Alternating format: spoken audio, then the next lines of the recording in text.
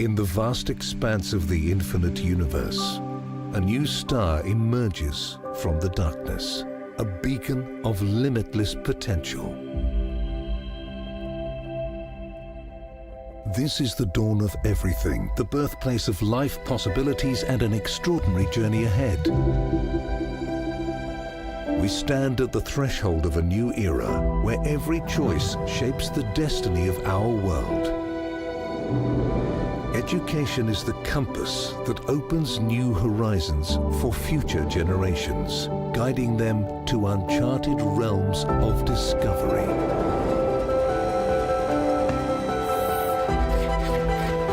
The world within every heartbeat lies a story of hope, a relentless quest for perfection, where the health of one becomes the mission of all.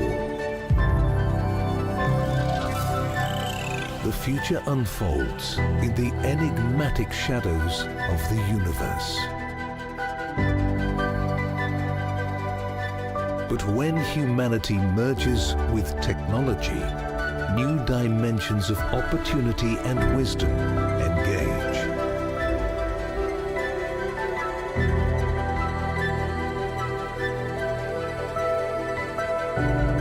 In the whispering forests, we discover harmony with nature.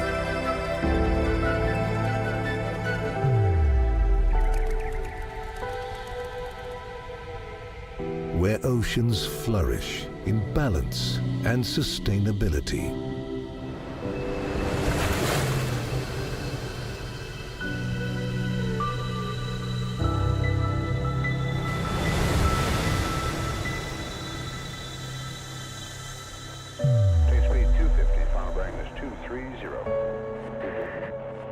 This is an invitation to soar beyond, where dreams transcend into reality, where space and time converge, revealing infinite possibilities before us.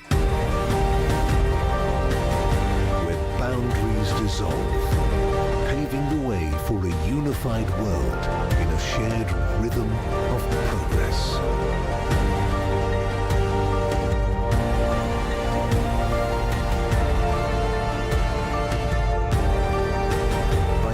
Today, we cultivate a brighter tomorrow.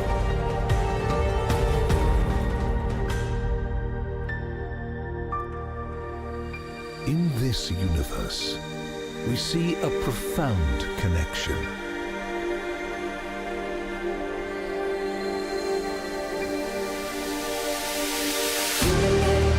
Our DNA, an eternal thread to our past, and a guide to the limitless future ahead.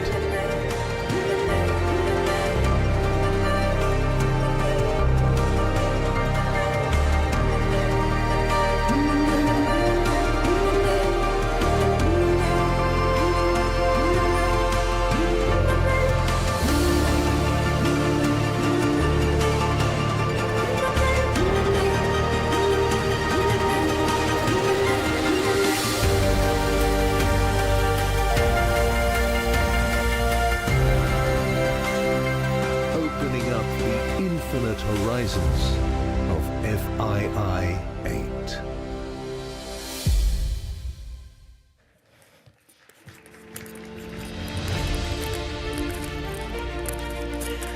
Good morning, Riyadh. Good morning, FII, and welcome to the 8th edition of the FII.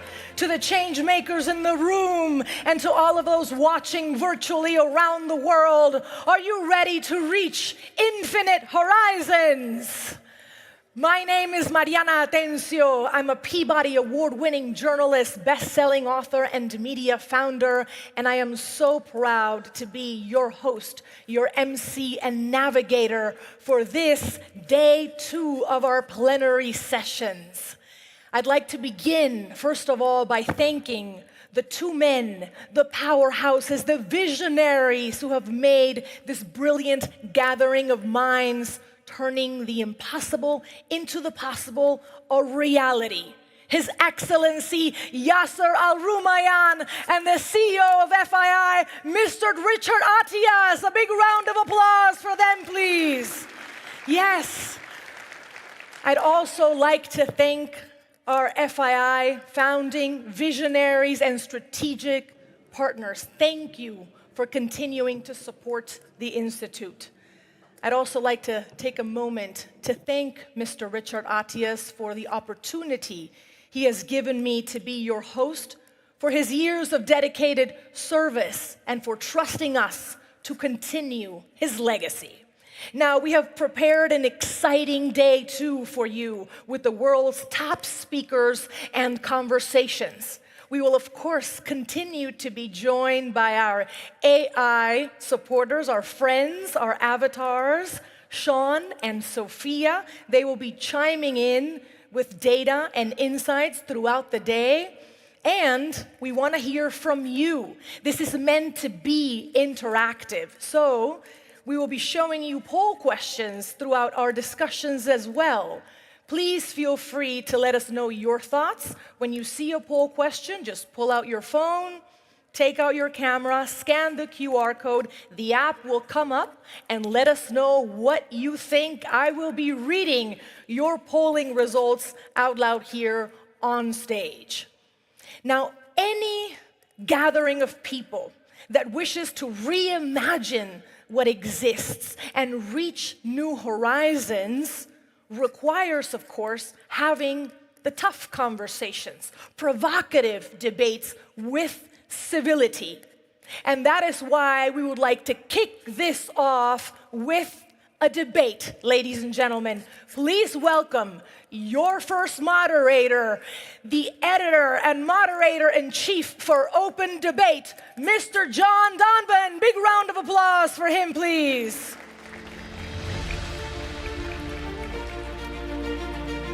Thank you. Good morning. What a wonderful day to start day 2 of FII by bringing a bunch of people onto the stage to argue with each other. But that's what debate is, and that's what we do at Open to Debate, because we believe there is such a thing as good argument. And what do I mean by that? First of all, I mean that it is civil. And when you look at the goals of FII, which is to figure out the best ways to have the best impact on our shared future, it's a fact that we can have shared goals, but we're going to have different ideas about how to get there. We're going to have conflicting ideas. Not everybody's going to have all of the answers. And debate is a way to test our ideas against one another, to hear each other out, to challenge one another, and potentially to learn from one another. And that's what we are about to do with our program called Clash of the Titans. We have 6 intellectual and business titans who will be taking part in a series of 3 debates. Now, typically, our debates take on one topic, and they last for about an hour, more or less. This is different. We are going to do 3 debates quickly, 3 in a row, and they're going to be around 3 themes. Those themes are money, truth, and power. We do have ground rules, as has already been stated. One of them is civility. In this debate also, the debaters are strictly timed, 2-minute openings and 1-minute rebuttals, and then we will move on to the next debate. So it's going to be quick. It's going to be more of a TikTok-style debate. So let's get started with that. Our first topic in Clash of the Titans is going to be money, and I would like to welcome our first 2 debaters to the stage. And I would appreciate applause when I introduce these debaters as they make their way to the stage. First, please welcome Dr. Saifuddin Ammous. Dr. Ammous is an economist and best-selling author. His most recent publication is Principles of Economics. And Mr. Robert Rosenkrantz. Robert Rosenkrantz is chairman of Delphi Capital Management, as well as founder and chairman of Open to Debate. Once again, the topic is money, and here is the specific question we are going to ask you to take on. Is the future of currency crypto or fiat? Saifuddin Ammous, you go first. You have 2 minutes to answer the question, which once again, is it fiat or is it crypto? First of all, thank you so much, John, and thank you everybody for inviting me to FII. It's an honor and a pleasure to be here. I'm going to make my comments as quick as I can. So, Bitcoin's rise in the last 15 years for me has exploded 2 of the most important myths surrounding money. They're self-serving myths promoted by governments over the last century, which I don't think hold up. The first myth is that money supply needs to expand to accommodate growing economic activity. But we look at Bitcoin, in the past 10 years, Bitcoin's supply has only expanded by about 50%, whereas the size of the Bitcoin economy has gone up by about 10,000%. So the money supply does not need to grow to keep up with the size of the economy. And I think this is an enormously important point. And the entire idea of having a monetary policy is built on this, and Bitcoin shows us that that's not necessary. The market is capable of choosing the money on its own, and the market chooses the asset that is the hardest. And that is the second myth surrounding money, which is that money is the choice of government. But history shows with gold predates all of the world's governments as money. Governments did not legislate gold into becoming money. Governments had to make their own money out of gold in order for the market to accept it as money. They had to accept the market's choice for money. And this is what we're seeing now with Bitcoin, where Bitcoin is one of the 10 largest currencies in the world, and it has no state sanction behind it. It's not the state anywhere that has made Bitcoin money. So what ends up happening on a free market is that the market chooses the hardest asset to produce as money because it holds on to its value. This happens in two ways. Either people recognize this and choose the hardest money, in which case they benefit at the expense of the people who use the easier money, or people don't recognize it and just find that their wealth disappears and all the wealth ends up in the hands of the people who have the hardest money. This is exactly what's going on with Bitcoin right now. Bitcoin continues to rise because it is hard, whereas government monies are easy to produce and so they continue to lose value. So people today need to accept this and understand it, and I think Bitcoin is the most advanced form of money because of this, and it will continue to rise and it will replace government money. Thank you. You have hit time. Robert Rosenkranz, we know where you stand with the way this is set up, but I want to launch you by asking the question, is currency's future fiat or crypto? Well, as a titan of finance, I think that money has to meet three criteria. It's got to be a store of value. It's got to be transacted by trustworthy intermediaries, and it has to be ease of transaction. And I'd say that Bitcoin fails miserably on all three counts. As a store of value, there's no underlying asset whatsoever. Its value relies on popular delusions and the madness of crowds. Since 2011, there have been 4 occasions when Bitcoin has lost more than 80% of its value. And yes, fiat currencies erode in value over time, but that is usually offset by their interest income. Then the question of trust of the intermediaries. The largest Bitcoin exchange in 2014 was Mt. Gox. The largest in 2022 was FTX. They both had spectacular bankruptcies. The largest now is Binance. It was just fined $4 billion for its misfeasances. And then on ease of transactions. So MasterCard, in 2 minutes, processes 300,000 transactions. The BT Ledger takes a full day to process 300,000 transactions, and to do it, it uses the entire power supply of the nation of Poland. This is insanely inefficient and wasteful. So on those grounds, I would say that Bitcoin has major, major failures as money. Thank you very much. Time for a rebuttal. Dr. Musio, you have 1 minute. On the issue of store of value, even with all of these 80% drawdowns, Bitcoin has outperformed every financial asset over the last 10, 15 years. In fact, I don't think there's any money manager who's outperformed Bitcoin over the last 5, 10 years. All those people charging fees to manage money cannot match just simply buying and holding Bitcoin, because they're playing a game in a rigged currency where the currency is constantly devalued. So you need to run extra fast just to stay where you are, because the currency is designed to lose value. Whereas with Bitcoin, because the currency is fixed in supply, simply the increased demand, and as people recognize and understand that this is a fixed supply currency that nobody can inflate, that on its own is causing its value to appreciate more than pretty much any investment in the fiat world. On the issue of exchanges, Bitcoin does not require exchanges to operate. In fact, that's the whole point. The whole point is that you are the one who's in charge of your currency. You can decide what you do with it, and nobody can take it away from you because it's cryptography, it's math. It's not money. And on the issue of energy, I think this is a failed comparison, which I discuss in my book. Bitcoin is not a consumer payment system. You can't compare MasterCard transactions It's this final settlement platform. Thank you very much. Mr. Rosenkrantz, you have the last word. 1 minute rebuttal. Okay, well, my opponent has made a lot of the fact that the supply of Bitcoin is limited. Well, so is the supply of Picassos, and that does not make Picasso money. He's also talked about the fact that government doesn't have its hands on Bitcoin. But that's because the anonymity of Bitcoin enables a lot of nefarious activity, from ransomware payments to drug dealers to financing terror networks. Government establishes the value of money by making it legal currency, by making it the means of which you can pay debts, pay your taxes, et cetera, et cetera. And it has every reason to ban or heavily regulate Bitcoin. So in my view, Bitcoin ain't money, and in my view, it never will be. That is a wrap on this round. Thank you very much, gentlemen. And you may leave the stage. Thank you. Now we move on to our second debate. The theme in this one is truth. And I'd like to welcome to the stage again with a round of applause.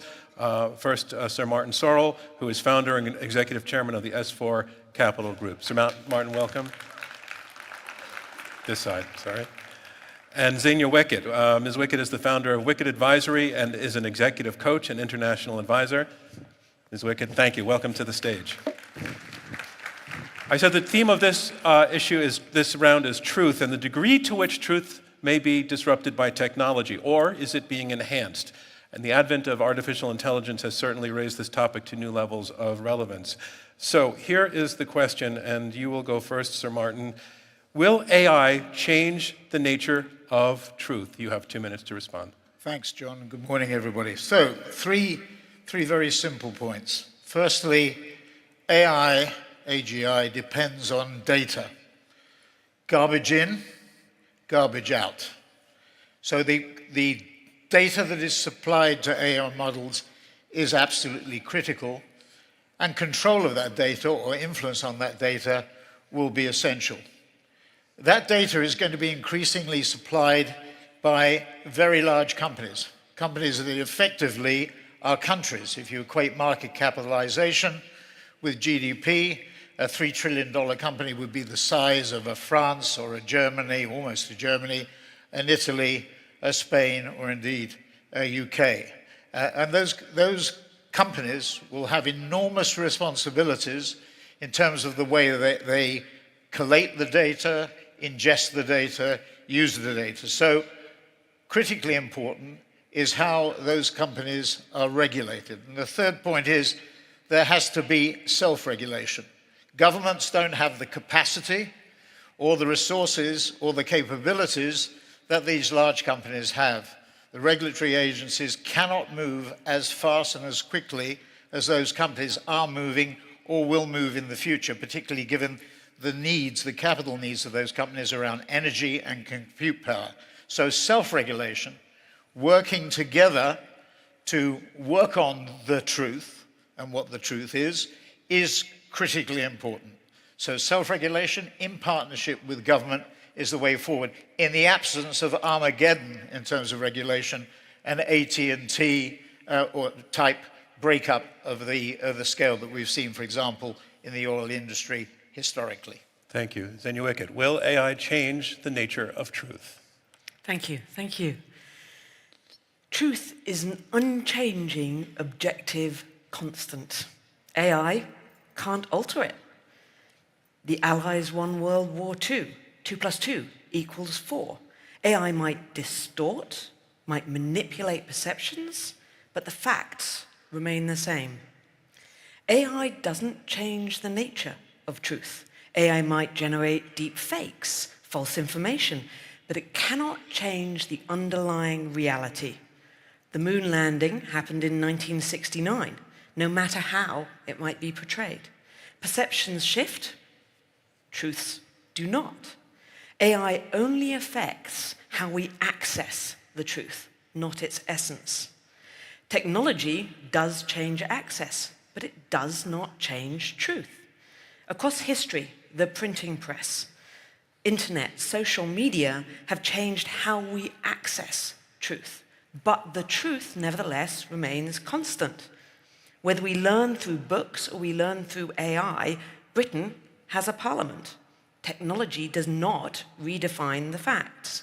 Truth has three fundamental characteristics. First of all, it is objective. It is fact-based. Secondly, it reflects reality. It corresponds to what actually is. And thirdly, it is independent of how it is discovered. The method of finding truth, whether through AI or otherwise, doesn't affect the truth itself. AI might change perceptions or create alternative narratives, but truth's essence remains unchanged. AI is a facilitator, but it is not an arbiter. It helps us access and filter data, but it does not generate the truth. It is a tool, not a creator of truth. It may help us identify truths, but that is where it ends. Thank you very much. So Martin, your 1-minute rebuttal. Well, truth is subjective. I mean, newspaper barons have always influenced truth. We've seen where media owners can influence in this current election that we're seeing in the United States. Owners of media seek to influence opinion in one way or another by endorsing or not endorsing candidates. You mentioned the moon landing. Some people believe that that moon landing never took place, that it was some cinematic or movie-produced reel that people were seeing. So the truth that you refer to can be influenced, and unfortunately, in the context of AI and AGI, there will be bad actors, and we will have to control those bad actors or stop them from influencing people in unsatisfactory ways. In the current conflicts that we see taking place, sadly, in Eastern Europe and indeed in the Middle East, truth is influenced in the new media, the social media that we see in many ways. And AGI will certainly do that too. Zenuik, at your rebuttal, please. Thank you. So Martin, I'm so pleased you brought that up. Thank you. Because what you're talking about is perception. And there's no question at all, I 100% agree with you. AI alters perception. It doesn't alter reality. It doesn't alter the truths. AI can manipulate how we perceive, what we perceive. It can manipulate how information is delivered, but the underlying truth remains the same. Misleading media can deceive, but it doesn't rewrite the facts. So, yes, you're 100%. We live in a world that is hugely complex. We live in a world where people are bringing out new facts. We live in, or new perceptions. We live in a world that many describe as a post-truth world. But that is about information overload. That is about manipulation. I'm sorry you've hit That isn't about time. the shift in And nature. I have to thank both of you very much for this round of the debate. Thank you. Thank you. Thank you. And now our third and final debate, I'd like to welcome to the stage two more titans, Dr. Jacques Attali. Dr. Attali is president of Attali Associates and was the first president of the European Bank for Reconstruction and Development, and also Mr. Christian Angermayer. Mr. Angermayer is an investor and founder of the Plenary Investment Group. Thanks for making it to the stage. This topic concerns power, and it's the question of who deserves power, who can be trusted with it, and the way that we are phrasing the question is it time to give more power to tech companies? Dr. Attali, you have the first response. Well, power has always been a key question, and in the past, power has been divided between at least three kinds of people. Soldiers, the religious people, and the people from economy, market. Today, there is another category, which are tech people, and they are very important. They are essential. Nobody can be against. The world will not be what it is today without tech. Tech is fundamental. Tech has given a rising life expectancy. Tech has given us whatever we have around us. Nobody can be against it. But tech is a tool, and tech cannot be the value in itself. Tech can be used for the worst and can be used for the best. Tech can be used for what I call economy of death, war, increasing climate crisis, terrible weapons, or can be used for the best, which was I call economy of life, which is development of health, education, culture, recycling, renewable energies, a sustainable society. And then the question is, who is the master? And the master has to be either the tech people, the religious people, the military people, the market people, or the politicians, the governments. In my view, it should be a balance between market and governance. The market is good to let flourish technology. Government cannot develop technology by itself, but the market can do it. The market can do it if the government provide an environment of freedom, no fear to discover new things, but also control. AI will kill mankind if we let AI develop itself. I have to stop you there at 2 minutes. And Christian Angermeyer, your opening statement, please, 2 minutes. Okay, thanks for having me. The problem is when you have a French guy and a German guy, we train since 50 years that Europe is in good state when Germans and French agree. So it's so hard to debate. And Jacques already made it like good Europeans do. He made a balanced view and not an extreme view, what more Americans do. So it's going to be a very balanced debate because we more or less have the same opinion. Actually, because you already said, like, tech is a tool, so I rather shift it to sort of the people behind tech, so a little bit more entrepreneurs versus government, and government too much regulation. So I was thinking, whom I'm afraid of in the morning when I wake up. Yeah, is it tech entrepreneurs or is it the government? As a German, I'm very afraid somebody could take away my money with taxes. Yeah, so at the moment we have an overly big sort of problem with too much government, like taxes. When you wake up in Russia, yeah, you're not afraid of Google, you're not afraid of Elon Musk, you're afraid that your government could start another silly war. Actually, I think we have become globally too much complacent with the, if I'm a little bit extreme, the tyranny of government. And it's actually very smart of government people to start a debate like that, where they're trying to insinuate that business tech is overly powerful, while if you look in the last decades, it's actually the government, it's actually regulation which has grabbed more and more power. But let's think for 1 minute, indeed, tech would be as powerful as we're trying to make here in the debate.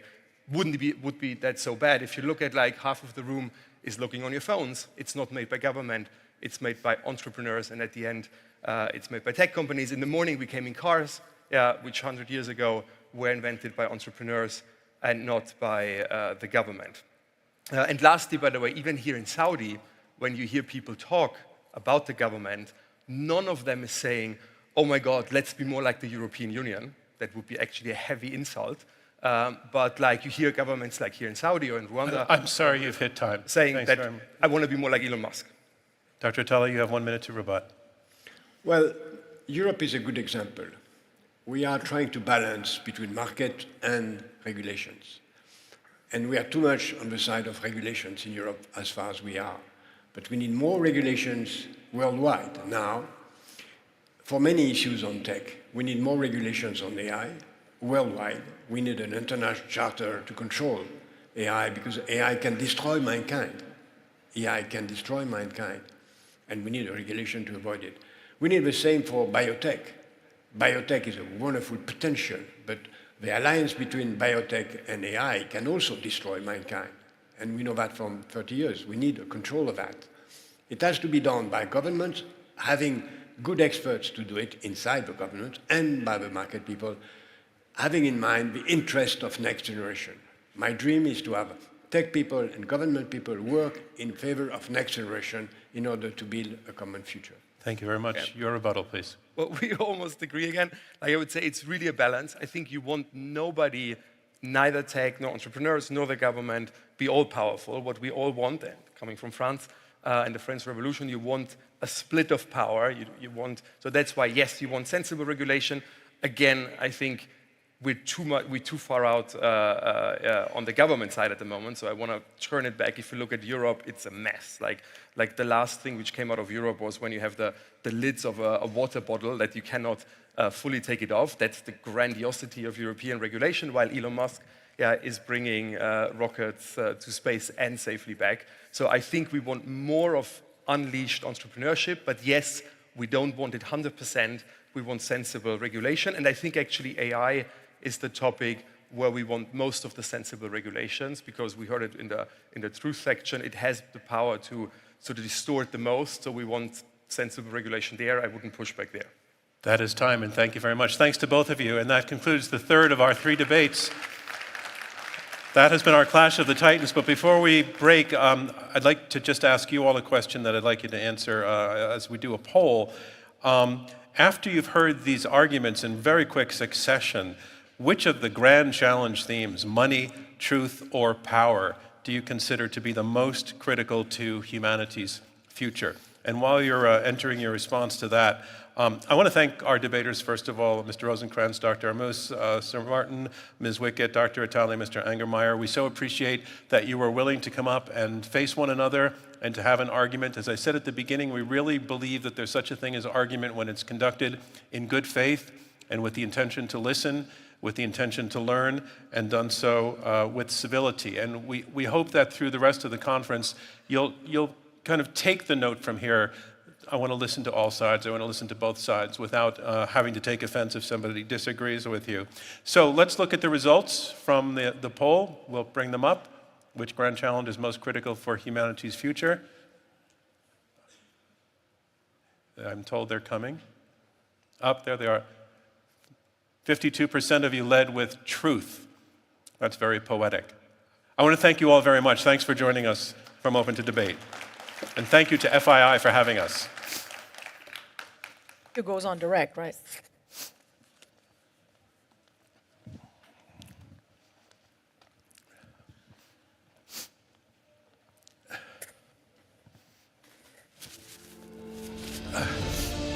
Thank you.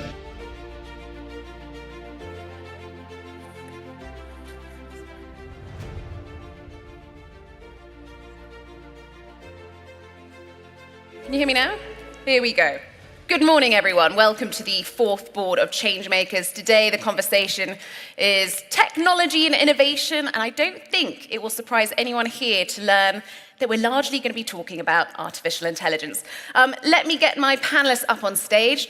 We have 8 fantastic panelists with a real breadth of experience. I was going to forego formal introductions in the interest of time, but as they are walking up, we may as well. We have Robert Smith, founder, chairman, and CEO of Vista Equity Partners. We have Dan Schulman, vice chairman and managing partner of Bala Capital Group. We have Marcelo Clary of the Clary Group. We've got Julie Sweet, who's going to be sitting down, CEO of Accenture.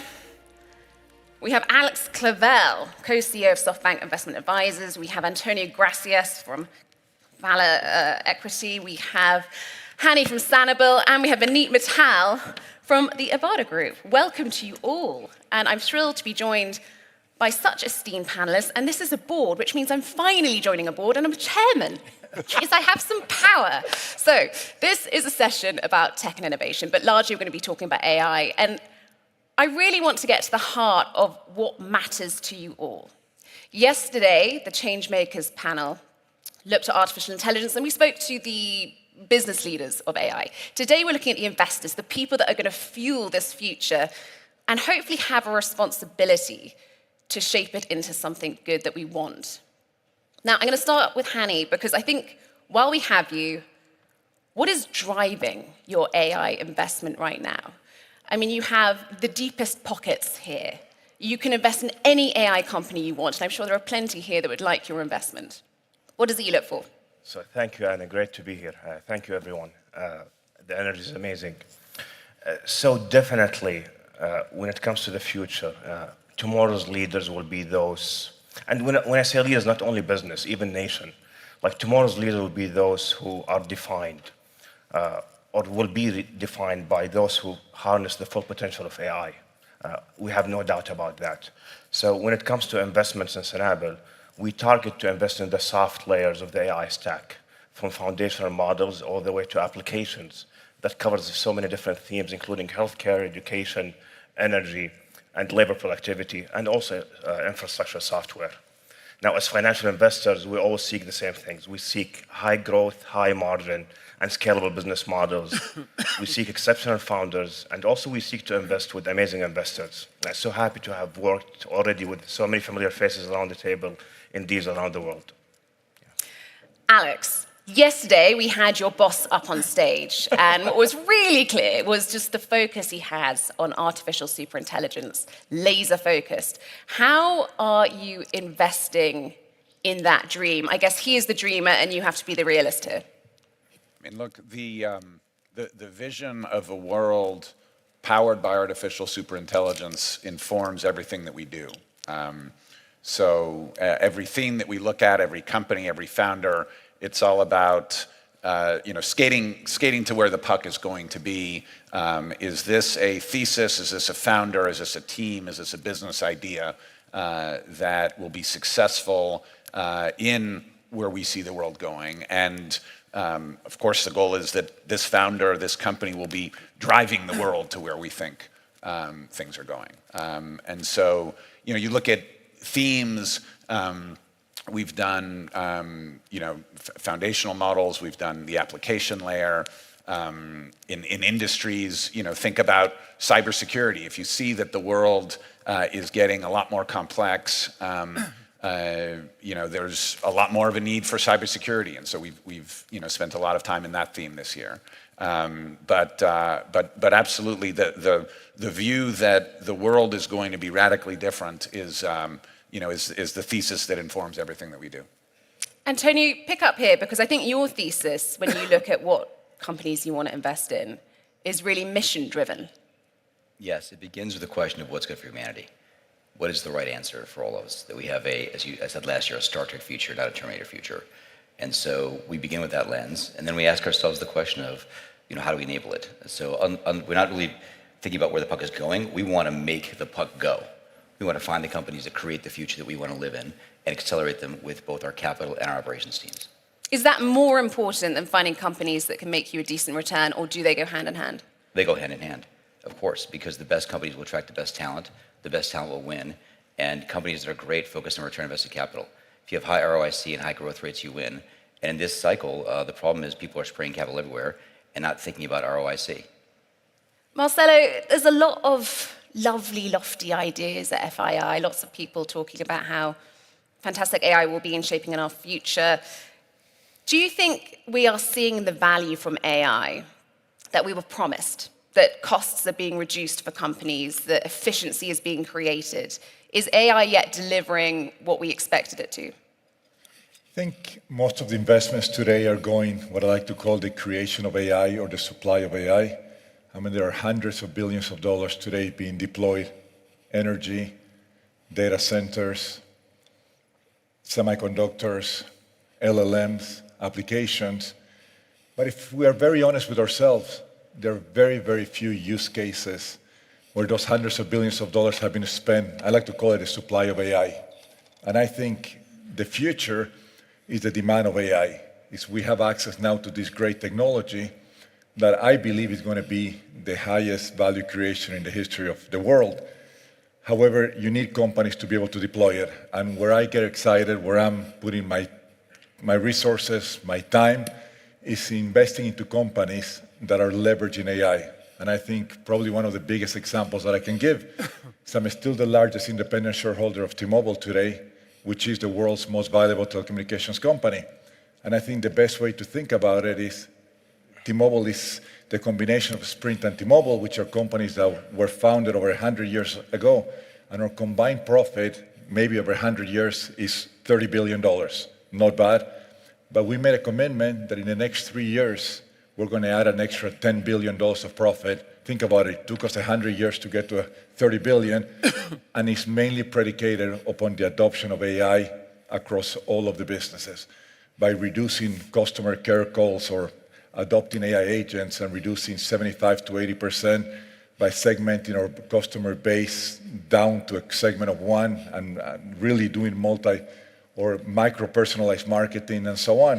So that's what excites me. Those are, I would call, legacy business or incumbents who have a proprietary data set, who have a differentiated, unique value proposition, and then you can turbocharge them with AI and pretty much detach them from the competition.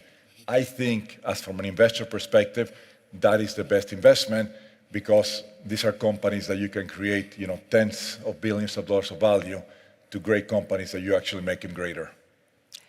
Julie, this is really interesting. So seeing where value is actually being created for a company, because you're looking at many companies, of course, I think it's over 70% now have adopted AI.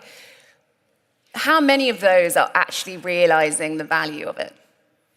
Actually, there's a lot of great examples of value being realized. Their characteristics are companies or governments who are really focused. So the public service, interestingly enough, is often more ahead because of their singular focus. If you're a citizen in the UK, there's a social services agency there that provides food vouchers and transportation vouchers that used to take 6 to 8 weeks to process. These are some of their most vulnerable citizens. They now process it in less than a week, and we've done 50 million cases. This is at scale, it's real value. It's also saved them. It would cost another $12 million to do that, but that's at complete scale.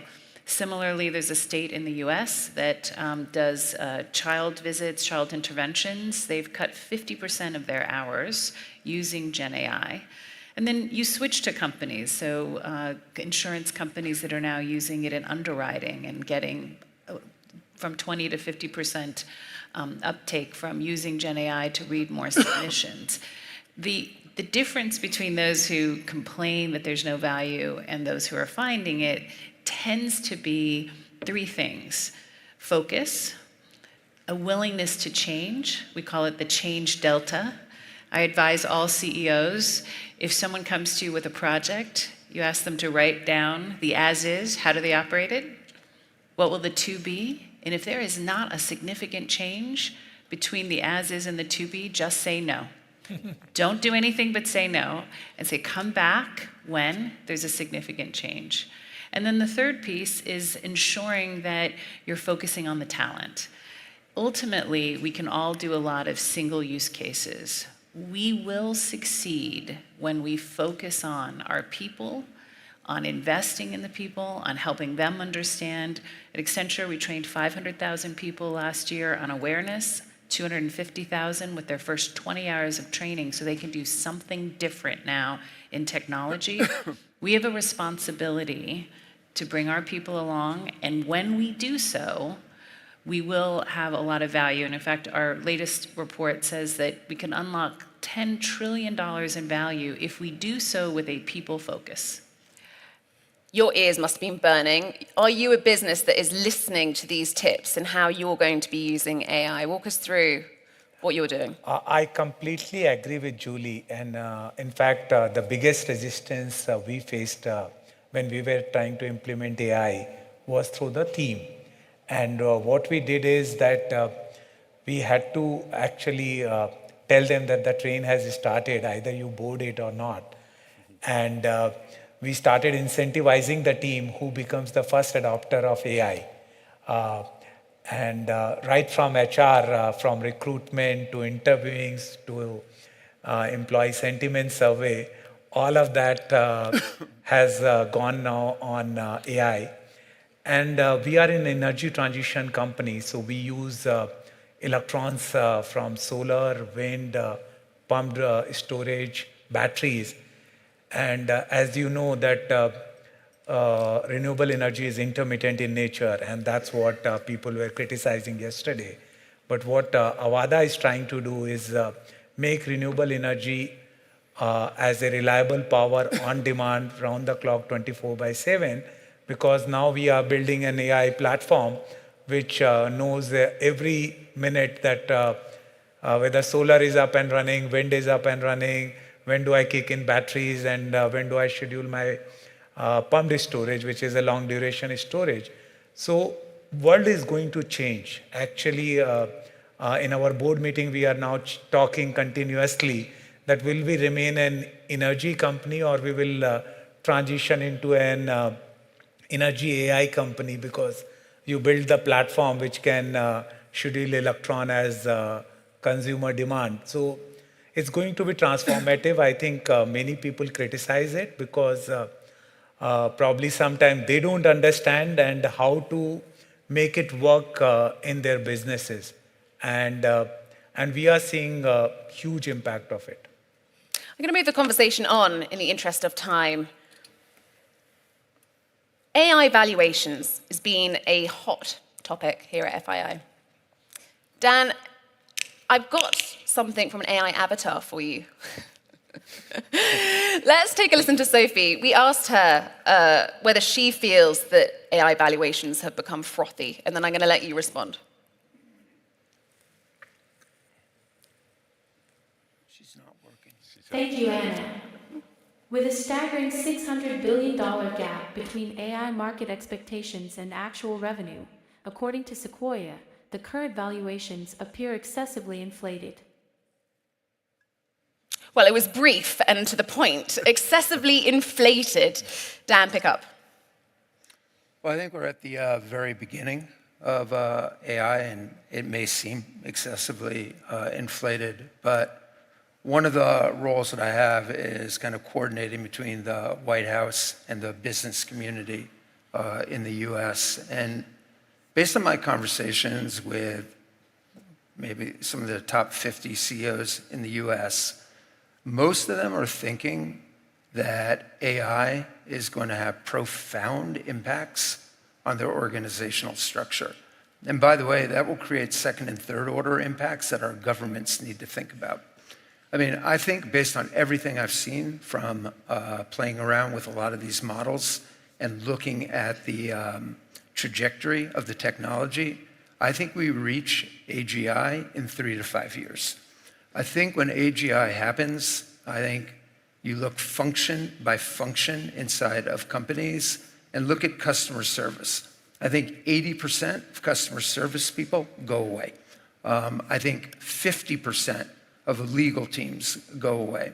I think if you look at software programming, which everybody goes into STEM and thinks it's a great job, I think all basic software programming goes away. I think you're going to have, like when I was at PayPal and we did initial pilots with like Copilot, we had 35% productivity improvements right away in our software programming. I think analysts, if you're like in research and analysis in a bank, 50% of those analysts go away. And when I talk to the CEOs, what they say is they will probably take half to maybe 60% of those productivity savings into productivity, more output happening. But almost half will result in OpEx savings. And what does OpEx savings mean? It means less people in your company. And I think we have the potential scenario that you can see 15 to 20% unemployment levels occurring as a result of AI. And when you think about that in democracies, having 15 to 20% unemployment is really problematic as well. There are less tax revenues coming in, less services that can be provided. I think we need to think about things like UBI. I think we need to think, do we have enough work for full 5-day work weeks going forward? And so when we talk about valuation of AI, I think that's just like a surface question. These are questions that we need to deal with, not just as businesses and as business leaders, but as governments and as people who are investing and utilizing AI as well. Wow, we brought the conversation to something quite real and a little bit scary. Let's talk about these impacts. And I'm interested to know your thoughts, Robert, on the sort of deepening divides we might see, given we will see such huge impacts, both good and bad, on different economies. And artificial intelligence is a technology that requires a lot of CapEx, is going to be in the hands of a few. Yeah, it will for some time. It's just a question of if there's access to others. Our construct is, a private equity firm. We own today about 86 software companies. I like to say we have 86 different AI labs now. 100% of our companies are using code generation, code assist. 80% of our companies have some product in market or under development to serve their customers, and we have productivity tools for the entire infrastructure that we also can lend to the portfolio companies to work with their customers. To Dan's point, we're seeing massive productivity already. In terms of individual developer productivity, 35% today across the board. We see things like customer intervention, 37% deflection rate. So that means you need fewer people to handle the same number of cases. In terms of productivity for your customers, we're seeing TAM increases in some cases of 100%. In other words, the market opportunity and the products that we can now sell to our customers actually has doubled in some cases. And typically in the world of enterprise software, the average return on investment of a product that our customer is buying is a little over 600%. And we're seeing inflections above that. So the point of that is if you have something you can apply Gen AI to, it gives you massive productivity. The real issue is, can you protect what it is that you have? And I think one of the essential things is, do you have sovereignty and dominion over the data and workflows, first of all? Otherwise, it becomes, general fodder for anyone with a large-scale LLM to use and inform and teach and train, and in some cases, enable someone else to compete with you in your business. So it's essential as an investor to understand that core component. Then from there, applying Gen AI applications to ensure that you can now bring value, inflect value for your customers. So that's a construct to think about. Now, the real question is, who has access to that capability? Who has access to the compute? Who has access to the knowledge and the learning? And we have been struggling with, these different divides for a while. The digital divide. Dan and I, when he was at PayPal, worked on a number of initiatives, one being the Southern Communities Initiative, where we're looking to enable a number of community development banks in neighborhoods that don't have branch banks, because it's not profitable in many cases for large banks to put branches there. But if you digitize these banks, you can actually inflect quite dramatically the amount of lending that can happen. I worked with Treasurer Mnuchin at the time on this, and we were able to increase the lending rates by thousands of % in these CDFIs that enabled companies to stay afloat during the pandemic and also drive capital into those organizations. But the point is, you have to be intentional about it. You have to be intentional about understanding what those divides are, build digital capabilities, and gain and enable access to those platforms. For us, we do it in terms of, we have these hackathons. All of our companies come to the hackathons. We build new products. We bring, OpenAI, Anthropic, all the hyperscalers in, enabling our companies to utilize these tools with their best developers. And in addition, we bring students from the HBCUs to get on each one of the teams. And so they get a chance to participate and enable themselves in what's the capability, what's the construct that we use to enable our companies to be successful. So part of what we have to do, all of us, is be responsible about being intentional about creating an inclusive environment, which means giving access, which means giving capability and teaching and training environments and citizens that don't have that access naturally today. Responsibility. Now, this is a really interesting topic. Accenture says that, we could see over $10 trillion in added economic value from AI if it's implemented responsibly. What does that mean? Hani, what does it mean to have responsible AI? Interesting question, because let me take a step back, because when people mention responsible AI, throughout the last 2 years, during the public discussion, there was always like this fear and almost moral panic about what AI can do, right? But this is not really unique to AI. If you look at every innovation super cycle that happened throughout history, there are two intrinsic features, which are hype and moral panic. From the railway boom all the way to the internet, you can extract amazing quotes that all show you crazy hype and crazy moral panic that happened in every cycle. So whenever you have like a groundbreaking technology first emerging, there is always like a period or periods of inflated expectations, right? Which lead to irrational market bubbles, which eventually burst. And then we have so many losers, like tons of losers, and a very few select winners. And in so many cases, monopolies that happen, basically. So what's happening in AI is not unique. I believe AI will go through the same hype cycle and the same moral panic cycle, but it will be groundbreaking eventually. To Marcelo's point, I think the race now is on to find basically who will win and what will endure, right? Because even though AI is going like rapid cost reductions, and also user adoption. But for example, retentions are still not that amazing compared to previous technologies. So we're not sure yet who's going to win and who's going to endure eventually. How many of you believe that you have a responsibility for ethical AI? Raise of hands. None of you have a cynical view here that we talk a lot about ethics, but really investors are looking for a good return? Okay, I'll just say one thing. I'm actually very optimistic about AI. I think it will be the ultimate equalizer for societies. It will give, for example, when you look at healthcare and education now, in so many countries, there's such a big divide between the ones who have and the ones who don't.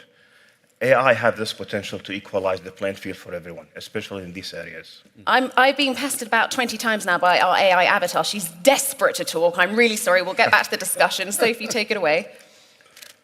Oh, there she is. Let's dig deeper. AI utopia is one thing, but without skilled human guardrails, AI risks becoming a $15.7 trillion ethical minefield by 2030, amplifying biases instead of solving them. What do you think? Marcelo. So the big bias, and the one that a lot of people don't like to talk about, is, I call it the single source of truth. And where I'm having a trouble is, we're all now, and I don't want to pick on OpenAI, right? But we all move into ChatGPT. And for the first time, we ask a question to ChatGPT, and ChatGPT gives us an answer. And then you got a question is, should we believe them as the single source of truth? Where are they getting their information? Is it left? Is it right? Is it privileged, underprivileged, and all that? So when you used to use Google as your main search engine, you had 10, 20 choices. You decide where to click, and you got a different information depending where you click. And in these LLMs, in many cases, we are led to believe that whatever the answer ChatGPT or Llama or Gemini gives us is actually the truth. And that's going to be a big debate going forward. Yes, you can go back and say, hey, give me a different answer, but we don't. We just take it for granted that the answer they're giving us is the truth. Now, I will take this in a different segment for 30 seconds. Yeah. And I have the privilege of co-investing with Antonio in a phenomenal company called K-Health. And this is very interesting, in which today, I think we're the co-pilots, or to be even more frank, I think we're better than most doctors.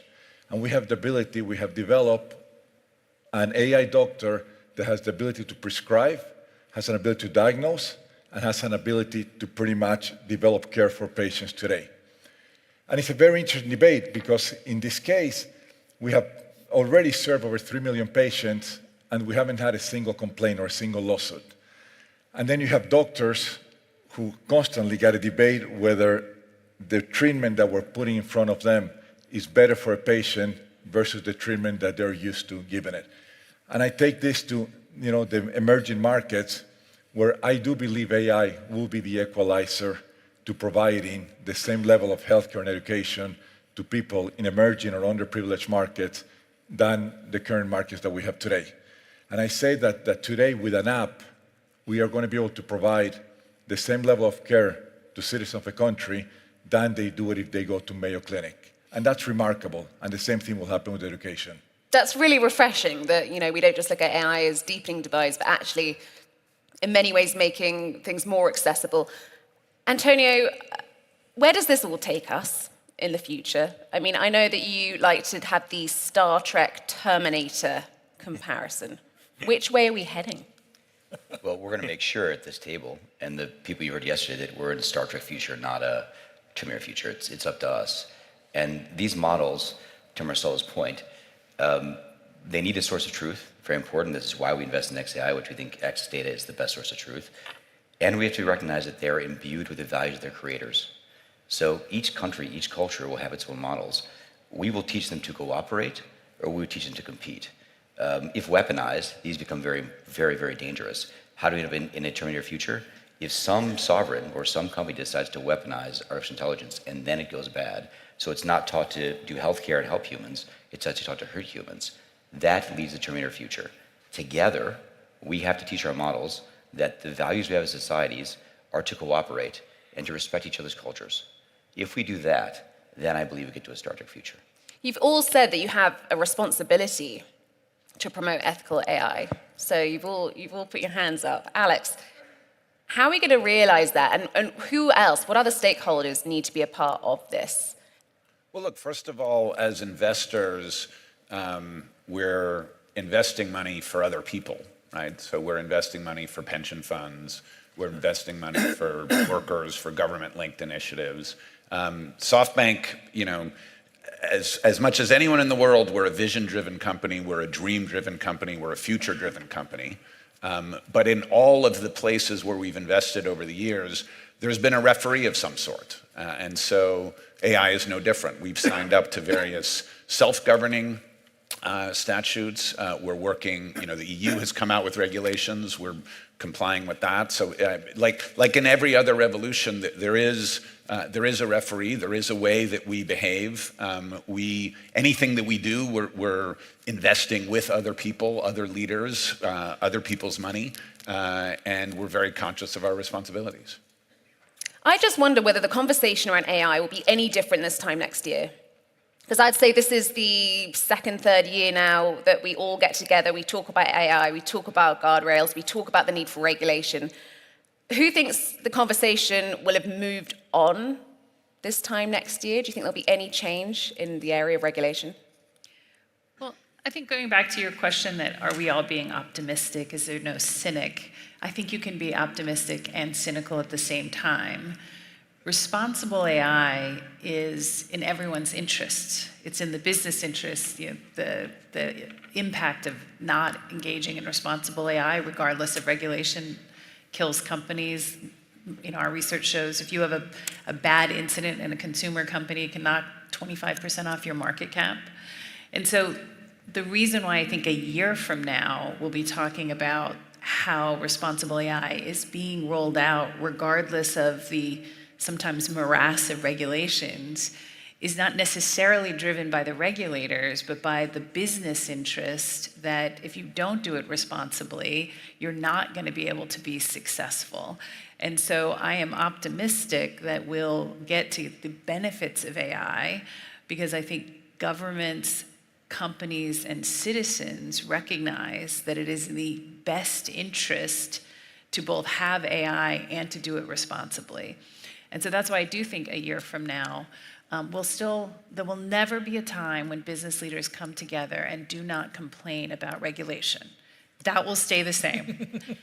I do believe that we will have moved on, because we work with companies across the world, and this is a big conversation because they want to scale AI, and they recognize that in the world where you're doing individual use cases, you can control and do what you need to do to fix bias.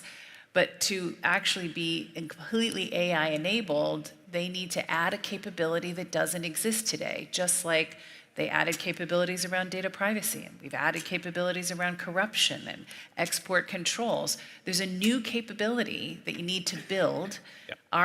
Our board, our audit committee, oversees our responsible AI compliance program, just like they do corruption, export controls, data privacy, and security.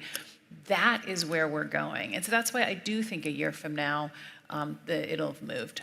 I think a year from now, the technology will advance tremendously. I think you'll have fully autonomous reasoning, fully multimodal agents, and that'll be a very different thing for us than we have today. And I think that will happen in a year. I do agree with Julie that trust is a crucial element of the brand of every single company, all the companies. We invest in all the companies we've been a part of. But I don't think we should forget that in AI, you have companies competing against other companies, and they have a desire to win when they compete. And you also have countries competing against countries in the AI race as well. And that country versus country race also impacts regulatory oversight as well. And so I think this is going to be one of these areas where it's going to be very nuanced, and we need to be very smart about how we're thinking about this. And I think we need to think about what's going to happen in first order, what's going to happen second order, what's going to happen third order impacts. And every year, it's going to be more apparent. And I think to Hani's point about, we've had previous technologies in place. I think the thing that worries me about AI is the speed in which it's moving.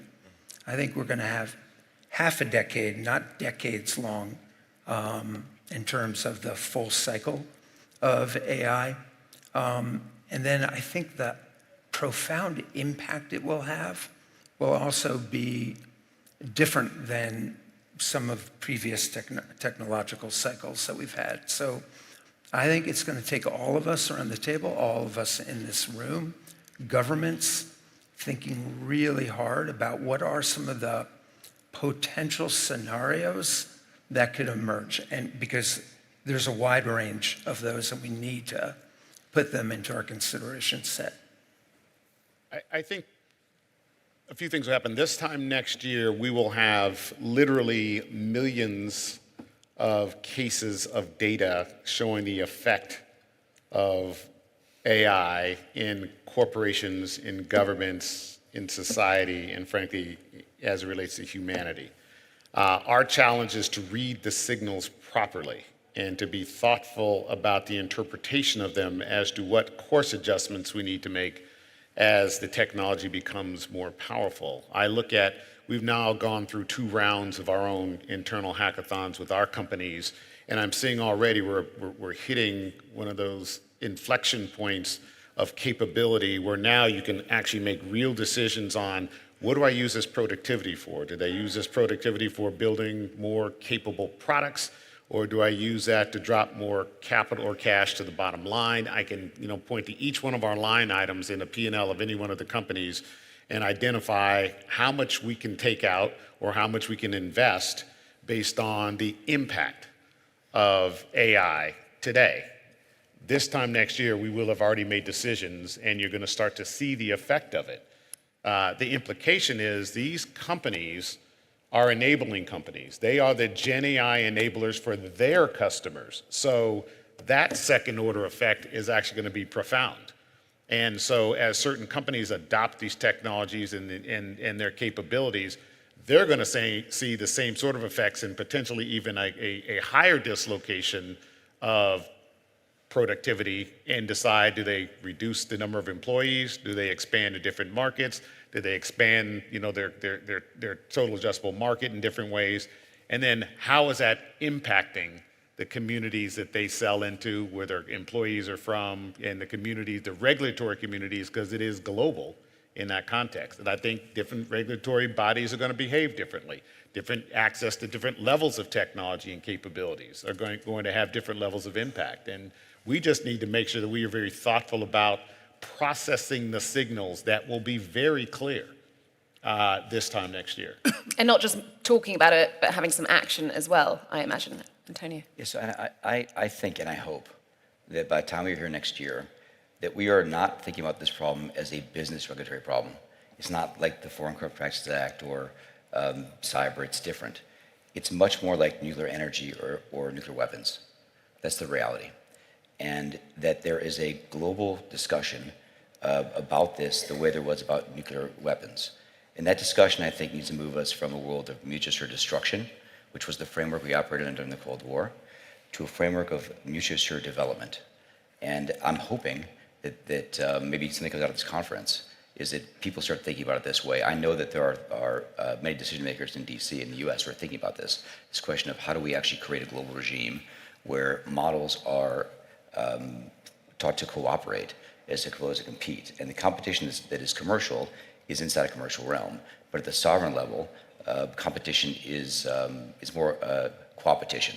We're cooperating and competing at the same time and not leading us toward war. I think like UN Security Council, by next year we will start seeing early sign of UN AI Council or something around like G20 platform addressing the AI issue, because AI regulation can't be a country specific. It has to be purely global. And like Antonio was saying, that nuclear power can empower the whole societies if it is used for the right thing, but if it is used for the war, it can destroy us. And same will be the power of AGI and ASI. And I think what we also need to do is all the companies which are developing those platforms, they have to start training them on ethics and probably training them on principle of karmas, that what you do, what is the consequence of what you do. So that AI from right now, like as a kid, you train your kid to learn the consequences of the mistakes, same way you have to start teaching the AI the consequences of if it decides to go on a different path. And I believe, like if you see, we have a good learning from cybersecurity, that all the fears which are there about cyber attacks comes true once in a while. And a few months back, all the airlines were down for a few hours when the cyber attack happened. But mankind was able to address all those problems in 24 hours. So I'm sure with the AI and AGI, those challenges are going to come. But at the end of the day, there is a maker-checker. And humans who have created it probably would leave some bug somewhere to control it as well. So I'm not as skeptical. I know the challenges would be there, but there would be solutions too. Now, our AI avatar has been pestering me once again. She is ready to present us with another question. I actually don't know how we're doing on time because there is no clock. But while we wait for the AI avatar to make her next and hopefully final appearance, I think she's about to arrive. No, she's late to the game. There is a need to have humans on a panel, right? 10 o'clock. Oh, right. We're probably running short on time. What advice would you give to everyone in the audience here?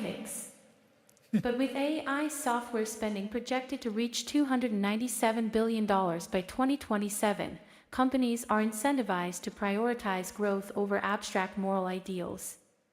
Can moral principles and responsible development survive in the face of a purely profit-driven market?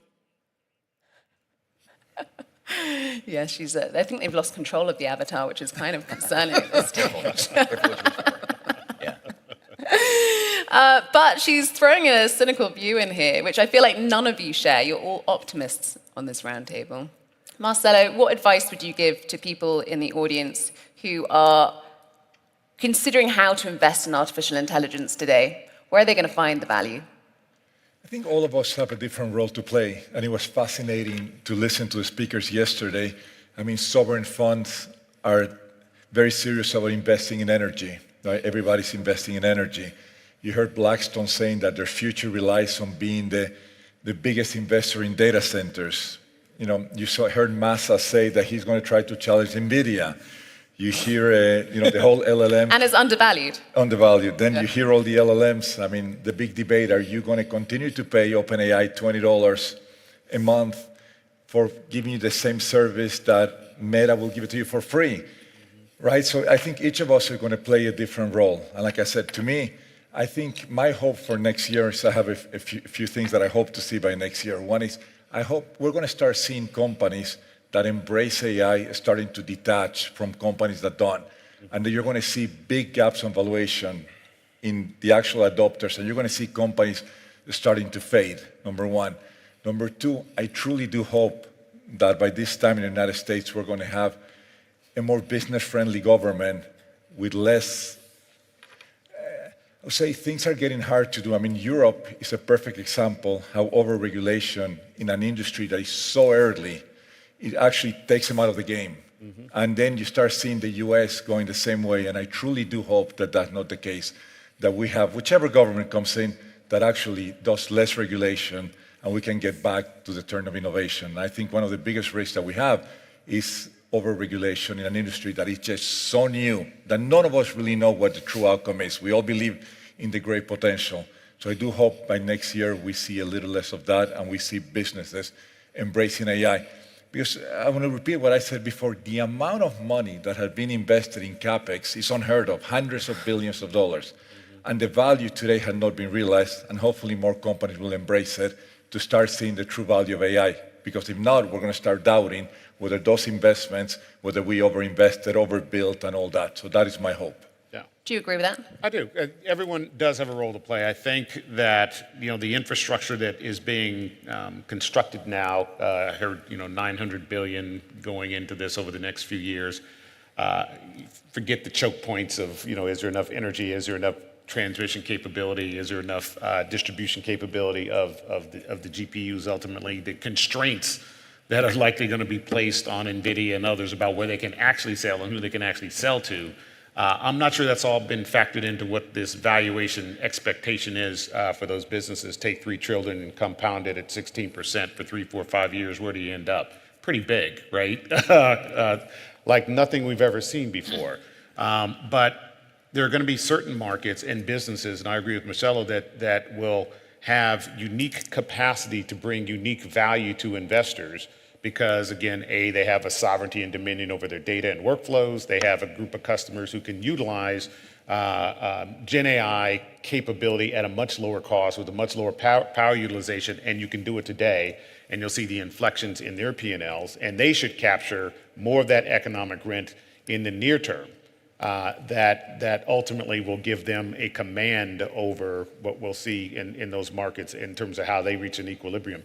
My sense is bigger is going to be better, but there are some that aren't big that will be big because they have unique information, data, and they've controlled it properly that they can utilize these tools more effectively than others. And a lot of them are going to come into the private markets. My market's 97% private. Software companies are 97% private. So if you want to play it, you have to play it through the private markets today. And obviously, there hasn't been a great receptivity, I'll say it that way, in the public markets for certain types of software companies. So I think they're going to stay private for a lot longer, and there's going to be a lot of value captured and created in that marketplace. So actually, this is interesting because I think when it comes to investment strategies, like most venture, or almost every venture investor is a genius at identifying losers. I mean, that's why VCs say no to most deals, right?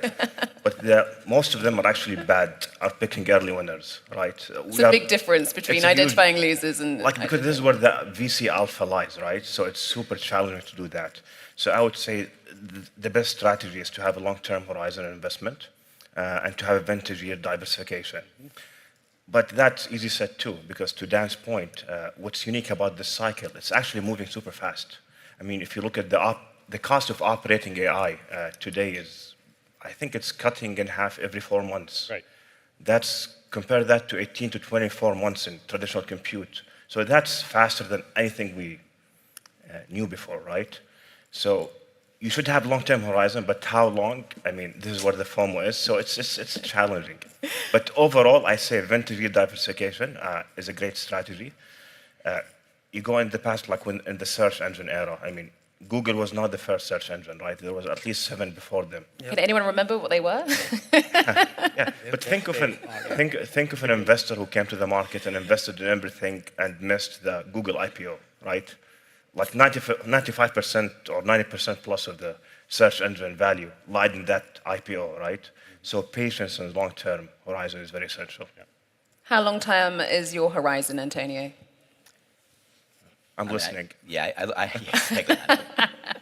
depends on what you're asking about. Our investment horizons are longer than most. So we think about things in 5, 7, and 10-year increments.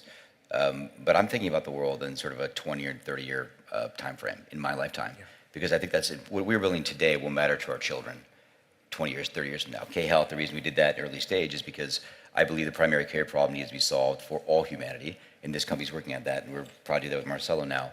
But yeah, the problems we're solving are the problems that humanity needs to solve. And I believe it's a world, we're going to a world where we've broken the resource constraints. So you don't need to destroy your resources to actually develop your economy. This is a moment where we can actually develop economies, develop humans without using excess resources because of technology.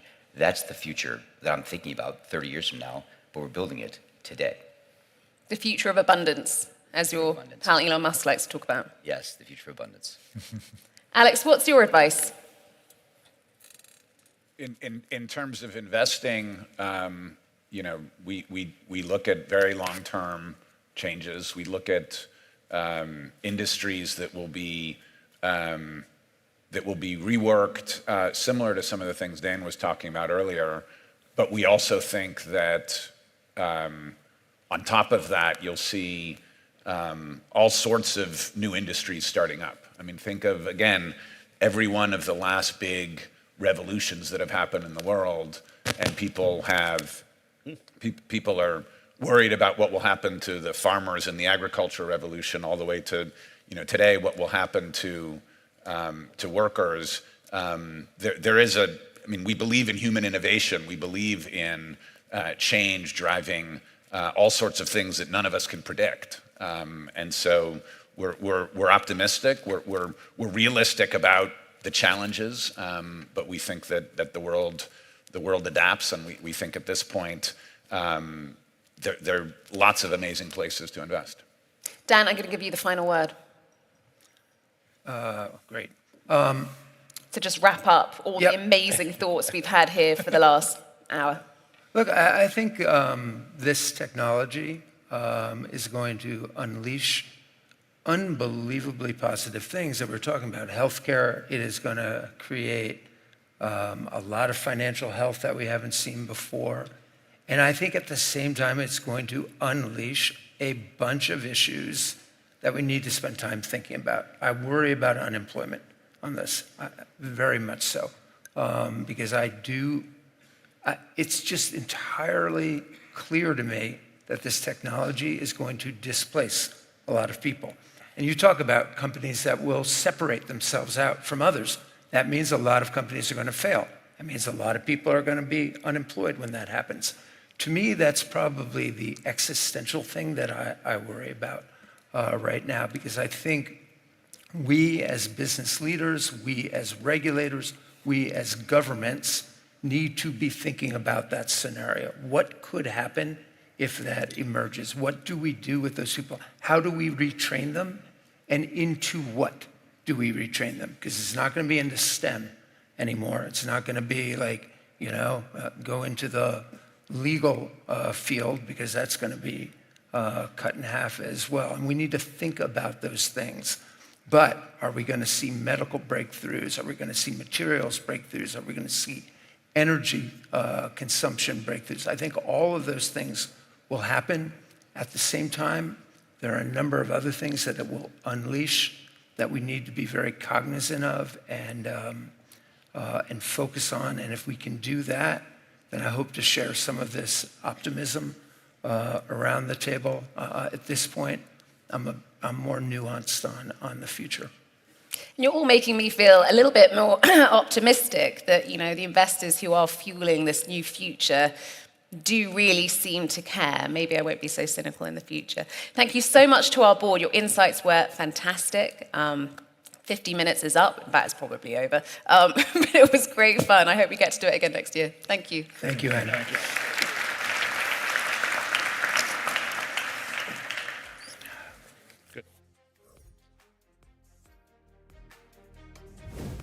When I was young, if you wanted access to information, you had to go to a university outside the country. Today, information is everywhere so long as you have a cell phone. And with artificial intelligence, which is the fourth wave of the technological revolution after PCs, internet, and the 2007 smartphones, now we're in the middle of the fourth wave, not even information is going to be available to us, but processing power. Today, thanks to social media, this is one of the good aspects of social media, everyone has a voice. So if you have strong conviction, if you have in your DNA, some leadership qualities, you can definitely be a game changer. Tremendous opportunities, yes. However, this requires a change of mindset that we need to adopt to, rather than be afraid of the machine and the AI, we should embrace it. I think is a frame of mind of always be questioning what you're doing and thinking very long term. So it's always the balance between past, present, future. We need to reshuffle our moral compass. So where does our money spend the night? Like, we should really think about it. What's the impact of our capital allocation? And for me, it's like challenging the status quo. There are two fundamental forces that operate. One is geographical and one is technological. The geographical forces are very different, I think, for the next 30 or 40 years as they have been to the last 30 or 40 years. We can go into that. And the technological forces continue to move at great speed. So climate resilience is the idea that as we see the complexity of the environment increase, we're going to need to actually have new technologies and solutions to help us respond to and even anticipate and get around the impacts of climate change.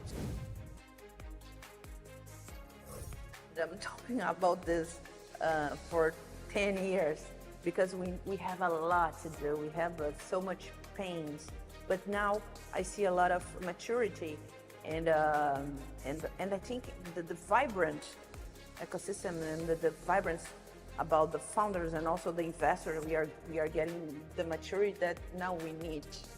But we are still in the beginning.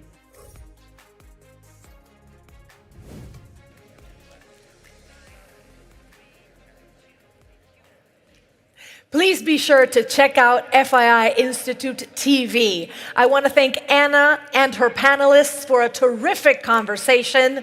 You know, we talked a lot about the quick progress regarding AI, but what about defense technologies? Are you worried we won't be able to regulate those in time?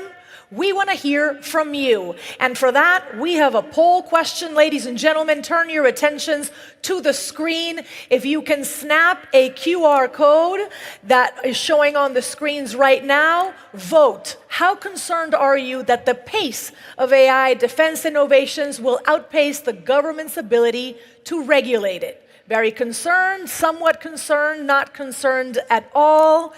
And we will reveal those poll results momentarily. I love that this is meant to be interactive.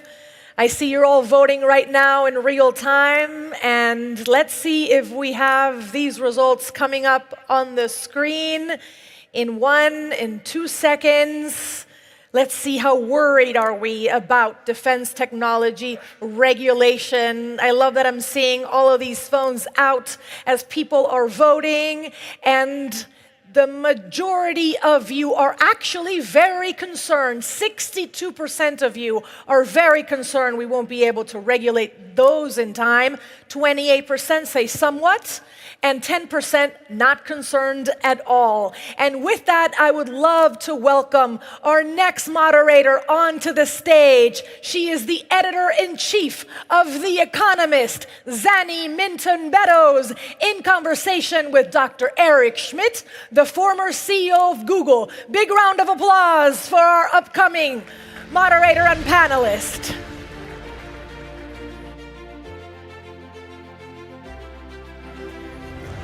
Hi, everybody. Those of you, the 62% of you who are already concerned, I predict will end the next 15 minutes, Eric, come and have a seat there, even more concerned. And the 10% of you who are not concerned, I think it's time you guys woke up. So.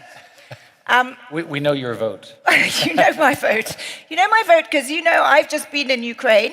I have seen the future of warfare in this era, and I actually would add another one, which is I don't think you can regulate it. That's my own view of this. But let's talk about what AI means for geopolitics. And Eric, I think, I'm not going to flatter you, but I think you really have thought about this more than virtually anybody else except the late Henry Kissinger, with whom you co-wrote a book.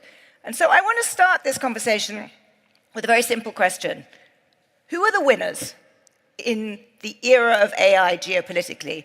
And I'm going to say something a bit provocative for this audience. The hyperscalers, the companies that are driving AI, are all American companies. They're all in the US. Does that mean that the US is going to dominate geopolitically in the AI era? Well, first, thank you, and thank you all. Dr. Kissinger passed away at 100.5 a year ago, and his last book, my second book with him, comes out in November on the anniversary of his death. It's called Genesis, and it's about this. The American model is uniquely capable of producing winners in this particular scenario because we have such deep financing scenarios that people can build literally $10 billion worth of hardware without necessarily any clue as to how to make any revenue for it, which is sort of a gift from God as far as I'm concerned. And what you're seeing now is you're seeing fundamentally a global race between the US and her allies and China and her allies. And I think it's fair to say that both countries are going to be clear winners in this revolution. And this revolution is of a scale larger than the PC revolution, as larger than the internet revolution, because it's a revolution about intelligence. To me, the key question is not what happens in the US and China, because we can talk about that, it's pretty clear, but what happens to the other 195 countries, right? It is not at all clear to me how that organizes. Software in general is inexpensive, easy to use, hard to control, and distributed very broadly.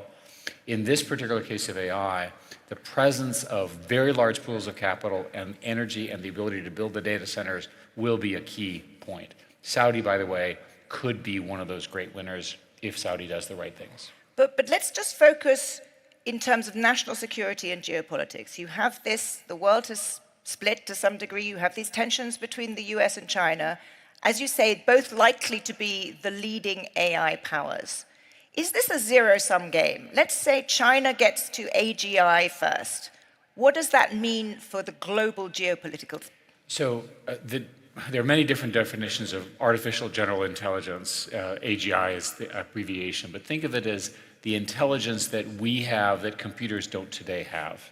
It's a flexibility, it's a creativity, it's a, oh, today I want to learn something new kind of thinking, which today the computers cannot do, but it's coming very, very quickly. So the thought experiment is imagine that there's a secret lab in China that invents something with that kind of flexibility well ahead of the West. Just imagine that. And remember, it would have Chinese values, Chinese rules, which are very different from Western democratic views. In that scenario, what could occur? So this is a system in our fiction, because we don't know it yet, that could, for example, imagine how to change the world's financial system and the way the banks work. It could figure out a bug in the way the banks talk to each other. It could, for example, suggest a new, they're called zero-day cyber attacks. These are unknown attacks on cyber infrastructure. We just don't know. And so all of us who work on this believe very strongly that the West, and in particular the United States, needs to invent this very, very quickly. It is, in fact, a race. The fact that we would get there first does not mean that somehow our opponent, in this case China, is vanquished, but it does mean that you can set the agenda. And do you think, there's been a lot of conversation in the last couple of days about AI, governments around the world thinking about it. Do you think enough attention is being focused to the direct national security and indeed military consequences? Well, I'm somewhat cynical about military people and organizations because I spend so much time with them. And the reason I'm cynical is not because the people are bad, they're very, very good people, but because the system is precisely wrong for this kind of a scenario. The entire universe, the entire floor of what you do is changing, and yet the organization, the organizational structure, the priorities, the political structures are not changing. So a typical example is that in conflict, it's obvious if you're a technology computer scientist that future wars will be used with devices that are attritable, multiple, very, very short-term, and very, very mobile. Things like aircraft carriers are exactly the opposite of that, right? So when people like me think about this, we think about why don't you, in fact, build a drone army and deal with things autonomously? So autonomy plus essentially getting abundance is the correct strategy. Militaries are not organized around that. So my view on the AI regulation question is that it will be very difficult for governments to follow what's going on, but it will also be very difficult for governments to adopt them unless they have secret labs and so forth, which operate differently from the current military. I mean, one of the striking questions in response to the question that was asked of the audience, when you are actually at war, and this is what struck me in Ukraine, it doesn't matter what the rules and regulations are. You are going to innovate as fast as you can to stay one step ahead of the enemy. And there's unbelievable pace of AI innovation happening there. Do you see that happening everywhere, that warfare will itself define? It's going to happen in stages. You and I have both been to Ukraine, and to study it and understand it. And in the various sort of war planning that goes on, at least in the West that I'm familiar with, they have relatively static models of how it goes. They assume the opponent has this and the proponent has that, and then they work it out. That's not in fact how it works. The way it really works is both sides are at incredible speeds innovating. And the general rule in Ukraine is that any idea on one side is adopted by the other side within 3 to 6 weeks, because they're both watching each other. And Russian tactics have recently changed to copy Ukrainian ones. Ukrainian ones have recently adopted some Russian ones and so forth. One of the big surprises for me in Ukraine has been the rate at which Russia, which has historically been non-innovative, would be an understatement, have, under the enormous pressure of the war that they started, they really are changing their own definition of war. They built these huge factories for drones. They took technology from Iran and others and have perfected it, make it stronger. If you look at the drone tactics are changing every day. When you talk to the commanders, they say you actually have to be in the field because the war is changing so quickly. Both sides are learning how to, and I'm not endorsing this, it's obviously horrific. For those of you who've never actually seen a real war, one, I don't recommend it, and two, they're much worse than you think. I would absolutely second that. And the number that you just said, the data, innovations happen within 3 to 6 weeks. Yeah. It's an extraordinary pace of change. I'll give you another example, and I think you saw this in your most recent trip and you reported on it. So the way this is a land war, it's a World War I land war, and you have one side and another side. Neither side has air dominance, and essentially one has sea dominance because of sea drones, and that's Ukraine. The front line is about 10 kilometers wide. Normally, sometimes it gets down to half of a kilometer. And those things are death zones. They're the most mined facilities in the world. They're mined because both sides don't want vehicles going back and forth. As you all know, the world has an awful lot of tanks. Those tanks are largely useless now. A $5,000 drone can destroy a $5 million tank. I read somewhere that the US had thousands and thousands of tanks stored somewhere. Give them away, right? Buy a drone instead. In fact, buy 10, buy 20, buy 50, buy 100. So the cost of autonomy has fallen so quickly that the drone war, which is the future of conflict, will get rid of eventually tanks, artillery, and mortars. I'm not suggesting, by the way, that conflict goes away. I just think it changes. Can you, and I want to turn to this region in a second, but can you just paint a picture of how you see warfare evolving? What would it look like in 2, 3, 4 years? So the simplest way to understand it is that the drone world, think of them as a robot world. So if I say robots, you become afraid because you saw those movies. Drones are much more deadly, right? So this drone world is in air and sea right now. Land drones are coming, and I've seen them in use, are in fact in a network. So the steps are, first, a man, a target, and the use of a drone to target it. The next one is a flock, right, a swarm, technically, of drones launched against the same target. The next step after that is a readiness system where the drones are ready, the computer figures out if the threat's coming, launches the drones, and they serve as air defense. Those are the tactics that the US Air Force developed, 70 years ago in World War II. You're seeing that now in drones. Today, Ukraine is ahead of Russia, but not by much in those tactics. So I think a reasonable conclusion is that in any future conflict, both sides will end up with that outcome. And I should say that I don't know what happens in a deterrence regime when both sides have automatic networks of drones. If you look at the literature and the thinking, people have not thought through what it means to have those systems on a hair trigger. This is the new deterrence problem. And in Henry or Dr. Kissinger's memory, he pioneered all of this thinking in the 1950s around mutually assured destruction. We don't have an equivalent dogma, equivalent doctrine yet. So you have that at the level of superpowers, but you also have, because the marginal cost of these drones is very low, you have capabilities for small states or indeed non-state actors, which are very, very different to what they've had in the past. So at both ends, warfare changes. So let's superimpose that somewhat. I told you we were going to sober the conversation. Let's talk about what it means for this region and for a country that has admirably great ambitions in the area of AI, has cheap energy, has a lot of capital. What do you think the geopolitical consequences of AI in this area of national security are for a country like Saudi Arabia? Well, again, I'm your guest, so if I say something wrong, I apologize. My understanding is that many of the countries in this region are in conflict with Iran. And so if you think about the most valuable assets here, they're easily targeted by drones, right? Because they're not moving, and we know where they are, et cetera. And indeed, there were Iranian attacks in this country some years ago. So a reasonable expectation is that all of the national security components within these regions will ultimately be protected in a military sense. And I think usually the correct answer will be drones, and all sorts of different kinds.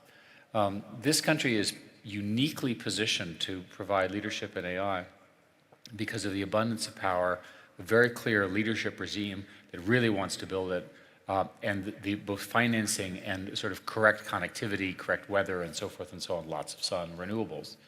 So there's every reason to think that Saudi in particular can become one of the winners, one of the big winners here, if the country puts the money that's in place now wisely and quickly. There are discussions within the government here about how to do that, who will organize it. I'll let them talk about it. But they look roughly right to me. So it looks to me like Saudi's on the right path. So in the last 30 seconds that we have left, what would your polite advice as a guest be on how to do that quickly and effectively? The simplest thing for this country to win is to use its abundant resources and create facilities that no one else can build. There is a huge shortage of electricity in the developed world. The US, one estimate is the US will run out of electricity for the kind of stuff I do by 2028. As you know, Europe and Britain, the electricity costs are so high. There's every reason to think that the training and the inference can be done here with the right networks, the right data centers, and so forth. And that's what I think all of us want this country to do. So Elon Musk yesterday changed his assessment. He said it was a 90% chance that AI would bring a wonderful future and a 10% chance of dystopia. You've thought a lot about both sides of this. Where do you put the dystopia, brilliant future balance? I think the correct thing is to say it is you have enormous optimism and enormous concern, and they're both correct. Enormous optimism because the arrival of a new intelligence that is our partner, that makes each and every one of us as brilliant as the best physicists, the best chemists, the best artists, and so forth. Our lives will be changed forever, and it'll occur in our lifetimes. The optimism in terms of health, education, the development of your children and your grandchildren is enormous. You cannot imagine what that is. The same thing is also true for threats against us. So, for example, access to AGI by a terrorist. How do you make sure that a terrorist group cannot get such enormous power in an asymmetric way into their hands? These are the great national security issues for the future. Well, we are very lucky that you've been spending so much time thinking about them. Thank you very much indeed. Thank you all. Okay, thank you, Zanny. Thank you.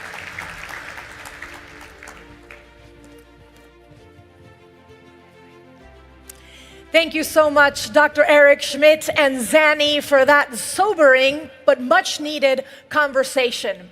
And now it is my great honor to introduce His Excellency Mohammed bin Abdullah Al Jadaan, the Minister of Finance of the Kingdom of Saudi Arabia, and Sarah Eisen, anchor from CNBC, and they will be having that conversation in our beautiful center stage. So please turn your attentions to the middle of the room. Thank you very much.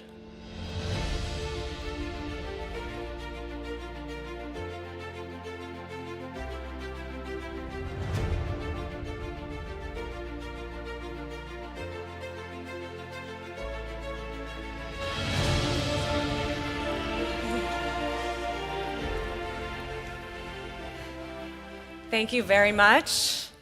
I'm so pleased to be here. This is my first time in the kingdom. I'm having such a wonderful time, and it is such an honor to speak to you, Your Excellency. So thank you for taking the time.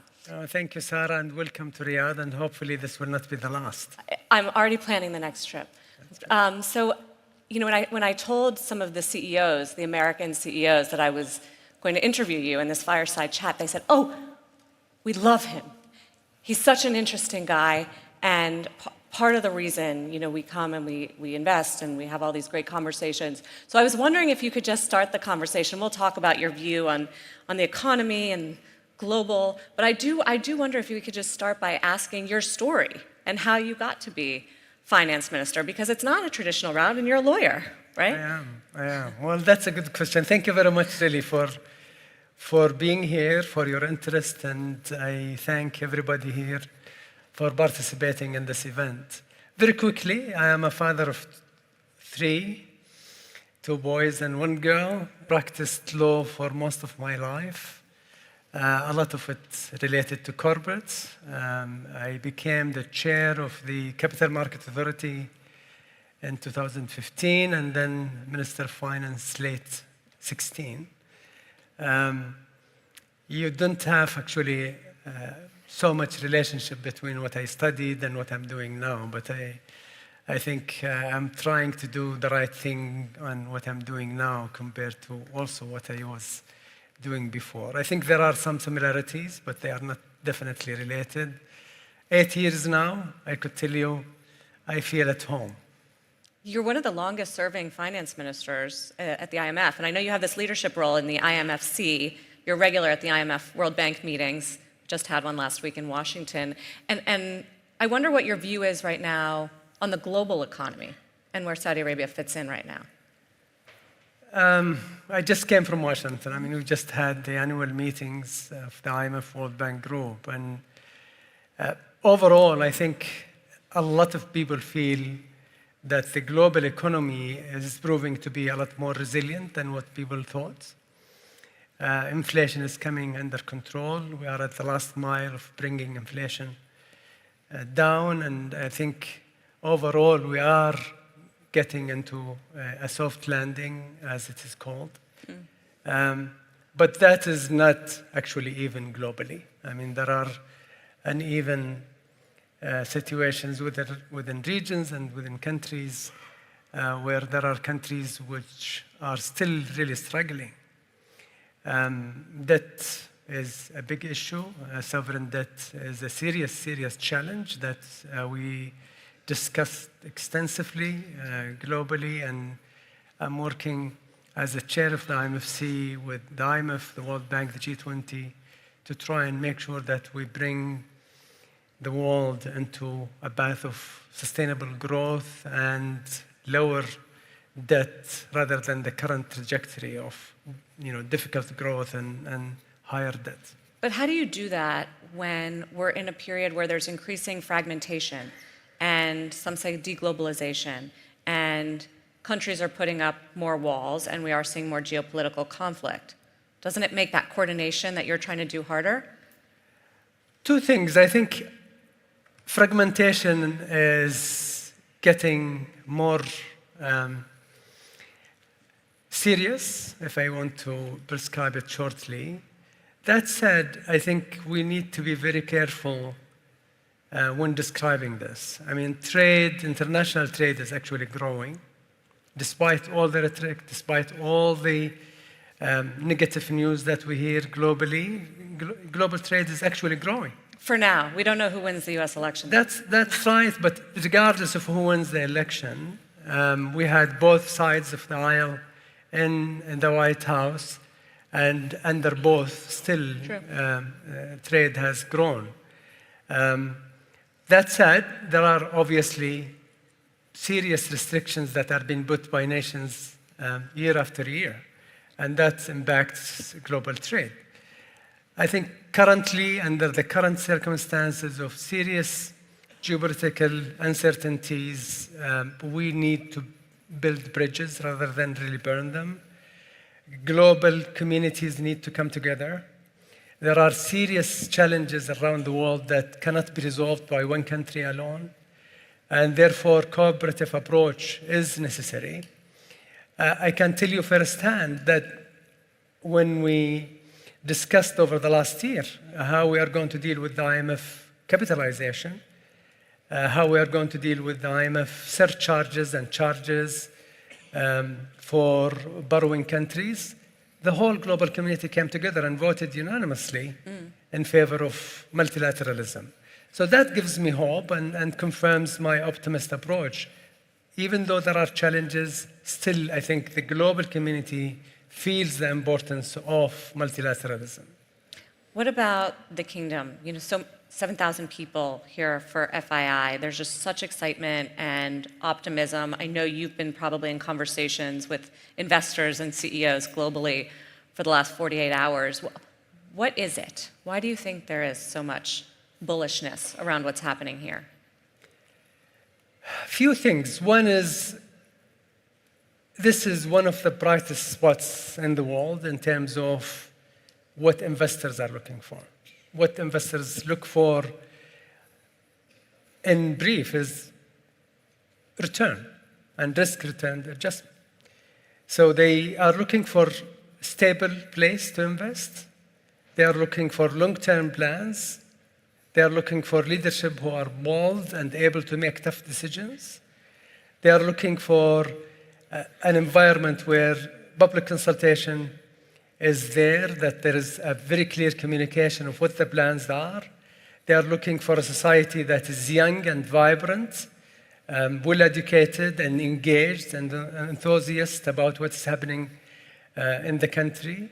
They are looking for a dynamic regulatory framework that is conducive and supportive and enabling to the private sector. And we are strong believers. I mean, no matter how much resources as a country you have, you cannot do what you need to do without the private sector. And if you have the enabling environment, that's what the private sector needs.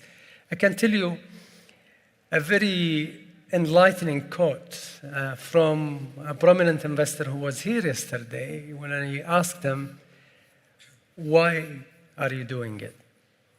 And the question or the response was, I really did not come here for Saudi Vision promises. I came here for what Saudi Vision delivered. And what it delivered actually a lot. If you look at our GDP, the non-oil GDP for a country like Saudi Arabia, this is significant. The non-oil GDP now represents about 52% of the economy. Unemployment from what it was when we started for Saudis, 13%, now it's at 7.1%. We had a target of 7% in 2030. We are about to hit that target. We mobilized the resources of the country in terms of human capital significantly. Women empowerment has been a key pillar of what Saudi Vision is about, and the leadership have supported that enablement big time. Moving from almost 17% when we started Vision of women participation in the workforce to where we are now, which is 35%, north of 35%. 35% female participation. Absolutely. And our target for 2030 was 30%. And we thought we were too optimistic. So now where do you want to be by 2030 for that? Well, I think we are targeting actually more than 35, around 40%.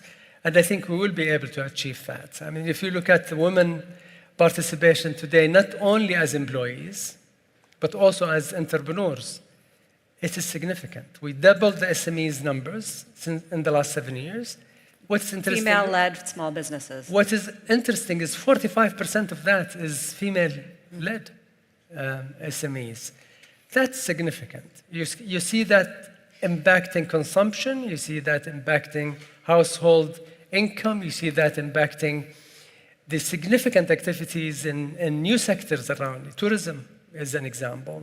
And tourism is beyond what we thought. Tourism is improving significantly. We are the highest growth under the Tourism International Authority. Saudi ranked in 23 the highest growth in tourism. It's beyond what we thought. We had 100 million tourists as a target for 2030. We hit that last year. So a lot is happening, and hopefully the investment community around this room and outside this room sees that, and I think that explains why they are here, why they are engaged. The last thing I would say is Saudi Arabia plays a very important role as an anchor of stability in the region, but globally, and that is important. We are trying to make sure that we play a role model for the region. And the region countries see what we are doing and focusing on our people and our economy as hopefully a call for them to do the same. Well, I was going to ask you, I mean, the region is dealing with some instability now, obviously, geopolitical conflict, wars. Has that made what you're trying to do harder? Has it made it less appealing to invest here?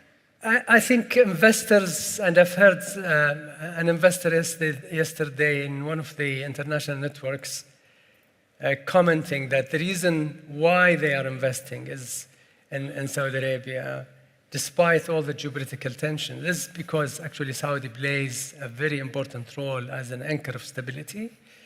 That will continue. We are making our effort to bring calm and de-escalate and work with our partners around the world. And I think what investors want is that stability. What investors want is to be part of a national transformation that is taking place in a country as big as Saudi Arabia, which is the largest economy in the region. It's the same answer I heard on CNBC yesterday when we asked investors that question about the stability amid the instability. So what is your biggest challenge at this point in terms of progress toward Project 2030? A lot of opportunities, but a lot of challenges, and we actually not shying away from the challenges. Challenges in relation to human resource and the ability to execute, and we wanted to make sure that we bring up more execution capacity. We wanted to make sure that we don't overheat the economy, and therefore trying to make sure that our plans are very synchronized together so that you don't really impact each other. We wanted to make sure that we don't have too much leakage from the economy. If you do too much at the same time and not allowing your economy to grow with you and the private sector to catch up with you, you could actually have a lot of leakage from your spend by importing rather than actually manufacturing in the country. So we are monitoring that and recalibrating our plans to make sure that happens, and actually successfully so far. And how would you describe the progress? Where are you? We are actually on track. ADA, which is the authority monitoring what we are doing, an independent entity within the government monitoring what the government is doing, reported a few months back that almost 87% of our targets are either achieved or on track. We are looking at the 13% remaining to making sure that we bring them on track and reprioritize some of them. Overall, I think we are very, very excited and happy with what we have achieved under Saudi Vision 2030, but we are not complacent. We are doubling down, making sure that we do the right thing. So what are your priorities in the Ministry of Finance? Our priority is to maintain what we have actually successfully done under the leadership of the Prime Minister, who is actually very disciplined on the fiscal side, making sure that we maintain our fiscal strength. Our Saudi economy remains dependent on government and public finance, and we wanted to make sure that we maintain that strength. And I think a lot of investors would want to make sure that they see a country that has fiscal discipline. Yeah. So we are maintaining significant reserves. We are maintaining a lot of efficiency in the government spending and mobilizing private money to ensure that we alone are not doing this. It's the private sector who is doing it. You started, Your Excellency, in the conversation when I asked about your story by talking about being a father of 3 kids, 2 boys and a girl. And we talked about some of the changes, but I do wonder how different you think the country will be for them growing up into the workplace and their kids than you.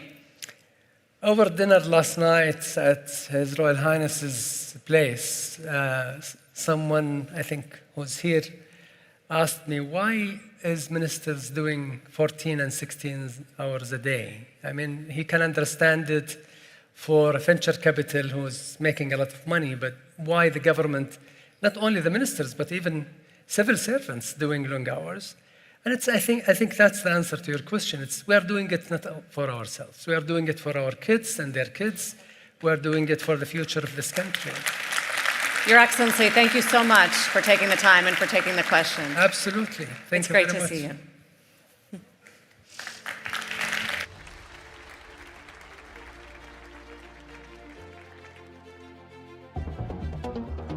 The world is witnessing an exponential surge in urban growth, leading to mega regions with infinite potential.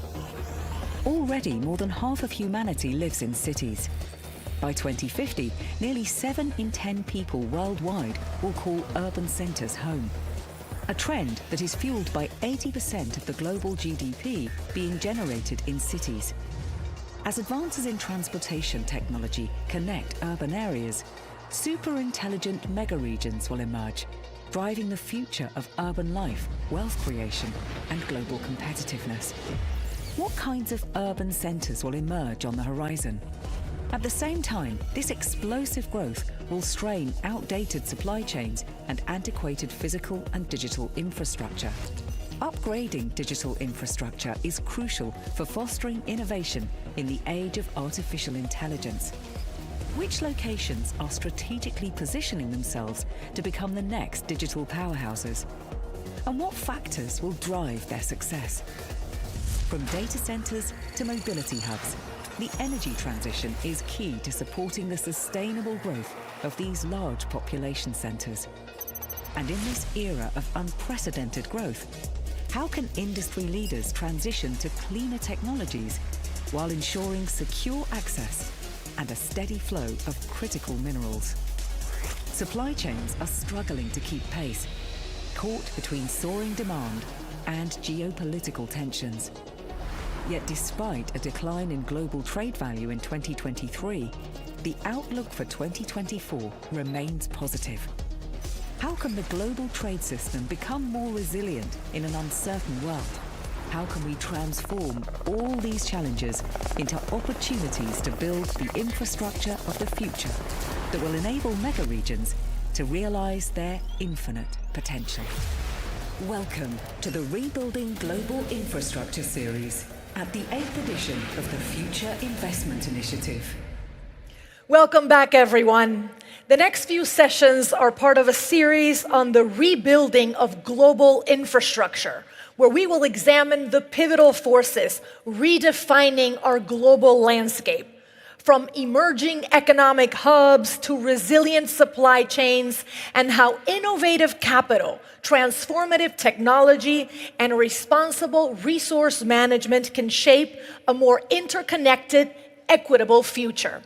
And for that, I would like to welcome our next moderator. His name is Dan Murphy, anchor and correspondent at CNBC, and his panelists. A big round of applause for them.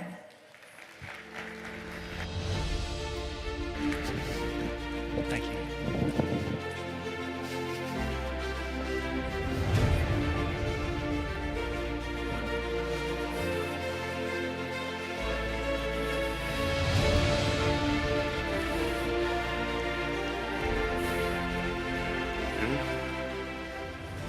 Gentlemen, please take a seat. Ladies and gentlemen, thank you so much for sticking around for this next conversation. I'm Dan Murphy from CNBC, and I'm thrilled to be with you. I also wanted to thank Sarah and His Excellency for that very insightful conversation that really sets the stage for your next session here at FII8. We're going to be talking about how financial institutions can build the next economic mega region. And of course, we're talking about the development that's happening right here in the GCC, particularly in Saudi Arabia, and of course in the UAE and beyond as well. So joining me on stage is Arif Amiri, the CEO of the Dubai International Financial Centre. We're also joined by Hisham Al-Raiz, the Group CEO and board member of GFH Financial Group. Rayan Fares is Deputy CEO of NEOM. Oliver Jenkin is the Group President of Visa, and Christian Olbrich is the JLL CEO. So please again, make them feel welcome. Thank you, gentlemen.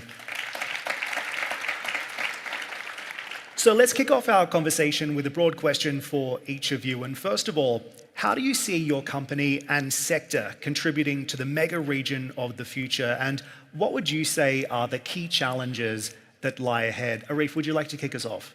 Absolutely, Dan. First of all, I'd like to say that I'm really delighted to be here. I mean, I'm always impressed to see the level of energy and the progressive thinking that's here in the kingdom and in Riyadh and during this wonderful event. I mean, for us at the DIFC, we have been building and continue to build not only a financial center, but an urban destination. And that is so important for us because if we look at global GDP as a whole, about 70 to 80% of that global GDP is actually produced or generated from urban cities and global cities. So therefore, for us, it's important that we actually infuse that destination, that city, and that sector by three key elements. They can be seen as opportunities, and they can also be seen as challenges. One is, how do you shape that development to really address the need of talent? And I use the word talent in a wider definition. When I say talent, it's the individual, it's the institution, it's the family office, it's the wealth and asset manager that would like to really take advantage of the platform you're enabling. The second opportunity or challenge is, how do you embrace technology? And technology today, we've seen so many sessions that are really going deep in the conversation of AI. And how do you ensure that that technology is not only enabling the community, but also enabling the platform to ultimately meet the objective of the talent and the institution? And the last bit, which is also equally an opportunity and a challenge, is transformative regulations. Through transformative regulations, you'll be able to address the need of talent through technology, as well as through regulations that are enabling. In the last 12 months, we've been able to introduce laws and regulations that are first to the world. One of them was the digital asset law and regulation. The second one was the venture building regulation that we produced out of the DIFC. And the third, how do you infuse data protection with AI altogether? And if you're able to harness those three elements, the three T's, talent, technology, and transformative regulations, you should be able to produce phenomenal results. In the past 4 years, we've seen us been able to have the number of companies registered within the DIFC grow from 3,000 to north of 6,500. You've seen also the talent base grow phenomenally as well, from about 20,000 people to north of 45,000 people within the center itself. So fascinating. I, of course, live and work in the DIFC, so I've seen that development myself. But also an interesting question for you a little later on about how perhaps Riyadh and Dubai have both competing and complementary developing financial centers, so we'll touch on that. But Hisham, I wanted to go over to you and maybe ask about how you see your role and the role of the business in shaping the mega region of the future. Yes, the mega regions, they need to create future mega regions. You need ambitious vision and scale, investment incentives, which create excitement and brings demand for FDI. We play in this role, and we have seen how what's happening in the region creates massive opportunity for an investment bank like us to spot opportunities and try to, throughout all sectors, be it logistics, technology, healthcare, and education, to try to fill the gap. What is exciting about the region and Saudi, it's not just focus on Saudi, but it integrates throughout the region, all the neighboring countries, which supports its positioning as a mega region. And the government, they have been very successful in maintaining its growth in isolation of any geopolitical issues and tensions. And a great proof for that is that stability of stock markets and real estate. We have been investing in the previously to creation of nuclear cities, and the first maybe which is close to our hearts is the Bahrain Financial Harbor at the north of Bahrain, which has been built on the historical harbor of trade in Bahrain. A beautiful mixed-use hospitality destination, as well as business. We have been also involved in the Navi Mumbai, the new hub of India for trade and logistics, and recently with partnership with Adani and the developments around the new airport. They have different objectives as well, but the region combines all of the opportunities from logistics, the ability for building the future data and AI hubs, and our clients, they love investing in the region. In the States was our first destination. It's a deep market, many players, ability to monetize is great. The region has replicated those features, and I cannot think of any other place to invest, only the region. Also the governments and the regulations they are mindful of the journey of investors, which gives us comfort. We bring FDI through private placements and direct investments, and we are comfortable that the regulations are flexible, and they are mindful of the investor's journey and ability to scale them up through several rounds of investments. So much development happening there. And I wanted to shift the focus over to Saudi Arabia as well, because Rayan, you are Deputy CEO of NEOM. So talk to me about the development that we're seeing with regards to NEOM. I think you would have to be living under a rock, so to speak, to have not heard about NEOM yet. So where do we stand in the construction of what is arguably one of the most important projects under Vision 2030? Thank you very much, Dan, and thanks for the FII8 for inviting me to be here. Actually, this is a very special place for NEOM. This is where it was announced 7 years ago by His Royal Highness, the Crown Prince and Chairman of NEOM.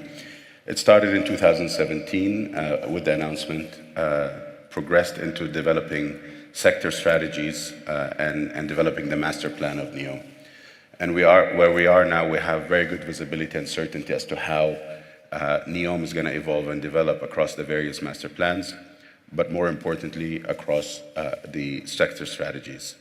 Although people see and relate to the physical master plan of NEOM and the infrastructure of NEOM and the real estate of NEOM, but NEOM is not a real estate development project. Real estate is a big part of it. NEOM is an economy building exercise. And as a result, these 15 sectors that have been identified and developed are going to be the economic engines of NEOM.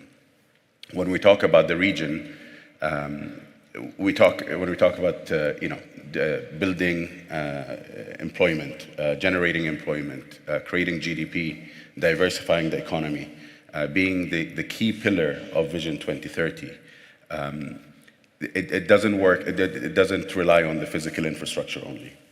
So the physical infrastructure, I'd like to call it, is only the hardware. What differentiates NEOM is really the software, the industries and the technologies that are going to be building on top of that. We are starting where other people left off. We are reinventing the categories of the various sectors and technologies to develop what is the city of the futures, which is really where the name comes from. We celebrated an important milestone last week with the opening event of Sindala, the first region to come into NEOM, one of many to come. Certainly not the biggest, actually one of the smaller ones. So I always call this the appetizer as to what else is coming. The ambition of NEOM is not, although it's physically located in the kingdom, is to transcend the kingdom's borders and redefine livability through some of the innovative livability models that we are creating, certainly in the line. Redefine business with a globally competitive regulatory infrastructure that we are building to attract global talent and global capital. And redefine conservation. 95% of NEOM, which is a very big region, 26,000 square kilometers, 95% of which is put aside as a nature reserve. The end state of NEOM will be 100% renewable powered through wind as well as solar, and ultimately redefining how human and nature can coexist without one compromising the other. So these are the ideas and the DNA that is coming out of it beyond the real estate that is much more visible and other people see. Can I just follow up with a question on the financing of this? Obviously, there's been a lot of headlines about timelines being pushed back, budgets also being pushed back. Will you be able to sustain the investment costs required to finish the project in its original form? I think we are now actually at a very interesting inflection point in NEOM's journey. I mean, we moved from it being a project to it becoming a proper company with its own balance sheet and its own capital structure. And with that comes a maturity of the funding sources.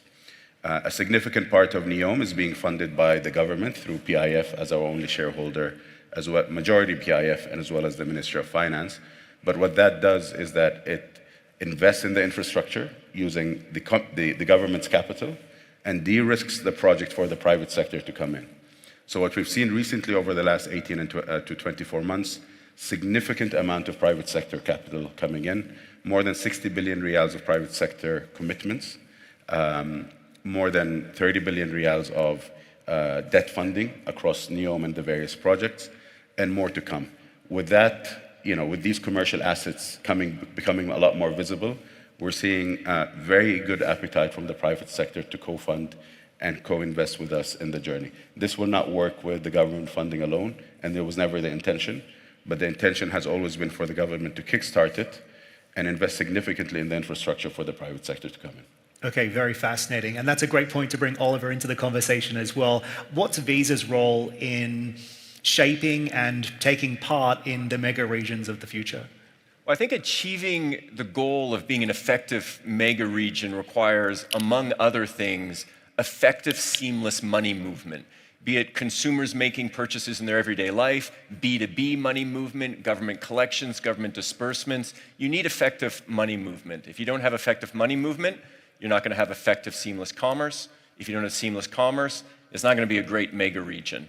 I often think of money movement as similar to blood in a body. If you have effective blood circulation within a body, you have a healthy body. If you have effective money movement within an economy, you have an effective economy.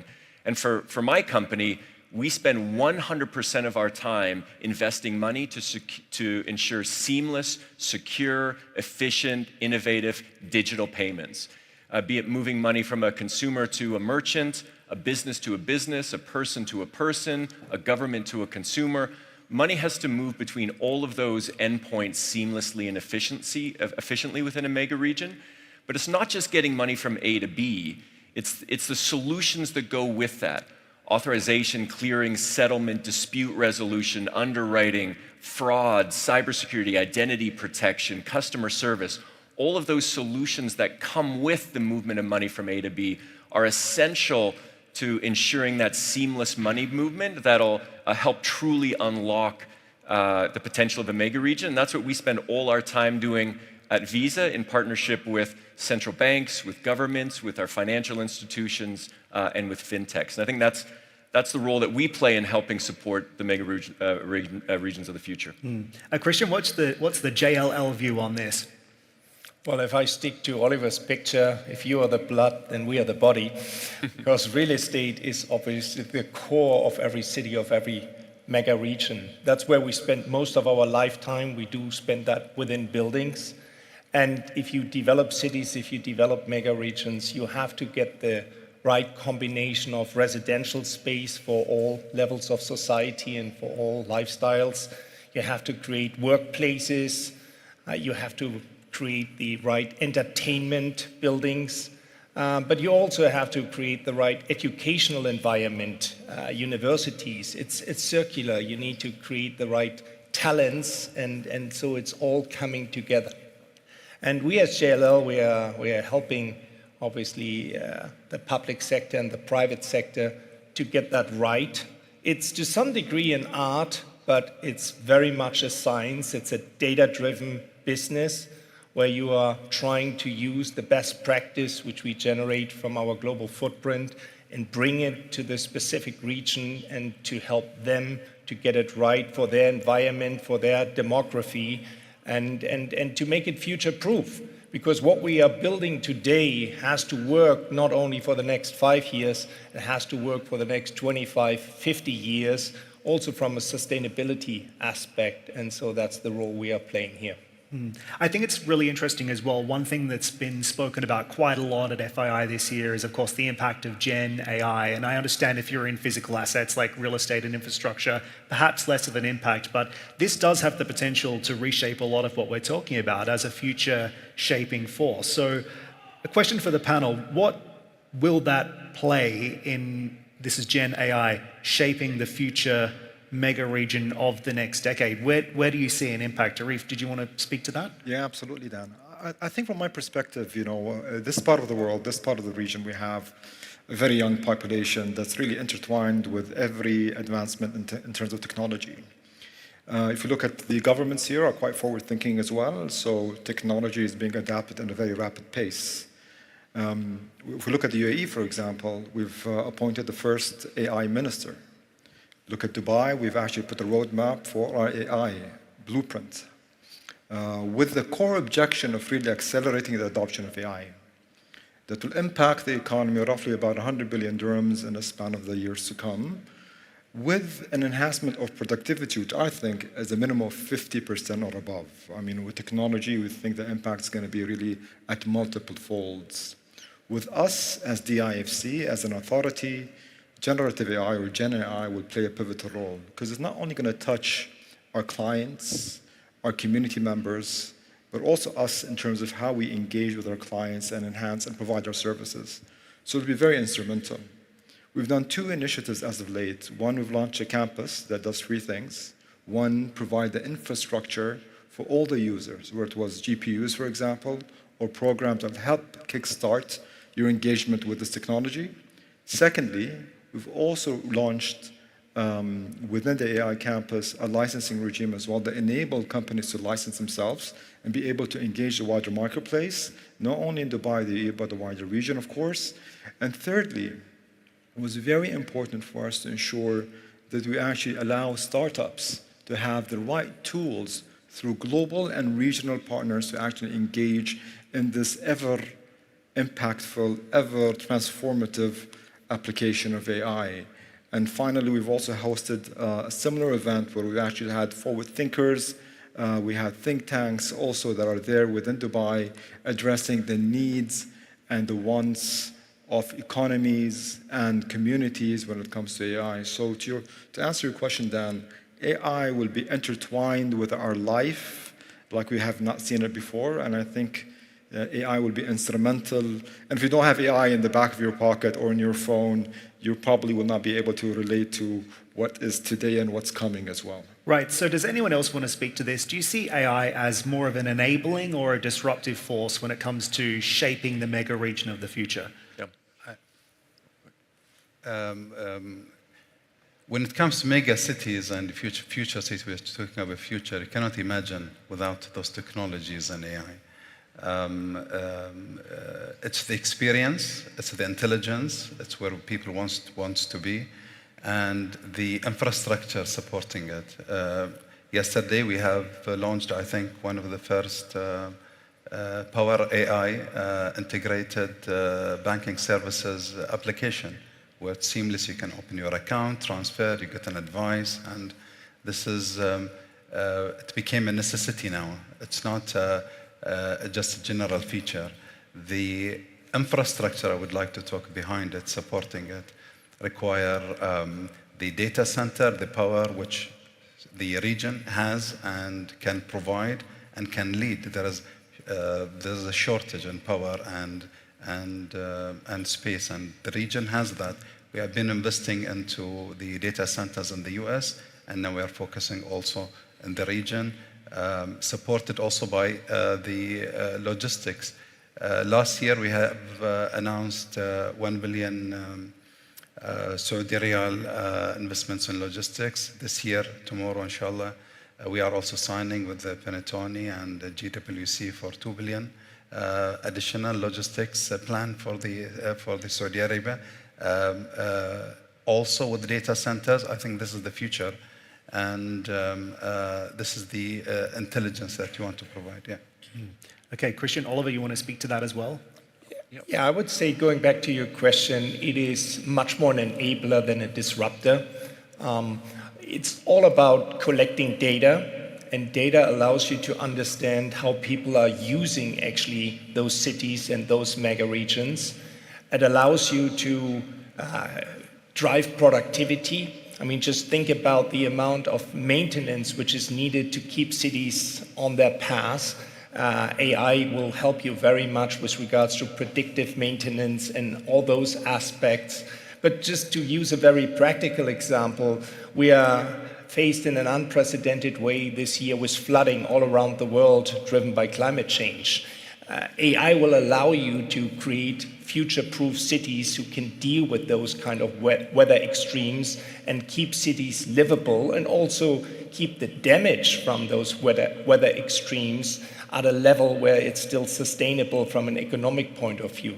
So I think it is a very, very important aspect for us to enable the viability of cities and mega regions. And if I go back to the money movement point, Dan, that I was making earlier, there's both negative and positive impacts of Gen AI on the money movement. On the negative side, there is an absolute tsunami of identity theft that will come powered by intelligent generative AI, which is something we as a financial industry need to be ready for collectively. That's on the negative side, the power of Gen AI used against the financial industry that we need to be ready for. On the positive side, I think generative AI can fundamentally change how commerce actually takes place, something that my colleagues and I like to refer to as self-driving commerce. So just let me explain it just for 1 second by way of an example. Let's say I forgot my daughter's birthday present. The solution is simply this in the future. Forgot Kate's birthday, get her something nice. That's the end of my shopping experience. From a voice command into my watch or whatever my generative AI platform is, it has all of the information it needs to complete that transaction. It knows me, it knows my daughter, it knows my daughter's circle of friends, it knows what they like, it knows what circle of friends like my daughter's around the world like. It can search any store around the world for any size, any color to make the purchase of that good. It can use peer reviews to assess the quality of that seller. It can decide how much of expedited shipping it should do based on how close to my daughter's birthday I actually remembered I'd forgot to get the present. It can get the present wrapped. It can get a handwritten card in my handwriting with a quote from my daughter's favorite musical artist. I don't know who that is, but Gen AI does. And it will decide how to pay for that transaction. So the only interaction I have from talking into my watch, my next interaction with this present being opened, is at the kitchen table when my daughter's opening that present 3 days later. I'm completely removed from the process. Now, whether it unfolds exactly like that is beside the point. The message is that how commerce and shopping takes place will be completely different within mega regions. And the roles of different players who are currently active in this space can change fundamentally. So that's something that we're very involved in, again, with our partners, to try to think of how that could evolve and the investments that need to be made so we can harness that future of generative AI in a commerce experience for the mega regions of the future. A lot of change coming. Absolutely fascinating. So I hope you've enjoyed this quick pulse check on the mega regions of the future. Ladies and gentlemen, thanks again for being here, and please thank my panel for joining today.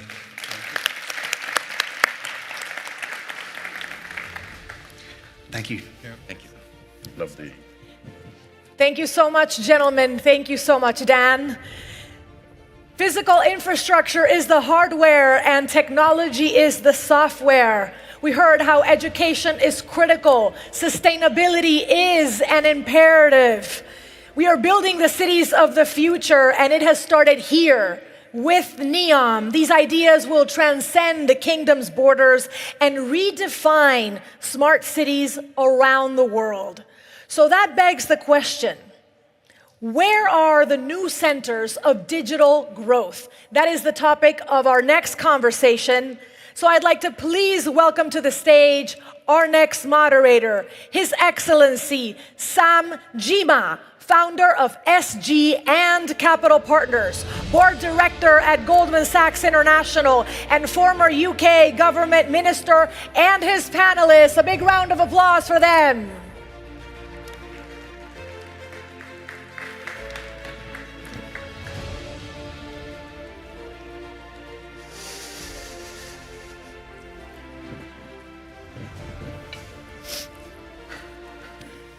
That works too. That works. Good morning. Investing in digital infrastructure, we know, is absolutely vital to drive our economies, for our health, for our society, but also innovation. And with me, we've got a fantastic panel. We've got Dima Al-Yaya, Secretary General, Digital Corporation Organization. We've got Michael Dyke, the CEO of New Moraba, which is a PIF-owned development company. Mark Ganzi, CEO of Digital Bridge. He's been investing in digital infrastructure for over 25 years. Kaspar Herzberg, CEO of Aviva Group, who has been looking at place and how you can reshape cities. And finally, David Su, founder and managing partner of MPC Investments, and David has been investing for over 20 years in China. And so what we'll see across this discussion is really delving into the issues north, south, global south, but also software and hardware. So I'd just like to start with setting the scene. I'll come to you, Mark, because you've been deploying capital in this area for quite a long time. Where are we going in terms of the need for digital infrastructure globally at the moment? Well, look, first of all, thank you, and a pleasure to be here with all of you. I thought I had a pretty good handle on it, and then I listened to Masa-san yesterday, and I got really scared because I thought we were building 80 gigawatts of data center capacity on a global basis, and Masa told me that we now have to build 400 gigawatts. Now, look, we only have to believe about 25% of what Masa said, and it's still a daunting challenge on a global basis. Our journey today in public cloud has taken about 13 years, and we've lit about 13 to 14 gigawatts of power on a global basis. As you know, AI needs 5 times that capacity. The limitation isn't our ability to form capital. The limitation isn't our ability to build data centers.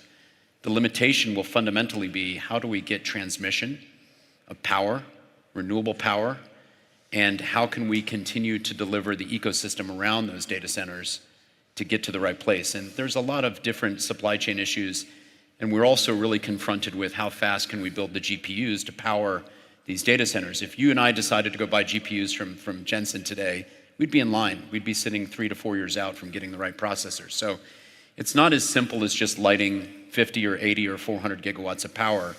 There's really an ecosystem challenge that is involved in that requires a lot of different industries that typically haven't spoken to each other to start talking the same language. And that's a lot of our challenges today in deploying the capital. We've got $30 billion of data center construction happening right now. We're building 100 data centers in 5 different continents. And I can tell you every one of those data centers has a unique challenge, but a lot of those challenges are common, and it all comes back to power.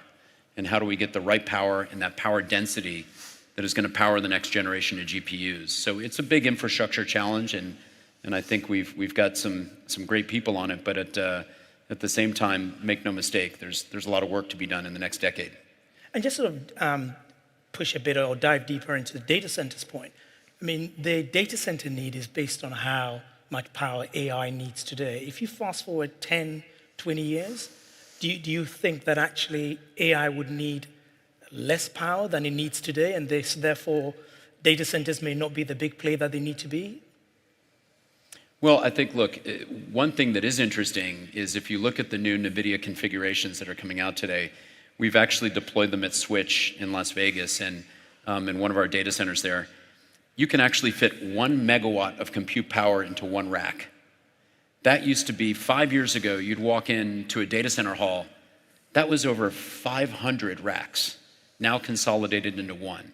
So what's interesting about data center evolution is more power density, less space, so they're physically taking up less space, which is interesting. But also at the same time, almost 4 to 8x the connectivity. One thing we haven't discussed is the capillaries are fiber, dark fiber. And data center connectivity today used to be our customers would take 2 to 4 pairs of dark fiber. Now customers are asking for 8, 16, 64 pairs, and not just 2 redundant paths, but you have to build 4, if not 8 redundant paths of fiber. So there's a whole nother part of this ecosystem, which is the connectivity and how we connect data centers and how we create low latency solutions to deliver the promise of these GPUs. So another complication. Another complication indeed. David, I'm very aware that you are working with entrepreneurs on the software side mainly, and these are people who are inventing the future. So how do you see the software side tying into what Mark has been telling us around the physical infrastructure and technology needs? So if you look at China, because I've been investing in China last 25 years, and it really went from, China was first connected to the internet in 1994. And then so exactly 30 years right now. And what you see is that is a vast region, right, of a very, very broad geographical connection. So after 30 years, and with mobile internet coming up on stream in 2010, today maybe 1 billion Chinese is being connected right now, and it's through the combination of fixed broadband internet and mobile internet. But even then, there's still now close to 350 million Chinese that doesn't have reliable, internet connection. I think you can cover that with the rollout of 5G and 5G Max. So we may not see the connectivity as it's a physical fiber connectivity all the way to the homes in some of these geography because it's very restricted. On the software side, I think we are pretty excited about the kind of the evolution. So we're fortunate to participate in some of the on-demand deliveries, like whether it's car dispatch or food delivery and e-commerce. I think the next wave, a lot of talks about AI. I think we're very excited about education, for example. It continues to actually, how do you deliver high quality online education, right, to vast regions, especially underdeveloped regions. I think in the kind of the first world, OECD or the G20s, many of these issues are resolved, and you need to build hyperscale data centers to kind of train and kind of scale that up further to solve the biggest problems that we are facing. But at the same time, we still have 2.5, close to 3 billion people that's not really connected. So I think part of that democratization of computing software and power would help solve some of these issues. So, and hopefully over the next 12, 18, 2 years, some of these AI and experts and agents become so smart that it can actually become like a teaching guru, right, to help K-12 students to learn better, and so it's a space that we're quite excited about, and of course the whole AGI, how does it solve knowledge workers' problems, and hopefully not just taking away the jobs, but really making people more productive. Yeah. Thank you. That's very helpful. I'm curious about the point you made around a number of these issues resolved in the G20 and what the picture looks like outside of the G20. And Dima, your organization covers 16 countries, if I remember correctly, about 800 million people. So what does this new digital world look like for the organization that you represent? Brilliant question, Sam, and thank you for having us first, and a great welcome to everyone to Riyadh. It is actually in the forefront of what we are looking at, which is creating a resilient digital infrastructure. Now, if I would look at the advancement, as the gentleman mentioned, of digital economy, it is a very exciting time. It comes with a huge abundance of opportunity, as well as increase in productivity and also quality of life. But then if we see the spending on AI that is going to expected to remarkably increase by 2028 to more than 600 billion from application to infrastructure level, I come to wonder who is going to use these technologies. Exactly. When we are still suffering from a digital divide, we are now introducing a new divide, which is an AI divide, skills divide, and so on. If we have till now 2.6 billion people around the world that are even not connected and don't have even access to internet, you have 1.4 billion people unbanked. You have another challenge, which is not only connectivity, but reliable connectivity, affordability of devices, and also services.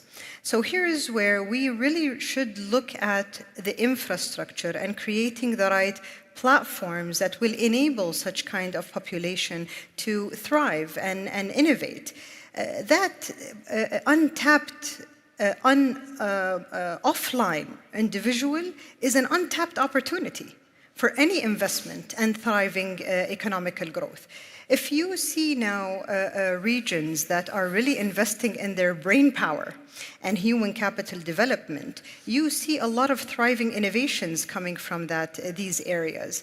And here is where we always focus the attention of investors to that part of the world where it carries with it huge opportunities. We see emerging markets looking into edge computing right now, considering that it is a very exciting technology which processes data very fast and where the data is generated. So that gives a breakthrough to any community or emerging market that has challenges in broadband or lack of connectivity. If we look at challenges like AI, as we've mentioned, one AI-generated image consumes energy more than charging your smartphone. So if it's a challenge in developed countries, how are we expecting in developing countries? Is the divide bridgeable? Well, this is where we're looking into. We truly believe that multilateral and multi-stakeholder opportunities will bridge that gap. A competitive advantage in one country could be a solution and a challenge for another country. So while there are countries that have the capital to invest in their infrastructure, there are countries that have the brain power. So coming up with the P opportunities and new modules of collaboration between governments, private sector, and also international organizations that will help bridge that gap by creating decentralized either cloud capacities or decentralized computing power for AI. And this is something that we just launched actually in DCO, which is a Gen AI Center of Excellence in championship with our member state, which is Saudi Arabia. We're creating decentralized capacities for the rest of our member countries to utilize and create innovations and moving the population or the member states from technology users to technology producers. Very, very, very interesting and helpful. And I think with all these conversations, it's good to try and get some real life cases. We talk about investment of billions and people who need this, great technologies of the future. But Caspar, you are an operator and you've been looking at how to reshape cities.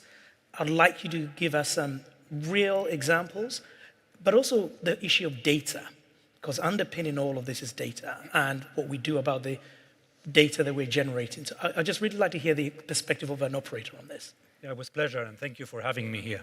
So I think the first thing to say is that the productivity that we get from AI in the industrial space is very, very large, right? The industrial space is full of repetitive tasks. Algorithms know how to deal with repetitive tasks, so that's going to happen. Whether that is in power generation, distribution, whether that is in any type of large machines, there's a lot of energy, a lot of redundancy that can be eliminated.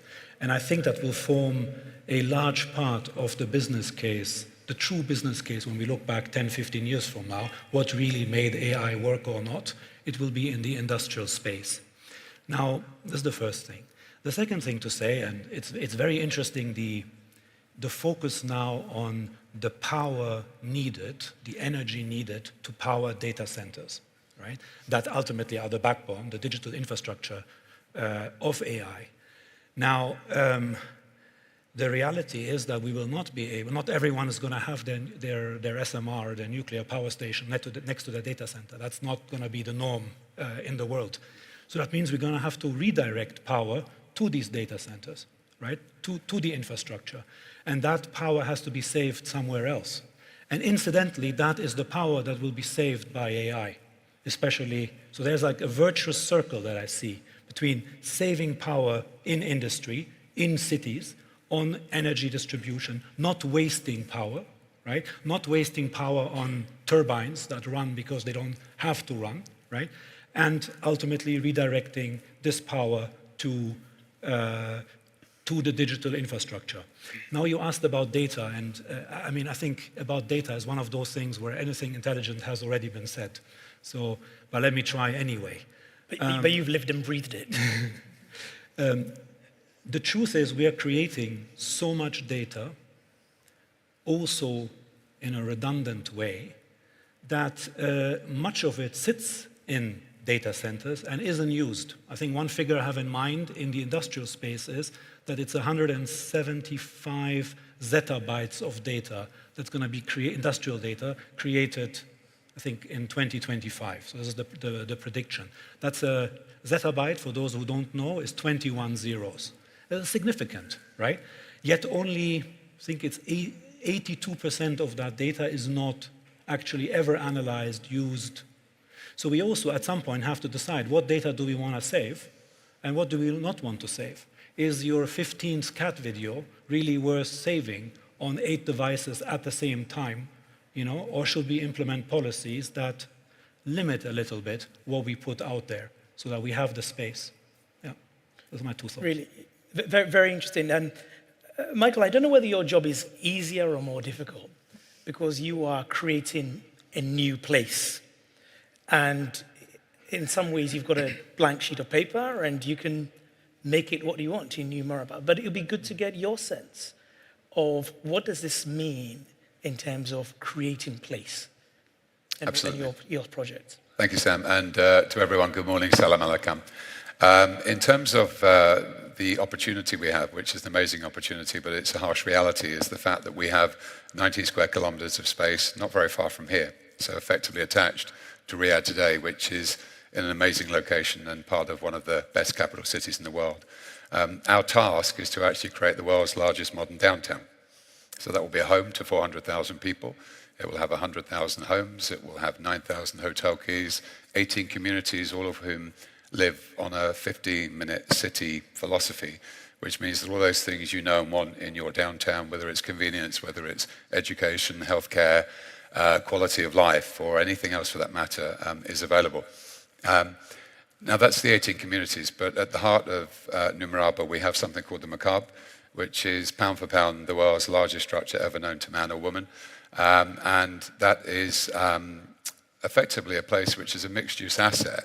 But essentially what makes it particularly different, which is what makes Numeraba different, is the fact that we have a very large technology play, and that's inside the Macabre. So we have to actually not only create this amazing place that people want to work, live and play, but actually a place which is fully activated inside the Macabre, which technically means 400,000 square meters of LED activated in such a way that you feel that you're in another world. You never see But by the way, you've got an intervention coming from our AI. Yes, could we bring them on screen? Well, may I interrupt here for a moment? Please. Please do. It's already been mentioned that 2.7 billion people are still offline. And data center energy usage is set to double by 2026. Even if data centers are greener, can we ever balance digital growth with equitable, sustainable development and care of the planet? So there we go. Can we have a greener data center revolution? I don't know whether to give it to you, Caspar, because you were at Schneider Electric before, or who on the panel would like to take that challenge? Well, I think, look, the challenge is, I want to come back to something you said that was very interesting. We don't have a generation issue in this planet. We're generating a lot of power. There's plenty of power around the planet. The challenge is how to rethink the transmission infrastructure. Oh, my mic's gone dead. Yeah. But I think that transmission infrastructure of energy we have to rethink, and that's where AI... I think there's a hand mic coming to you, Mark. So Caspar, if your mic is working, do you want to jump in? So I think the thing to say, should I, or do you want, continue and then I'll say something. I think it's just, and this is also dead. But I think the point is that it should be working, so... We have to rethink... Turn it on. Definitely not working. And I'm supposed to be the tech guy. Okay, so I think the issue is really around how do you re-engineer grids and how do you distribute power, how do you trade power, and then ultimately, how can you do that in a way that's very efficient? Okay, I think let's switch. Caspar, do go ahead. Absolutely. So it's really a question of how to get power to everyone. I mean, this is what is at the heart of it. Now, traditionally, power was distributed by the state or by state companies, and this is still the model in much of the world, including in a lot of the countries that where there is a significant divide between people who have access and people who don't have access. So, and this is where really renewables come in, I think, at scale. We do see that in Africa. I do think that is, I used to manage Middle East and Africa before, for Schneider, so we did a lot of projects in this space.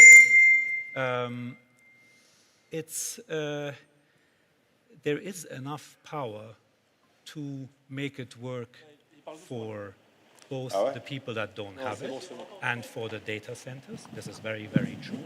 I think it is a question of how do we distribute this power better, how do we not waste it, and how do we integrate non-renewables into the overall grid, including a lot of mini-grids that are currently just standalone. I think this is technically possible, but this is from a policy point of view often not addressed. And that's it, microgrids, right? In. So microgrids are really an important part of that ecosystem. Yeah. And so a lot of the best case studies for our green data centers, really, I was in Brazil last week, and we have over 300 megawatts of power that's entirely hydro-powered. We own our own transmission infrastructure, we own our own microgrid, and we own our own batteries. We didn't like the answer we got from the national grid, so we solved the problem by going off-grid. And I think some of the things that we're doing in the States and some of the things we're doing in Europe right now, these off-grid solutions are really important because we're not just bringing power into the data center, Sam. What we're doing is also we're trading in power now. Once we have a microgrid and we deal with intermittence, we can rebalance the grid in peak hours by selling our renewable power back into the grid. And then we rebalance that grid, by the way, every 2 milliseconds using what? AI. And so this is a real case study. So Tambor, Brazil is my absolute microcosm of what the planet could look like, which is we're 100% renewable energy in Brazil. We don't use any fossil fuels, and we're powering all of the next generation, workloads using that power. Same with Reno, Nevada. We just lit another 800 megawatts of solar in Reno, Nevada. And by the way, every day we're selling 200 to 300 megawatts back into the grid, rebalancing to consumers that live in Reno and live in Las Vegas. So we can actually not only build the data centers of the future, but we can also be a good corporate citizen by putting that power back into the grid. And the only way we could do that, Sam, was by owning our own grid infrastructure. We had to go off-grid to basically effectively control our destiny. And that's kind of, I think, the future is microgrids and owning our own transmission infrastructure. So if I'm to summarize, you are saying we can have green data centers and not sacrifice speed, performance, or profitability? Correct. What role do you see for the Middle East? Yes, before that, I want to touch base on that is to make that happen or to make it successful, no country can work alone. So therefore, to transform that energy, not in one nation, but cross-border, we need right agile and nimble policy frameworks. And this is where policymakers strive to find the balance between safeguarding and protecting the national sovereignty, but at the same time creating a thriving and stimulus digital economy. So I truly believe that when it comes to policies, we have to start innovating in policy making, especially when it comes to transferring energy or either cross-border data flows as well. If we look and laser focus on the Middle East, and I would especially focus on the Gulf, see there is a huge lucrative opportunity here for the Gulf. You were going to say that. Yeah, for the GCC to become a powerhouse when it comes to digital innovation. Considering the geographic location, which is between connecting Asia, Europe, and Africa together, as well as the robust and resilient infrastructure. If we look from a connectivity perspective, the submarine cables, as well as the cloud computing, and where GCC is heavily investing in cloud computing. In another angle, which is really important, financial platforms, where it is very robust that can support and help other countries in terms of their transformation. What we really need to focus on is the brain power. when it comes to moving the 60% of IT graduates to a 30%, moving them from job seekers to job creators, and creating that thriving innovation ecosystem that would be attracting all investments and venture capitals. In a time where we see political struggles all around the GCC can be the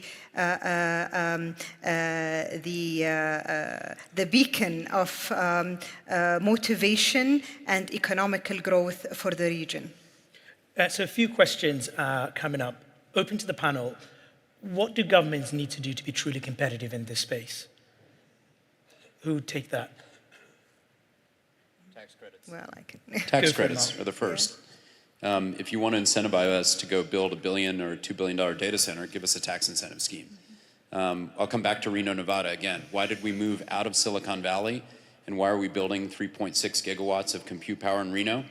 It's less than 1 millisecond from Silicon Valley, and we have no taxes. We literally have a tax abatement scheme on that entire campus. It's the largest data center campus in the United States, and we won't pay real estate taxes for 20 years, where you go into California and they were overtaxing. If you make it easy, people will invest. You have to create that right incentive. The same thing on the power. If we're being a good citizen and we're putting power back into the grid, incentivize us. Create the right incentives where you can create that public partnership with private enterprise where you want to invest. I think the countries that are doing that are the countries that are going to win and advance at the end of the day.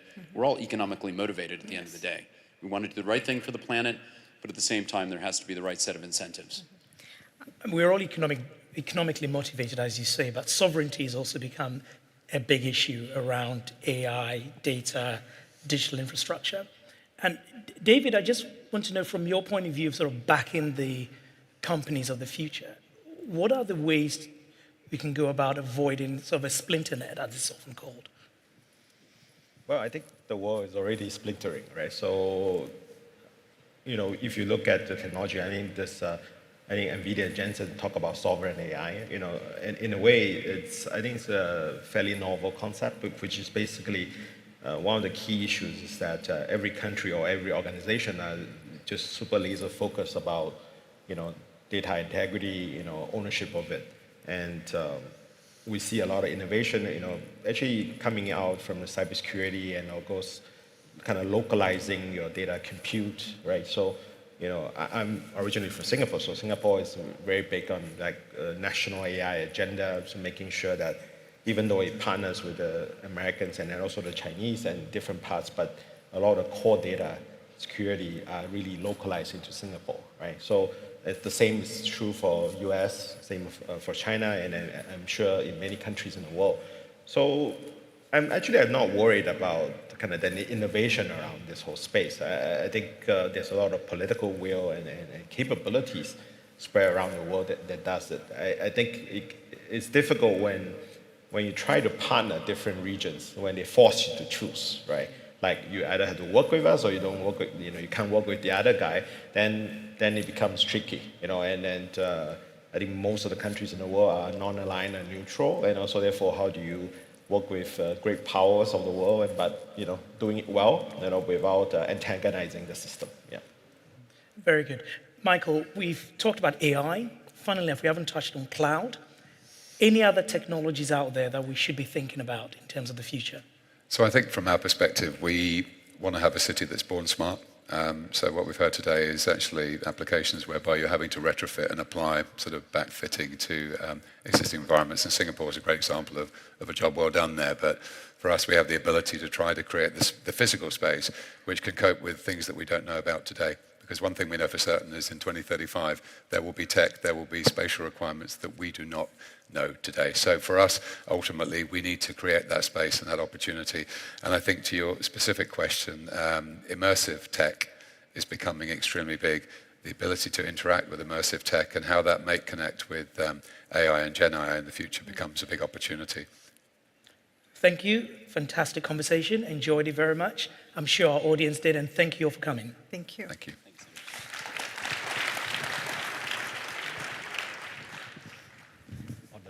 I'll see you.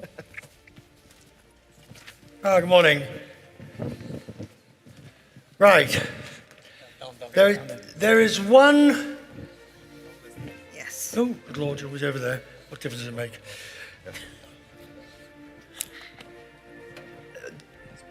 There is one difficulty in the world at the moment, amongst many that we continually hear about and talk about, and that is the issue of the supply chain. Now, with the holiday season approaching fast, the ability to send things, whether by boat or plane or train or truck, is going to become ever more important. Sorry for being that. I'm going to say hi. No. Wait here. And the difficulties of supply chain issues become ever more present. But what do we actually mean by this? Well, our next three guests are going to put this into perfect perspective. They are designed specifically to show the three different areas of the supply chain. Fernando, first of all, the CEO of Minerva Foods. Fernando, come on out, please.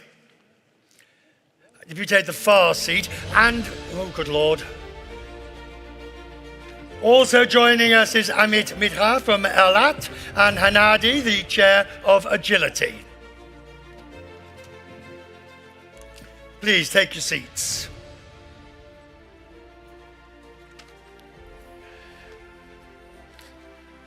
Right. We begin, the three of you are good examples. I can't see you, so I'm going to move this chair like this so I can see you. There, much better. That's given the organisers a conniption fit. The supply chain, look, I'm weary of hearing about supply chain issues. I feel I've been hearing them, and I feel you've been using them as an excuse for poor performance in some shape or form for a great deal of time. I'm being provocative because you're a freight forwarder.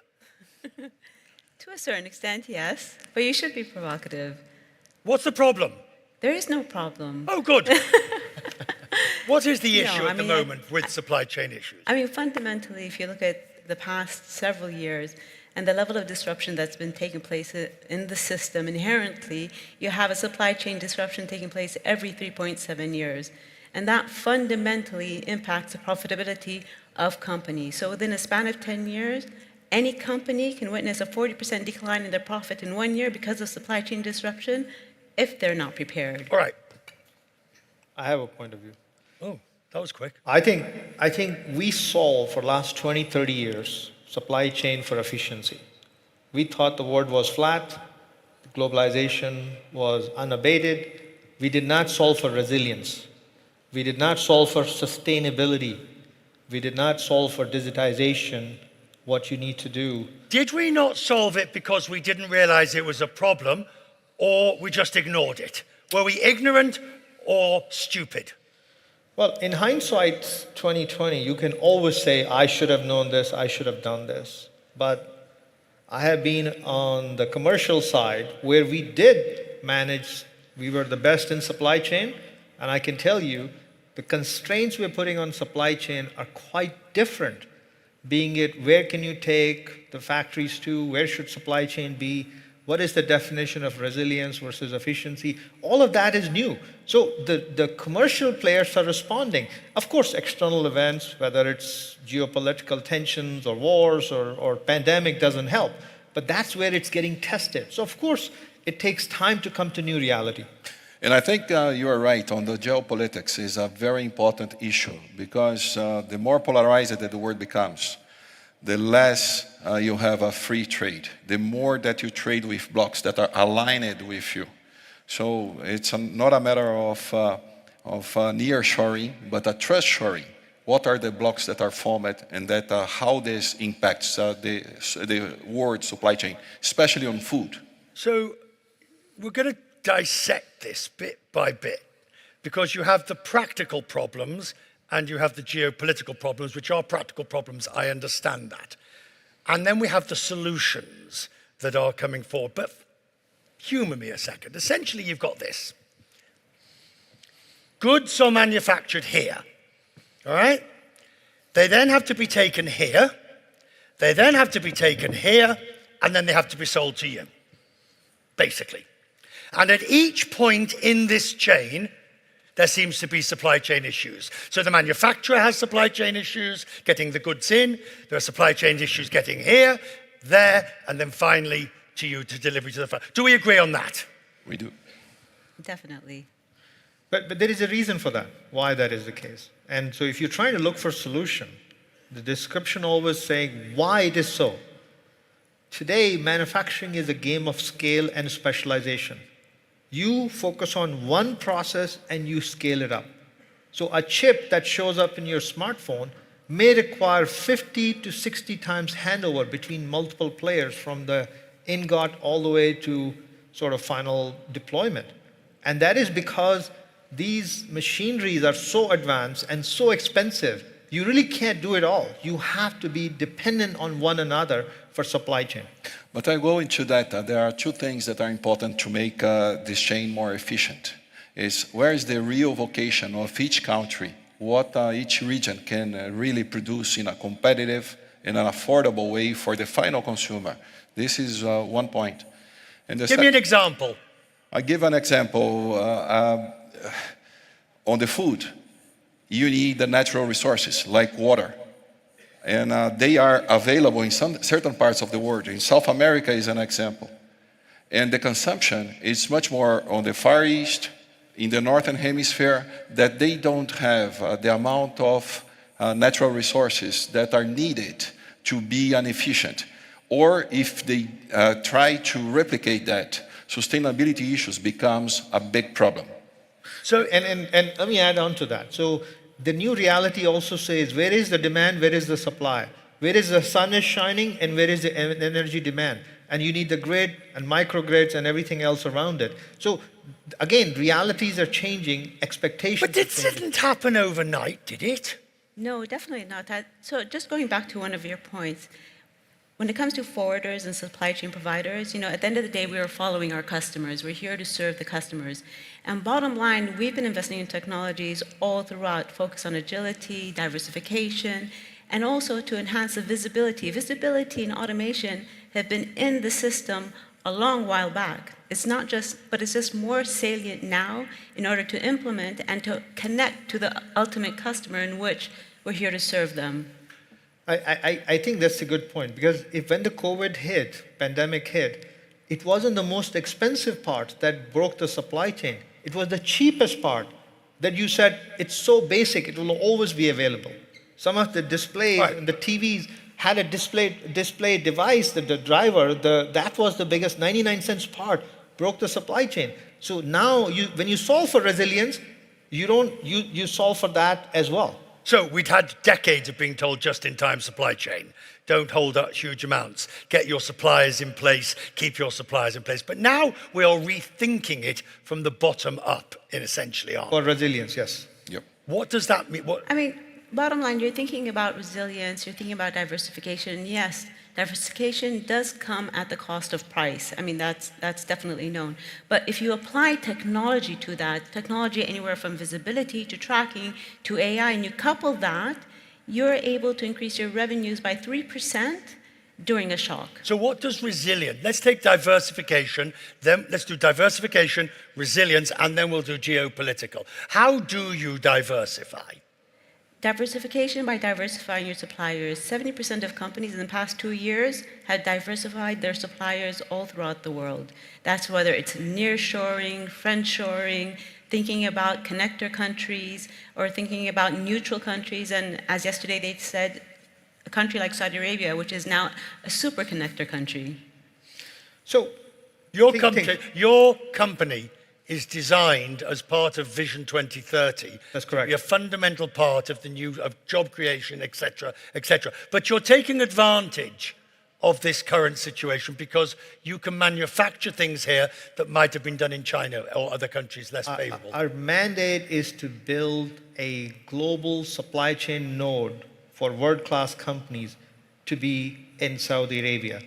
Doing that will bring IP, R&D, jobs of the future, and also make Kingdom more resilient. So it's all together. Now, does it make sense to build it here?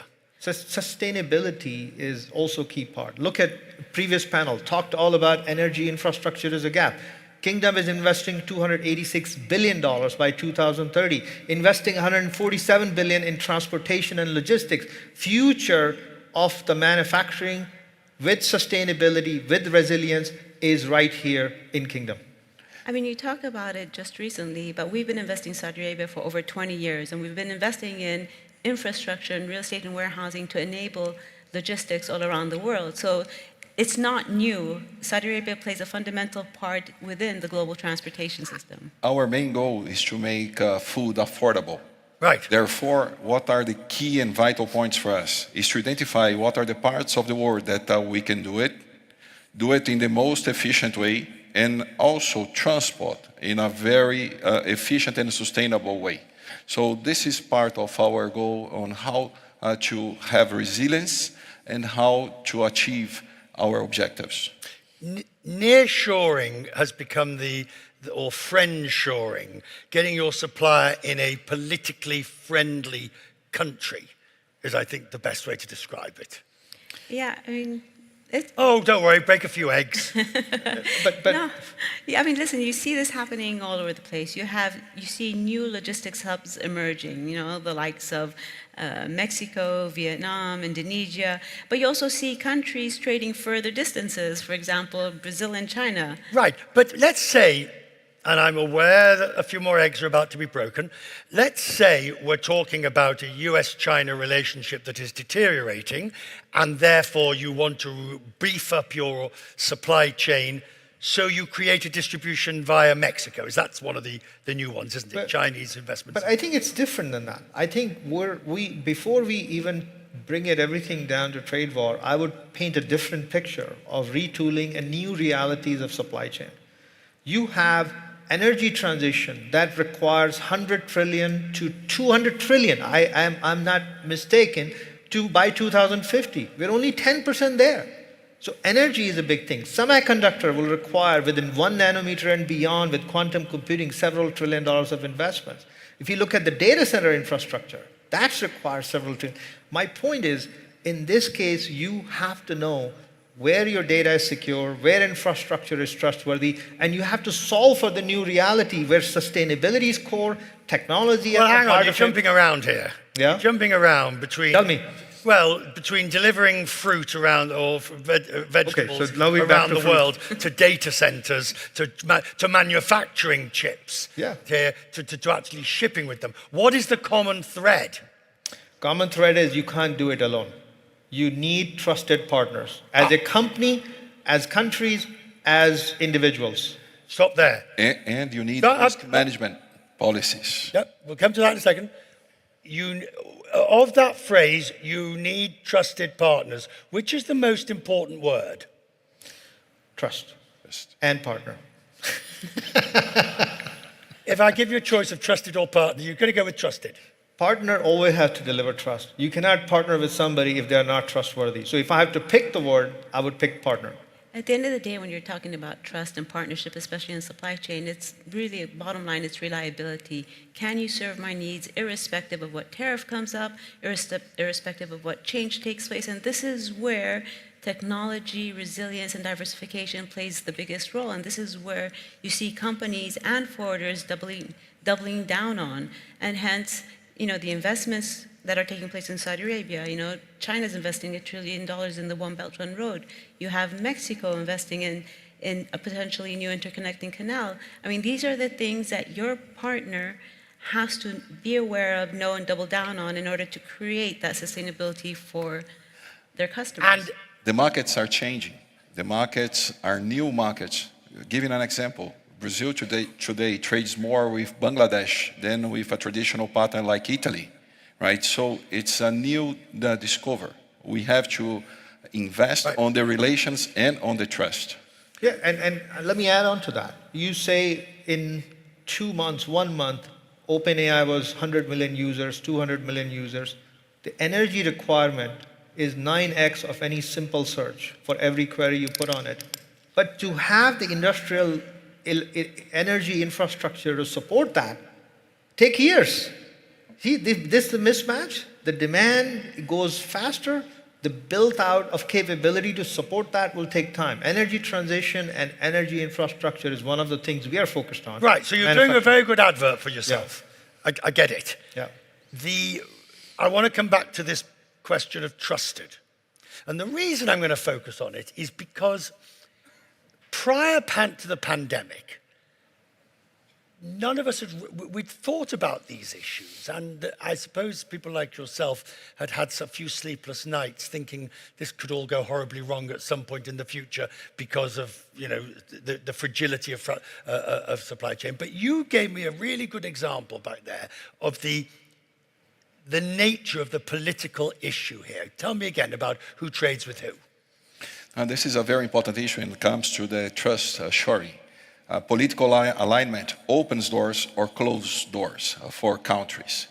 So the best way, if a company wants to be global, is to have the geographic diversification where you can hedge yourselves on being in different countries with different ideologies by trading with different countries that are aligned with these ideologies. Such as? I give you an example of Argentina. Argentina was in a left side government with certain partners, and now Argentina moved to the right side.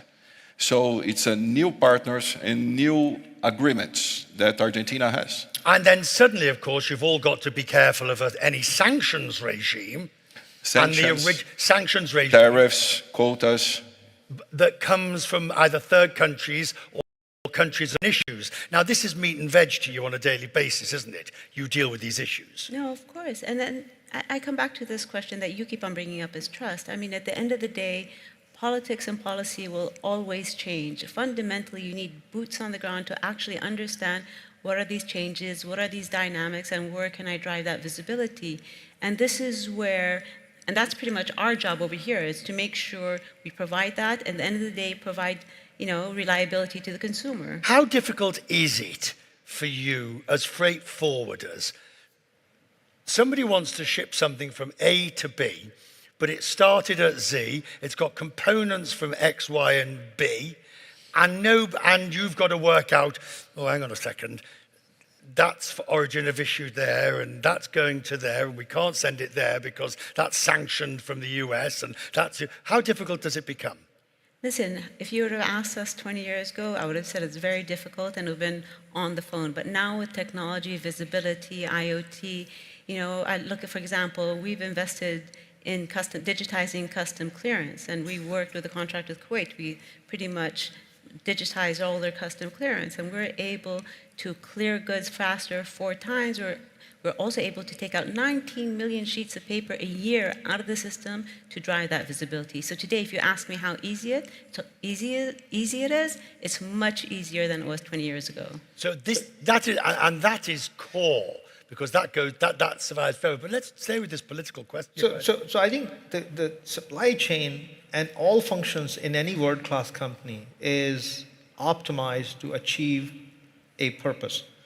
We were solving for efficiency. That means you never said, don't give me more than X% of my supply chain coming from single country, because tomorrow I may have to retool this, or make sure no vendor is more than XYZ%. I still know many companies that have more than 60% of their supply chain originating from one single country. In the resilience model, the new one that we're building will be solved differently. But I will build on her point, which is that today complexity is so high, yet AI is to the rescue. Without AI running and coordinating and optimizing and making sure we solve for resilience, you really won't be able to operate supply chain where thousands of parts, thousands of suppliers, logistics providers, and so on and so forth. Sounds great. Excellent. Good. Brilliant. Can we stop here now? No. Because let's throw in the political dimension. Suddenly, the US says, I'm sorry, you've got some chips or you've got some technology, Mr. Saudi, that you're selling. We're not very happy about it. We require you to stop selling those because it could get back to the Chinese. Now, there have been examples of this, you're well familiar with it, where the US has my words, not yours, imposed a regime of restrictions, and you're put in the position of either following or not. So I'm not the right person. I'm not the right person to speak on this, but what I can say is this. A lot is mandated to build world-class companies here with sustainability at its core and making sure that we are compliant with all rules and laws. I would say that, as I said before, trusted partnership. We want to be trusted partner. By whom? I'm sorry? That's the point. Trusted by whom? Trusted partner to we are partnering with the global companies. We want to make sure the commitments we make to them, we comply with all the rules, and we fulfill our mandate, which is to build the industry here. And I agree that the decision on trusted by whom is one that is made many levels higher than me. Right. And it is, again, we will let this be G2G topic. For us, we have to fulfill our mandate and stay in our lane. From our point, we are in food, so that means it's a humanitarian product. So we always respect what are the restrictions that each country puts on trading with other countries. That's why the policy that we had on being in different areas, especially in South America, to produce food, creates a trust from our final customer, regardless if they are in China, United States, in Taiwan, or whatever. I want to talk about practical issues here, because we could talk about the philosophies, but let's face it, they will be decided by people in different places, in different ways. But taking your freight forwarding, we have at the moment, regrettably, 2 hot wars at the moment, and that has real practical difficulties in terms of putting things on ships and sending them. It either has to go longer one way, longer the other, and that creates greater costs. How difficult is that for you? No, I think it's not just the wars. It's the pandemics, it's the climate, all of this. It's quite difficult. It's not Panama Canal? Yes, I mean, if you look at the chokehold of the Panama Canal on the back of the climate change, if you look at what's taking place at the Red Sea and the Panama Canal, they've actually estimated it's going to cost $1.25 trillion because of what's going on, because of 2 reasons. One is the increase in prices when it comes to freight, over 230%, and it's also taking 9% longer to deliver the goods wherever the destination is meant to be. Can I turn this instead of a risk and a challenge, can I turn this into opportunity? If you're going to solve whatever the existing challenges are, you have to be resilient by rethinking your supply chain end to end. Ongoing challenges is an example that this may happen again somewhere else. So you solve for resilience in a way that's saying, okay, this is an issue that likely to happen. Do we know that in next 10 years, next pandemic won't happen? We don't. But why don't we, if we are retooling supply chain, why not retool it in a way that really make us resilient? And so instead of thinking of this as a challenge, look at this, look at that, I would say, hang on, we are living in a more uncertain world. It's a new reality, and we really got to go solve for this new focus that we are building on world class. And Saudi Arabia is ready to welcome our partners to achieve resilience and achieve benefits. Yeah, but you're solving the last set of problems, in a sense, aren't you? Inevitably, it's an ex post facto realignment of supply chain. So you've looked at pandemic. You've looked at increased costs of Panama Canal, which is likely to continue because it's a climate. It's not going to be solved the immediacy of the end of, say, for example, the Middle East conflict, where the Red Sea becomes safe again. So you've retooled the supply chain to accommodate that. But that was the last set of problems. Now let me ask you, what are the next set of problems that need to be? How can you diversify for all... Diversification for all seasons, if you will. Yeah, known knowns and known unknowns and unknown unknowns. Like, there's many ways we can look at this.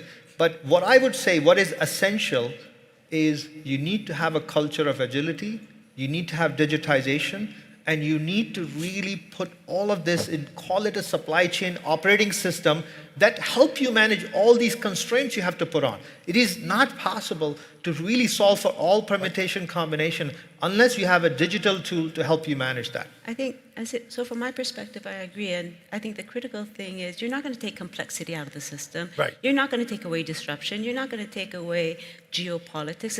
It's not going to happen. But there are 2 critical things that everyone needs to do, especially from the supply chain side and the manufacturing and all the different sectors. The first thing is invest in technology and make sure your workforce have the capability to leverage it and adopt it to apply it. That's a critical thing. That is a huge deterrent to future disasters and to drive agility. And the other thing is public-private partnerships. In order to succeed, companies have to work closely with the public sector to understand policy, to understand the next move, and also to hear back from companies as to how agile they need to be. I think, Richard, you put it very well that we have to take from here to there. So understanding the chain and having informations, both from the source and from the destination, they are vital because you need contingency plans here in the middle. Ports will not work. Countries will have political issues. So having contingency plans for each of them. So the exercise of having the risk management tools in place, using or not using AI, using the experience, using the main vocation of the country is absolutely vital. So what's interesting about that is we've basically got two policy as a CEO and as a fraud and yourself, you have two things that you have to do. You have to do the big, expensive, macro. We're going to need factories in more trusted places. We're going to need to get things where we know we can get them. That's long-term, 10-year projects, whatever. But what you've just said and what you've said is fascinating because you're basically saying this is the policy whatever happens. Yep. The ability to be agile, as your name suggests. Is it your experience, and then I'm going to come to you to ask how you do it, is it your experience that most companies are or are not prepared for the crisis du jour? They're not prepared, in simple terms. If you look quite simply, look at a few things. Today... Speak up, please. You have to look at two things today. 17% of companies today only have real-time visibility, real-time for their goods. The other 70-80% have visibility within a 1-week delay, and that is a critical issue. That's one piece. The other piece is, look at, during the pandemic, how many times the word supply chain showed up in analyst calls. That same group of people, when you talk to them, only a quarter of them have supply chain being discussed at the board level. So that is a real problem. What's your biggest thing that you move? What fruit, vegetable, what is it? Meat, beef. Beef? Yes. Right. To take exactly what you've just said, when you sit down and you look at the infrastructure, what decisions are you making now? It's how to take from the source to the final destination. And there are different ways in terms not only on the logistics, but also in terms of geographies where you produce. The markets are much more volatile. So cope with volatility and transforming volatility into an opportunity, it's the key factor. And the way of doing that is by information, by geographic diversification, and by understanding the whole chain. Do you spend a lot of time on this? A lot. And which is the product that gives you the most trouble? Well, depending on the time. Infrastructure is one of them. Climate changes. Oh no, I was hoping you were going to say bananas or blueberries. I would like to add something to this. Yeah. So in the past, the approach towards supply chain was, don't touch if it isn't broken. Leave it alone. Okay? Yeah. Then things change, and now 6 to 10% of cost extra being spent because of these disruptions, these new realities, and so on and so forth. I would say that we are slowly getting there. At least the world-class companies are getting there who we partner with. But if you say, have we solved for all permutation and combination of what may happen? Have we solved for all companies? Have we all solved for all geographies? Answer is no. But that's why we're going to meet up after this session and we'll solve it for them. I think we just heard a bit of business done there. Do I get a commission? I think I take my... No, but this is an opportunity. But notice he doesn't say yes. But I'm doing the work here. This is an opportunity. I'm saying this is the point. She's looking at it as an opportunity. I'm looking at it as an opportunity. He's looking at an opportunity. You gotta accept. The acceptance of problem is 50% of problem solved. That's the first issue. So it is a problem. Yes, we acknowledge it. Now we are on to solving it, and new changes will come. I think each of the industries, they were very isolated. I think what we are doing here We're taking over the panel, yeah? is learning with each other. There are different experiences that can be replicated. Come back, Richard. Come back. We're out of time. Listen, just make sure I get my Christmas presents on time. You make sure I get my computer on time, and you make sure I get my blueberries on time. If all three of you manage to do that, I'll be happy. Our panel. Great. Thank you. Thank you very much. And a big thank you to Richard Quest and his panelists. Always so thrilling to see you in action, Richard. Thank you so much. All right, ladies and gentlemen, the total global energy transition could be within reach. But what will it actually take to get there, to meet the Paris Agreement goals? Let's watch this video.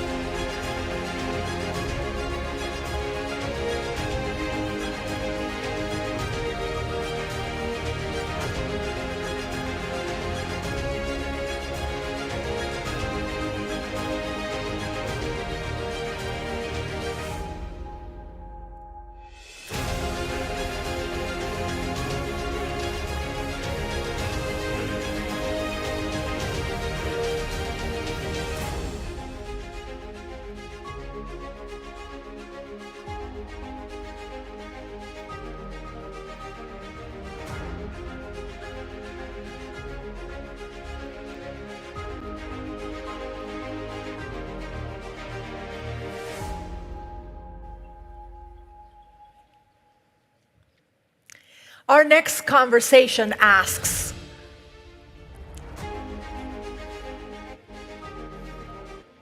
we're gearing up now for our next conversation, which asks, are clean industries actually achievable? And for that, I would like to welcome our next moderator, Nasser El-Tibi, senior presenter for At Al Arabiya News, and his panelists. Big round of applause for them. Thank you so much.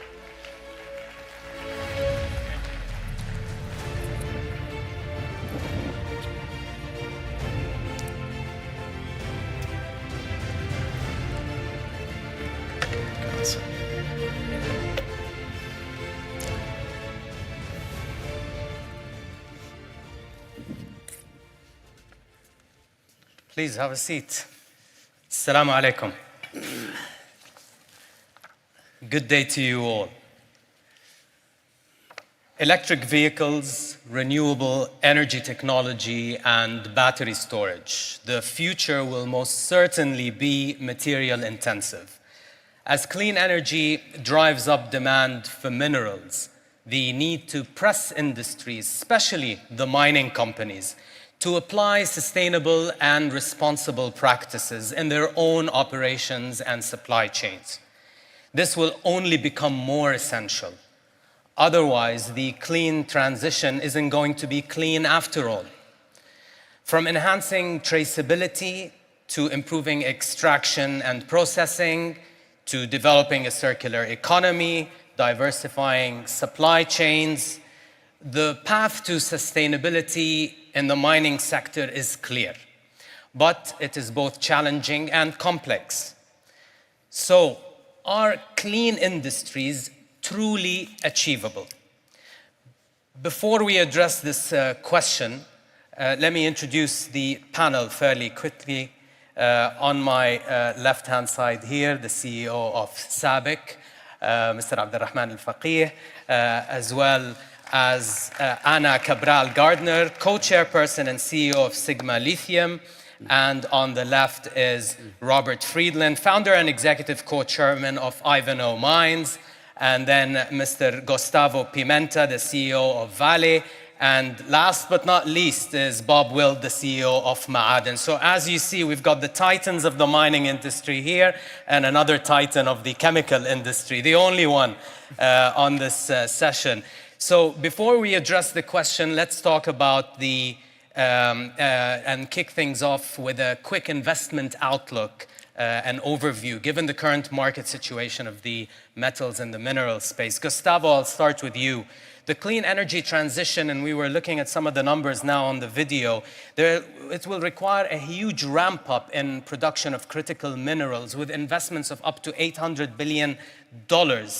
But mineral prices are mostly slumping now, which could make funding these projects more difficult. Yet Vale Base Metals wants to invest upwards of $30 billion in the next decades in projects in Brazil, in Canada, in Indonesia. So the question is, are you confident that the underlying fundamentals of this clean tech boom, is it strong enough and resilient to withstand the cyclicality of the markets, the real world markets?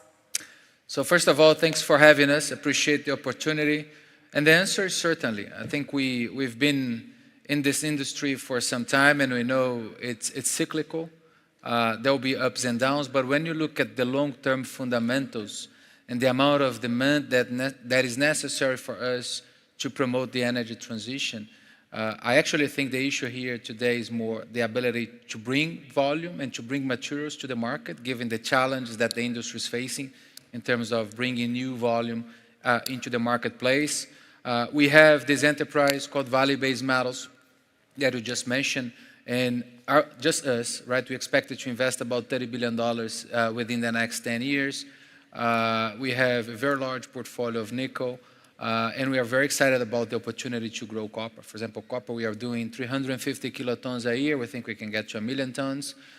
So we think, despite the volatility that it's normal in this space, the fundamentals that support the industry are here to stay long term.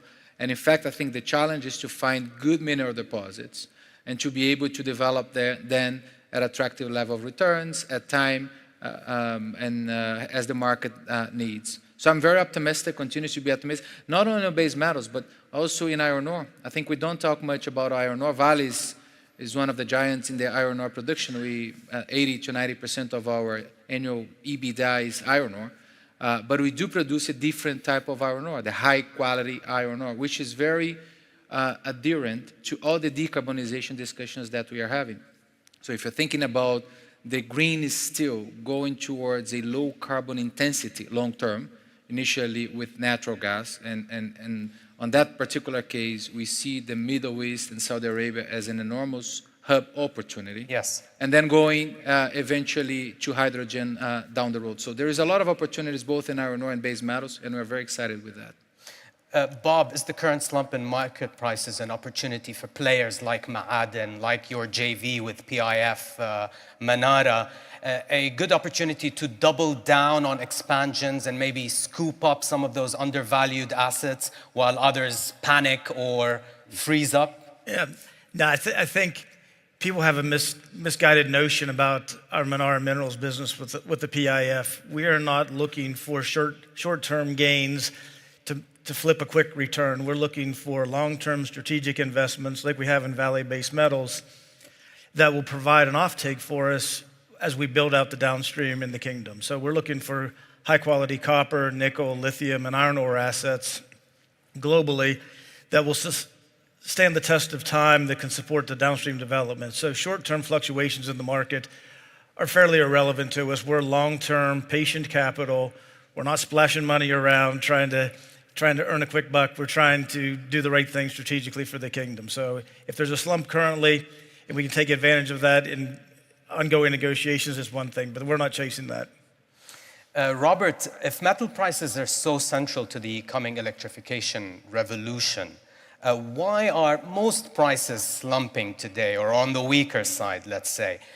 Why isn't this centrality and this importance being reflected in markets today, especially so when the markets are demanding that this mining is to be done in a sustainable way, which adds to the costs of extraction and processing? To my brothers and sisters, Assalamu alaikum. The pricing is irrelevant. Just ignore it. We've used, for example, 700 million metric tons of copper as a species to get to this moment. We need another 700 million metric tons in the next 20 years, as much as we mined in the last 10,000 years, just to maintain 3% GDP growth without the energy transition. We're using 25 million tons a year, and it's getting harder and harder to find a tier 1 ore body. Lower prices just mean less investment and even higher prices in the future. So if you're in the mining industry, you just ignore this question of current prices. And you have to be a low-cost producer. It has to be done in a sustainable way. And the tier 1 assets always win. The largest, highest grade, most easily accessible deposits, like the Guar field in oil and gas, which has built the kingdom and built most of the modern world, always wins. So I'd urge you to forget about the pricing and worry about the problem we face if we're going to have everybody on this planet have a better life, and also to counteract the incredible demand from a global military buildup that's currently underway, taking the exact same metals. Interesting. Abdurrahman, the global clean energy transition does not simply rely on metals, minerals, rare earths. SABIC's motto is delivering chemistry that matters. What role will polymers play in the future of the clean energy system, and what promises does material science hold when we're thinking of innovating the next generation of polymers? Okay, thanks, Nasser. Thanks, FII, for the opportunity to be among the distinguished panelists here. Definitely, in the polymers role and the clean energy is very crucial, very critical. And if you look around, 95% of any manufactured product or any synthesis material that we see around us, it has a part of chemicals, and 76% of the chemicals go to the polymers. So polymers, it has an essential part in our life. And I could say now the clean energy, if we call it clean energy, it depends on the two things, the renewable resources and the decarbonization from the fossil fuel-based fuels. The chemical part is the hydrogen, and the polymers is the carbon. So I could say there is a twin link between the carbon and electron. You cannot do any electron without carbon. So the electron that will bring the material is coming from solar, is coming from wind, coming from hydro, and these required a lot of material from polymers. So you cannot see any windmill without any polymers there. You cannot see any power cable without an insulation that comes from the polymers. You cannot see any solar panels without polymers that make that solar panels with a lightweight and with a lot of good efficiency for the electricity. So it is linked to each other. You cannot have renewable resources for energy without, the polymers part of it. This is what we have right now. And the future is also promising also for the polymers, because now we are at the research, and I think it is very promising to go to the graphic eyes and also to go to the nano tubes that comes from the polymers that can be also a good replacement for some of the material that we use it right now. Anna, lithium is a critical enabler of the energy transition, but its production is often associated with adverse environmental and social impact. So what is the industry doing to address sustainability in your lithium production? And in terms of a legal framework of countries where lithium is being mined, you operate in Brazil, is it rigidly enforced, those environmental and labor laws? Well, absolutely. First, I need to say we are probably the third lowest cost producer of lithium in the world. And why am I saying that? Because we are the only lithium material that is net zero, 27 years ahead of target. But then we decided to go for the highest standards and put a zero in some of these other environmental issues, such as zero use of drinking water, zero tailing dams, zero use of toxic chemicals, and zero dirty power. 100% of our power is renewable. So by going for zero, and then zero accidents. We have been over 18 months without a fatality or any work accidents. So we go for the highest standard while maintaining low cost. And as Robert was saying, that's the one way to ensure resilience in the business. Now, Brazil is a decades-old, centuries-old mining province. In my view, is one of the best mining provinces in the world for battery materials, but also in the view of our Australian competitors, because I just got a new neighbor. The second largest producer of lithium in the world just became my neighbor in Brazil. So yes, their labor rules, they're very strict. Environmental rules are extremely strict. Yes. There's just been a major settlement. So we are in a great position, in great part because of what we've been discussing.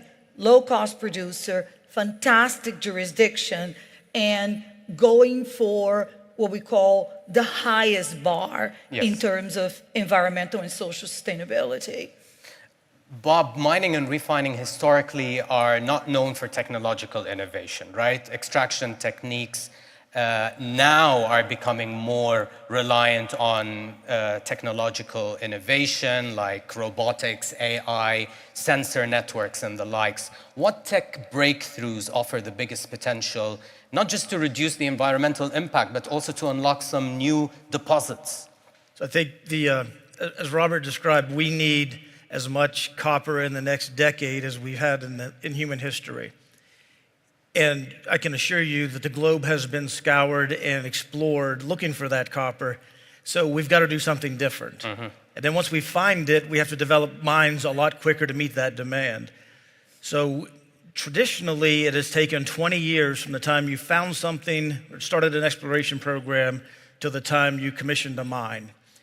We think, with my friend Robert Friedland's help, we can shorten that cycle time down to 9 years. Every phase of the process, from exploration through construction, through development, we are taking things that used to take months and digitizing them, applying artificial intelligence, automating them, taking from months to minutes. So we've shrunk that cycle time down. At the same time, once you find it, develop it, you have to process it more efficiently. So not only do you have the front end of the process from exploration, construction, and commissioning, but once you establish the ore body and start mining it, you have to do it most efficiently, get the most yield out of it. The grinding, the processing.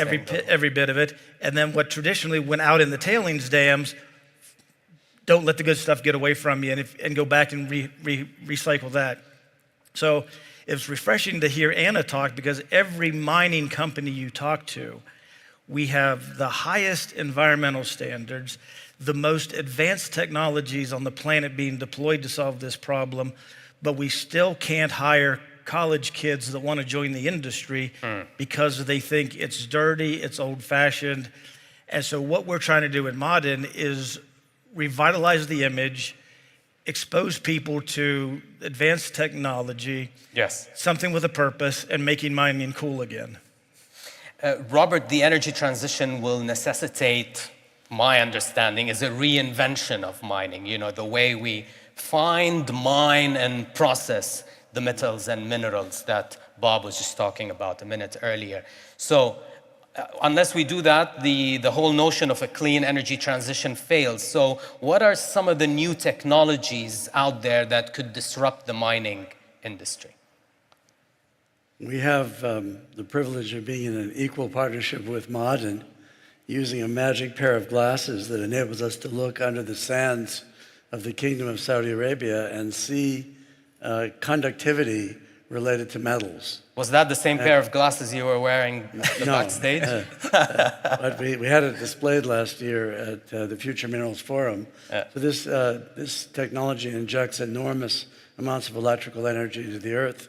And if there's anything conductive down there like copper or gold or water, we see it. So the whole process of exploration and development and production of mining is being upended with profound technological change. Oil and gas industry was much earlier to adopt disruptive technology.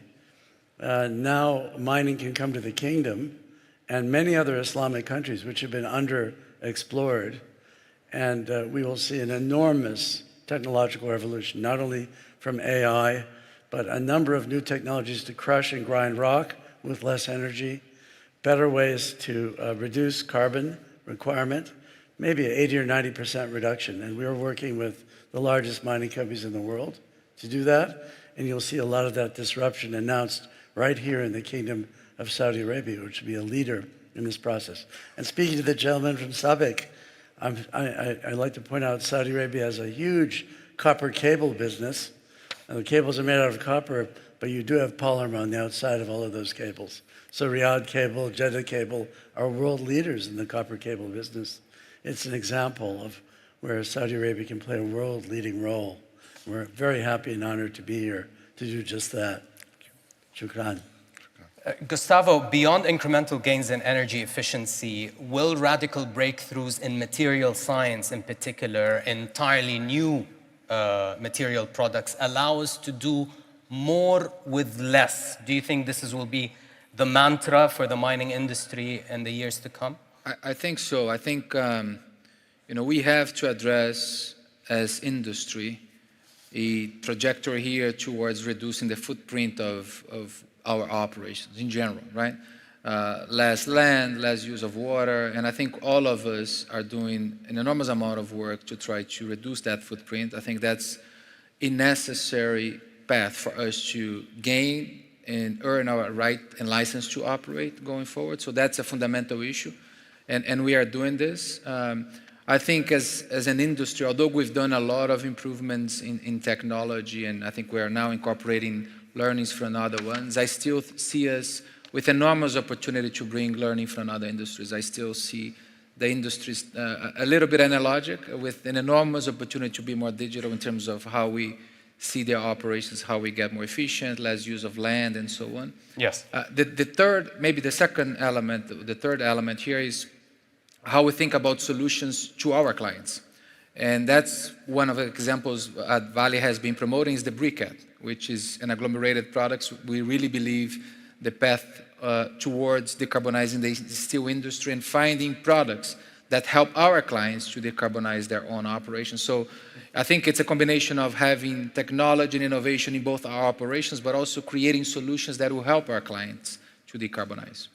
Anna, what is needed now to build up sustainable sourcing across the whole mining industry when, the notion of enhancing traceability, is the onus on buyers or on the producers? On both, on everyone. This is one of the stains that if it goes on for too long, it can severely damage the way society looks at us. So, and what happens typically in moments of low pricing is exactly that. The industry keeps on falling into the same old traps. It's happened with cobalt before, it's now happening in lithium. So buyers, well, the ultimate buyers are car makers that have a responsibility with their customers to deliver a product that's in line with the ethos of their car. So, of course, buyers. The entire supply chain, for sure. I mean, chemistry is fundamentally important. So we would want the same standards that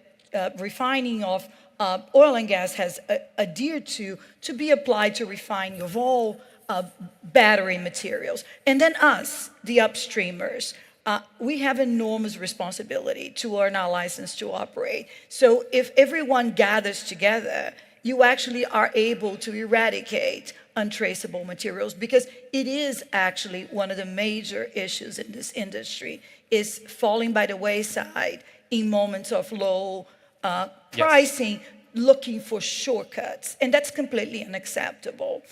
Abdurrahman, undoubtedly there exists an antagonism, let's call it this, or tension between the sustainability imperatives of ESG on one hand and profitability and returns to shareholders. So how do you juggle with? First of all, let me just focus on the sustainability for 1 second. Sustainability is crucial, and I can take an example of SABIC, since we established in 1976 as a sustainable company. So the sustainability is part of DNA. by collecting all these flare gas and leverage on what is the government has invested in the gas master system, make sure that we make a value added to this hydrocarbon and making sure that also we continue our decarbonization all the way. And I can give by the year of 2023, we have minimized our decarbonization and reduced it by 12.5% from the base year in 2010, and also in our energy intensity, and in addition to what we do in our water conservations, as well as in the circular carbon economy. So this sustainability is part of our core business in the company. Definitely, we have to deliver value added to our customers, and we have to deliver some solutions, and it has to match their also ultimate objectives, as well as it has to be in a way that it adds value to them. And all of our customers in the industry, especially with those ones that we deal with them in SABIC, and I know that they care for environment. They are working with us hand in hand to make sure that there is a decarbonization for our chemical industry. And we are doing this, and we continue to do it because they value the solutions that the chemical industry is delivering to them, especially what we do in SABIC. Bob, the world's population is heading towards 10 billion by 2050, each consuming more energy, more resources, more products. Can clean industry at that scale ever be truly achieved, given the planetary boundaries? Or we need to look at, changing the whole definition of what prosperity means. We've got a minute. No, I think we have to demonstrate industry at scale that is sustainable and clean with a smaller footprint to service GDP growth in an ever-increasing population. We can't say, we're as prosperous as we're ever going to be. Sorry you missed out on it. So it's incumbent on massive industries like us to figure out a way, and we're doing it. I mean, we've logged double-digit improvements in waste reduction, water reduction, carbon reduction year on year for the past couple of years. Everything we touch and do, we're doing more efficiently, more sustainably, and more profitably. Because it's not an either-or mix. Our board expects us, everything we're doing around sustainability, to have a profit motive. We're in the business of making money. So absolutely, with the advances in technology, innovation, we will be able to serve 10 billion people, and a rising tide will rise all ships.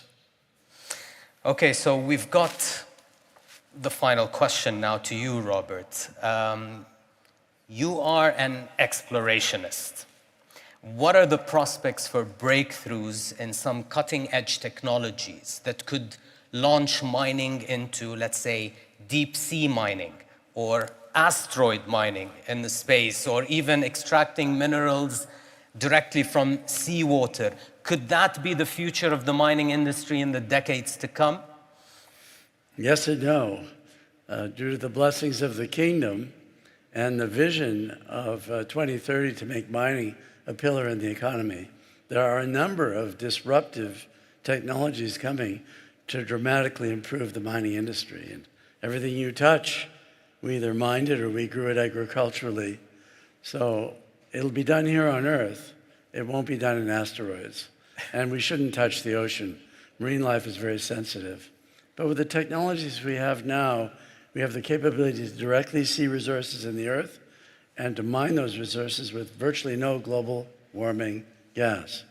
Right now in the Democratic Republic of the Congo, we're the third largest copper producer in the world with essentially no global warming gas. So it's a tough thing to do, but with the support of the Kingdom of Saudi Arabia, I can assure you that it's the Islamic countries that are most underexplored, and they'll be in a position to take the most advanced technologies, and we can find the raw materials we need, inshallah, right here on Earth. Well, on that note, I think that's all the time we have, I'm afraid, but I'm pretty sure that we've mined and extracted enough insights from our panelists. So a round of applause for our panelists, please. Thank you very much. Thank you.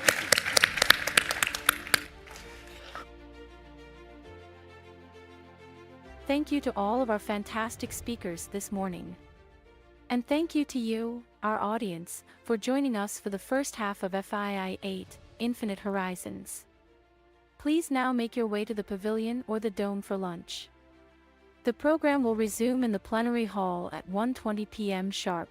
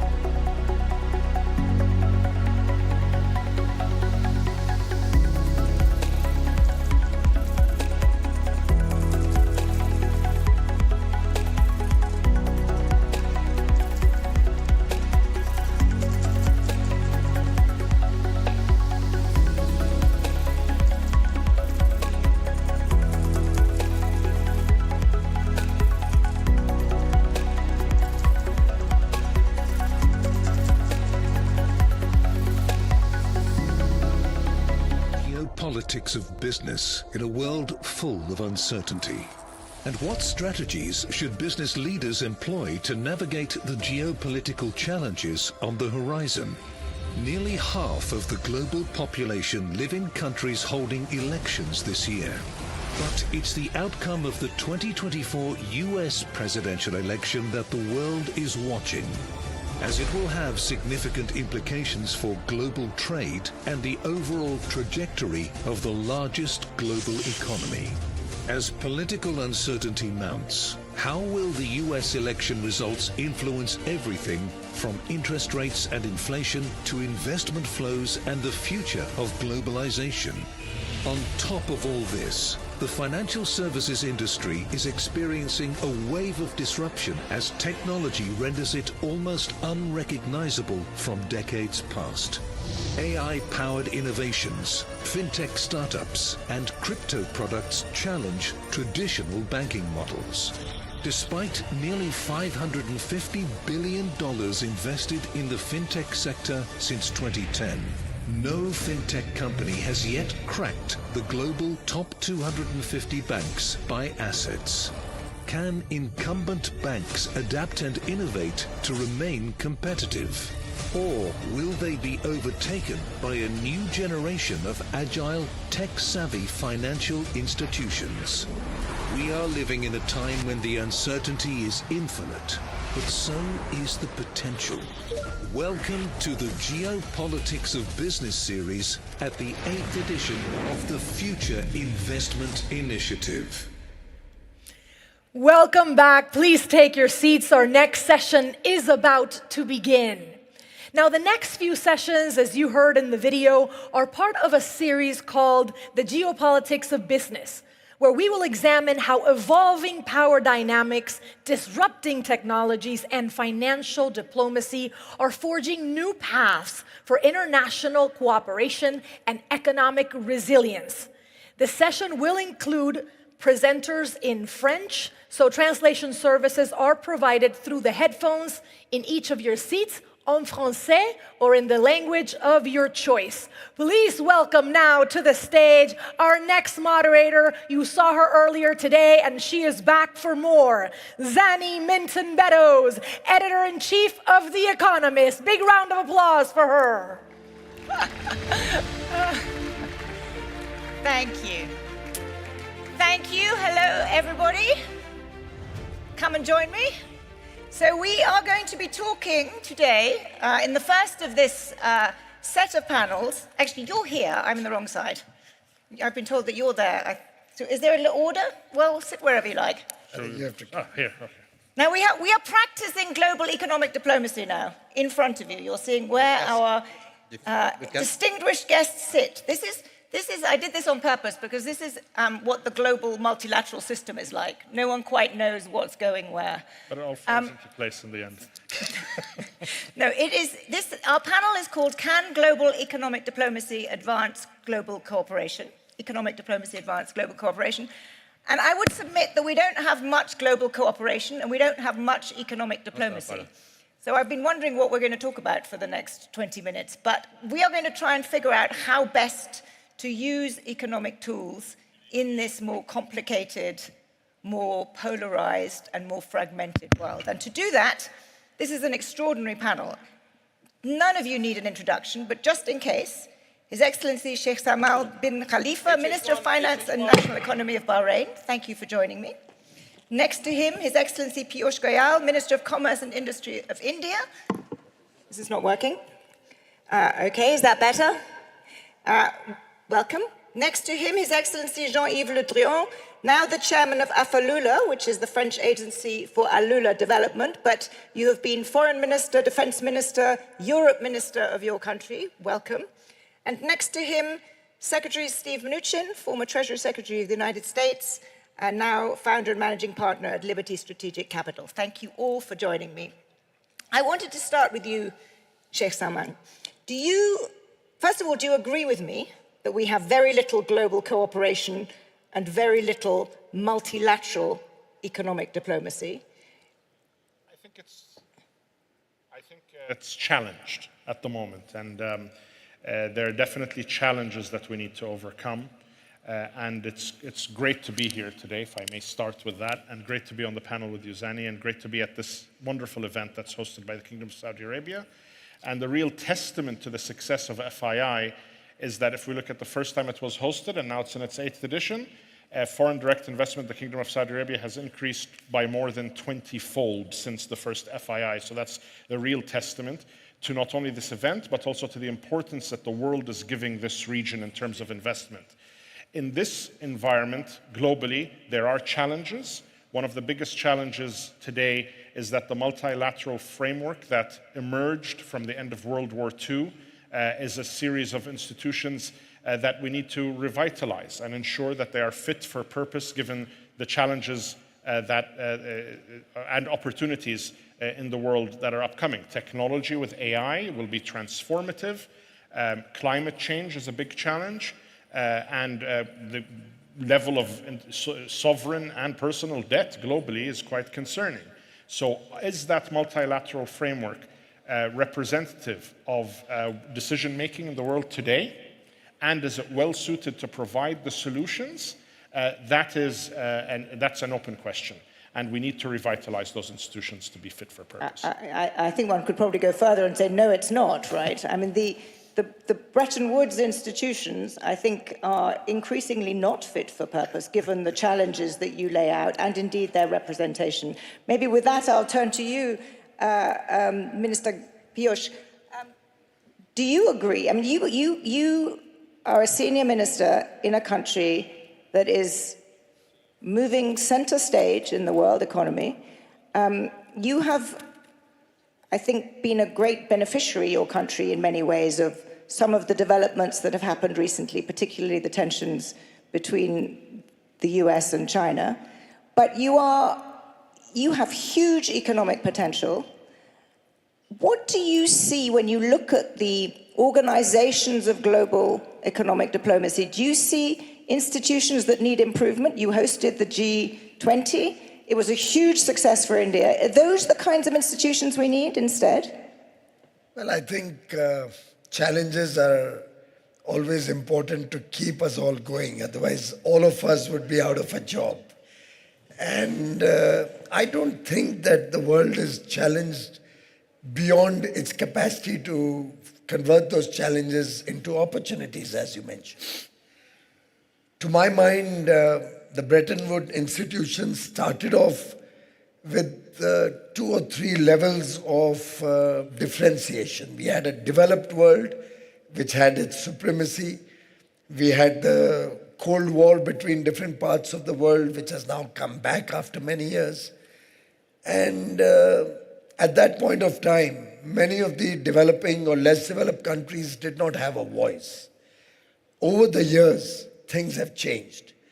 Now you find even a small country, or maybe a Caribbean or a Pacific Island country, understands what's good for him, understands what impact each decision we take in multilateral organizations have on them. And therefore, I think what's happening was necessary to have a fair deal for all countries, all participants of the global economy. What's happening is countries are emerging out of the shadow, finding their own place. India, for example, doesn't look at the US-China tension as a source of benefit. We believe we can stand on our own feet on the strength of our democracy, the rule of law that we offer, on the strength of a young population. Our demographic dividend works well for us. We have an average age of 29 years, the youngest large population in the world, very talented, very spirited, very aspirational. So what we have to offer is an opportunity, and countries across the world are building stronger ties with the developing or emerging markets, with the less developed countries, because that's where the future opportunities lie. But do you agree that the old system, what people call the rules-based economic order, the multilateral trade system, do you agree that it is fraying? And do you worry about that? I don't think it has failed. It is going through certain stresses.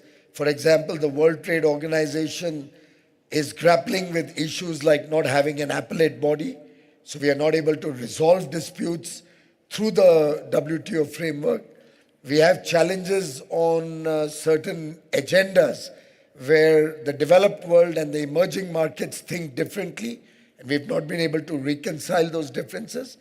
But I am one who believes that the future is bright. I'm very optimistic about these issues only making things better for all of humanity. But I'll give you an example.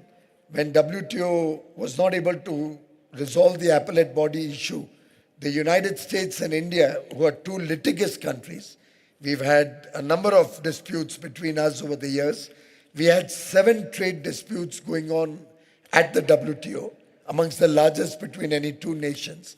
We sat down across the table, and I think it took us about maybe a little over a year, and we resolved all 7 of them bilaterally, without having to depend on the World Trade Organization rules. So we see a great opportunity for diplomacy playing a greater role in resolving the problems of the world. And India's approach is that dialogue and diplomacy is the way forward, whether it is conflict or whether it's economics. Thank you. I'm interested. I wish we could have audience questions here, because there's clearly an audience that agrees with you. Secretary Mnuchin, Monsieur Le Drian, I'm coming to you in a second, but I just want to turn to Secretary Mnuchin, because one of the big changes that we've seen in the last few years is that we've gone from a world where there were global trade rounds pushing for trade liberalization, for cutting tariffs, to a world where we are seeing rising tariffs. And that's been particularly led by the United States. And it was particularly led by the United States under the Trump administration, where you were Treasury Secretary. I wonder whether you could tell me how you see that development, whether you see it continuing, and whether you think tariffs are therefore a tool of economic diplomacy. Well, I do absolutely. And first of all, it's great to be back here, and Sheikh Salman and I, it's great for us to have, this is our 3rd session together. So it's fabulous to be here, and great to see all the progress that's being made in Saudi. Let me just say, I think the answer is there are reasons to have global organizations, and there are reasons to deal with issues bilaterally. So I, for one, found the G7 and the G20 important organizations to get countries together, but no longer a world that's consensus-driven, where it's the same answer for everybody in these organizations. And I saw as Treasury Secretary the economic policies of dealing with other countries is a major part of my portfolio. And part of that was on direct investment. So every time we would sit down, whether it was direct investment into the US or direct investment into another country, or trade, or economic tools such as sanctions. Now, I think in a long period of time, global trade in lowering tariffs was the right thing to do and create global opportunities. But if you talk about the US-China example, and again, I think this is a perfect example where tariffs were used for diplomacy. For a long period of time, we had a period where the US was open to Chinese investment and to China trade, and it didn't work the other way. And under President Trump, he made it very clear from day one, our job is to rebalance this relationship.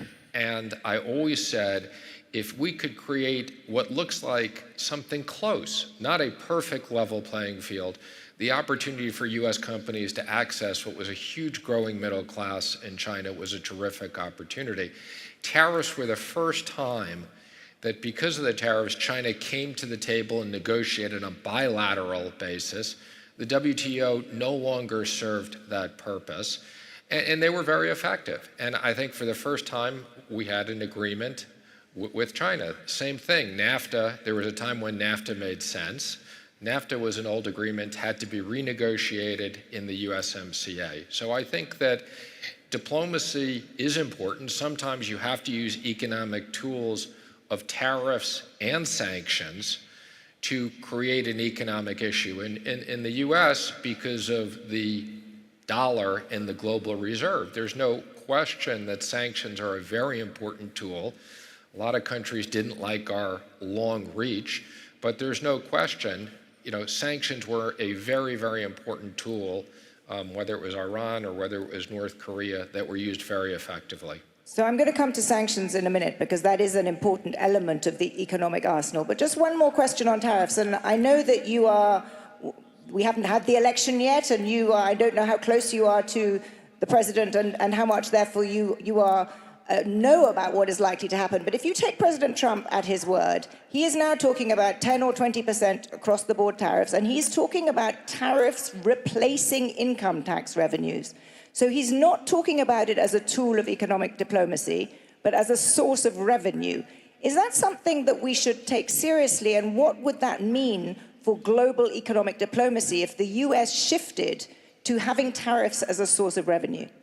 Well, I think we should absolutely take it seriously, and I think the president's view of trade and tariffs goes actually back a long period of time, even prior to him being elected in 2016. He fundamentally believes that we need to rebalance trade. Now, I think we should take it seriously. I think there'll be a combination of two tools. One will be where he puts tariffs on to try to create a change in behavior. And I think in the China relationship, he said he will have additional tariffs till we can rebalance trade. And he's talked about a base level of tariff across the board, which is something that I think, we'll see, but I think it's something he fundamentally believes in. Some countries have VATs, which have a different function, and encourage exports, because you don't tax exports. But I think there's no question tariffs will be an important tool. Now, they can never raise enough revenue to replace income taxes. I know he's talked about that, but they will be an important economic tool to rebalance trading relationships. Thank you. That's very helpful. That's the backdrop against which the rest of the world will be working if President Trump wins. Monsieur Le Drian, can I ask you, you have been your country's foreign minister, defense minister, Europe minister. When you look at the world now, and I know you've been working in Africa and you are President Macron's special representative to Lebanon, do you think the global north, which I'm using to mean really Europe and the United States in particular, needs to have a different attitude towards economic diplomacy and towards cooperation with the global south? And Monsieur Le Drian will be speaking in French. Merci. Thank you. I would like to thank you for the remarks made by our colleague from Bahrain on the sustainability of the basis of bilateralism. I have been Minister for Foreign Affairs and Defense for 10 years, and I have witnessed the lack of rule of governance put in place after the war of 1945, and the Security Council, for instance, which is supposed to resolve crisis, and all tools of international cooperation which has been set up in a way. I've witnessed a sort of end of multilateralism as it was before.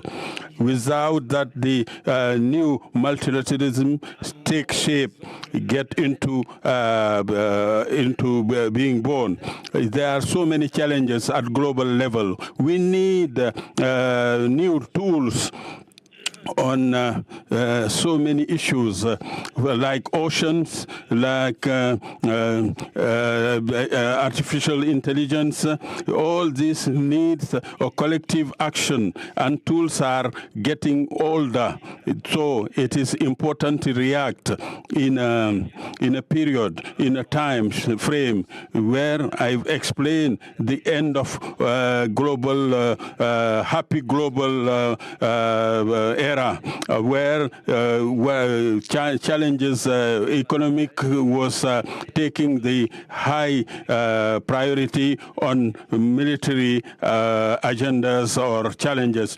So we are witnessing a type of fragmentation of so many issues. So that's not good. We have to find, we are setting up new fora which could be next time will replace international institutions which are not able to meet all this what is at stake, like for climate, and then we're having BRICS, new fora. I was even very surprised. I told my Indian colleague that at the end of the meeting of BRICS, BRICS have been requested that we come back to more better exchange. It's a double standard. We were not expecting that from BRICS. We are seeing new fora and new concepts. I am thinking of multi-alignment, which means to renounce, to be free from either camps. In this type of crime of crisis, we need multi-alignment means scattering your efforts. So in multilateralism, we have to respect international law. This is making me more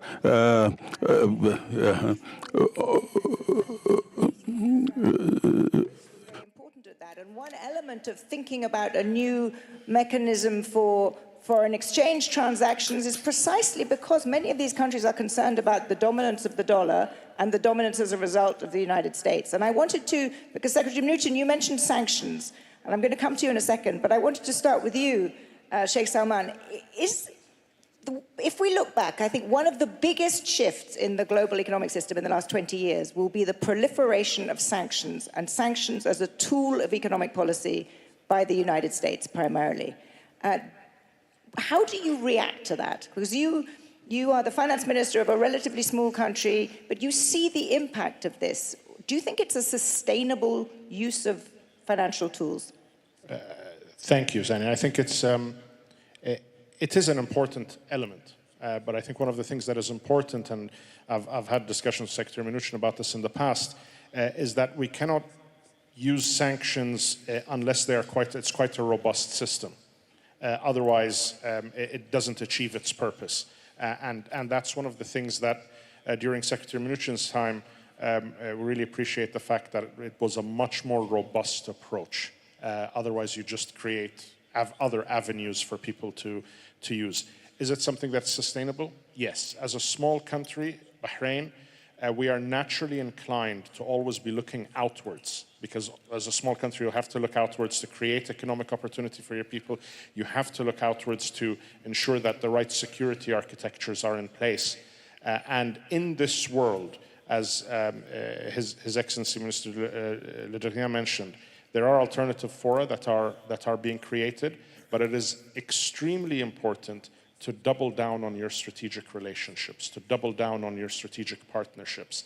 And an example of that has been that in the Kingdom of Bahrain, we recently signed the Comprehensive Security Integration Prosperity Agreement with the United States, a long-term strategic ally, and increased and enhanced the cooperation that we have in the US with the US, because it's extremely important in this environment that we start getting closer and create stronger alliances around trade, around security, and around technology, and that's extremely important. Unfortunately, Secretary Mnuchin, for good or ill, I've run out of time, so I'm not going to be able to ask you more about sanctions. But just as we end, in one word, which forum are each of you, do you think, will be the most interesting and useful going forward?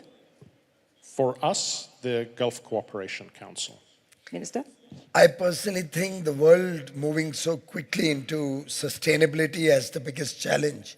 I think if the UNFCCC commitments made in Paris in 2015 are respected by all the countries, both sides, including the availability of low-cost, long-tenor funding and technology to help the emerging economies, sustainability could get resolved. Thank you. Monsieur Le Drian, which organization? 10 seconds. J'ai dit tout à l'heure, et je le redis ici, les COP sont demain peut-être le laboratoire de ce qui pourrait être l'organisation internationale. Les COP. And Secretary Mnuchin, last word yours.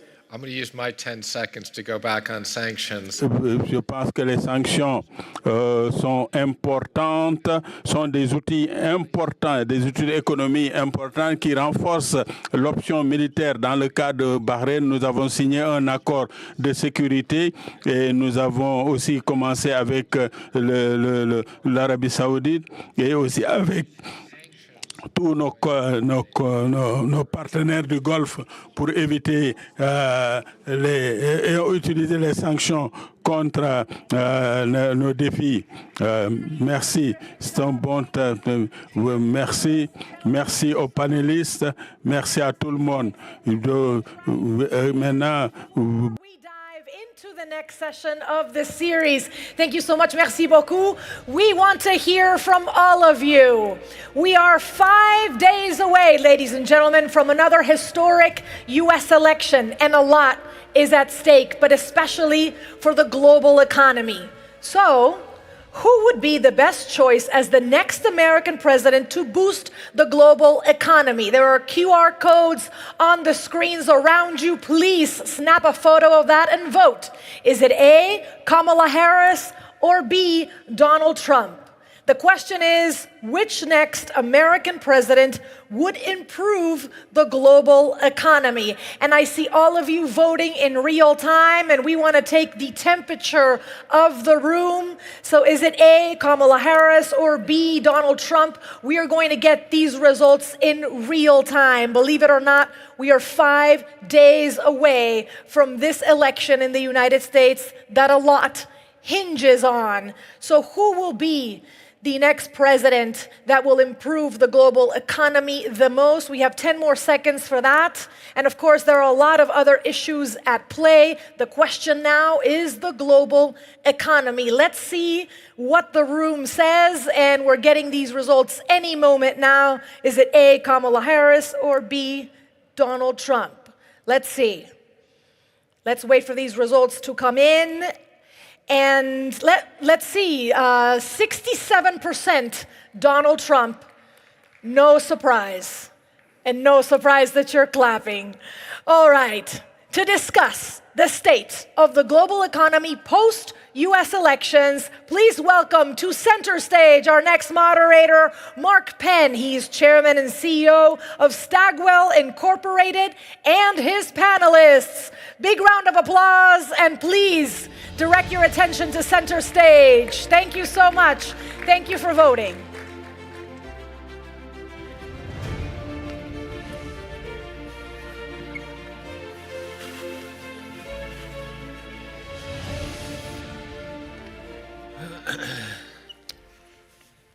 Thank you.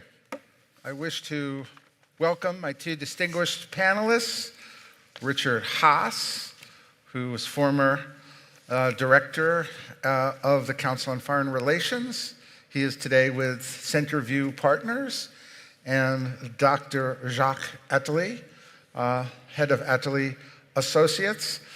He's written an astounding 88 books, and he, at the same time, I think, does symphonies as well as predicts the future, which is, whether we like it or not, where we're going to be spending the rest of our lives. So we have done, to answer this question, before we discuss it, we have done, for the Harris poll, which is part of Stagwell, we have done a survey of 100 global CEOs. And we asked them, will this election have impact on the global economy? 77% said they would have impact on the global economy, and what they were particularly concerned about were changes in immigration policy, impact on international trade relations, economic stability, as the critical factors that they think can be determined by the outcome of this election. And we asked a very similar question. Do US CEOs favor Trump on who will boost the economy, or Harris? So it was quite interesting. If you look at US CEOs, 52% said Trump, 15% said Harris, about the same said both equally. When you take out the US CEOs, global CEOs, were 35% Harris would be better for the global economy, 30% Trump, and then both equally. So quite a split between the non-US CEOs who were primarily, if I look at the sample of large CEOs in China, if I were going to take a look at where they came from, some from this region, obviously some from Europe, compared to the US. So with those findings in mind, we will turn to our distinguished advisors and maybe start with Richard. What do you think of the reaction both in this room and in US CEOs that they believe that Donald Trump will boost the global economy? Well, I thought the reaction in this room, which was about 2-to-1 in favor of Mr. Trump for his likely impact on the global economy, and then you had the US CEOs far more supportive of Mr. Trump. My reaction to that is history is often about individuals and countries not acting in their own self-interest. And I think what we've just seen is a vote of American CEOs against their own self-interest. The next president of the United States, whoever it is, will inherit an American economy that's one of the strongest in the world, against a very large base, growing in the area of 3% or so, 3.5%. Inflation has come down dramatically. Jobs are at something of a high. So the United States economy is in good shape. And traditionally, when you think about transitions, the first piece of advice for any incoming CEO, and the president is the CEO of the United States, you would say, if it ain't broke, don't fix it, or don't fix it more than it's broken. It's not perfect, but don't fix it more than it's broken. So I think if you had Kamala Harris, by and large, you would have much more continuity than change. But I think if you have Donald Trump, you would have tariffs introduced across the board, particularly high against China, but tariffs against everyone, which would be inflationary and potentially cause something of a trade war. The idea that we could introduce tariffs and not have retaliation is a fantasy. The pressure against, strong pressures on immigrants, particularly if deportation were ever to happen, would raise the unit costs of labor, again, would be wildly inflationary. So what you would have is the Federal Reserve, rather than continuing to lower interest rates, which I think would happen if you had a President Harris, would suddenly come under pressure to raise interest rates, particularly given the reduction in taxation. That would be a centerpiece of the Trump administration. So it's quite possible that a year after Donald Trump were elected, you would have something of a trade war, plus you would have renewed inflation, plus you would have fundamental questions about the independence of the American Federal Reserve, all of which leads me to be surprised that a preponderance of American CEOs would see it in their interest to have such a dramatic change when, again, the status quo from their point of view should be pretty good. 10 more seconds. The last I checked, the stock market's at something of an all-time high. That means their companies are doing rather well. So I find it odd, this bias for change in a context where they're doing well and the economy is doing well. I find it hard to explain on the merits. Well, it sounds, Richard, like the US CEOs will need some of your advice. They can have it. Yes. So Jacques, particularly the Chinese CEOs did not want Trump. What do you think is going on there? Well, unfortunately, I agree with what Richard said. Therefore, we are not competing and dialoguing, more trying to add to what he said. I will first say that's true. The American economy is strong, but it's very weak on another side. Because there is a figure that has not been discussed, is the American public debt, which is higher since the end of the Second World War. America is bankrupt. America is bankrupt. Repeat it, it's a fact. And if after 1945, the country could have been successful in swallowing the debt, which was 116% down to 20%, because we have a huge growth. Growth today and in the next decade, whatever happened, cannot swallow a debt of 125%. It's not, I don't know, but it seems impossible. Therefore, there are many solutions. First, one will be seen in January, even before the inauguration, which is the debt ceiling, which is to be addressed in January. And after, if the debt ceiling is once again postponed, that means that the American debt is going to balloon, and at a certain moment, something happens. It can be inflation, it can be bankruptcy, many scenarios are possible. Whoever is president, the world economy is facing the fact that the American economy, the strongest economy in the world, with a single strong currency, is bankrupt. That's a fact. There are many potentials way out, but it's a fact. And maybe it's a reason why Chinese prefer Trump, because they think of the Chinese interest, not of the world. It could be that the Chinese CEOs do not want those tariffs against their. It could be that those Chinese CEOs do not want those tariffs on their products. Of course, we don't want nobody, because the tariffs are for Chinese, but are also for Europeans. Lower, but they are 20%. And it's, of course, and as Richard said, it would be not without any consequences. It's clear, no one knowing something in economy can say that this will not have negative consequences on growth. Tariff will weaken growth. And if we weaken growth, you even weaken the capacity of dealing with debt, because growth is the only safe way to get out of debt. Then if you weaken growth, you worsen the situation of American public debt and the situation of a dollar, and a huge amount of catastrophe are possible. So Richard, and it has not been an issue in any of the American debate in the last weeks. Correct. Now, Richard, as the debt has increased, the dollar has strengthened. So even though Jacques says the U.S. economy is bankrupt, as you say, the stock market is at an all-time high, the dollar is strengthening. Like, what is going on here? Well, an American economist, public official Herbert Kahn once said that which can't go on forever won't. So the debt is not a problem until the day that it is. And the problem with the debt is it's a slow motion crisis. And it's very hard for political systems, particularly democratic political systems, to react to slow motion crises. Climate change is another example of that. So the debt we will live with, it'll expand at a much faster rate under Donald Trump than it would under Kamala Harris, because the tax cuts cannot be offset by spending cuts. You simply don't have the possibility. Elon Musk says he's going to cut $2 trillion Well, there's two things that are wrong with that. One is if you take entitlements off the table, you have to service your debt, and you're not going to slash defense. The amount of discretionary spending you have to cut is marginal.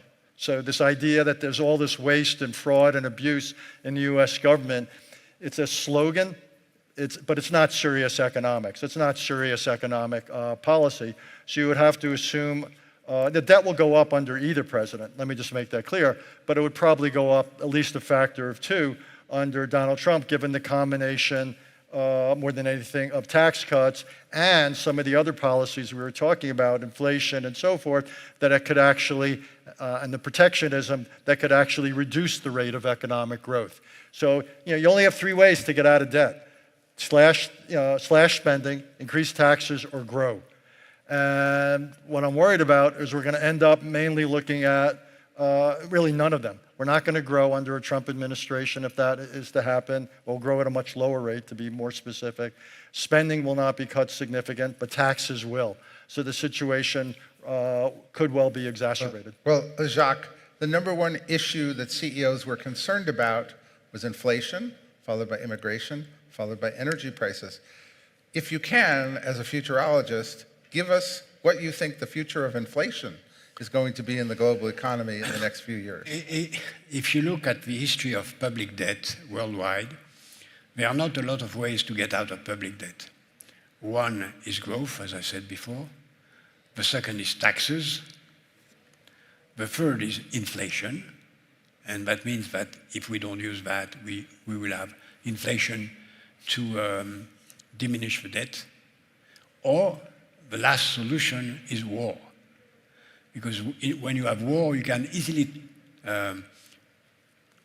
ruin the lenders by saying, okay, you lend me money, but forget about it, it's a tax. And inflation is a kind of also a way of taxing the lenders. And I think there is difficulty to imagine that inflation will not come back. Okay, and Richard, we just have probably a minute or so, but energy prices. What do you think about the global situation and how this election will affect energy prices? Look, Drill, energy, baby, drill, or? the United States is already the largest producer of oil and gas in the world, so we can drill, I guess, somewhat more, but the fundamentals are already there. Demand for hydrocarbons is staying high because demand for energy is going up. We're making greater use of alternatives, and we're making greater use of hydrocarbons. Prices of energy right now are low, particularly if you adjust them for inflation. They'll go up and down depending upon global demand, and they'll go up and down depending upon instability in the Middle East. Short of a major war, though, with Iran that involves potentially the kingdom and other places, I don't think, though, the Middle East will have a significant effect on energy prices. So the real question there is what happens in this part of the world, and I would simply say recent events, both in April and last week, show at least the possibility that Israel and Iran are able not to solve their differences, shall we say, but at least to manage them in a way that doesn't necessarily trigger an all-out regional war. Well, let me say in wrapping up, when you look at the impact of this election, obviously trade policy, China CEOs were concerned about it. US CEOs were welcoming it. Immigration policy will fundamentally change if Trump is elected because it will close the border, and there were 10 million new US residents who have come in. And energy prices may be affected because if it is President Trump, he wants to drill considerably more to keep prices down, whereas Harris is going to put into impact more climate change friendly policies, which may bring energy prices up. So I think either way, certainly the CEOs said on the one hand, Trump was better for the global economy. Our advisors say the opposite. The Trump economy will not be a good one. We will see very shortly the outcome of this election and then how the market reacts and then the reality of how the economy then changes as a result of these vast differences in policy that will be implemented based on its outcome. Thank you all very much.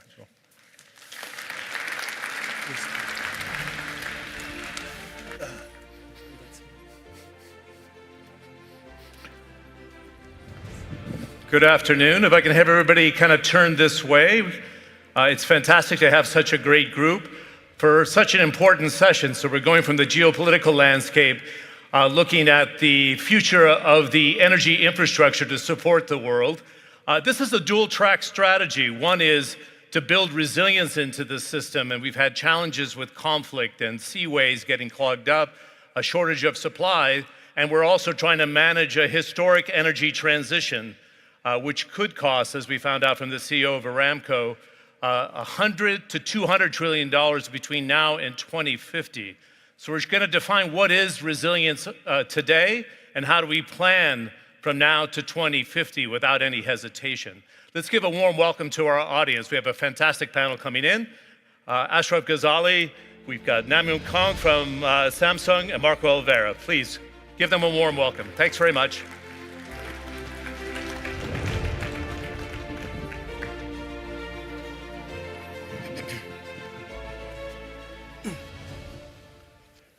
We have, I'm not going to call it speed dating, but we have 25 minutes together, so I'm going to ask for some very great focus. And this is an audience, and Ashraf and Marco, we've done sessions together, and it's great to see you again, that it's not as familiar of the terminology about the energy transition and what resilience is. And Ashraf, I wanted to start there because resilience could mean many different things to different people. Resilience in terms of making sure there's security of supply.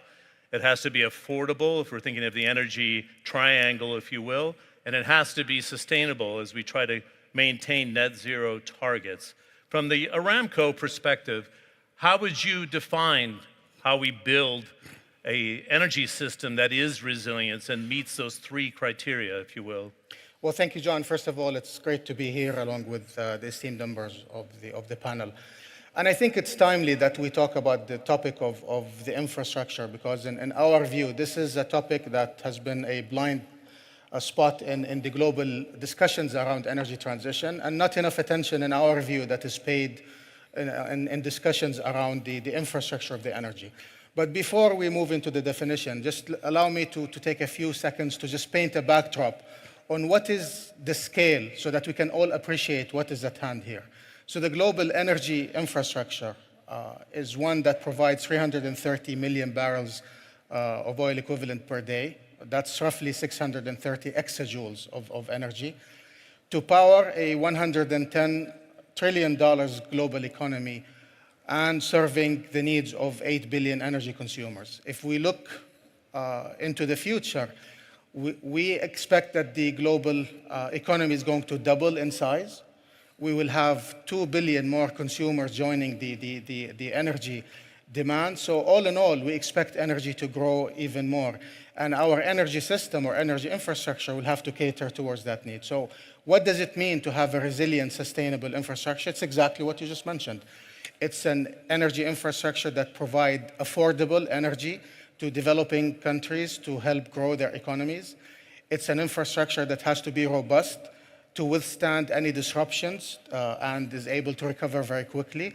And finally, it's a sustainable infrastructure that allows the whole world to transition into low-carbon economies to meet the mandates of climate change and climate initiatives. Okay, very quickly as a follow-up, I saw His Royal Highness Prince Abdulaziz's presentation yesterday to this distinguished audience, and he talked about low carbon intensity oil, and he was suggesting that the crude here from Aramco in particular, because of both the quality of the crude but what's been invested, is 1/8 the intensity of US output and 1/4 of Brazil. And I don't think this audience would know why that matters, but why does it matter in terms of the transition and energy resilience, would you say, Ashraf? Well, crude is not all equal. We take a lot of pride that Aramco's oil is the lowest in carbon intensity globally, but that's not by chance. You know, we have had a very long track record since the inception of the company in building energy systems and energy infrastructure that is built on the highest efficiency standards and requiring lowest emissions. And it's not just by oil. Maybe we could start with the oil. Why is Aramco's oil is the lowest in terms of emissions? Throughout our 90 years, or 93 years to be exact, of operation, we've established a track record of building an oil infrastructure to produce, stabilize, transport, store, and export oil using the highest efficiency standard while monitoring emissions and making sure that minimizing emissions is part of our mandate. We've also taken that into our gas processing, and that's not new. In 1970s, when Aramco built the master gas system, you know, one of the immediate byproducts of building that 3,000 kilometers network of gas to provide input or feed into many industries is that it helped us almost eliminate our gas flaring, took out almost 97 million tons of CO2 emitted to the atmosphere. So emissions and efficiency dates back to the 1970s when it comes to Aramco operations. You look at our power network as well. We've built close to 17 plants of cogeneration to provide power and steam. Those were also built on the highest efficiency standard and allowed us to reduce about 7 million tons of emissions from our power generation network.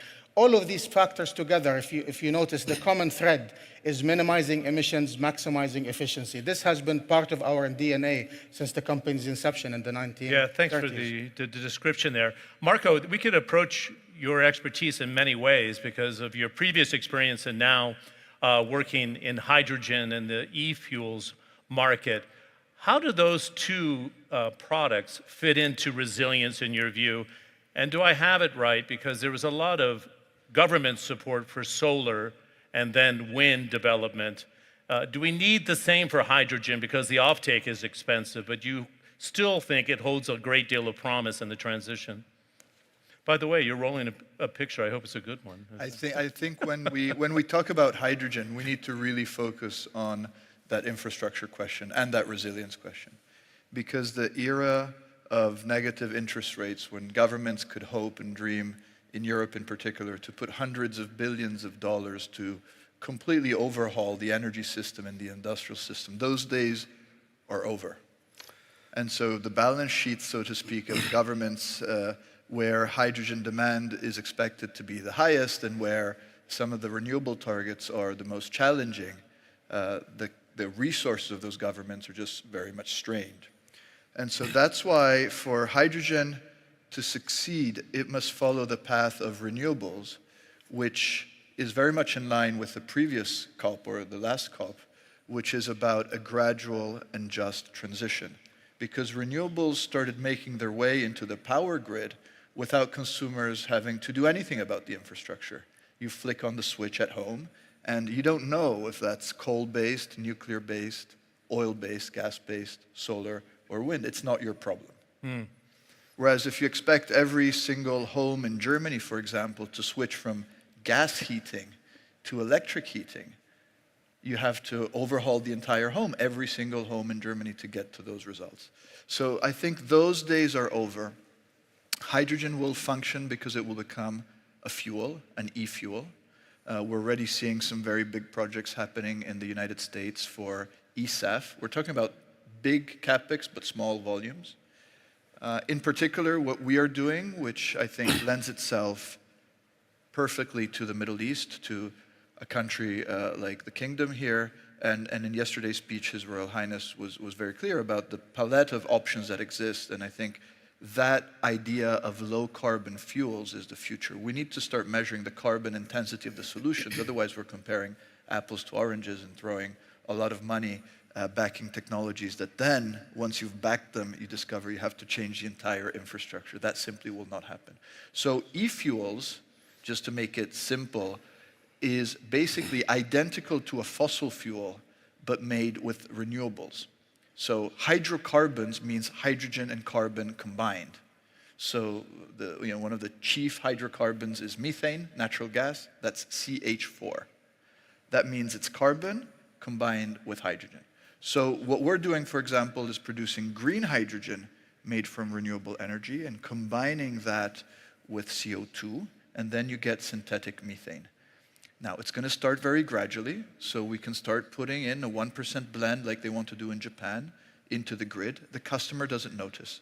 No new infrastructure. So those are the types of solutions that you can put in place today. You can scale them up gradually. They work alongside conventional fossil gas, and then 1%, 2%, 3%, going all the way up to whatever percent each government wants to get to. But to think that overnight you can switch the entire energy system or the entire industrial footprint will just cost a lot of money.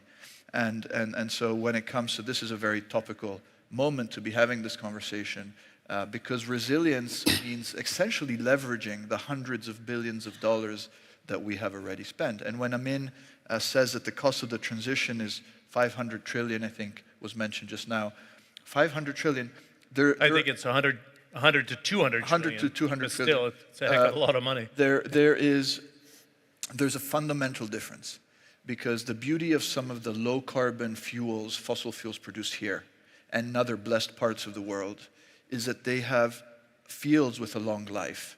But there are fossil fuels being produced offshore in Europe, for example, which have a very rapid decline rate.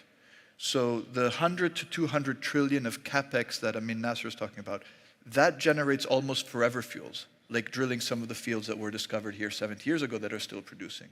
So we need to be looking carefully when we compare apples to apples, and some of the capex that will be put in place for solar and wind.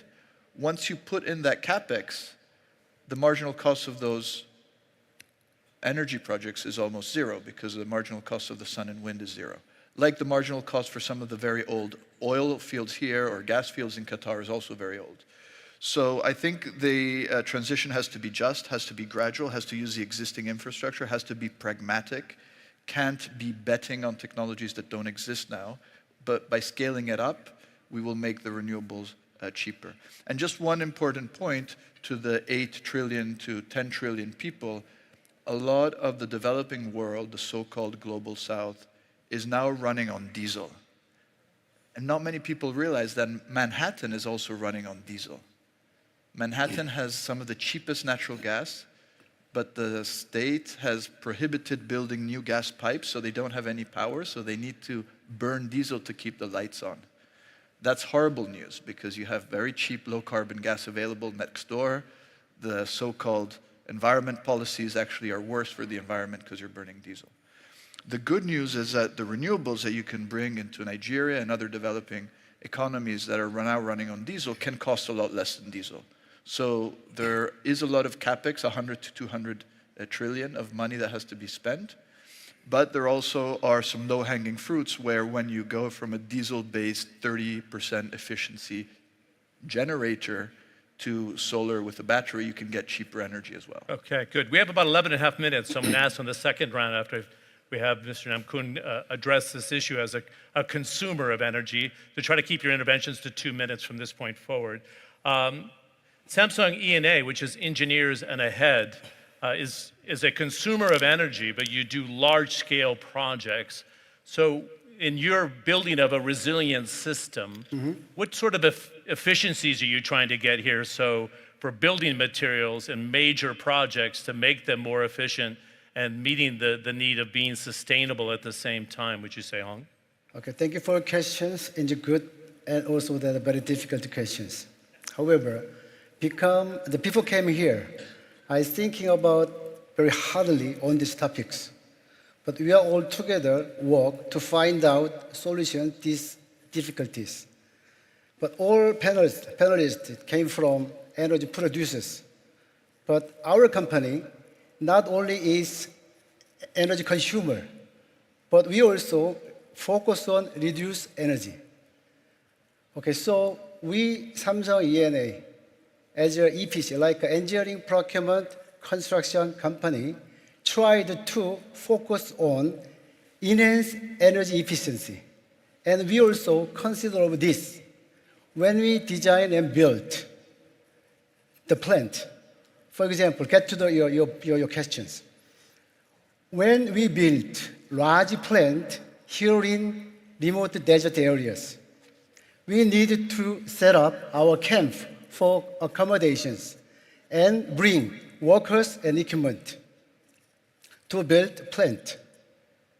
In order to this, we have no choice but to select major part of construction work, move to offsite for effectiveness. Then through this one, sorry, I just summarized the things. Okay, say again. Through this plant construction and offsite, then our solution is I say very sorry, but for example, when we built large plant in remote desert area, we need to set up camp and bring workers and equipment. Our solution is major part of construction work to offsite manufacturing facility.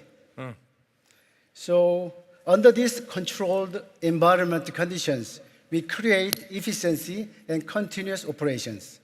Hence, savings energies, thereby reduce the schedule.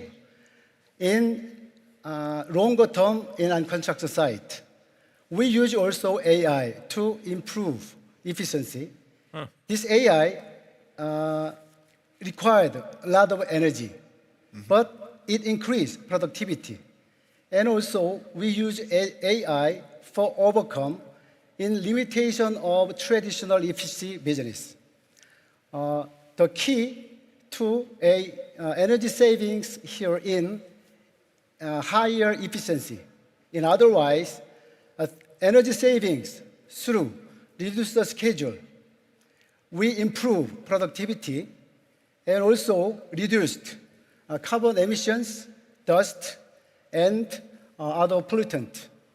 For players like us in working in EPC business, we bring value to our client and our return on investment. Good, so it's an evolving business. Thanks for, I know English is not your first language, and Hong and I were in the gym together, and I think he was playing his answers in his ear, so it was quite good. He's very disciplined in the approach to participating in the panel, so we appreciate it. Before I come back to Ashok, Marco, we had two major reports out this week.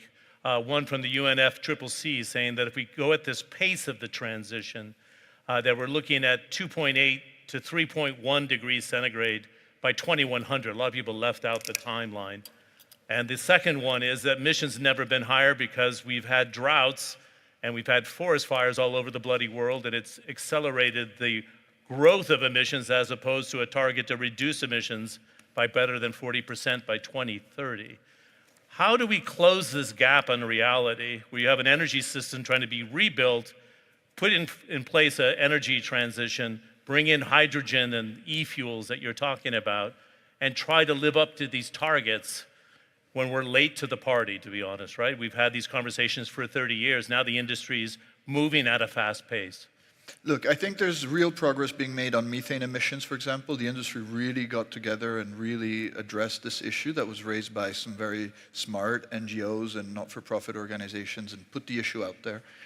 There's not much we can do on the worst part of emissions, which is the unfreezing of a lot of the land that has methane trapped under the frozen ice. That's very hard to mitigate. In terms of fires, I think there's a lot of improvements that we can do on power lines. A lot of the fires are linked to sparks from... But I'm getting at, can we stay on track for net zero by 2050? Is it realistic, this conversation? I think you cannot take the onus for the fires and the natural induced emissions.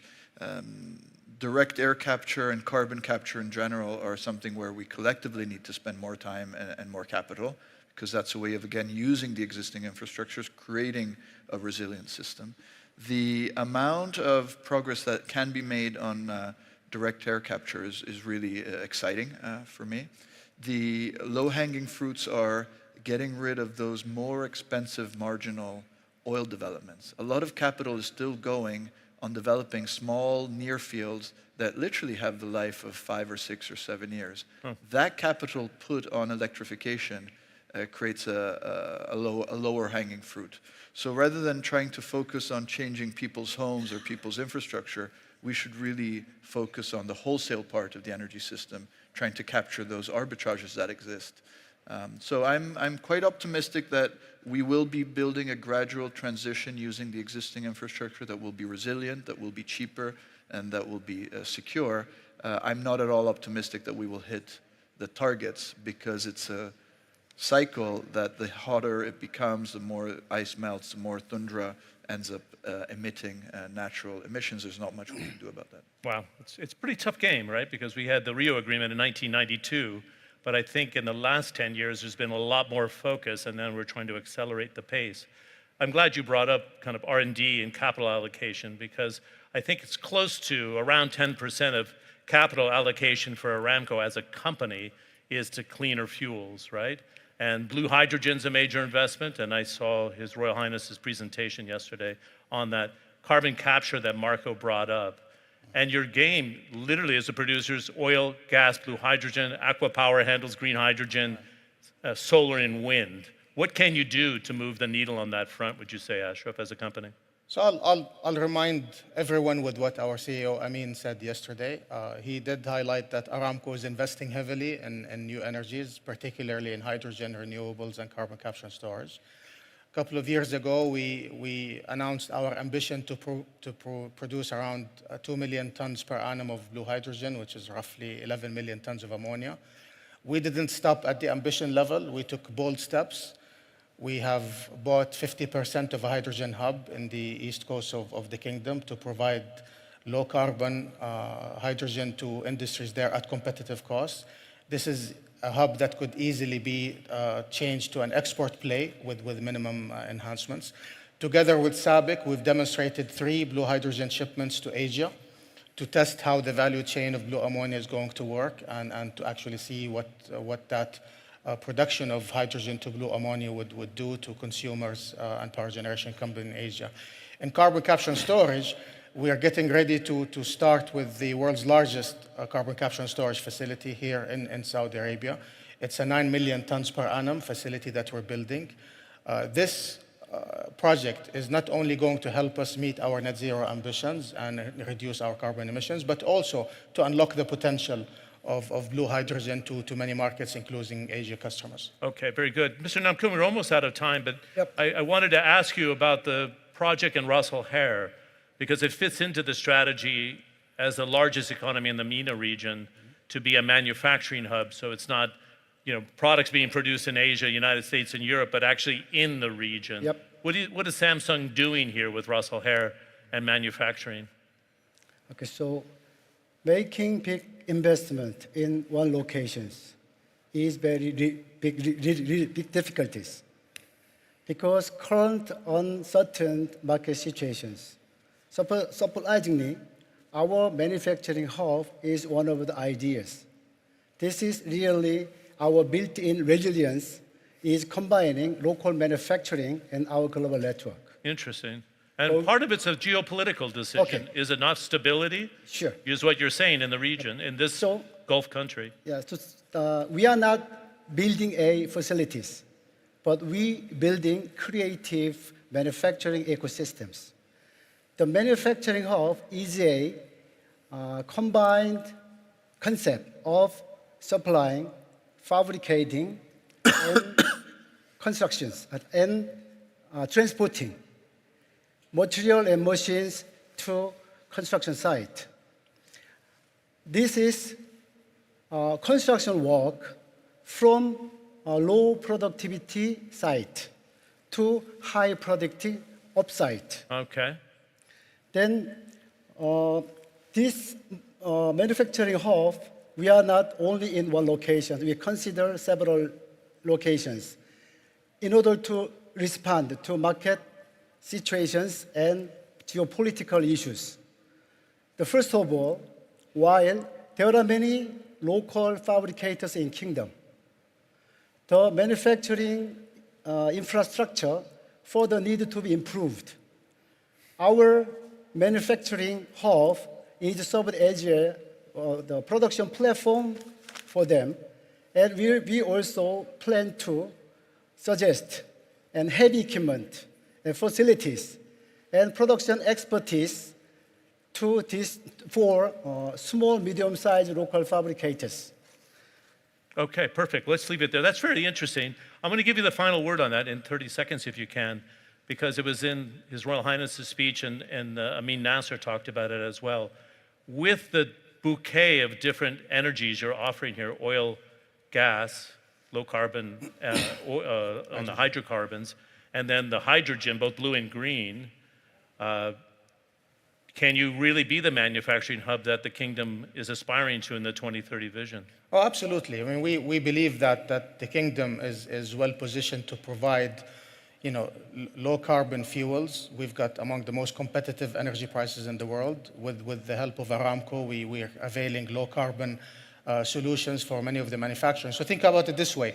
Instead of producing hydrogen and exporting it, a lot of these manufacturing capabilities can come to the kingdom, and then you export low carbon products by manufacturing it and making it here in the kingdom. Great. Thanks for adhering to the 30 seconds. We could go for another half hour because the complexities of the energy system, the shock of the geopolitical issues that hit supply in the last 3 years, and then trying to stay on track with the transition is complex, but we appreciate the very direct language. Ashraf Ghazali, Marco, nice to see you again. Alvera and Hong Namkoon, thanks for wrestling through using the English language because we didn't have Korean translation for you. Can we give them a nice round of applause? Thank you very, very much. Thanks.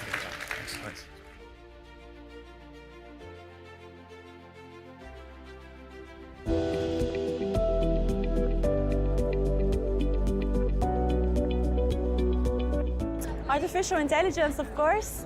I think we have great potential with this new technology. Distributed ledger technology has some powerful advantages. AI coming up, it's something that, it's not going to replace human jobs, but it's definitely going to enhance it. The industry of tech has an infinite potential because we can always discover and create some new things. Well, of course, AI, there's a lot of potential, but need a lot of regulation.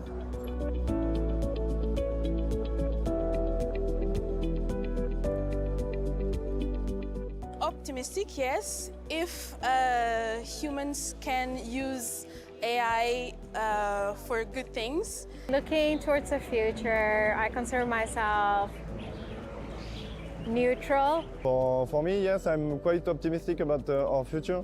I know that many people are scared about AI wars and the climate change. The technology nowadays, it's very helpful for me.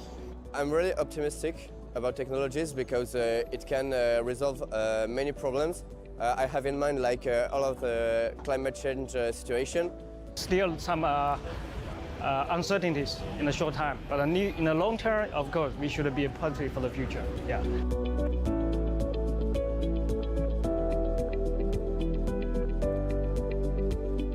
As a songwriter, and there are already many people using AI to create music now.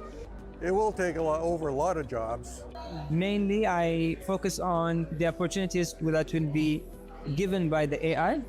I am a translator, I'm a linguist, so AI can be involved very much in my job, but I think I can use it as a big support. I'm a photographer, so yes, I am worried about artificial intelligence.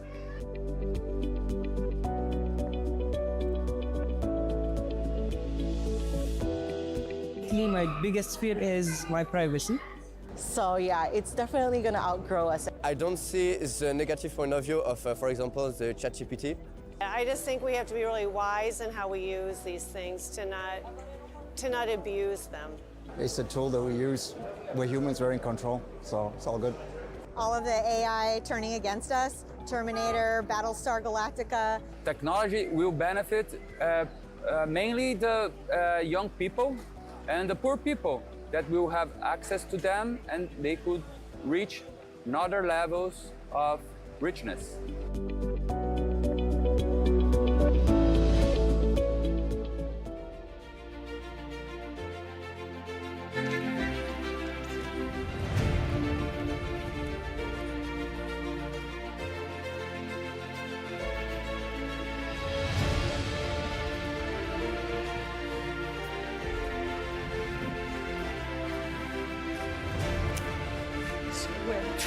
Here. Thank you. Good afternoon, everyone. We have had many different ideas about how we're going to seat. I hope you like this final result. I think it looks brilliant. This session is titled, Can Traditional Banks Compete with AI and Fintech Disruptors? And on this panel, we have Sheikha Al-Bahar, who is the Deputy Group CEO of NBK, the National Bank of Kuwait. We have T.S. Anil, CEO of Monzo, the British Disruptor Bank. We have Zoe Cruz, founder and CEO of Menai Financial Group. And right at the end, we have Sim Shabalala, Chief Executive of the Standard Bank Group in Africa. I question this title, Can Traditional Banks Compete with AI and Fintech Disruptors? Or should it be the other way around? Because one of the stats in our briefing notes really caught my eye. It says that no fintech company has yet entered the ranks of the global top 250 banks by assets, and that is despite $550 billion being invested into fintech. Zoe, I'm going to start with you. Unpick this problem for me. You come from traditional finance. You're now, of course, in digital assets. Why is this the case? Or is it? Well, it depends how you define the largest, but I can give you a couple of examples. Fintech companies like PayPal are certainly larger than the top 250 banks. There is a bank that prior to 2013 did not exist. It's called Nubank in Brazil, whose market cap is $75 billion. It has 100 million customers. And when you think about the traditional banks like Citigroup, Citi's market cap, depending on the week, is $125 billion, and it has 200 million customers. So I don't buy this premise that fintech companies have not gotten there and exceeded the wildest expectations. You think they're already there. TS is very happy with what you had to say. Sim, I want to go to you. You're going to tell me that although you are a traditional bank, a legacy bank, some may even call you a dinosaur, You are innovating. You are interested in cloud computing, artificial intelligence. You have a digital banking service. What is it that a disruptor bank like Monzo can do that you can't? Zoe, first of all, you made mention of dinosaurs, and I said to you, well, then I'm going to take you back to history. 4,000 years ago in Babylon, in the temples, people were taking deposits on a serious note and taking those deposits and advancing them to people who had better use for that money. And when people who had deposited that money wanted their money back, they didn't care whether that money was financing a ship or not. They wanted that money immediately. And so maturity transformation and risk management is the heart of what we do as a bank. Fintechs can join us. There has been a theory that they will eat our lunch. That theory, I think, has changed. They no longer want to eat our lunch. They want to buy us lunch and for us to share the lunch. Because partnership has become fundamental and important. So that's the first point I wanted to make. The second one is just think of the bank that I work for. Our name is the Standard Bank Group, the Standard Bank of South Africa. When we were formed, we were called the Standard Bank of British South Africa Limited. So for 162 years, we've had the same name. We do the same thing. We take deposits, we advance loans, we facilitate payments, we help people manage their risk. Today, we do precisely the same thing. We're engaged in fierce competition with incumbents and fierce competition with some tech companies that are trying to compete with us. But our view is that there is portions of the value chain that they can have because we can't do it any better than they can. But we help our people with liquidity, with capital, with creating wealth, with preserving that wealth, with passing it on to future generations. And we'll be doing that for another 160 years, either in partnership with them or without them. Let me just make one last point. We're not in competition. However, we have an asset base of $170 billion, an equity tier one capital of roughly $13 billion. We generate a return on equity of 18.5%, and when last I checked, that's all shareholders care about. Yeah. So you can take that into account as you answer this then, TS. You can join the big banks.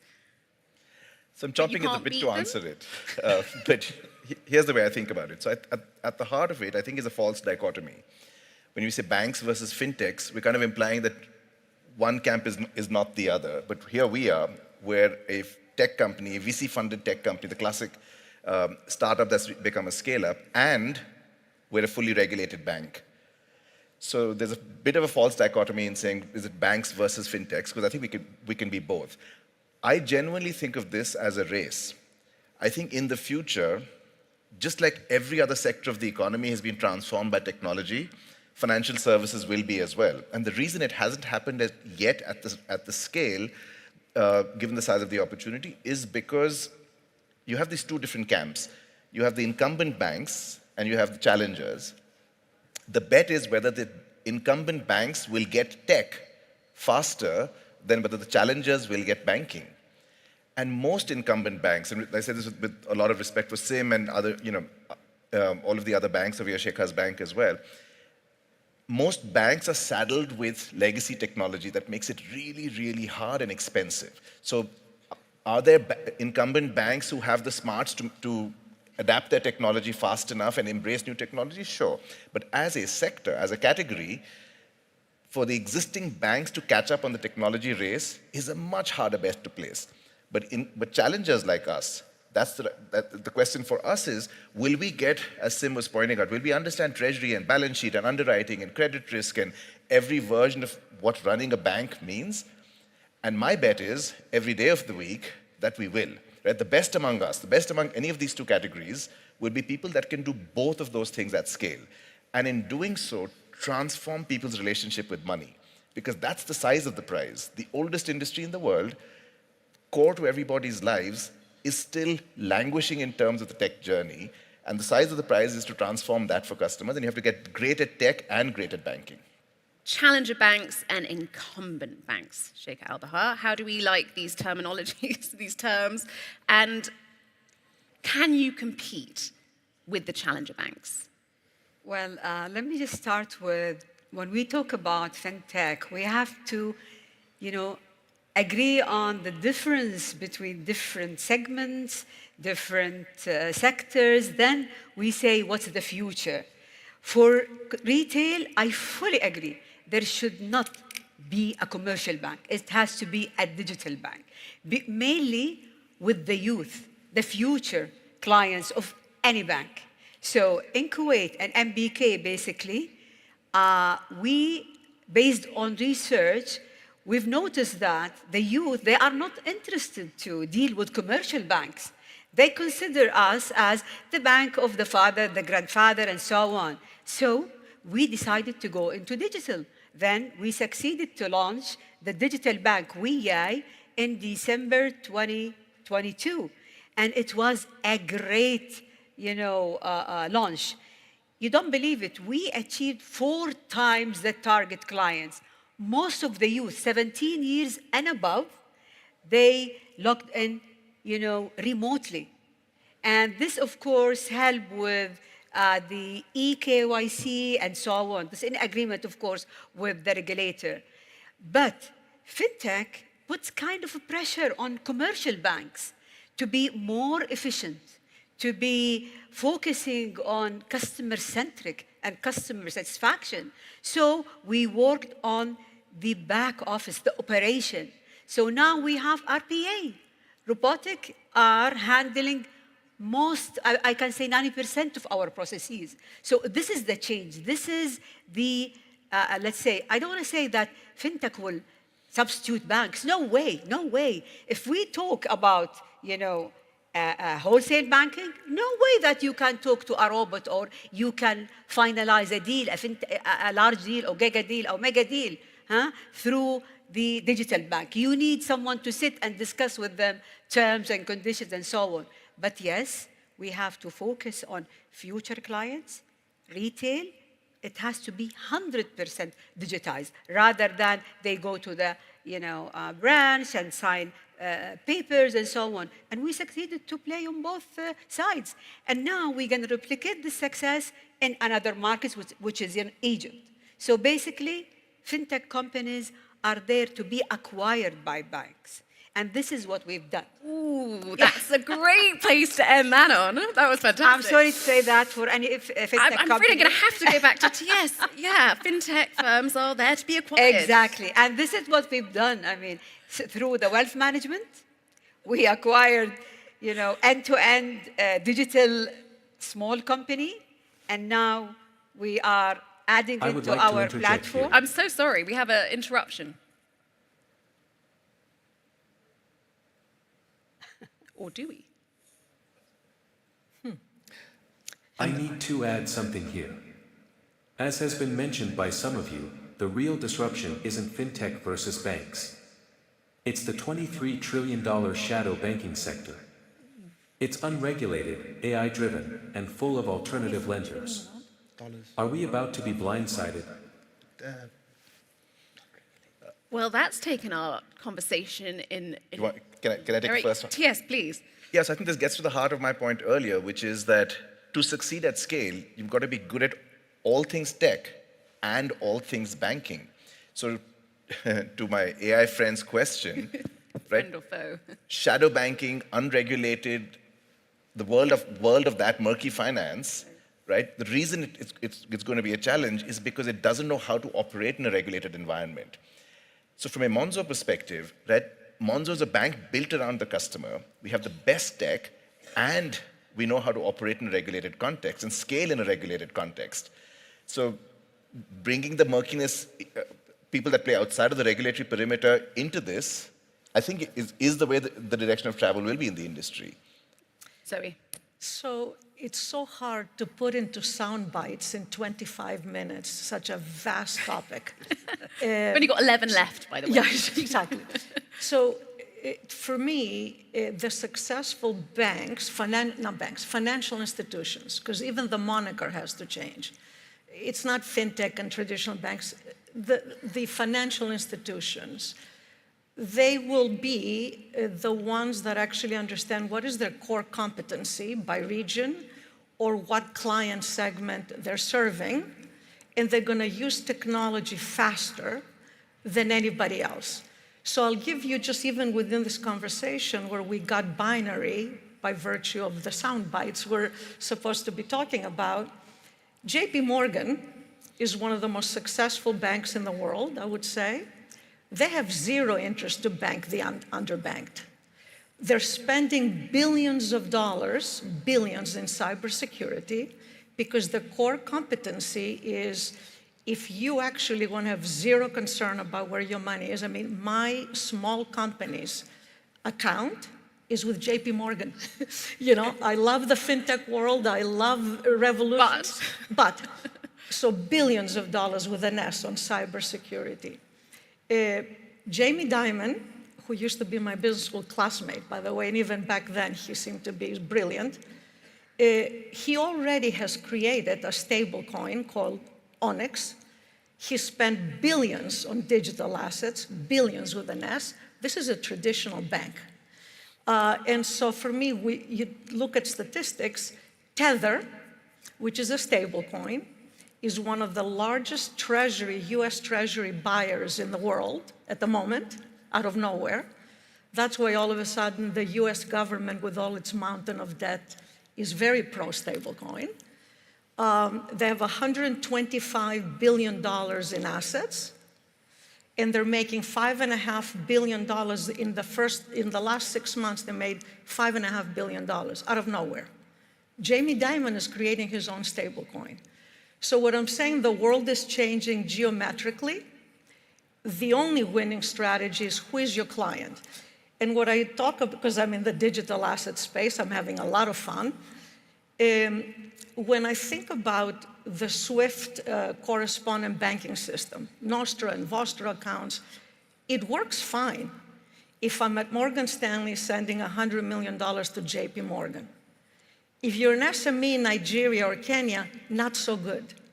So the underbanked, of the 8 billion people in the world, half of them are underbanked or unbanked. If you decide that's who you're going to go after, and you're relentless in what they need, especially the younger demographic, you're going to be very successful. So, I mean, you're pretty much saying here that neither traditional banking nor fintech are going to beat each other. Would you agree with that, Sim? In 20 years' time, what does the future of banking look like for us all? So, you'll forgive me for repeating myself. So I'll say again, we'll be taking deposits, advancing loans, helping people manage risk, helping them facilitate payments. We'll be doing some of it on our own, and we'll be partnering with others. And in this context, frankly, if you think about us, we've spent billions of dollars in our core banking system, our system of accounts, which has put us in a position to be able to accelerate the ability of us giving our clients the personalized solutions that they require from us at the moment that they are doing a transaction, in a similar way to what a new entrant would do. And so what we've done as an incumbent is convert ourselves into a startup, to take TK's point. And so you can open an account with us within seconds, literally sitting in your home with our app. You can make payments almost immediately. You don't need to go to a startup to do that. You can do that with an incumbent with $13 billion worth of capital in the southern tip of the African continent. And so the point is that clients, both retail and wholesale, want their intermediation services provided to them in the same way as the hyperscalers would be able to provide them. And so we would be arguing that, again, in 20 years' time, and the banks will be doing exactly what they're doing, except that they will be doing it with technology. And the winners are going to be those who marry the intermediation capability with a technical capability. Are you a winner? Yes, undoubtedly. Our return on equity is 18.5%. Ask TK's return on equity. Yes. Oh, it's getting spicy on stage. High 20s. Yeah. But just there's one interesting thing in what both Zoe and Sim said, which I find interesting, which is denominating the investment and capability in the billions of dollars spent. Right? I have a slight disagreement with that point. And the reason I say that is we get outspent from a technology perspective by our high street competitors in the UK by probably 10:1, right? Orders of magnitude. We probably get 20x the value for every pound that we spend, though. Because when you build on a new stack, when you build on a microservices architected stack of the future, you don't need to throw armies of people at the problem and do UAT, user acceptance testing for months and before you can release anything. We release into production dozens of times a day relative to the quarterly releases and so on that large mainframe banks do. So the genius over here is not in the dollars spent on technology, but in how it's being spent and the clean slate version of technology. So I would never pride ourselves on the amount we have spent on it, but the quality of the outcome. And the reason I think that the tech world disruption is such an interesting thing to observe is because how that tech money gets spent, what actually gets built, can be wildly different, wildly more resilient, even in the context of While we're on that, I mean, you are building Monzo out. You're planning to offer more services and expand, obviously, in the US.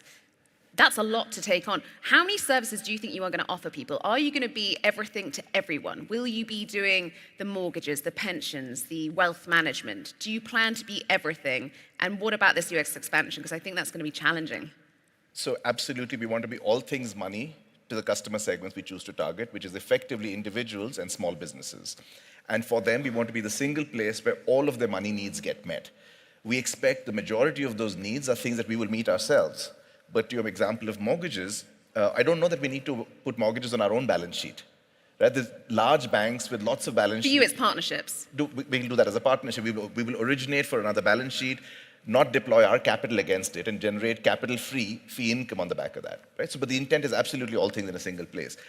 And your US point is an interesting one. And the US actually demonstrates how, when you have large monolithic banks that can't meet individual customers' needs effectively enough, a plethora of fintech companies get formed to solve narrow needs. So as an example, P2P gets met by one fintech company. Alternate lending gets met by a different fintech company, something else by a different fintech company. But that only exacerbates the anxiety that most people have with their money when you're staring at like 20 different things that you need to manage. But when you bring it in a single place with the power of technology, with the best design and the best user experience in the world, while also being a great bank that does all of the intermediation of risk in the appropriate ways, balance sheet, underwriting, all of that, then what you do is you create a single place where customers can actually exhale and they can manage their money a heck of a lot better and smarter. And that's what we're playing for. Because I do think, like in the UK, there is no Venmo. People will say, Monzo me the money. Oh, but there is in the US, and that's where you're trying to compete. That's my point. That in the US, because it's been met by individual players meeting narrow needs, as a customer in the US, you're like, Jesus, I have these banks and have all of these other choices. So if we can build a product that brings it together, that's the size of the prize for us. Well, the proof will be in the pudding. Sheikha Al-Bahar, I think you possibly get the last moment here. Would you agree with what was said? So, will the future of banking narrow down so that we use all different services together? Or is it going to stay the same, which I think Zoe was making that point? Well, basically, as I mentioned, I fully agree that dealing with, youth and retail clients has to be completely digitalized. On the other side, even with digital banking, we have to make sure that we have the right security on the cybersecurity issue is very important, especially with what's going on worldwide. And of course, safeguarding the wealth of the future generation, because you cannot invest billions of dollars with a small fintech company or a digital bank.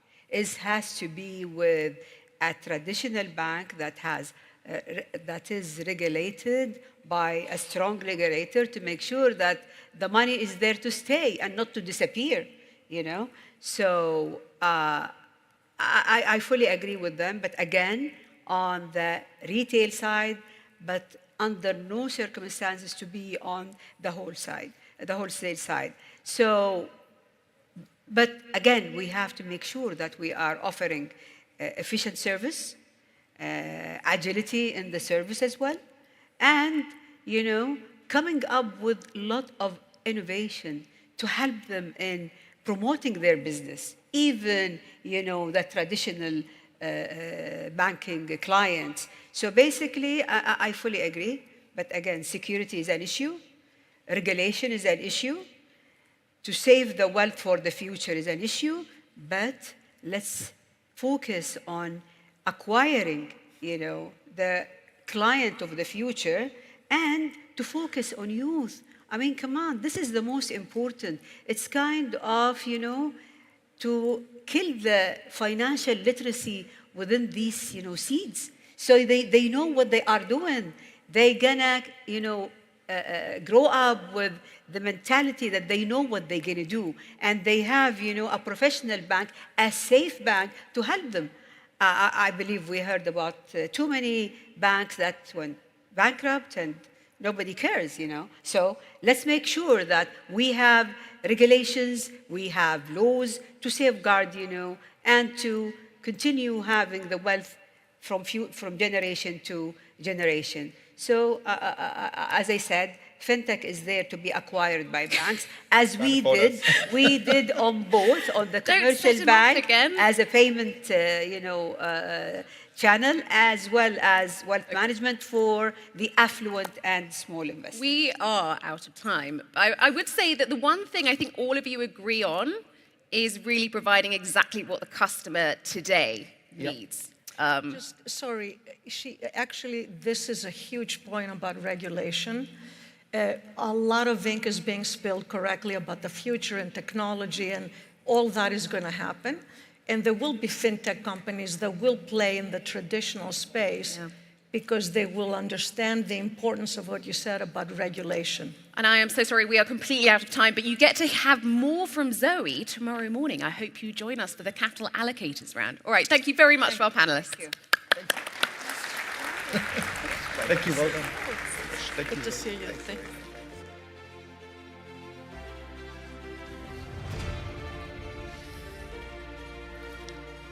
And wasn't that another fantastic conversation? Ladies and gentlemen, Dan Murphy here from CNBC again, and thank you so much for joining us for your next session.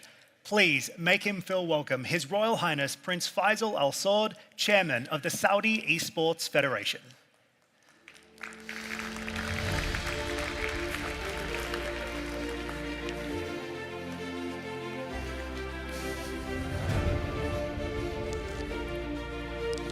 Hello. Thank you very much. So your next conversation is about esports in the kingdom and globally. And Your Royal Highness, we are so thrilled that you are joining us. So thank you so much again for being here.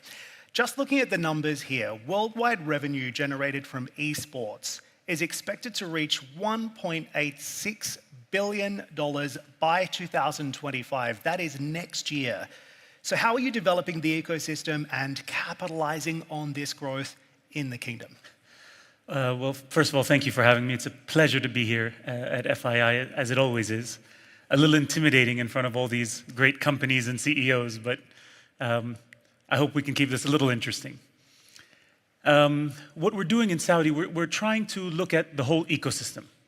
Rather than focusing on one issue or one part of the ecosystem, we are looking at things holistically.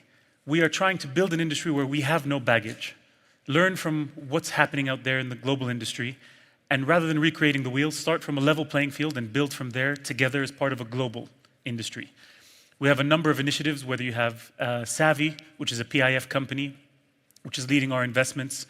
We have a fund with the National Development Fund to fund startups and really build that grassroots growth.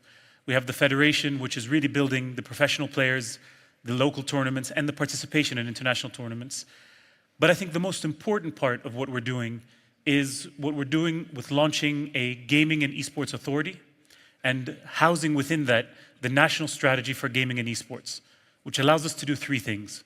One, facilitate a conversation between public and private sector to make sure that as regulation is growing and needs to come in as it needs to, it is there for business growth and not in hindering what business growth we need to do here.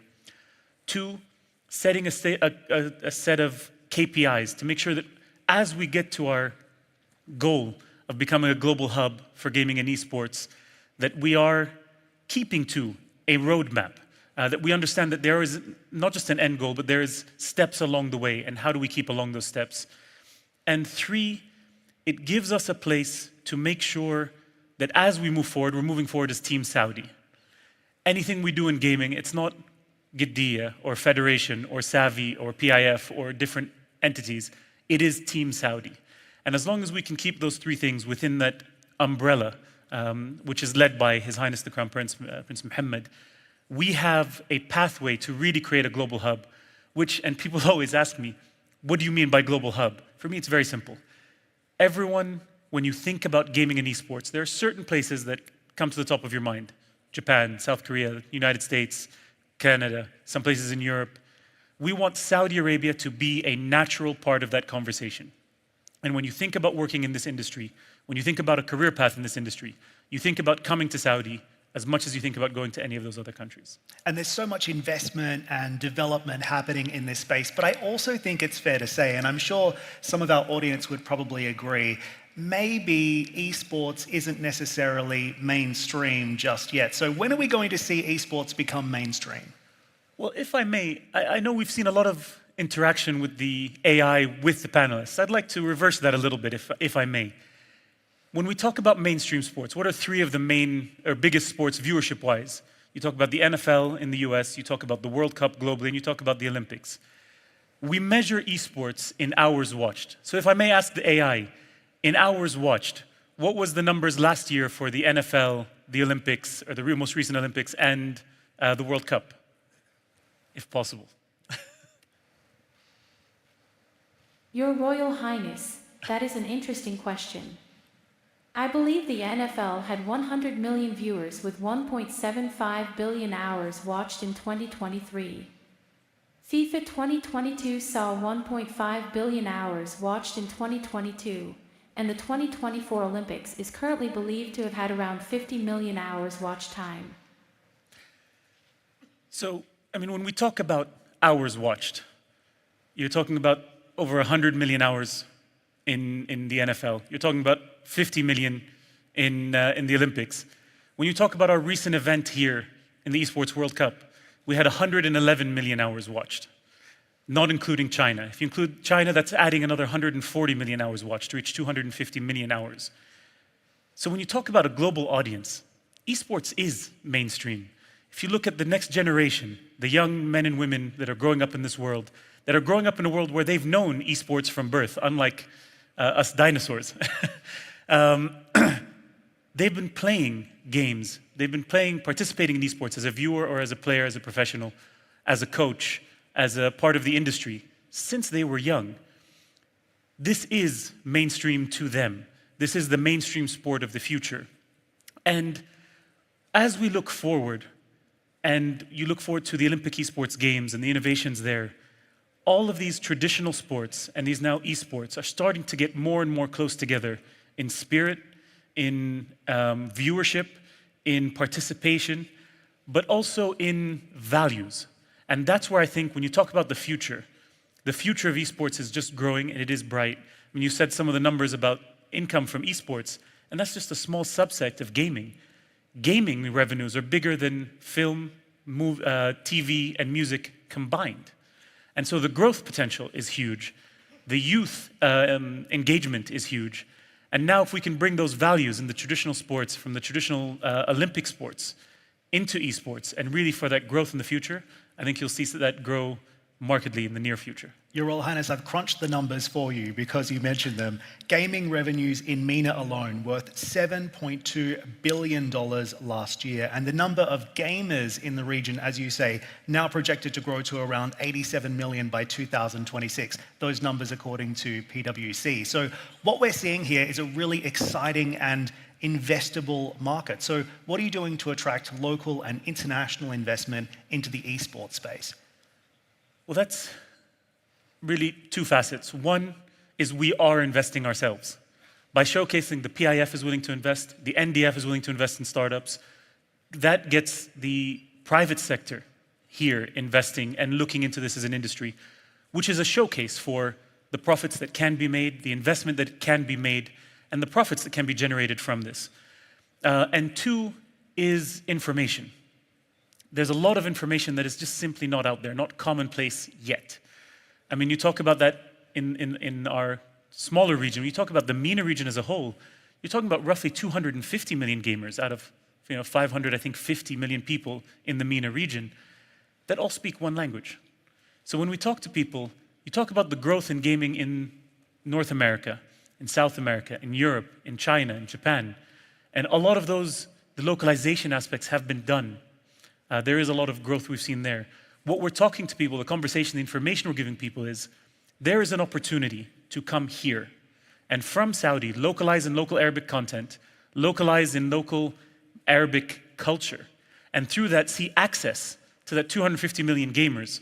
And that growth that you can get associated with that. We are a young community, we are a strong gaming community, and we are highly liquid. But we haven't been catered to yet. But that is changing. You're seeing a lot of games with Arabic storylines, Arabic history in them, things like Assassin's Creed, among many others. Now you're seeing people start to bring in Arabic content. Fortnite did it. They did a number of concerts which were very popular. They did some in Arabic. And when they put the Arabic music from those Arabic concerts onto the radio stations that you can play in the cars, the uptick they saw in viewers and players from the region took a huge uptick. So the data is there. Now it's just making sure that people understand and see that data. And if they don't believe it, they can come and test for themselves. And we welcome that opportunity, and we are open to those opportunities. I think it's fascinating as well because this industry is, of course, so enabled by technology. And I know everyone in the room listening to the conversations today has probably heard a lot of buzzwords like artificial intelligence, for example, virtual reality, augmented reality. These aren't buzzwords in your arena, though. So tell me how you're incorporating some of these technologies into events and training programs, for example, and how do you push this forward in terms of growth using technology? Well, I mean, technology is at the center of everything we do. In fact, I was having a conversation with people in the industry about an interesting change that I've seen recently. If you look, I mean, people have been playing games from the beginning of history. Digital gaming is the new version of gaming. But when you also look at the history of innovation in the world, especially technological innovation, a lot of that has come, quite frankly, from the defense industry. Innovation is done there, and then that filters down to other things. When you look at computers, you look at AI, you look at the internet, a lot of that came from military spending, military research. But if you look at the industry as we are now, computing, and a lot of these other things, and you look at the effect gaming has on that, as big as the gaming industry is, the profits that you get from it, the innovation you're seeing in content, in gaming, the computers themselves, the hardware, the way they have to innovate every year to be able to accommodate gaming rather than military use. You look at other industries, real estate, even the military, what they use as an engine for the creation of buildings, for the creation of defense equipment, is all a gaming engine. It's not a military engine. When you look at the way they plan for large events, how do they know how people are going to come in and out of the stadium? How do they map all of that out? That's a gaming engine. It's not a military engine. So gaming now is becoming a leader in innovation because that is what the youth are interested in. That is where they're spending their time. That is where they're spending their viewership. And when you talk about how do you innovate, how do you start to move that forward, AI is a huge part of that, not just in the storytelling and the game creation, but in the training. I, as a professional, if I'm at the top of my game, I need to be able to practice against someone that is equal to me. So the young men and women at the top of their game in esports can't always find that. AI is giving them that. If you want to train the next generation, you want them to see how are they playing against the best? How do they compare to the best? You can't always play against the best, but you can recreate that in AI to train the next generation. We use that in a lot of what we're doing in our Saudi Esports Academy. But also you look at what we're doing with the Olympics. The Olympic esports games are going to have 3 different categories. You're going to have your esports, which is necessary. You're going to have your simulation sports, things like NBA 2K, EAFC, which are simulated versions, digital versions of a real sport. But you're also going to have your digital sports. So that's your cycling, your rowing, your virtual taekwondo, virtual sports, which is a physical sport. You are physically doing the sport, but you're doing it in a digital world, which is, artificial intelligence that's not just virtual reality, but mixed reality. And so the technology in there is getting better. It has to compete. It has to get better because you're going to be doing that not just on a global stage, but on an Olympic stage.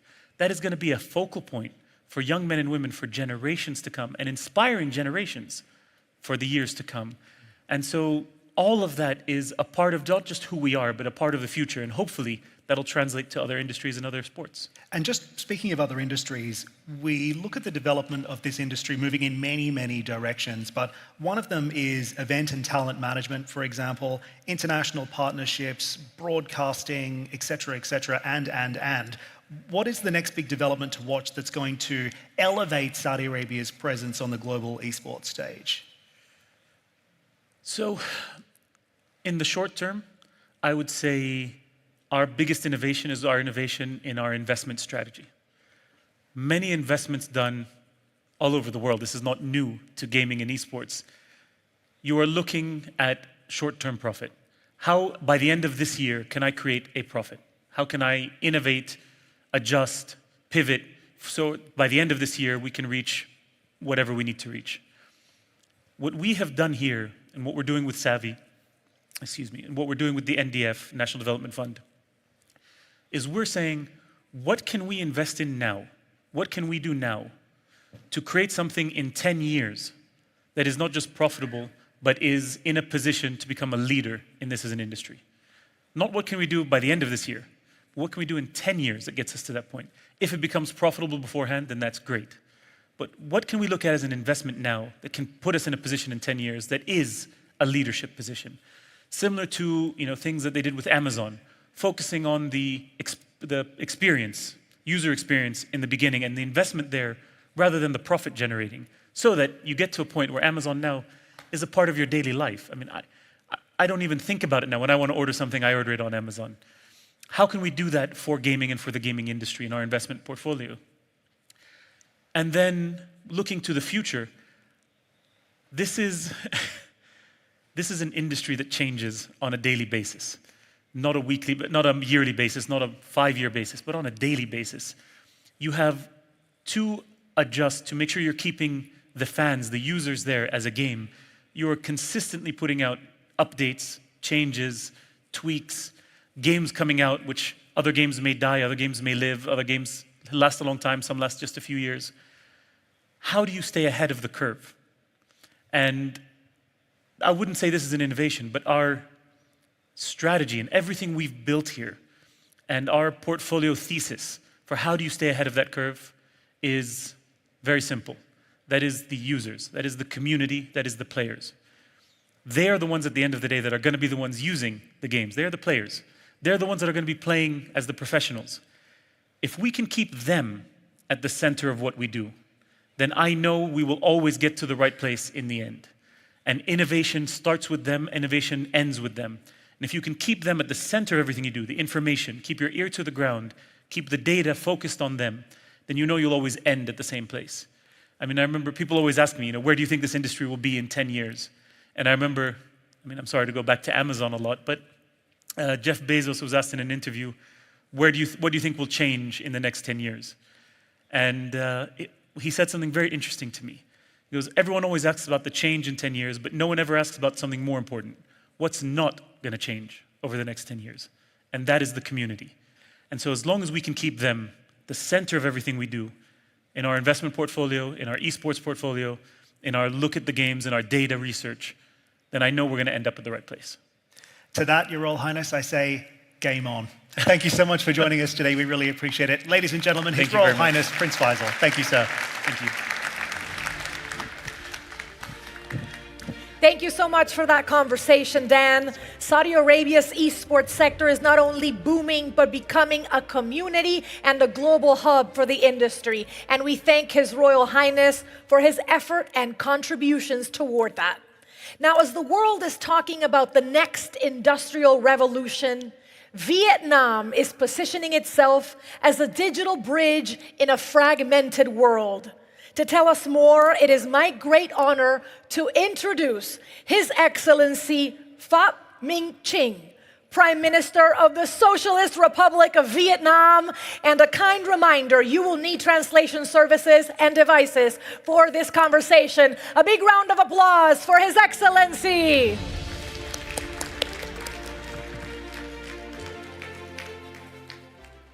Thưa các vị lãnh đạo các nước, các tổ chức quốc tế. Distinguished leaders of nations, organizations, and international organizations, it's my great pleasure to be here at the Future Investment Initiative, truly a Davos in the desert. I very much appreciate the theme of infinite horizon, shaping the future. This is a great opportunity for us to discuss, share, and come up with proposals for investment, overcome all limits towards the future of sustainable development. Distinguished leaders, ladies and gentlemen, the world today is being fragmented in political order, diversification in products, greening in its products, digitization, and it affects all nations, all people. These calls for all of us to work together with a comprehensive whole of people and global approach. All of us are well aware of the necessity to invest effectively, responsibly, with a clear direction for the future, for the sustainable development of nations and countries, and for the happiness and welfare of all our people. What is most important is not politicize investment.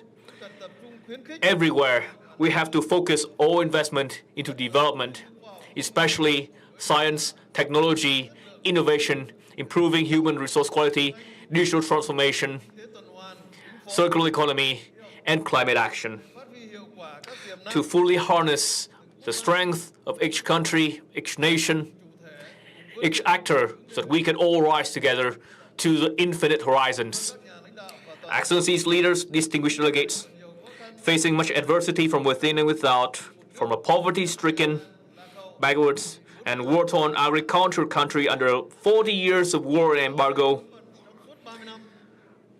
Vietnam has, through its tireless effort, unwavering perseverance, and commitment to Doi Moi, open door, and international integration, and the development of a social-oriented market economy, Vietnam has risen to become one of the 34 largest economies in the world, among the top 20 in foreign trade, having signed 17 free trade agreements, opening its market to more than 60 countries and territories around the world. Today, Vietnam enjoys diplomatic relations with 194 countries, including 8 comprehensive strategic partners, 10 strategic partnerships, and 14 comprehensive partnerships. Vietnam is an active member of more than 70 regional international organizations. At this conference, it is Vietnam's hope that partners in the international community of businesses and investors would live up to your role as pioneers who guide and shape growth in the spirit of investing today, shaping tomorrow.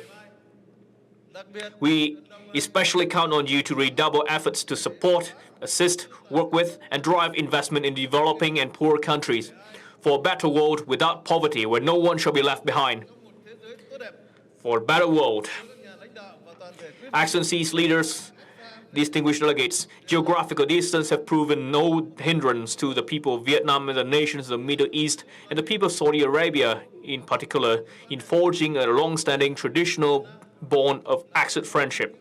Most remarkably, recent years have seen the countries of the Middle East identifying Vietnam as a priority in their respective eastward policies. These are especially important cornerstones for both sides to tap into each other's strength and potential and elevate bilateral ties to new heights. A greater, fuller, deeper, more enduring relationship than ever before across the political, economic, investment, and all other dimensions. Vietnam and Saudi Arabia have recently organized many events to celebrate 25 years of diplomatic relations. Our two countries share much in common, and our strengths are mutually complementary. Both sides attach great importance to time and intelligence, accelerate innovation, digitization, climate action, innovation, and all the rest. Given our suitable geographical location, both sides should work in close concert to connect and empower cooperation between the ASEAN and the Middle East and the Gulf. Excellencies, leaders, distinguished delegates, Vietnam hopes that its partners and the community of businesses and investors from the Kingdom of Saudi Arabia, the Middle East, and the broader world will continue to strengthen investment and business undertakings in Vietnam and with Vietnamese partners. We would especially welcome areas where you enjoy an advantage, where Vietnam has needs, such as digital transformation, renewable, cloud computing, smart cities, smart infrastructure. Vietnam's consistent policy is to draw on all resources from within and without to best, especially public-private partnership, to enable and ensure the legitimate and lawful rights and interests of businesses and investors. Vietnam's consistent goal is to create a fair, convenient, open business environment within the region and the broader world. Would continue to streamline and simplify administrative procedures as challenges facing investment and business activities. Vietnam's consistent attitude is to develop a system of holistic infrastructure, especially transport and logistics, to reduce costs and improve the competitiveness of products, as well as healthcare and educational infrastructure to ensure welfare. Vietnam pays keen attention to developing high-quality human resource hand-in-hand with science, technology, and innovation to boost productivity and improve the effectiveness of investment. Vietnam is also investing into its national defense, stability, to ensure the safety, security, and a peaceful environment on the long-term basis for businesses and investors wishing to do business in Vietnam. Excellencies, leaders, distinguished delegates, there's an aphorism in Saudi Arabia that one lonely hand creates no sound. In Vietnam, Ho Chi Minh taught has his philosophy: solidarity, solidarity, great solidarity. Success, success, grand success. We hope and trust that businesses and investors from Saudi Arabia, the Middle East, and the broader world would join hands with Vietnam. Let the spirit tomorrow begins today, that you invest more, work together as we work towards the infinite horizons for a world of safety, sustainable growth, and prosperity. May our conference be a great success. I wish you success, happiness, and many successes. Thank you very much.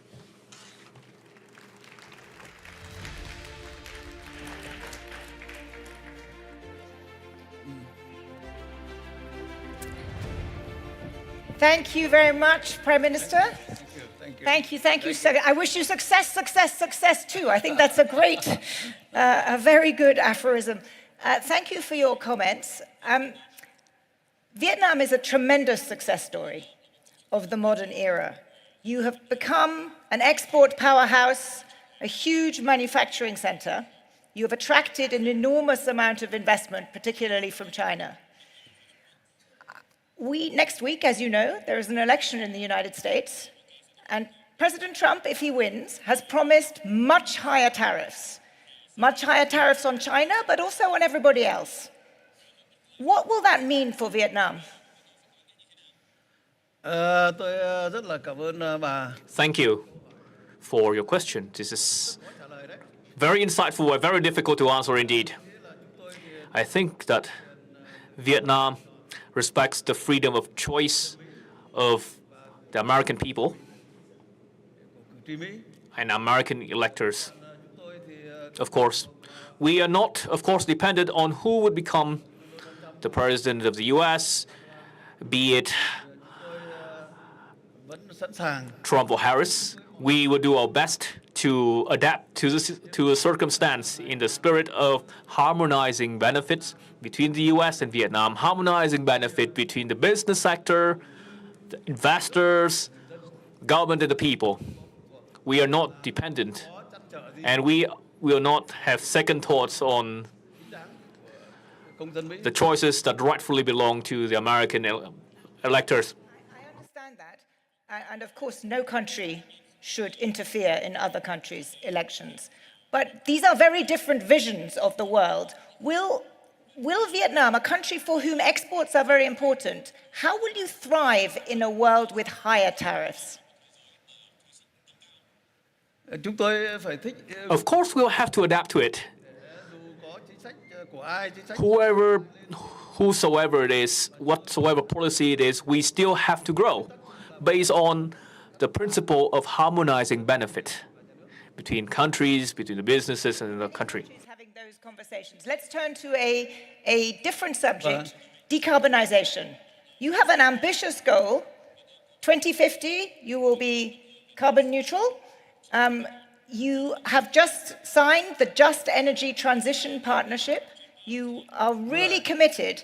Tell me, how are you going to get the capital to fund your energy transition? You are very right. We have to embark on an energy transition. This is very difficult. This requires a lot of resources. What is important to us is we have to build the right policy, the right institution to diversify resources, including from the state sector, from loan, from investors, from our partners, such as from the Getty, or from public-private partnership, in order to deliver on energy transition, which deals with energy source, transmission, distribution, and use, and the price of electricity has to be affordable and in line with the particularities of the Vietnamese people, so that energy transition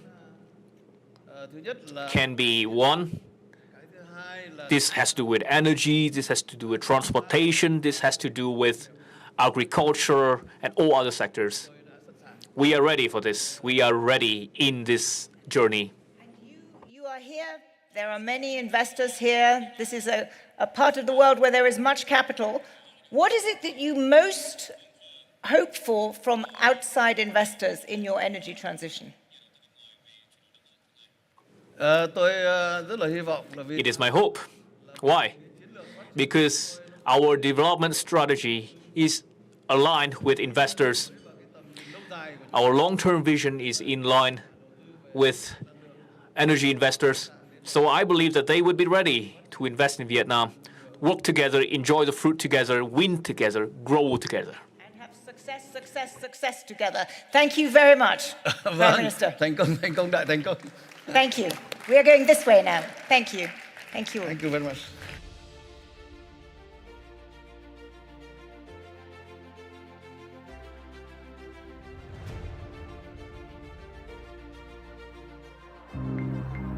The world has now entered the age of artificial intelligence, and the potential for AI to reimagine every sector is infinite. But the use of AI is driving an exponential increase in demand for computing power, putting immense pressure on existing energy systems. At the same time, sectors ranging from consumer goods to advanced materials to agriculture stand to unlock billions in value by integrating innovative AI applications. Can AI build a more resilient energy infrastructure capable of meeting its own growing energy needs? Can AI learn to power itself? As the impacts of AI will be felt all across business and society, as CEOs look to integrate AI into daily processes to increase productivity and maximize profits, the conversation about AI's impact on the workforce is shifting from job displacement to job transformation and the demand for AI-related skills. How will AI shape the future of work? As companies seek to leverage these powerful tools, governments must create effective regulatory frameworks that foster innovation while safeguarding against potential risks. How can companies and governments balance innovation with intelligent regulation? As AI becomes smarter and faster, it will have an increasing impact on the global economy.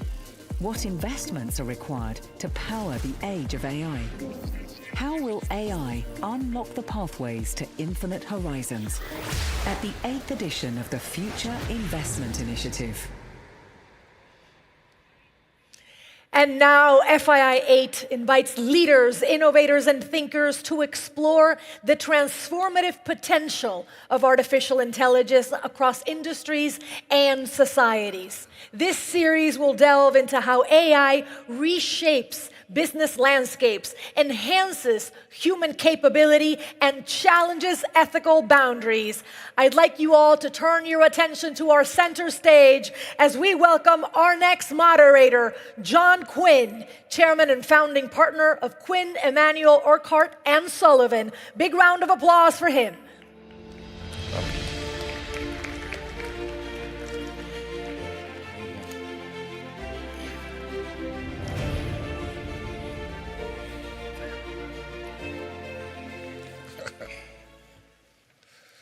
Well, it's my privilege to discuss this fascinating topic about whether AI is a threat to intellectual property with Dr. Abdulaziz Al Salem, the CEO of the Saudi Intellectual Property Authority.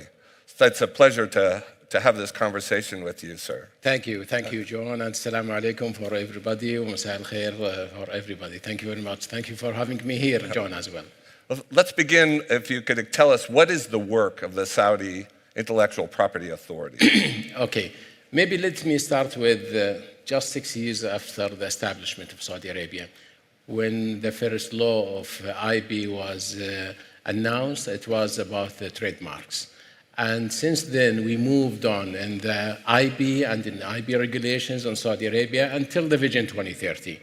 The Vision 2030 put the IB in the core of the vision because we believe that we cannot succeed with the vision without having a very strong IB regime here in Saudi Arabia and without the very well establishment of IB in Saudi Arabia. So 2018, Saudi Authority of Intellectual Property established to bring everything related to IB under one umbrella. And that's also including the enablement of IB and also the enforcement of IB, which I like to call it the IB respect, because we need also people to respect the IB. And this will fulfill the value chain of IB: creation, administration, commercialization, and enforcement. Well, let's talk about AI and whether it's a threat to intellectual property or traditional concepts of intellectual property, patents, trade secrets and the like, and how they fit together. You know, there is a phenomenon that you can't patent something that's simply made by a machine. I think that's true under the laws of every country in the world. You and I have spoken. I know that's true in the US, and you've told me that's true in Saudi Arabia as well. But we also know that intellectual property is inventing things all the time, discovering new molecules, new industrial processes and the like. But you can't patent those. I mean, is that a threat to patent law? How does one think about that? Okay, that's very good, because just before I step in here in this stage, I asked ChatGPT how he defined, or she, I don't know, defined IP, and if the AI can get the IPs as intrinsic. And the answer was the IP is a creation of a human, innovation and also creation and creativity. And that's why in Saudi Authority of Intellectual Property, we look at this issue from the different angles. We know that IP are patents, designs, trademarks, trade secrets, plant varieties, and designs of electrical circuits. And also we have the copyright in different fields of the copyrights. And we cover all of these. So how can we integrate the AI and look at the AI from different angles?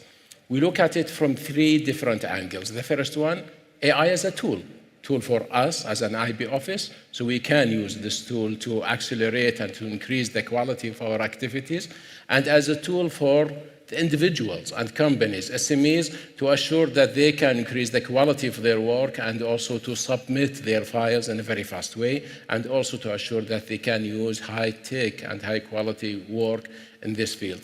And this is very highly welcomed product and activities. And also we look at the AI as a tool for us to examine the product. If the attorneys and offices, they use AI to submit their files, we should use the same tools and the same technology to assure that we can have the same way to examine their technologies. Nowadays, we have also AI to accelerate our activity in the trademarks. So we use the AI for the image recognition, and this will help us to know if there is any trademarks registered earlier, either here in Saudi Arabia or internationally. But when it comes to AI as inventor or creator of the work, then the big question came, can we submit or accept AI as an inventor? Because the national law and even the international regulations, they link it with the humanity. So that's why until now, neither here in Saudi Arabia nor internationally, there is a clear, solid regulations related to how can we handle applications submitted by AI. When it's linked with the humans, we accept this for sure, and we assure that there is a kind of certain level of creativity using AI to submit the products. But we cannot accept that if we ask AI to generate a photo of the FII in FII8, and then we submit this paper to be granted as a copyright, because there is a very limited of human must be a human in the loop. Yes. In the creation. And that's why we'd like to add H to AI, wherever Yes. we'd like to add it. Is it HAI or AHI, whatever, but there should be H within this forum. Right. I mean, do you think in that sense that AI poses a threat to traditional concepts of intellectual property? If AI is inventing things, including literary things which can't be copyrighted, they can't be patented, what does that mean for traditional concepts? Well, I think it's an advantage. Let me share with you these figures. Only 3% of the total patents registered internationally reach the market. So all the technology we see here in this hall and internationally and within our houses, healthcare, it's just 3% of the patents registered internationally. And unfortunately, 50% of the patents registered reach the expiry date prematurity because they decided to stop paying for the maintenance fees because there is no value of their patents. So we believe that AI will increase this room of moving the patents to the commercialized area because there will be new ways, new methodology, new ideas. And this will help us as well, using AI to also solve the dilemma between patentability and novelty.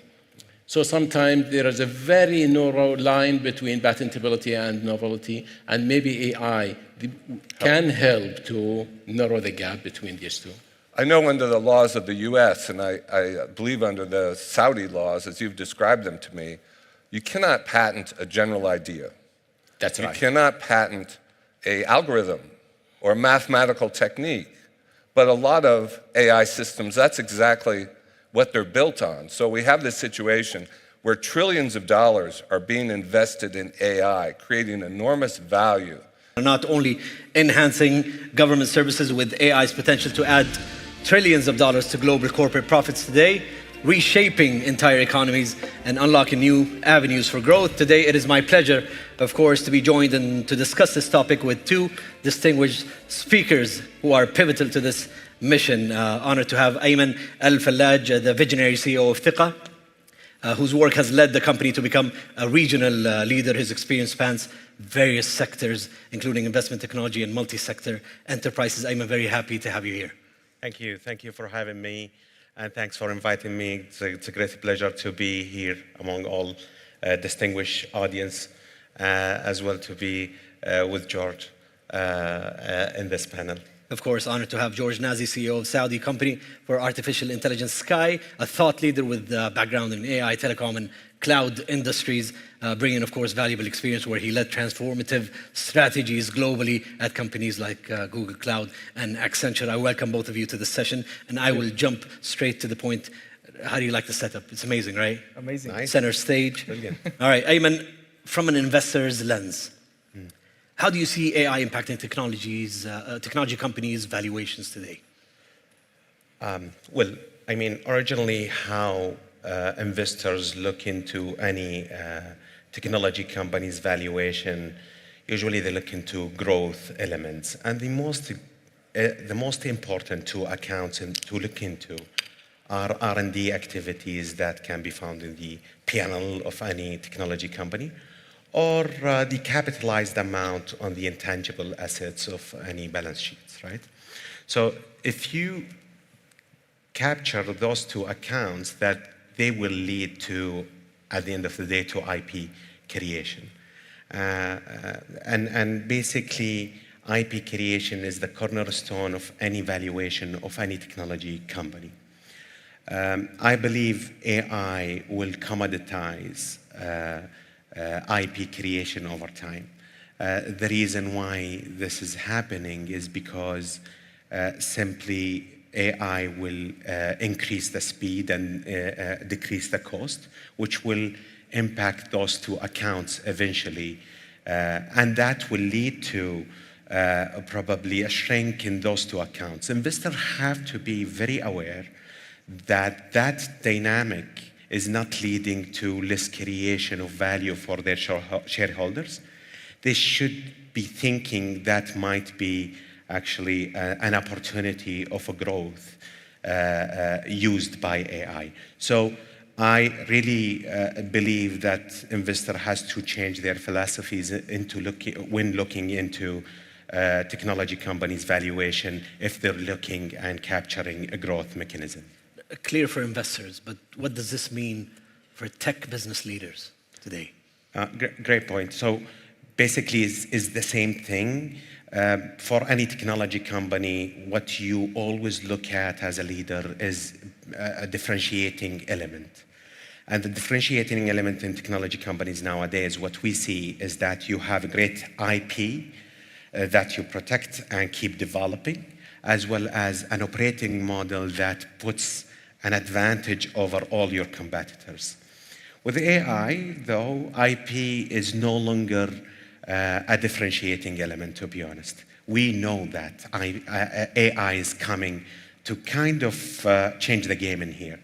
Therefore, for leaders, they have to think of other signaling element other than IP, which, in my opinion, to be focused on business modeling activities and innovate around that.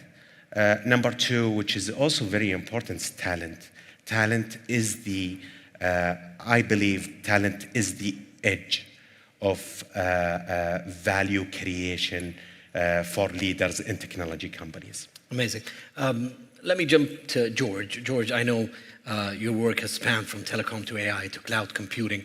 Considering your experience with global tech giants, Saudi Arabia has ambitious AI goals today. In your opinion, what steps should Saudi Arabia take to become a leader in developing foundational AI technologies? Thank you. I would say there's probably three things. I mean, the first one is really developing the digital infrastructure. And when I say digital infrastructure, it's really about boosting the internet capability, building significant data center capacity, building or partnering in the data center capacity, and that creates a cloud capability for you to kind of start having the capability to build these AI applications and solutions. Now, in order to do this, that brings you to the second point, which is the skill set. It's really about developing the skill set and ensuring you have the right technical skill set. Just as a statistic, 40% in the MENA area, business owners complain that they don't have the right technical skill set, which is why in the kingdom, they have a plan to develop at least 20,000 Saudis by 2030. That might not be enough, but at least there's a plan in order to do this. And finally, and the third one is really the partnership between public-private partnership and incentivizing the private sector to invest in this technology. Which puts us at a new era for government transformation. How do you see the impact of AI on GovTech specifically? Well, history tells us a very good lesson. So countries who adopted and invested in digitization has witnessed great GDP growth over time compared to the ones who didn't. And I believe confidently we can say countries who will be behind on AI adoption, they will not witness a growth in GDP. Not only that, I believe countries who will focus on AI, they will prosperity will happen, but also quality of life will be improved massively. Okay, let me follow up with a question. What does success look like for governments that will lead AI in GovTech? I can't say more of what George has rightfully mentioned in regards to the most important crucial part here is AI infrastructure, building the muscles, right? And this is what George has mentioned, and I agree with him 100%.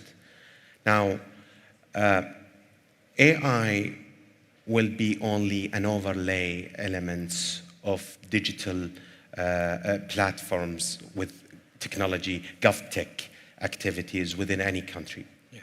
And I believe basically if the government focuses or if governments focus on building, co-inventing, co-innovating with private sector in regards to coming up with the right, to crack the code on what is the right AI mechanism that can overlay over their products and services that are provided to their citizens. Okay, global AI index rankings, George, place Saudi Arabia in the top 10, right? Are we actually developing breakthroughs in core technologies that lead to global leadership? And first, let's answer this question, and then I'll move to another question specifically in that area. I think first we need to become national champions. And what we're doing in the kingdom is actually developing the entire value chain of AI, all the way from the chipsets, as you know, with Alat, at the same time partnering with others, to the data center and the cloud capability, again, us developing and partnering. And then we move to the foundational models between what we have in the global side, but at the same time what we have as Alam, and then how do we couple the two to create that platform so that we can build these applications. For instance, on the application layer as Sky, we develop our own products. At the same time, we partner with the ecosystem to develop our own solutions. I'll give a couple of examples. For instance, we commercialize the Sadaya products like Ainaya, where it is an application that's really used in for solving diabetic problems and diseases. And so we would commercialize that in the healthcare sector. While Sautak is the voice to text with a lot of Arabic dialects that we would commercialize. At the same time, we work with other PIF companies in order to come together to address all the sectors and the industries. In our case, we've developed products and solutions in the sports sector, in the ad tech sector, at the same time, and taking video feeds, analyzing them, and using them, whether you're using them for traffic management, traffic solutions or pollutions, or actually even in stadiums. So we're building the entire capability. I think in the near future, we will have collectively a very strong capability in Saudi. And while we're partnering with the global players, leveraging our infrastructure, bringing global companies in our marketplace in order to create more innovation, plus the innovation we have, I think we have a fantastic chance of becoming a global player. Regarding that point, specifically on imported technology, despite investments in supercomputing, does that label the kingdom as a net importer rather than a leader defining the future of this crucial sector? I think even as for Europeans and US companies, you always partner with others. Yeah. So you're always exporting and importing. What is important for us is how do we build and how do we partner? And right now, we're doing both. And so by 2030, we will have both the capabilities of internally what we're developing across the entire value chain, but two, we will also have certain products and applications, I would say in the next 2 years, that we will export as well, and where we have specialized and driven the value in each of these sectors. We're already working on some of these products that we think we can take global. But it's going to probably take us another 18 months or 24 months so that we solidify these. We use them inside the kingdom, and then we will export them. And to balance this reliance, you want to recap? If I may add to what George has mentioned gratefully. I mean, think about it. Regulatory plays a very important role. Ironically, just before us was Dr. Abdelaziz Swalem from SAIB. And we see the movement from that authority, a governmental authority, toward how we build an environment for AI adoption within the Kingdom of Saudi Arabia. And I believe also Sadaya is doing a fantastic job in the adoption. And therefore, I believe countries who are doing that will definitely have an advantage over the ones who are behind. Amazing. We still have time, I think. Any last words, George? Look, I would say when it comes to AI is here, and it's here for the next decade. Sky is definitely doubling down on AI, and we believe sky is the limit. Amazing. Which sky? This guy. Which sky? Exactly. We still have 5 minutes, so we can also have some. Can't agree more. I can't wait to see Sky, one of the greatest brands in the world. How do we continue working together to ensure AI serves as a tool for a positive change, George? Look, I think there's two things. One is there is an ethical framework and a data privacy and policy with respect to ensuring that what we're doing fits within the ethical framework. Sadaya is championing the ethical framework, so we want to ensure not only us, but also our partners that we bring in adhere to that ethical framework. Two, focus on the sectors that we really can be, between us and any of the competitors to be 1 and 2 and really develop these sectors. AI, everybody thinks AI came out in the last 4 or 5 years. I mean, I'm not to show my age, but in '89 I specialized in AI. You can tell us how old. And I was 12 then, yeah. And I was the second wave. A lot of the math, the first wave was in the 50s and the 60s, and a lot of the math that's in AI was in the late 1800s. So I think by focusing on these applications and really developing them, ensuring that they are within the ethical framework and making sure that there's privacy, sovereignty, cultural nuance to it, I think that's what we need to be doing with AI, because it's an end-to-end. The reason I went into AI has been here for a while. You can apply AI in everything, in any value stream, in any enterprise. It's like not one AI doesn't work here or doesn't work here. It's in every process within what you do.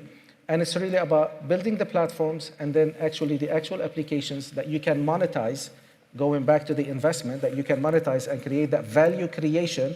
And if you're reducing the cost, ensuring that it's coming all together in a business case that you can build over the next few years. Yeah. I want to know your opinion. How can we ensure AI serves as a tool for positive change? Let me ask you specifically, both in Saudi Arabia and then globally. Sure. I mean, in Saudi Arabia, we're moving toward that, where we see regulatory activities happening all across. I mean, we're in technology companies and companies who are focusing on AI activities. We see that we're coming across a lot of surveys from the government. They're trying to understand where we're going and how they can help in making sure that AI is only here to serve humanity. And this is obvious in Saudi. I believe I'm from the school who says deregulate as much as possible and let us learn. I mean, AI will end up doing greatness for humanity and people, because it's always the case with technology. There is always be pros and cons, and we will be very open toward understanding those and navigate those goodness and challenges. And I'm quite sure that human will always overcome any challenges in that regard. Amazing. Thank you, Ayman and George, for sharing your insights. It's clear that GovTech and AI are critical components in the journey towards economic diversification. Ladies and gentlemen, this was your host, Yasser Sagaf. Thank you all for joining us today. Thank you, Ayman. Thank you. Thank you. Thank you. Thank you very much. You can go.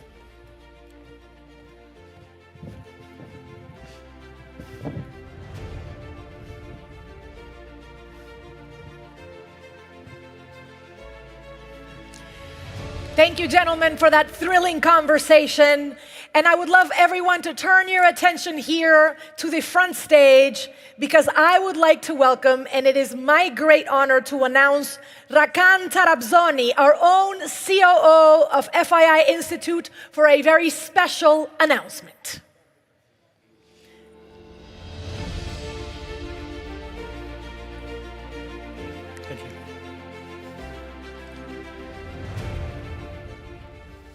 Your Excellencies, ladies and gentlemen, our distinguished guests, first of all, thank you all for coming in the past 2 days with us and joining us for the FII8 edition. It's been an honor to have you with us here. Countries around the world are facing critical productivity and labor market challenges, from shifting demographics to urbanization, and more importantly, automation and AI.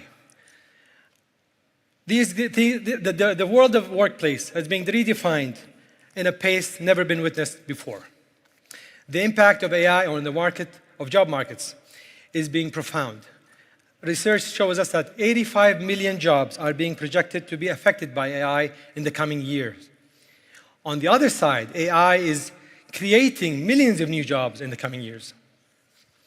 We at the FI Institute are proud to announce the Global Future of Work Compass.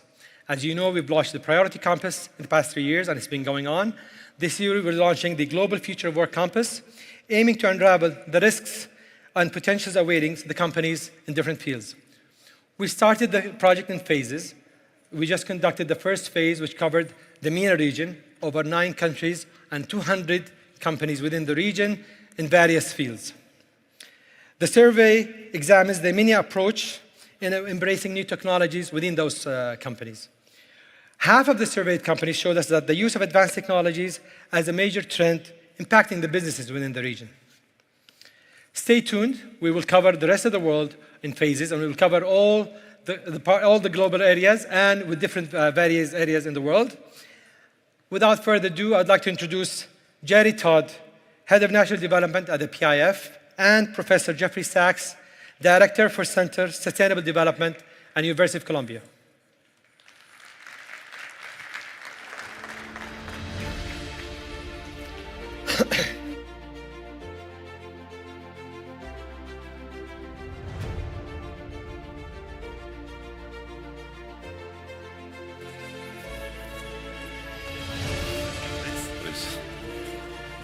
Which side do you want?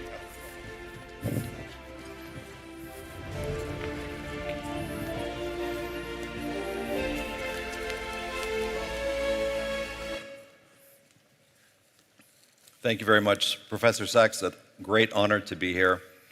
As an economist, you understand how science and technology impact how we work, how we connect, how we communicate. We've been talking a lot about AI at this 8th edition of FII. Could you give us a historical context around how previous technological advances have impacted the global economy? Thank you, Jerry. Great to be together with you and with everybody. I think if you look at that envisioned shop floor of some kind of manufacturing facility, we get a message. There's no person there, evidently. And if you walk through a modern automobile assembly plant, that's pretty much what you would see. A vast, very functional, huge space with almost nobody in it.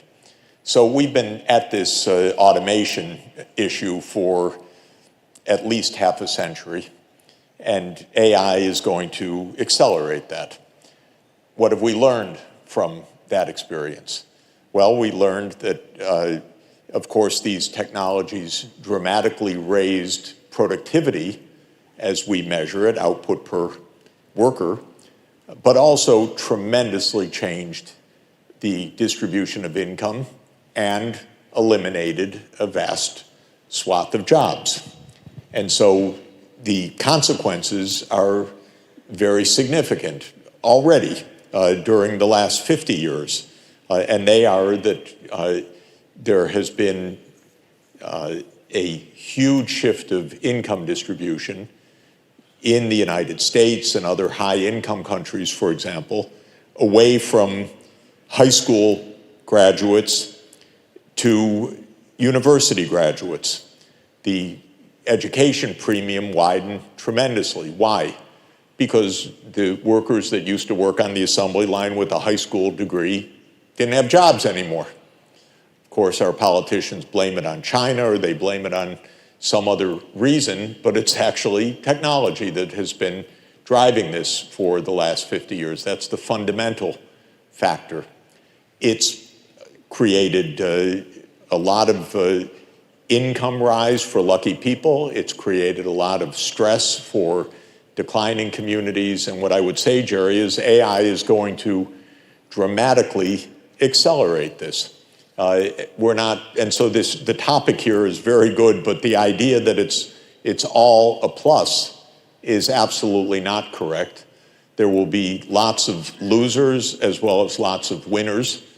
We don't know. It's really hard to figure out actually ex ante before we see what these technologies can really do, what the consequences would be. But we heard Elon Musk yesterday, if he's right, that his Optimus, by its third or fourth generation at the end of this decade, can do anything we can do.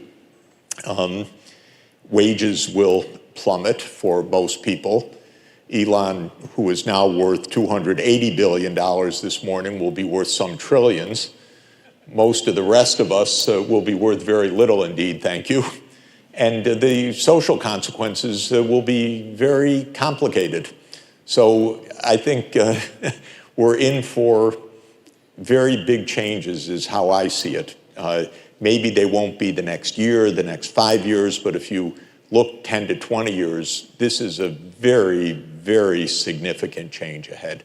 So you're feeling this as an investor, as a national planner. Let me throw the question back to you. What do you see coming? Unevenness. I mean, if you look at how technology gets adopted, at the city, the state, the country level, but also at the firm level, it's uneven. It's a function of motivation. It's a function of agility at the organizational level. And then, of course, resourcing. Are the resources there? The prize is large for those that can move quickly, that adopt early. If you take an example of supply chain innovations, in the 90s, Walmart had a 10-year lead because they adopted early and at scale, and others worked hard to catch up. And so you could imagine the same thing happening in this space as well. And when you think about the challenge on the resourcing side, that's not just capital, it's also the people that actually know how to leverage this technology. And that brings in education as a very important vector for, at the national level, for preparing citizens. You've been in education for a long time. How do you see the way we learn, the way we teach, what we teach, evolving because of AI? Again, there's a lot of fog here because we don't really know. I would say the curriculum at schools and universities has not changed anywhere near as rapidly as the technology has changed, so we're behind the curve. When you talk about unevenness, there are only a few places in the world that are at the cutting edge of this, perhaps a few parts of the United States, I would say several parts of China, not very many other places right now. So if it was 10 years lead time for Walmart, we've got a very considerable lead time of a few regions, and most of the rest of the world is way behind. When it comes to education, by the way, I'm concerned with even the most basic fact, which is there are hundreds of millions of kids, including no doubt tens of millions in this region, who are school age and not in school at all. So it's not even a matter of what they are learning or not learning. They're not even in school. And I'm working a lot in sub-Saharan Africa, and probably 250 million school-age kids are not in school because the governments are too poor to keep them in school. The households have no income. And so where are they going to be in 10 or 20 years? So the answer is, of course, we're going to have to train for much more flexible lives because the content of jobs will change a lot in the future. I don't think anybody can predict exactly what people are going to be doing, what any of us will be doing in 10 or 15 years, because machines will be able to do a lot of what we currently do, and what we will be doing will be something quite different. So education is vital. It's going to have to be education for flexibility and for quality of human life, but not education that is specifically targeted to a particular skill, most likely, because that skill, if you can teach it, you can probably train your Optimus humanoid robot to do the same thing in about 3 hours, what it would take to train us 4 years. So we're going to have a real challenge in this question. And I think this whole idea of how do we prepare for this, which is the whole purpose of this conference, is really an important question. You're in the public sector, which I think is critical for this. How do you see the role of the public sector? And of course, the private sector is the owner of the technology. So what's the public sector to do in this? I think partnerships are a very important part of the playbook. Things are moving very fast. It's hard for any one node in the system to have all the information required about what's happening, what's changing, and to be able to predict what's needed in the future. And so I think government, not just governments, I think really everyone in the system needs to have a very strong external orientation where you're not only keeping an eye open to what's happening, but also partnering with people so that your organization learns and so that you can adapt. One of the things that's happened over the past 40 years with globalization is jobs have moved to different places. With the rise of remote work, that can happen in a unit of one in a way that where in the past wasn't necessarily a possibility. I know this is something you've thought a bit about. What's the opportunity for global business when it comes to tapping into labor forces in other parts of the world in a way that they perhaps wouldn't have been able to do quite as easily in the past? Well, I'm a huge fan of working from anywhere, because I shouldn't say this in front of people, but I don't go to my office anymore. It's been quite a while. One of my colleagues is here. He knows that, but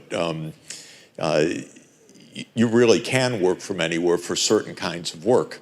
And this could have an enormously positive effect on our lives, because many young people, traditionally in this region or in very poor regions, say, I need to get skills, then I'm going to move to the United States or move to Britain or move to the Gulf or move someplace else for work.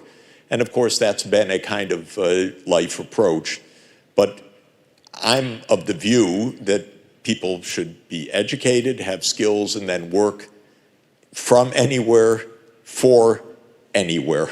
And if we could do that, if we could really design that, people could live in their home places where they have their families, their loved ones. They could be engaged in world activities of all sorts of creative, constructive, remunerative dimensions. And to my mind, that would make a much, much better world. But this morning, I was hearing from colleagues about so many educated young people in certain parts of West Africa who have no jobs right now, so they're trying to leave. What's wrong with our global labor markets that we can't have the kind of online constructive and creative work? My guess is we can, but it needs to be designed. I think one of the lessons of technology in general is it doesn't just come for free on a platter. You use it, and that's the outcome. You shape it also in terms of societal objectives. And this technology is coming faster than anything we've ever seen, because who here thought about these issues 5 or 10 years ago? Maybe people in this room, but not most of the people in the world. AI was not exactly on the tip of everybody's tongue, but now it is the center of everybody's attention. This is an incredibly rapid development. And we are way behind at all levels in dealing with it. You know, Elon, again, a friend, I think he's a genius inventor and innovator. He said yesterday, we have the age of abundance ahead of us. I'd say, Elon, it's easy to say when you have $280 billion, in your bank account. But what about somebody whose job is going to go away, and you and your friends don't want any government programs anymore? What's going to happen to them? And so we need to think about this truly in a collective way to meet the basic idea that this really needs to help all parts of society and all parts of the world. I'm asking you, how can we do that? Because you're leading an effort for the kingdom, and I think the kingdom is absolutely determined to be in a global forefront on these issues. So how do we think ahead on this? I won't answer from the perspective of my day job. That is very much focused on building out sectoral ecosystems that create meaningful jobs and for future generations. But if you think about the potential of AI to create segments of one, to personalize things to a level where it understands what you need, I'm hoping that same thing applies to jobs, right? So if there's that engineer in West Africa who has talent but doesn't today have an employer nearby, capitalism ultimately will find ways, for that talent to be connected to people who need that, with the managerial innovations required actually coming from AI, which can happen at a much faster rate, as you said, than businesses can adapt and HR departments can adapt and everything else. So that's the promise that we're all hoping for.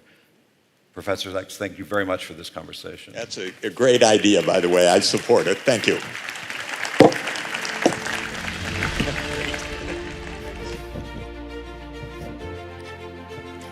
Thank you very much, gentlemen. Another big round of applause for Professor Jerry Sachs and Jerry Todd. Thank you so much. So I have a question for our audience here. Who here uses ChatGPT? Can I get a show of hands?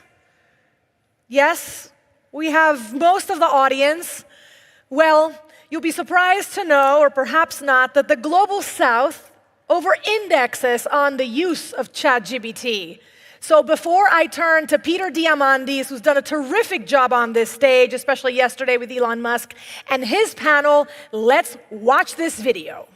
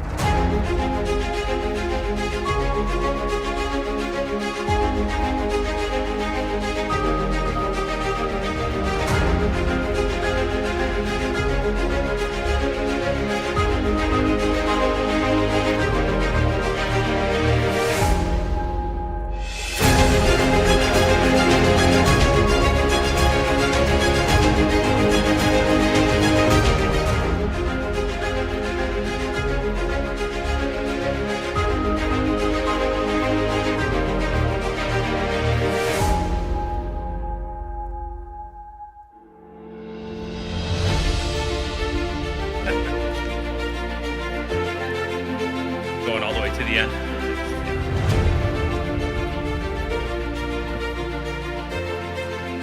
Hello, everybody. Welcome to another conversation on AI. I don't think we can get enough of this conversation going. I do want to thank Richard Atias and the FII team for really increasing the conversation this year on AI, because I think there is no greater topic of import on the financial side, on the leadership side, education side, medical side. It's transforming everything. We have three incredible CEOs here who are representing a variety of different parts of the AI emergence. I'm going to start by asking each of them to take just 1 minute, introduce themselves and what they're doing, and then we're going to jump into where is this going, how fast is it going, how big is it going to get. We'll ask the question, what is after ChatGPT? Prem, let's begin with yourself. Awesome. Thank you. Thank you, Peter. I'm Prem Makaraju. I'm the CEO of Stability AI. We are one of the leading open source image, video, and 3D models in the world. And past GPT, well, pictures are worth 1,000 words, and we're making quite a few of them. And in fact, 80% of all the images that were generated by AI last year in 2023 were driven by our model, Stable Diffusion. Amazing. Richard. Hi, everyone. Really excited to be here. My name is Richard Socher. I'm the CEO and founder of you.com, you.com. It's a productivity engine, which is the next generation after a search and an answer engine. So we really make people more productive across a whole host of different kinds of organizations, from hedge funds to universities to companies, insurance companies, and so on, publishers, news agencies, and almost everyone else in between who has sales, service, marketing, research, analysis, and so on. I also run a venture fund called AIX Ventures that invests in early stage pre-seed seed AI companies and startups. I've been very fortunate that when I was a professor at Stanford, I had two students who created this cute company called Hugging Face, invested in that at a 5 million valuation, worth $4.5 billion now, so fund's doing pretty well. That's bragging. That's just straight up bragging. I wish I could brag like that. Dr. Kai-Fu Lee. Hi, I've been working on AI for about 43 years. I was in college when I started AI, and I think that may have started before my colleagues were born. But I actually worked on machine learning, and I have a PhD at Carnegie Mellon, and I have worked at Apple, Microsoft, Google. Some of you may know me with my books, AI Superpowers and AI 2041. My part-time job is I run Sinovation Ventures, which invests globally. And then my full-time job is I run 01.ai. It's a generative AI company. We build a large language model. We're currently ranked as the 3rd company with the highest performance, only next to the best models from OpenAI and Google. And you can find it online. We're also building consumer and enterprise products. We're based in China, but our products are accessible globally, and also we extensively do open source as well. So incredible, and first of all, Kai-Fu is a legend and one of the greatest leaders globally in this field, so very honored to have him on here. Prem, I want to start with you. You very famously were able to recruit James Cameron onto your board. And since Stability is creating video and is creating sort of the future of Hollywood, I am curious about two things. One, did Jim get it right with the Terminator? And secondly, there's been a lot of conversation about the disruption of Hollywood. That we're going to have AIs creating the future of all movies, all content, and so forth. So you said beyond, GPT models were, images worth 1,000 words. Talk to us about what this future is. What is going to happen in sort of the visualization world of TV in Hollywood? Love it. So did Jim get it right with Terminator? Let's hope not, I guess. But what a great movie it was. And I love when he jokes about it. He says, I told you guys, this is coming. And now it absolutely is here. And why would someone like him get involved in Stability? Yeah, great question. So I had the great fortune of working on Avatar 2 with him when I was the CEO of Weta Digital before I joined as CEO of Stability. And that movie took over 4 years to make. And that's because it was fully rendered. And I think if you fast forward to 5 to 10 years from now, the vast majority of film and television and visual media as we know it today is not going to be rendered, it's going to be generated. And in fact, in Avatar, there were certain shots, there were certain that took 6,000, 7,000 hours of compute time to render one single frame. Thousands of hours. Wow. That literally can be reduced down to minutes now. So I think Jim just wants a whole lot of life back. And when you think about like the creative process, we all watch films, we watch movies, we love them. From the time we were born to our last memory, it's a commodity we never get sick of. We never not want to watch it. And so there's this insatiable appetite out there in the world to consume stories and to create stories. And I think that we should just accelerate that. The problem with the film production process is time and money. So what he really wanted to do is rip those things out so we can move from a render to a generated model. Are we going to see a situation where we're ever going to have AIs generating entire movies because it knows my preferences, what I love, and it's like the perfect movie for me? You know, personally, I kind of hope not. I don't think that actually the creative process, I think, needs to start with a human. And I think that human needs to dictate these tools and separate agents to actually make that story. And so I'm hoping that you'll probably want to hear stories that other people want to tell you. All right, well, let's take a different direction then. Sure. Am I going to see Marilyn Monroe and all stars of the past coming back? Is there a need for human actors if you can generate absolutely lifelike actors and actresses perfectly? I mean, I can't see a situation where they're still around. Yeah, I think that it's actually it's faster when you're talking about the film production process. It's actually easier to just shoot plates on an actor, just shoot real photography and get their performance. I think that's the visible layer of production. People gravitate toward it a lot. I think that AI will enhance those performances. I think the physicality of a director with a camera and an actor in front of it is a very important part of the creative process. And I don't think that that's going to go away too soon. And in fact, I think about the things that aren't going to change just as much as I think is going to change. But I do think after they take one take, the director is going to say, I got it. Because they're going to be able to do what you're talking about, which is manipulate that performance. May I ask one more question to you before I move on? What is the most dramatic change we're going to see in film and TV 10 years from now as we see digital superintelligence? What's the craziest vision of what we're going to see in entertainment? I think we're going to see on the magnitude of 5 to 10 to 20x more content being created.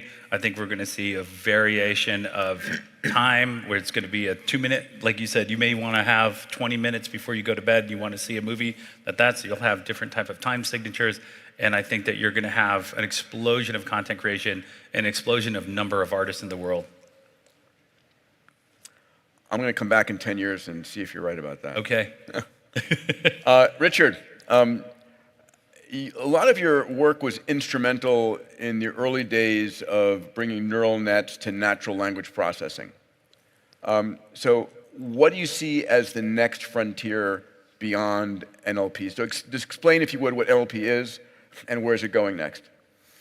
Yeah, natural language processing, NLP, used to be a sub-area of AI, and it has, I think, influenced pretty much every other area of AI, and there are lots of different algorithms you could train. In 2010, I had this crazy idea to train a single neural network for all of NLP. In 2018, we finally really built the first model that invented prompt engineering, where you can just ask one model all the different questions you have. And over time, of course, you can ask questions not just over text, but also over images. And so I think next, one of the answers to the panel's main topic of what's after ChatGPT is that we have many more multimodal models. You'll be able to have conversations over images. You have seamless inputs and outputs in not just the modality of text, but also programming, which is a huge unlock.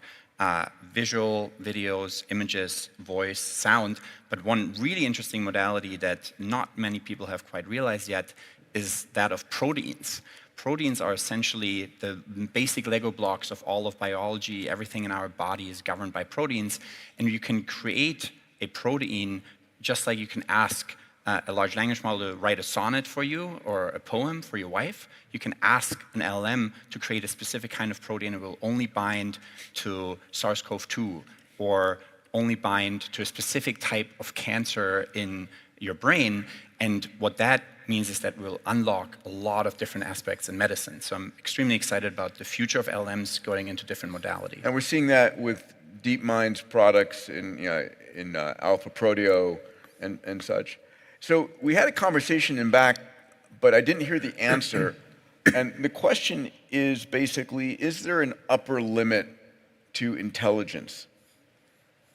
And we've talked about, and we just did a conclave on digital superintelligence and how fast we're going to get there and what does it mean. As we think about AI becoming more and more intelligent, yesterday I was speaking to Elon, he said, okay, 2029, 2030, equal to intelligence to the entire human race. Is it just, a million times more, and then a billion times more, and then a trillion times more? Is there an upper limit to intelligence? Yeah, so really interesting question. So just to talk about AlphaFold and Google for a second, because you mentioned it, that was really interesting to understand how proteins fold, because that will help you understand how they are likely to function and interact in your body. What we did in 2020 is actually create the first LLM that generates a completely new kind of protein. And it was 40% different to any naturally occurring protein. And we synthesized it in the wet lab. This was at Salesforce Research. What did it do? Scientist there. And it was an antibacterial lysozyme type of protein that basically has antibacterial properties. And just to put that into perspective. 2020 was really close to COVID-19, so make sure you weren't. Okay. Got to be careful what you say online sometimes. But what was interesting is that multiple startups have now started from this line of research, and I think it's hard for people to fathom how much that can change medicine. In terms of upper bounds of intelligence, it's a really interesting question. Can it just keep going and going and going? I think you have to basically look at the different dimensions of intelligence, right? There's language intelligence, visual perception intelligence, reasoning, knowledge, extraction, and a few others, physical manipulation, and I'll show you just one example, so I don't want to could talk about this for hours, but visual intelligence, right? There are, for a long time, people have looked at just the electromagnetic frequency spectrum of human vision, and there, classifying every object on the planet is actually not that hard, and the upper limit is classifying all the objects on the planet, and we're probably going to reach that, and we're not too far away from it. But that's just human vision. AI could eventually see all the way down to gamma frequencies and see and try to perceive atoms, right? And there you actually start to hit limits of physics, like quantum limits of what can actually be observable. And you can go all the way into seeing massively larger scale things at the universe level, and how many different sensors do you have then you can process all of that information. And AI could have billions of sensors that go out, and then you get into really interesting limits of the speed of light cone of what's actually observable. So I could talk about it for hours. It's a really tough subject, but in some cases we are astronomically far away from those upper bounds, and in some cases we already get pretty close. Fascinating. You talk about work productivity as U.com's objective. What does that mean? And I guess the question is the same. Is there any limitation on work productivity that we're going to see, given the fact that I can command AI agents and robots to just do anything and everything and self-improve along the way? It seems like we're going to hit sort of an infinite GDP at some point. Yeah, there's some areas of AI where AI can actually get into a self-training loop if there's a simulation of something, and anything that can be simulated, AI can solve everything in that areas. For instance, chess, the game of Go. You can perfectly simulate it, hence the AI can train and play with itself billions and billions of times, create almost infinite amounts of training data, and hence solve every problem in that domain. What are other domains that we can perfectly simulate is programming. Programming languages can be run, and then you can simulate the outputs, obviously in the computer, and then the AI can get better and better, and eventually get superhuman in terms of programming. But where I can't simulate things infinitely many times is in like customer service, right? You can't have billions and billions of customers kind of ask about all the different things that can go wrong with a product that you're sending. And so in those kinds of areas, the limits are going to be on data collection. Can you actually fully digitize a process? I often joke like plumbers are probably the safest from AI disruption because no one's even collecting data on how to do plumbing, right? And you like crawl somewhere, get different pipes. No one's having GoPro and 3D sensors and robotic arms and so on collecting data for that. So that will take much, much longer. I think in terms of work productivity, a lot of us are going to become managers. A lot of current employees that are individual contributors are going to have to learn to manage an AI to do the kinds of work that they do. And it turns out managing is also a skill. Not everyone is a good manager from day one. You have to really explain to the AI how you do a certain kind of job. And what we've seen with, for instance, a really large cybersecurity company called Mimecast is they've had 200-seat licenses using their product, and then we did a workshop with them and actually explained to all the different groups, like, this is what you can do. And someone from marketing can say, well, I usually get this long product description, and then I have to describe it for these different industries in an email campaign, and I have to write 3 tweets and 3 LinkedIn messages, all this stuff. And we're like, well, just say that to this agent, and then the AI agent does it for them. They're like, wow, now it's like 6 to 20 hours of work every other week just got automated by describing this workflow that I used to do manually to an AI agent. And I think that will change pretty much all work in pretty much every industry. Kai-Fu, I can go in 1,000 different directions here. First of all, your venture fund, Innovations, which is how many billions of capital, AUM? We manage about $3 billion. About $3 billion. And you've been one of the most prolific AI investors. I've had the pleasure to visit you multiple times in China, and thank you for your amazing hospitality. You've now become an entrepreneur. Yeah. And you're running both a company in China and a company in the United States. Why did you do that? Well, because this time is for real, right? Imagine, this was my dream. This was practiced before? Well, this was my dream when I went to college, that AI was nothing. No one knew what it was, but I felt this was the thing I needed to do. And then we went through multiple winters of AI where there's disillusionment and I had to do other things. And about 7, 8 years ago, we saw with deep learning, it became clear it would create a lot of value. So, but at the time, I didn't really see it becoming AGI. So I was an investor. We actually created 12 AI unicorns in Sinovation Ventures.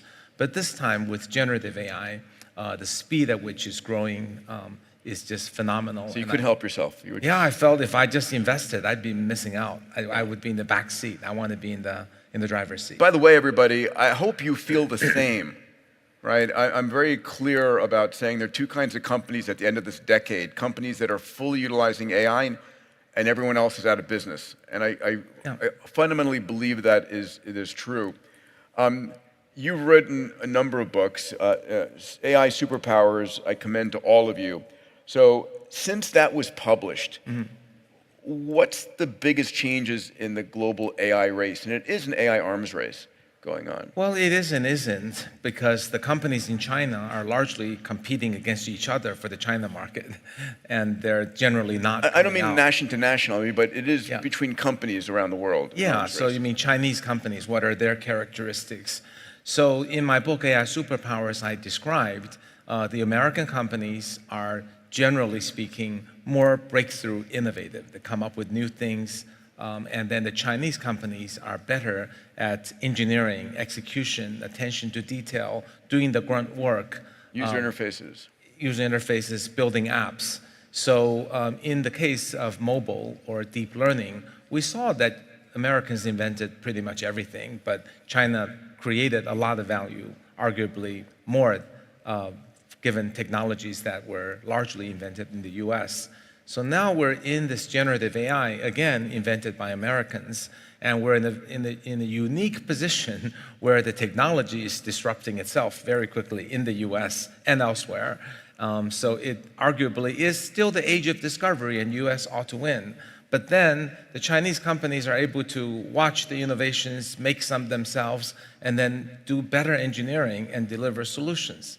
So the company I'm building, 01.ai, is doing exactly that. We don't claim to have invented everything or even most things.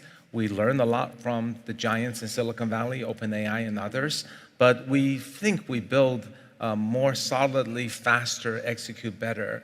So an example was I talked about how 01.ai now is the third best modeling company in the world, ranking number 6 in models measured by LMSys and UC Berkeley. But the most amazing thing, I think, the thing that shocks my friends in the Silicon Valley is not just our performance, but that we trained the model with only $3 million. And GPT-4 was trained by 80 to 100 million. And GPT-5 is rumored to be trained by about $1 billion.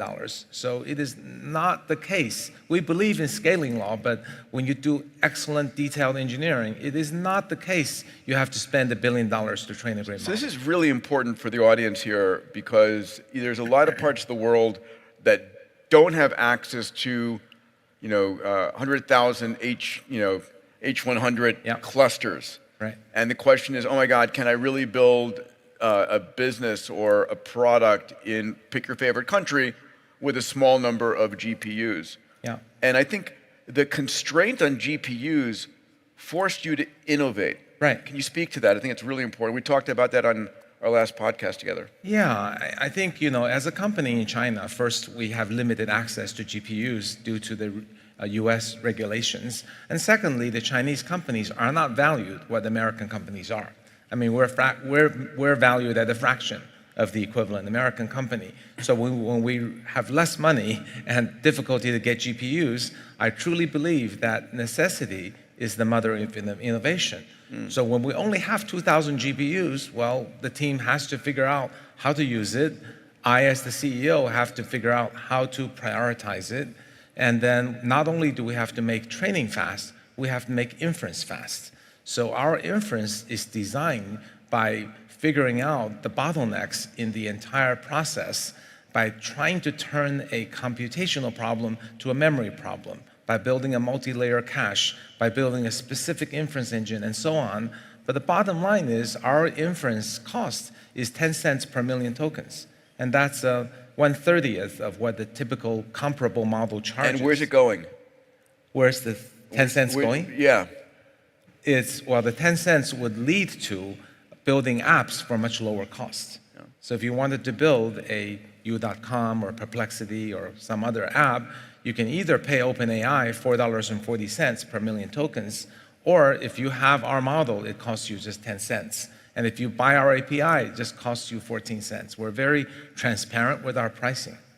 Yes, Richard. There's a really interesting paradox called Jevons paradox from the previous Industrial Revolution. A lot of smart people back then were working on making more efficient steam engines and that use less coal. They thought, if we make the steam engines more efficient, we're going to need less coal. But instead, we needed more steam engines everywhere. Yeah. And I think that's exactly what's going to happen. We're currently in the Jevons paradox of intelligence. We're just going to use intelligence in many more places. Everyone is going to have their own assistant, their own medical team that understands everything about them, instead of being restricted by intelligence being very, very expensive. Yeah, I totally agree. I want to clarify, I'm not saying there's a fixed workload, we're making it cheaper. Right. I'm saying we're enabling a workload Exactly. much, much larger. Correct. I want to ask one closing question to all of you. We have people here who have daughters and sons or nephews or brothers and sisters.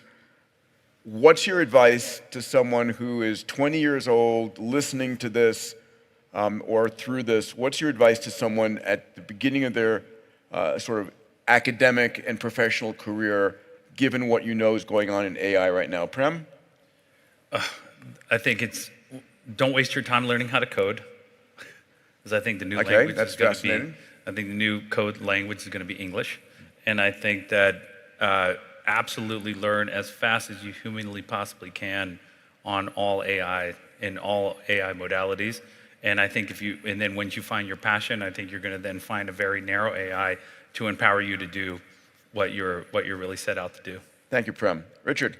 I'll disagree. I think you should still learn how to program. I think that is how you get to really understand how this technology works at the foundational level, and how it becomes less magic and more something that you can yourself modify and construct with, but you need to combine computer science and programming with another passion that you can actually apply all of that intelligence to. And ideally, the younger you are, the more you learn the foundations, math, physics, the sciences. I think I'm going to cut you off because I'm being yanked. Fine, I want to have Kai-Fu's final word here. Okay, I actually agree and disagree with both of you.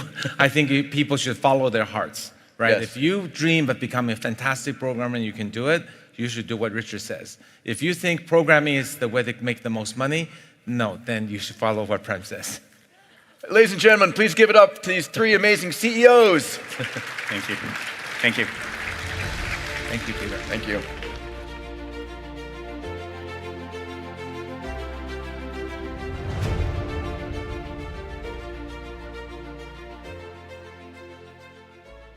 The promises seem vast. But what is truly on the horizon for healthcare? Biotechnology, AI, and personalized medicine are reimagining the aging process.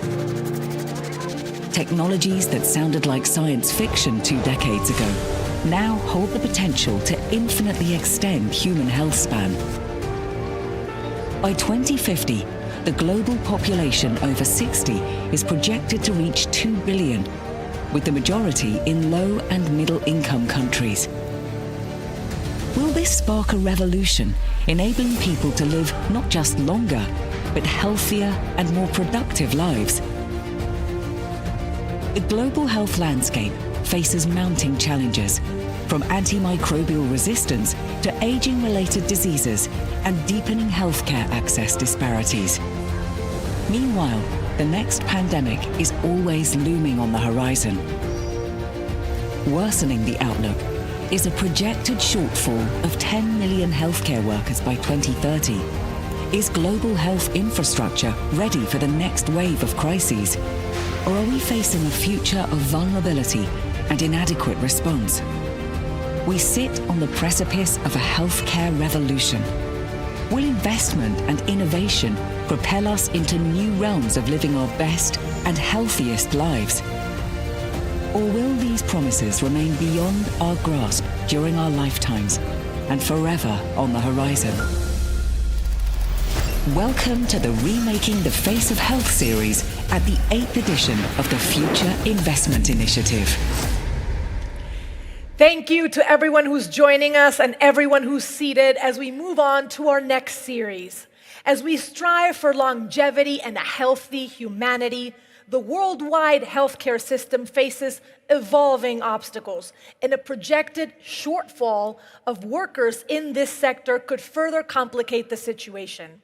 Is the world's healthcare infrastructure truly equipped to handle future crises? Or does this signify a future where adequate response capabilities are lacking? To discuss this and much more, please welcome our moderator, Dr. Ellen Feehan, and her panelists. A big round of applause for them.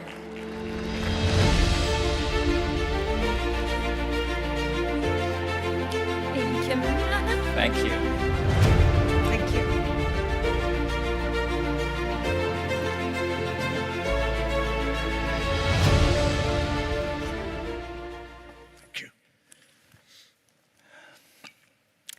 Hello. 3 billion people live in environments highly vulnerable to climate change. Our recent analysis has shown that the likelihood of a pandemic of the scale of COVID-19 is now 2 to 3% per annum, which means that we can expect such a pandemic not every once in 100 years, but probably every 35 to 50 years. And as was just mentioned, we have a deficit of at least 10 million healthcare workers globally. So that's our baseline. As a recovering trauma surgeon, a humanitarian volunteer, and a pandemic responder, I'm very excited to be chatting with this esteemed panel of Dr. Mahmoud Khan, Evolution, Jeffrey Lee, and Alicia Mupan. So, Alicia, I'm going to start with you, please. Everyone is investing in healthcare innovation, but in fact, for a crisis, we fear that the gap or the break is going to happen at the front line, so the delivery system. What are you seeing with smart money in terms of delivery system innovation? Thank you. Thanks, Ellen. I think what you mentioned initially was absolutely true, right? The shortfall in workforce in healthcare is a huge problem, and I think the pandemic only made it worse. I think what we saw was a huge exodus of workforce after the pandemic. Like, for example, in the US, they were saying that almost 5 million people left medical field after the trauma of dealing with the pandemic. So we are sitting with a twin problem right now where we are talking about how do we increase the workforce, the supply into the healthcare workforce, and two, the scary statistics that you're saying in terms of the likelihood that we will be dealing with another pandemic in our lifetime is very real, and you're going to deal with it with an aging population. I think I must share one statistics that actually staggering and really scared me was 2018 was a year when the number of population in the world above 65 crossed the number of children under 5. But you fast forward to 2050, and the number of population above 65 becomes double the population of under 5s. And then you fast forward to 2100, and the population above 65 becomes 5 times the population under 5. What does this mean if there's a pandemic, right? You have the aging, elderly, vulnerable population on one side, which is a huge proportion of the population, and who's going to look after this? A shrinking healthcare workforce? So I think we really have to talk about how do you upskill and how do you motivate more people to enter healthcare? So what are the tools and incentives that you need to use to bring back more people to want to join healthcare? And then, of course, when it comes to AI technology, how do you make sure the healthcare workforce can reduce the burden, focusing on the clinical work instead of the admin work? Right now, almost 40% of their time, doctors, nurses, paramedics, is spent on non-clinical work. And that's not fulfilling, that's not productive, that's not the best use of resources, especially in a crisis. So I think these are the ways that we need to kind of really think about the next pandemic and readiness for the same. Thank you. Dr. Khan, as we think about the aging population, one of the silent pandemics that we're experiencing that disproportionately affects that group but affects all of us is antimicrobial resistance. And if we were to accept, at least for now, that there isn't a lot of appetite to invest in new antibiotics or antimicrobials, what could be some of the innovative ways to invest in this space?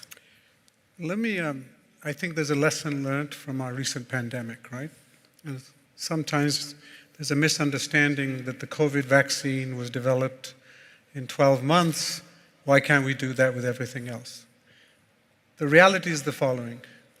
The US NIH was investing in RNA technology for 10 years prior to the pandemic. Essentially, it was creating the building blocks for applications of the future. When the pandemic hit, a number of companies took that government-funded technology that had become then applied as IP, so it was public sector funding that created the building blocks that gave us the COVID vaccine. And that allowed, and then it was coupled by government-funded offtake agreements that guaranteed purchase. So let's take a look at this. You think I'm going to give you a science answer, but let's actually take a look at what enabled this. So if we now fast forward, there are 2 or 3 different things that are, one of which I'd like to add on to the comments that's just made. For epidemiological purposes, we look at age based on your birth certificate. What we've now learned, and we can take a number of diseases, age-related cancers, you're a surgeon, we look at the onset of diabetes, cardiovascular disease, dementia. The age of onset of these conditions, on average, is 5 to 10 years younger in this part of the world in South Asia than it is in North America and Western Europe. So age is a biological phenomena. We happen to measure it based on your birth certificate. They're not the same thing. So the actual impact is not the same based on population demographics, depends on where in the world, the environmental and genetic factors. It's very important in the Gulf region, for example, because we are seeing colon cancer, breast cancer, prostate cancer occurring earlier. These were considered relatively rare in the past. So if we think about immune dysfunction, which is the phenomena underlying the vulnerability of the pandemic, there are three things needed.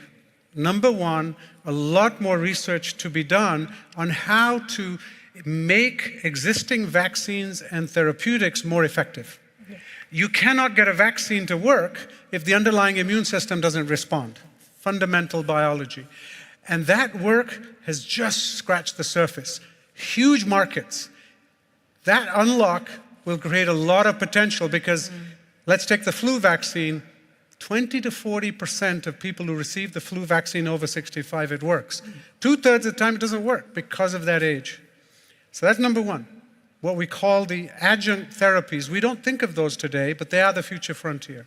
Number two, what are the building blocks for microbial resistance that are going to enable diagnostics, rapid point-of-care diagnostics, but also the right therapeutics that as resistance develops, we can deploy those quickly. And that also is going to take that public-private partnership. Most of this investment historically has not come from the private sector. It's been enabled by the public sector, and we're now in a world where pandemics are global. So the question it really raises is how do countries collaborate at the same table? Forget political differences.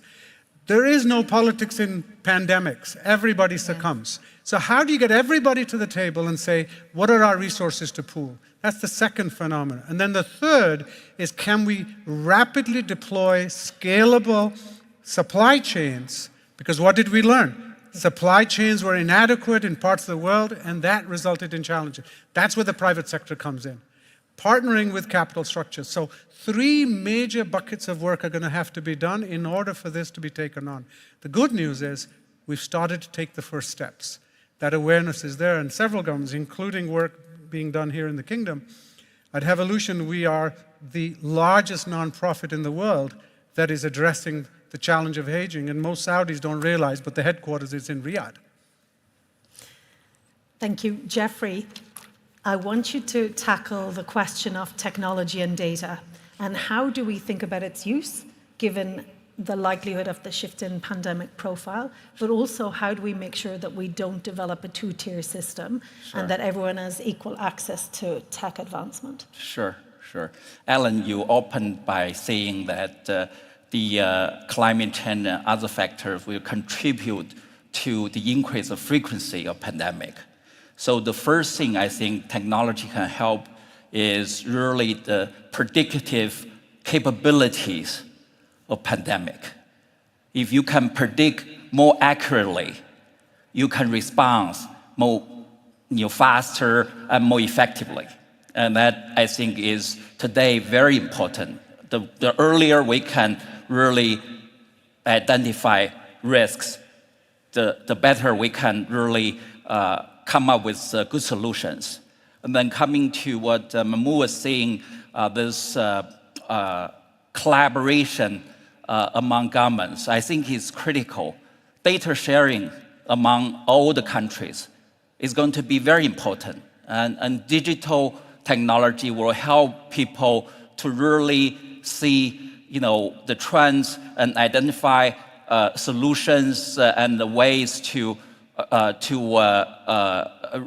solve the problems and to come up with the plans of supply chain, supply of manufacturing, etc. So in that sense, I think it's very important. And there are already technologies that are really very, very good and effective in helping predict the pandemic. For instance, there's an AI-based system called the Blue Dot.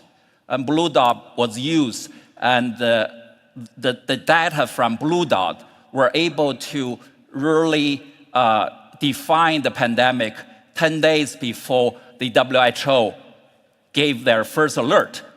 So those technology are going to be extremely helpful. And then in terms of control of pandemic, now you have the digital health system, like the health code and things, which will allow you to monitor and survey what's happening with the pandemic, the spread of the pandemic, and hopefully you can contain the spread of that as early as you can. And so in that sense, I think technology also is very important in the future to address the issues in the pandemic. So I think technology is one thing that is a powerful tool now we have that is really helping us to face the challenge, or meet the challenge of now the increasing frequency of pandemic.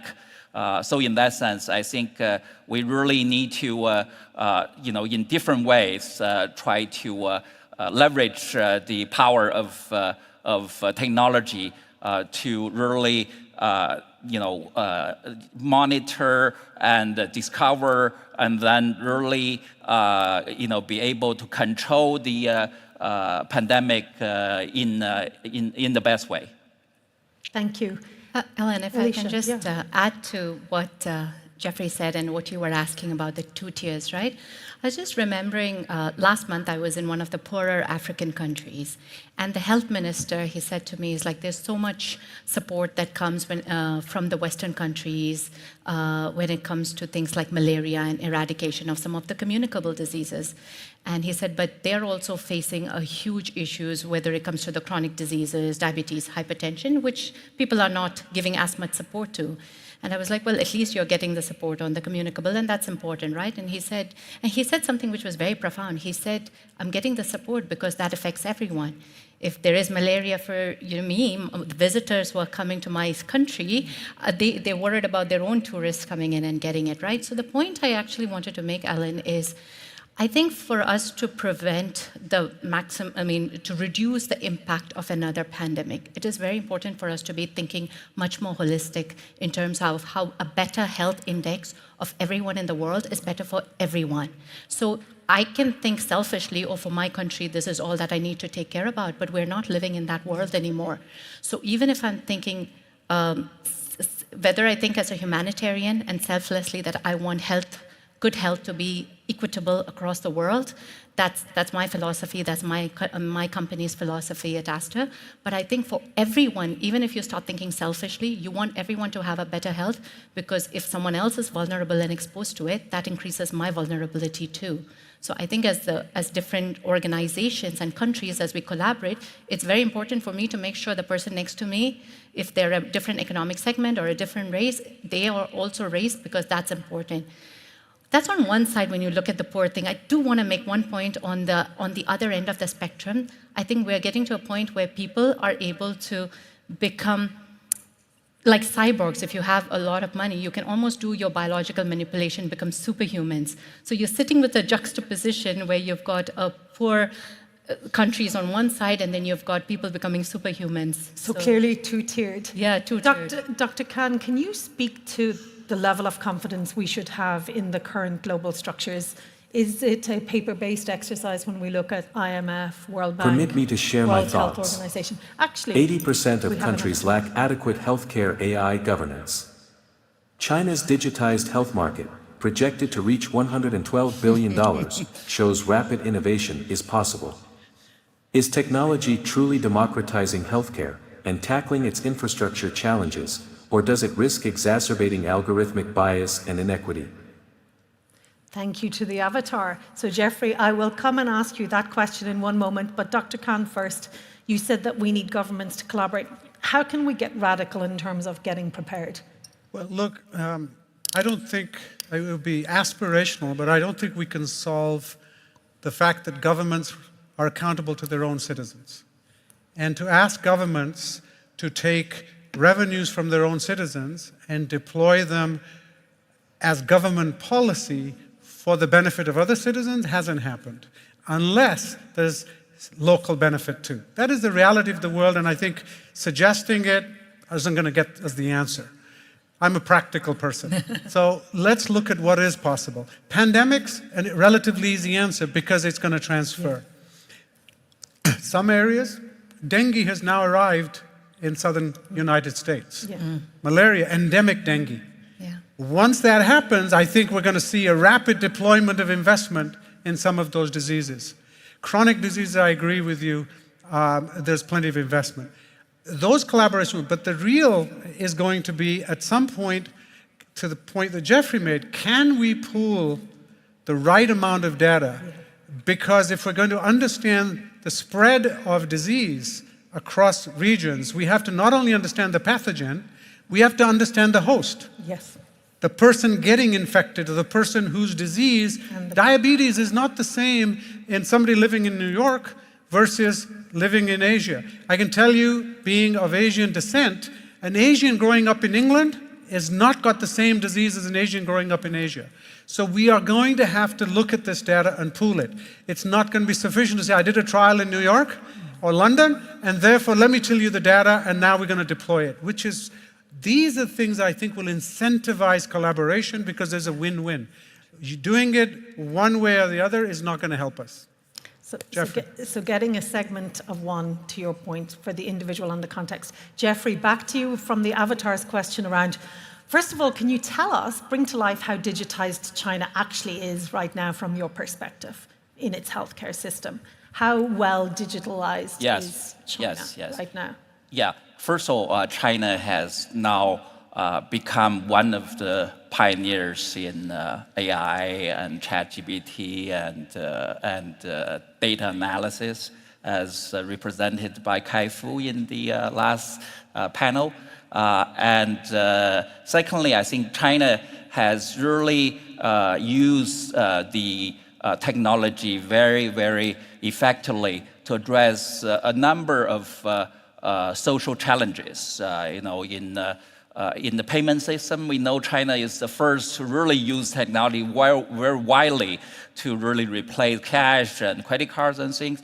In healthcare, China has this healthcare system which was developed during the pandemic, which is very effective to identify where the infection is happening, and very quickly be able to contain that infection within a very small area.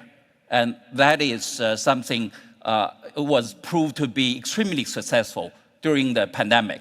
And for a period of time, for most of the 3 years, that the infection rate of Chinese COVID is extremely low. We're talking about for 1.4 billion people country, most of the time you have 1,000, a few hundred infections. So that is very much due to the effective use of the technology. And now I think telemedicine is another thing. China is using also AI for a lot of the disease analysis. For oncology, they are now using AI to help physicians to diagnose cancer, etc. It's fast developing. So we're seeing the merging of healthcare and technology happening rapidly. So we've talked about government collaboration across countries, but making sure that we look at the citizens as well as the global citizens that are impacted, that the public and private sector needs to come together, that we need to think about the baseline health infrastructure, both of the individual in their context, but also the health system that's supporting it, and bolster that as we think forward. And we need to gear up for significant investment in this space because we're expecting a much rapid cycle. 2 words, Dr. Khan, what else do you think we should keep an eye on? Look at the return on investments in our current healthcare systems. If you plot a graph, you may have seen this, of impact on life expectancy and health, quality of life of a population against investment, public health. Yeah. It's not an 80-20, it's a 20-80. 20%, if you plot all the countries that you have data, 20% of the investment gives you almost 90% of the return. The remaining 80% of what governments are spending gives you another 10%. While at the same time, in a country like the United States, 40 million Americans have no health insurance. So the question we have to ask ourselves across country by country by country, that if you keep investing more, and ministers of finance ask this question, if I keep giving more money and my population impact doesn't change, At some point, if we were a business, we'd be asking ourselves, what's the ROI? And the ROI is terrible after the first 20 or 30% of investment at a population level. That's where technology comes in. We have to get at that and say, how do I get far more for the dollar I'm investing, or the real, than just putting more at it? And that's where I think innovation and some of the things we're learning from China, Asia, the global south, are really going to change the game. Thank you. Alicia, for you? Ellen, In 1 if I say minute. 2 words, I would say it's primary care and digital health. Love it. If you're able to make the foundation strong and create a really good primary care system, you can avoid a lot of the health burden that is caused on the system, which ends up being very expensive, to Dr. Khan's point, because it becomes unsustainable then. So solid primary care is my goal. And Jeffrey? Yeah, local manufacturing, I think, is critical. And the other thing is resilient supply chain. Those two are going to be very important when we have the next pandemic. I'm optimistic, actually, given that what you've said, there's a lot of waste in the current system and a lot of opportunity through AI and digitization, and a desire probably for more collaboration than we've seen before, given our recent experience. So thank you very much to my esteemed panel. Thank you very much. Thank you. Thank you.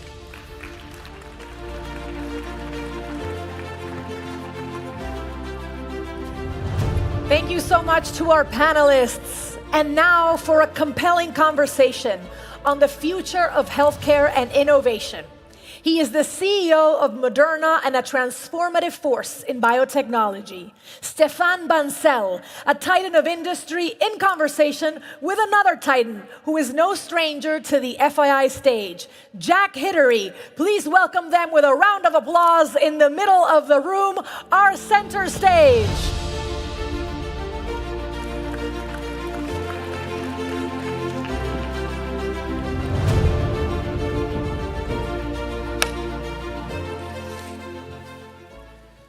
Welcome, everyone, to this conversation with Stéphane Bancel. We're going to talk about AI and biopharma. We're going to talk about Moderna. We're going to talk about the future of medicine, treatments, diagnostics. Let me start with a question for the audience. My first question to the audience is, how big in trillions of dollars is the biopharma sector globally? How big? I'll start the bidding at $1 trillion. Any other bids? Any other bids? 3 trillion, I heard? 4, 5, it's going up. So it's between 8 and 10 trillion dollars, growing very, very fast. And the question is, what do we get for those 8 to 10 trillion dollars? Today, Stéphane and I will talk about how biopharma is working today, some of the big breakthroughs that Moderna has had specifically, and we'll talk about where we can take this and revolutionize the biopharma industry. So let's start. By the way, please keep up, because there'll be more questions for the audience in a little bit. Stéphane, let's actually start with you as a person. Your father was an engineer, your mother a physician, you grew up in France. How did the professions of your parents, engineer, physician, shape your choices, your life choices, your career? Well, good afternoon and thank you. I'm super happy to be back in the kingdom. Well, given I'm a chemical engineer and actually a biochemical engineer, I think you get the answer to your question. Big impact from both of them. But also my education, I was raised by the Jesuits, so really a sense of serving was important, which is why I spent all my life in healthcare. But also mentors on the way. I've been lucky, like many of us, to get a lot of great mentors. Alain Mérieux, chairman of bioMérieux, and I was CEO of bioMérieux, taught me a lot. And our chairman, Noubar Afeyan at Flagship. Noubar Afeyan, yes, at a Flagship. Has also Who's here at FII. think bigger as we built Moderna. Wonderful. And in the early part of your career, you actually joined Lilly in different positions. Lilly obviously was a great company then, and even a greater company now, with Mounjaro and many other breakthroughs they've had. I think they're reaching $1 trillion in market capitalization recently. Tell us about your experience there. What were your takeaways from your experience at Lilly, and what are you using now, lessons that you learned then? Sure, so a lot of lessons in terms of scale, managing scale, global businesses, integrating and making sure that you have your R&D, talking to your manufacturing, talking to your commercial. But I think the piece that I was most surprised and sometimes shocked by in big pharma is the failure rate of drugs. As you know, highly documented, 90% of the drugs that start a phase 1 never get approved. which if you think about it from an ROI standpoint, is just terrible. Let's just emphasize that, please, Stefan. 90% of drugs, of candidate drugs that go into clinical trial, never come out again. 90% failure. So if we were talking about, for example, the Stefan and Jack construction company that builds hotels, and we told there's a 90% chance of it falling down the first 30 days, that would not be a great construction company. But that is biopharma today. That has been for 150 years. And one of the things that I love about the concept of Moderna 10 years ago when we started the company is because we use mRNA, which is an information molecule. If you think about the pharma industry for 150 years, it has been an analog business where every molecule is different. If you look at a Prozac or a Lipitor or pick your favorite pharma drug, it's a unique chemical compound where you have to relearn everything in the lab, how to make it manufacturing-wise, prove to the regulator it's safe and it's working, which is why the success rate. It's a trial and error process where everything has to be relearned every time. But if you think about mRNA, as we all learned during the pandemic, it's a molecule made of 4 letters. And every mRNA product we make is the same 4 chemical letters we put in your body. And so because of that, we have already shown that Moderna, our success rate from a phase 1 start to a phase 3 successful data is 6 times the industry, 6x. And I think over time, it has a chance to get even better. And why do you think you're getting this massive success rate compared to the benchmark in the industry? For 2 reasons. One is toxicity, because it's always the same 4 letters that constitute an mRNA molecule. We put the same chemical in your body. Those are chemicals anywhere that exist in every one of your cells. Those are not like foreign chemicals. Again, think about a Prozac or a Lipitor. Those are molecules that do not exist in your body. mRNA is in every one of your cells. The 4 chemicals that make the mRNA are in every one of your cells. So the toxicity side of the house is taken care of because it's always the same molecule for all of our products and the molecule that exists in nature. The second part is we code a protein that exists in nature. Think about the COVID vaccine. We did not invent spike. We copied and pasted spike when the virus was sequenced and put online by the Chinese government early in the pandemic. You did that within weeks, right? We did that like in 48 hours. There you go. And so, and all in silico. We never had access to the physical virus to design the product.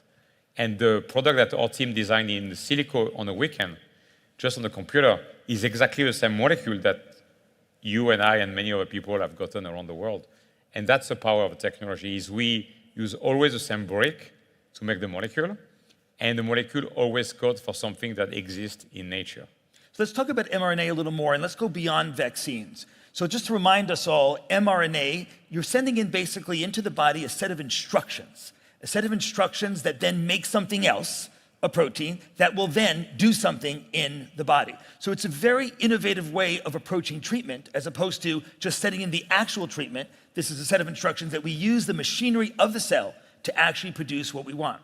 Obviously, Moderna became very, very famous during the COVID epidemic, the vaccines. You've saved millions of people's lives. But now the company has definitely still doing a lot of vaccine work, but also now moving to therapeutics as well. Let's talk about that, and particularly in oncology, in cancer. We all know people who are affected, impacted by cancer in every one of our families, friends, and circles. And so what cancers you focused on? I think one of the first we could start with was melanoma. So we are focusing on an approach to teach your immune system to recognize your cancer that it missed. We all have cancer all the time. I maybe have cancer cells developing in my body today. But if I'm healthy, which is why the importance of prevention and sleep and nutrition and exercise, if I'm healthy, my immune system is going to see cancer when it's one cell, and it's going to eat it up. So it will never become a tumor. But if for whatever reason that immune system cannot see the first cancer cell, it becomes 2 cells, 4 cells, and then you get a picture. And Stefan, let's just say on that point, to emphasize your point about how our immune system actually is able to suppress a certain amount of cancer, we know that when you give immunosuppressive drugs to a transplant patient, within 2 years of giving those immunosuppressive drugs that push down our immune system, there's a 30% increase in cancer, showing your point that our immune system is suppressing quite a bit of cancer, but of course, sometimes it does run away. Correct. And so what we figure out is a technology where we basically take a biopsy of your cancer, We next-gen sequence it, meaning we read every letter of a 3 gigabyte of letters of your DNA of a cancer cell. We do the same thing for a healthy cell. We upload both on AWS, and we compare every base to see where the mutations happen. Where did your cell go wrong? And what we do is we pick those 34 mutations that are the most relevant through an algorithm, and we build an mRNA molecule just for you or just Let's for emphasize this. This is now the wonderful personalized medicine we've been talking about for 30 years in the healthcare industry. You're making that for that individual. It's even more than personalized, it's individualized. Personalized for me is you and I get the same drug if we have the same biomarker, but it's an off-the-shelf drug. We don't give it to everybody, we give it only to a population that has a specific biomarker. In our case, it's individualized. Meaning if you and I are diagnosed today in a hospital in Riyadh with skin cancer by the same doctor, Moderna will make for you and for me a different chemical molecule. It will be different mutations from your cancer for you, for my cancer for me, that will inject as an intramuscular. And we have shown now with 3 years survival data, 66%, meaning 2 out of 3 people, 3 years after the treatment, have no distant metastases, which is the best leading indicator of survival. Because as we know, it's rarely your initial cancer that kills you, it's metastases, of course. So let's really put this in context. Melanoma is a deadly disease before the advent of checkpoint inhibitor, which is immunotherapy. Again, an approach that does not use chemotherapy. It's not trying to kill the cell directly. Immunotherapy is a judo kind of drug that uses our own body's immune system, protects it, through work of Merck, for example, with Keytruda, and Bristol Myers Squibb with their particular drug. And you are working in combination with these drugs. The difficulty of those drugs without your intervention is that only about 30% of melanoma patients are helped on a 1-year durable basis. So the question is what to do with the rest of the people, 70%, who are not helped by those initial drugs. And those drugs, by the way, again, miracle drugs, millions of lives saved, and actually also very, very positive for Merck and Bristol Myers. But you come along and say, okay, in addition to taking Keytruda or the BMS drug, take this literally individualized medicine. I think that's a good distinction between personalized and individualized. And we can save many, many more lives.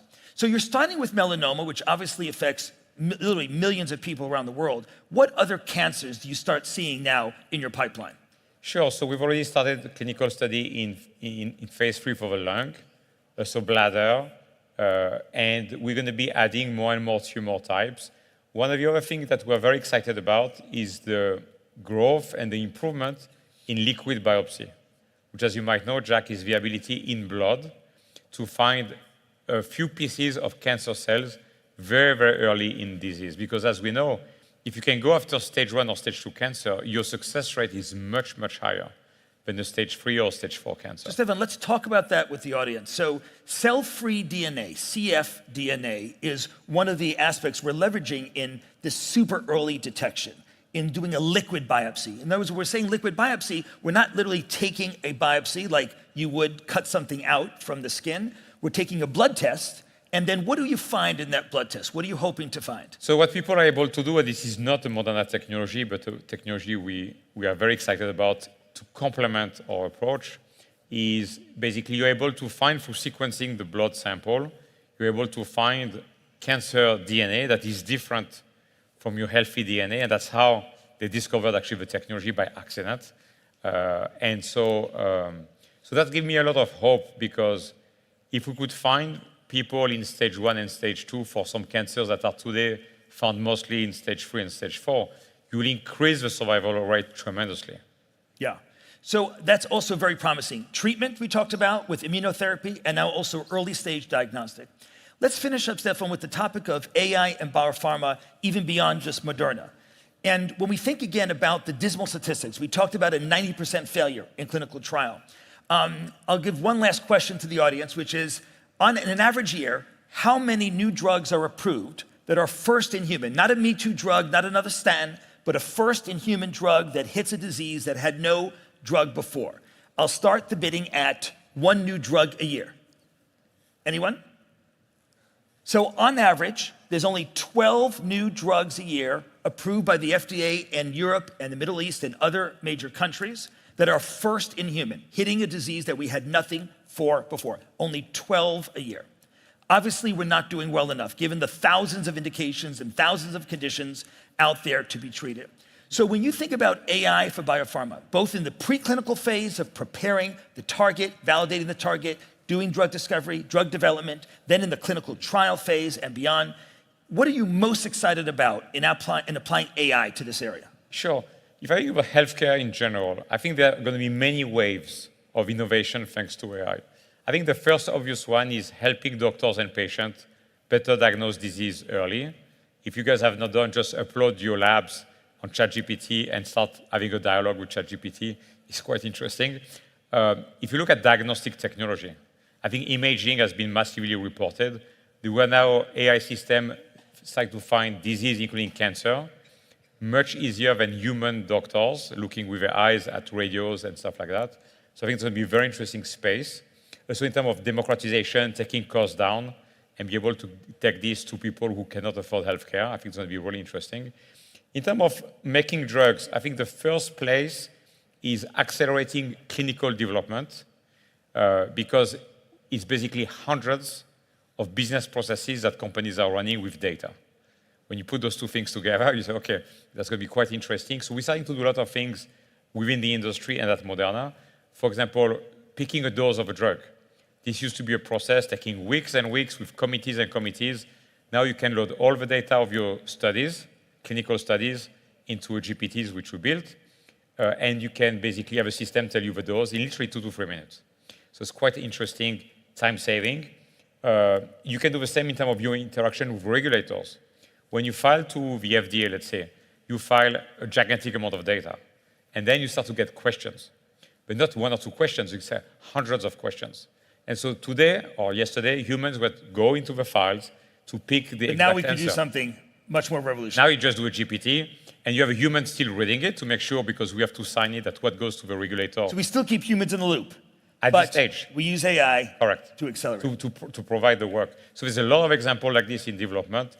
In discovery, we're starting to invent new molecules using AI. If you think about the ability to go after big data, big scientific data in a lot of different animal systems, from mouse, rat, monkeys, and moles, human data, and try to combine everything, no human has the ability in their own head to look at the hundreds, in our case, thousands of animal studies we have done since the beginning of a company. Yeah. None of my scientists can do that.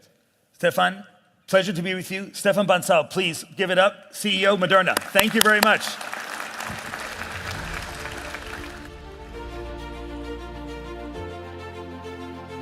Give it up for our 2 titans. Thank you so much, gentlemen.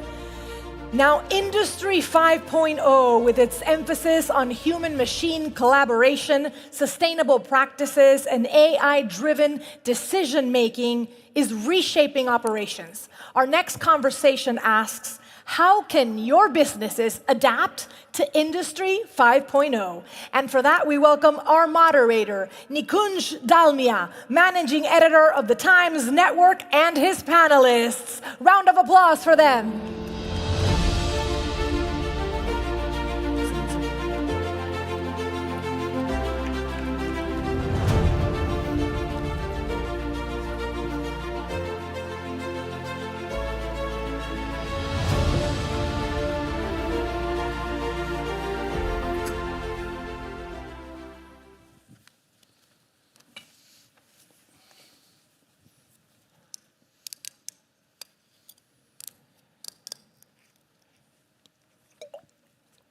Good evening, everyone, and welcome to this session. And my sincere compliments to the team FII for this grand event. When we came here, we came with a lot of curiosity, but we are going back with a lot of knowledge. Knowledge on how the complex world can find really simple solutions. And we would be talking about AI, use case for the business. How is the kingdom really getting prepared in terms of use case for AI to make things really better for the world? Excellency, if I could turn to you for the first question, if I could encourage you to really share the vision of transition from 4.0 to 5.0. Where is the transition? They say that foundation is the most important thing for any transition. So what was the 4.0 foundation, and what is the preparedness for 5.0? Thank you. It's great to be here. So good evening for everyone. I think it's a great start. It's if I were asked today, what would be the single most important success factor for Saudi Arabia in achieving our industrial targets and mining targets, I would definitely say it is being bold about technology and being leader in adopting new technologies. The beauty about 5.0 is finding a way for humans and machines to coexist, helping people to continue participate in innovation, in improving processes, helping people to do things much safer and much better and more efficient. Yet we need to be mindful of the fact that it will be very hard to benefit from 5.0 applications without having a strong foundation of 4.0. So we in Saudi Arabia have a program called Future Factories Program, where we are actually actively, as a government, helping existing capabilities to adopt 4.0 and to master. We are helping them also in the context of the different clusters and industrial cities, where we try to make our industrial cities smart so that people can invest and almost plug and play. But it's very important to ensure that the capabilities, the infrastructure, the foundation of the 4.0 is there for 5.0 to be of value to investors. And I think that's a critical role for the government today in different ways. First of all, I think we need, as governments, to be active in ensuring there are the right policies, there are the right regulation, including cybersecurity regulations and so on. We need to ensure that we have the right infrastructure investments in place to allow investors to invest in technologies and benefit from these technologies. We need to have the right human capital development and education programs to ensure also that the sectors are enabled through human capital. And finally, is really what kind of enablement incentives that can be created to ensure adaptation is happening faster than with leaving it just by itself. So these are important roles of governments, and I think today our government collectively, it's not only the industry ministry, but I mean collectively, if we see the amount of investment that we have seen deployed in connectivity in general in Saudi is tremendous. It's really enabling investors to invest in technologies, in advanced manufacturing, in robotics, in AI, in 3D printing, and so on. And definitely with the 5.0, we will be one of the first countries, at least in the region, to be able to adopt. I want also to highlight the importance of these technologies, especially 5.0 and the integration between machine and human in sectors like mining. Mm-hmm. We will see the future of mines become more inviting to young people, to people with high skills.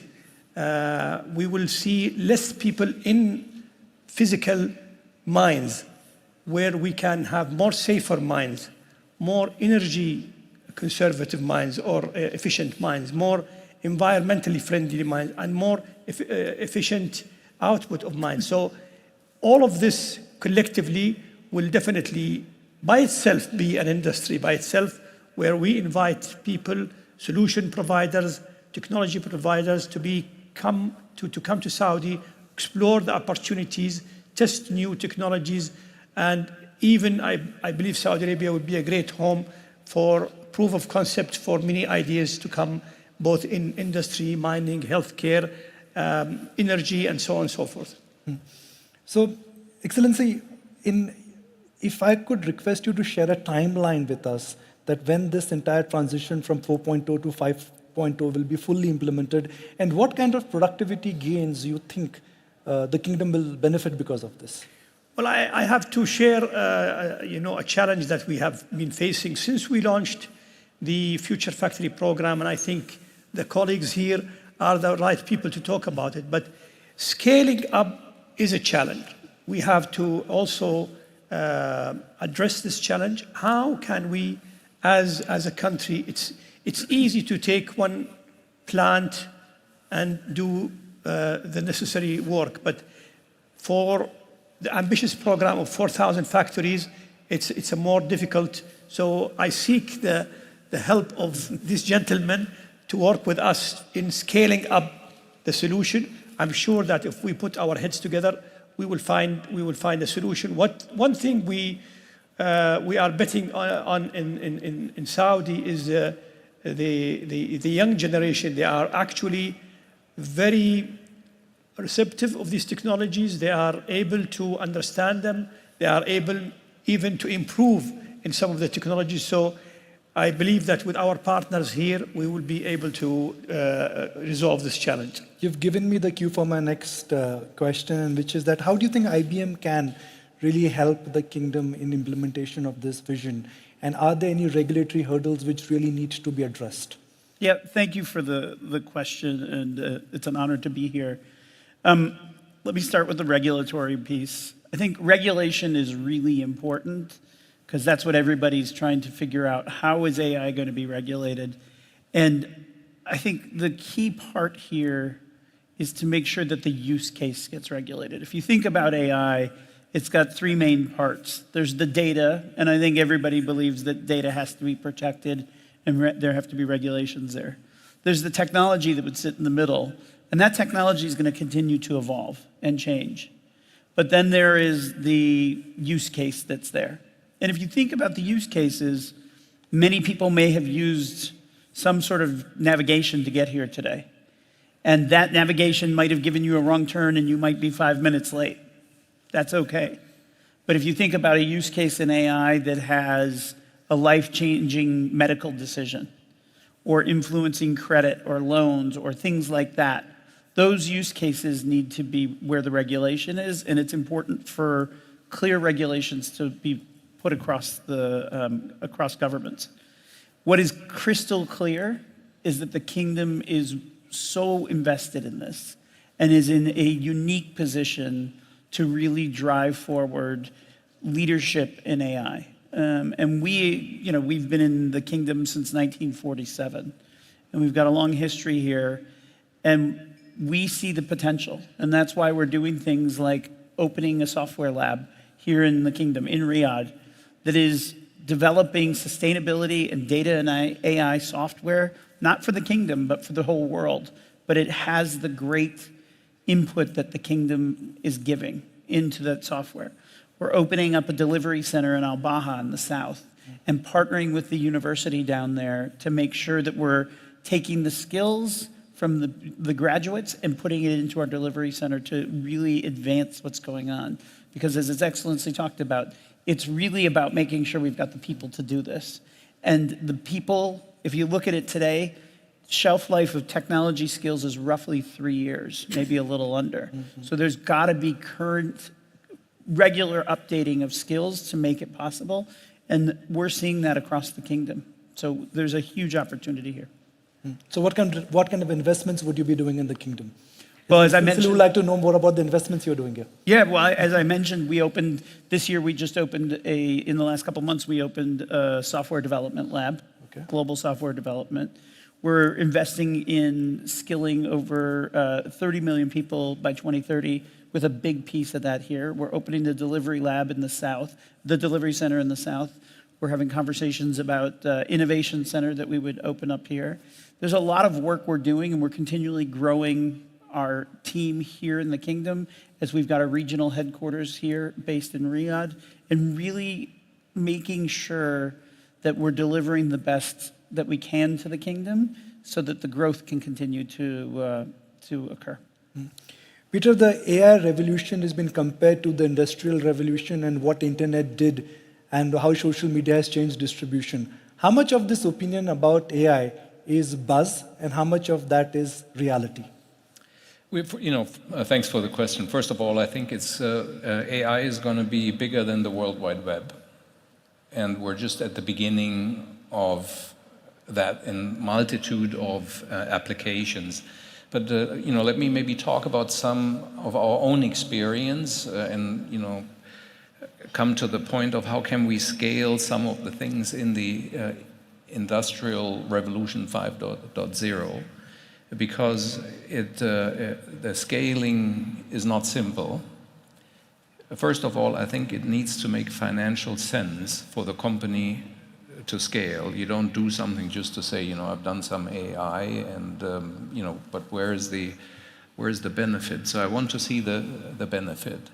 Our own research has shown, and we have 165 factories globally. Half of them are very well advanced in driving digital revolution into it.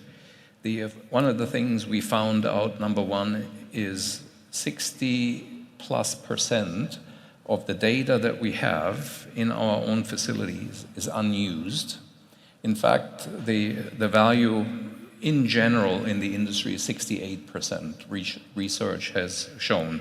So one of the things very important is you need to have a data strategy in your facility, and that goes back to 4.0, if I may say it that way. You need to have a data strategy. Once you have a data strategy, then you can think about the applications you want to bring in, and some of them use different methods of AI, mostly because it is industrial data, is more of machine learning and not generative AI in the beginning. Now, the next thing we find out is we need to enable our people to do that. So I always say, we need to have more HI, human intelligence, in our factories, and we need to train people. We need to make them digitally savvy. That's the second point, I think, that everybody needs to think about. And then thirdly, with the evolution of AI moving into generative AI, we have found that generative AI can read, for example, documentation extremely well, and they are teaching our people how to use that great technology that we have deployed, because it's not making a single mistake in reading the document and telling people how to use the software. Now you can say, well, can it automatically trigger? Many clients that I'm meeting, they're saying, I need to have humans in between, because we have very large assets, we have very large factories, and I'm not going to trust the machine to make all of those decisions. So three things: data strategy, then human intelligence to the AI, and then find a smart way of implementing the generative AI as well. And in our factories, I can tell you, every year, since many, many years, we're bringing out 10 to 15% of the energy that we're using is less the following year. That means our CO2 footprint every year lower than the year before. And then there is also the industrial productivity. Vimal, if you could just talk us about the sector, energy sector, and how AI, in a sense, could be game changer, and what kind of breakthrough AI could have for the energy sector, because the word energy is something which somehow is not related with AI. Yeah. So I would say that first we have to appreciate that energy sector is mission critical. You cannot do things which are not predictable. So it has to be deterministic. It means if you have plant to shut down due to emergency condition, it should. So it means anything deterministic AI will not be able to do. So it has to be based upon what is probability based, but it's acceptable. So probability-based acceptable things would be also to solve a specific problem. And the biggest problem we see in energy industry is skill shortages. increasingly people's willingness to work as panel operators, maintenance technicians, that's becoming increasingly challenging. So we're taking the two opposite end. Opportunity is GPT, and problem is skill, how we merge the two together to build capabilities which solve the problem. So it means building tools which make operators more efficient, using probability-based, regression-based analysis to say, when this data set is true, this condition will occur. It's an advisory system, but it makes operator far more effective. Similarly, making maintenance technician far more effective, process engineers far more effective. So that's one area. We're working with all large companies to do that. At the same time, the example which Peter gave is the power of AI has been observation. We all get excited when we can observe images, we can write our resume. That's great. In context of energy sector, the opportunity is project cycle takes a lot of time. And project cycle take a lot of time because engineers love to write a lot of specifications for a long period of time. That can be heavily automated. So that requires specialized LLMs, large language models, to use existing data. So that's another area we are working on. So I would say that it's going to primarily solve the skill issue, bring more productivity, and therefore become a revenue generator, because if we do not have skilled people, we will not be able to run our plants, therefore it become a revenue issue at some point of time. So I think there is a notion that AI equals to job reduction. I always argue AI equals to revenue generation in context of the sectors we serve, and we need to just put that in perspective. But you'll appreciate the spirit of my next question, which is that innovation is always considered to be a double-edged sword because it comes at the cost of sustainability. So what should CEOs be focusing on? Should we be focusing on revenue, or should they be focusing on climate? Look, the climate problem our generation has to solve. We inherited this, so if we don't solve it, and it's a problem which requires a lot of, I would say, balance between what is practically possible in a short period of time and be more pragmatic about it. So your question, CEOs have to solve both questions. If I am the CEO, Peter gave his example, Honeywell has reduced its emission by 50% in the last 5 years. It's almost imperative. If we do not do that, we are not walking the talk. But how we also create capabilities that our customers can do it. So we have to grow our revenue, we have to use AI, but we also have to build new capabilities. And it's absolutely possible. I'm an optimist. There is no reason the world will not solve climate change issue with new capabilities all of us are building. But it requires a collaborative approach between customers, between technology providers, between regulators, so that we meet the supply and demand side. Ajit, again, that same question, which is perhaps centered around data centers. The backbone for AI is data center. Data center means that you're consuming a lot of electricity, a lot of storage, and that is against the norms of what environment wants. How do you balance it? And how is the kingdom really looking at balancing this? So thank you, Nikunj, for the question. Great question. Before I try to answer or respond to your question, let me try to little bit build a bit of a background. You know, in the context of what is today the biggest enabler for the adaptation from Industry 4.0 to 5.0, this is the move from automation to AI. I think we should not lose track of the fact that the biggest enabler is the infrastructure stack. That whole infrastructure stack on which AI as the last mile stack sits has to be there. And energy comes into that whole discussion about the infrastructure stack. So data centers are that single biggest enabler of the realization of the AI prowess, the AI potential of the world. Whether we talk about a $1 trillion industry or whether I just heard a 35 million trillion industry, it doesn't matter. Anyway, the number of zeros, none of us here at least can count. The whole potential of it rests in making sure that we are able to build enough of these data centers which are to be powered for the production, for the manufacturing of intelligence. And that's what it is. We at Data Vault, we are focusing on building these AI factories. As simple as that. Now, let me just connect again the kingdom in the bigger context of data centers, the adaptation of the industry to 5.0, and the energy problem that you spoke about. This infrastructure, which is the data centers per se, what they need is the land, the permitting, and the energy.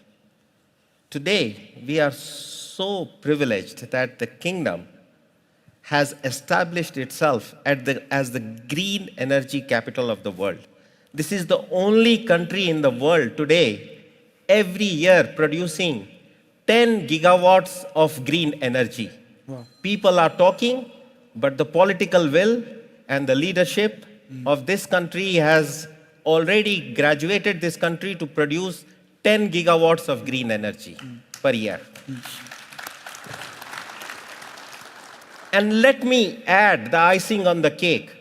The green energy that is produced in this country is the lowest cost of energy in the world.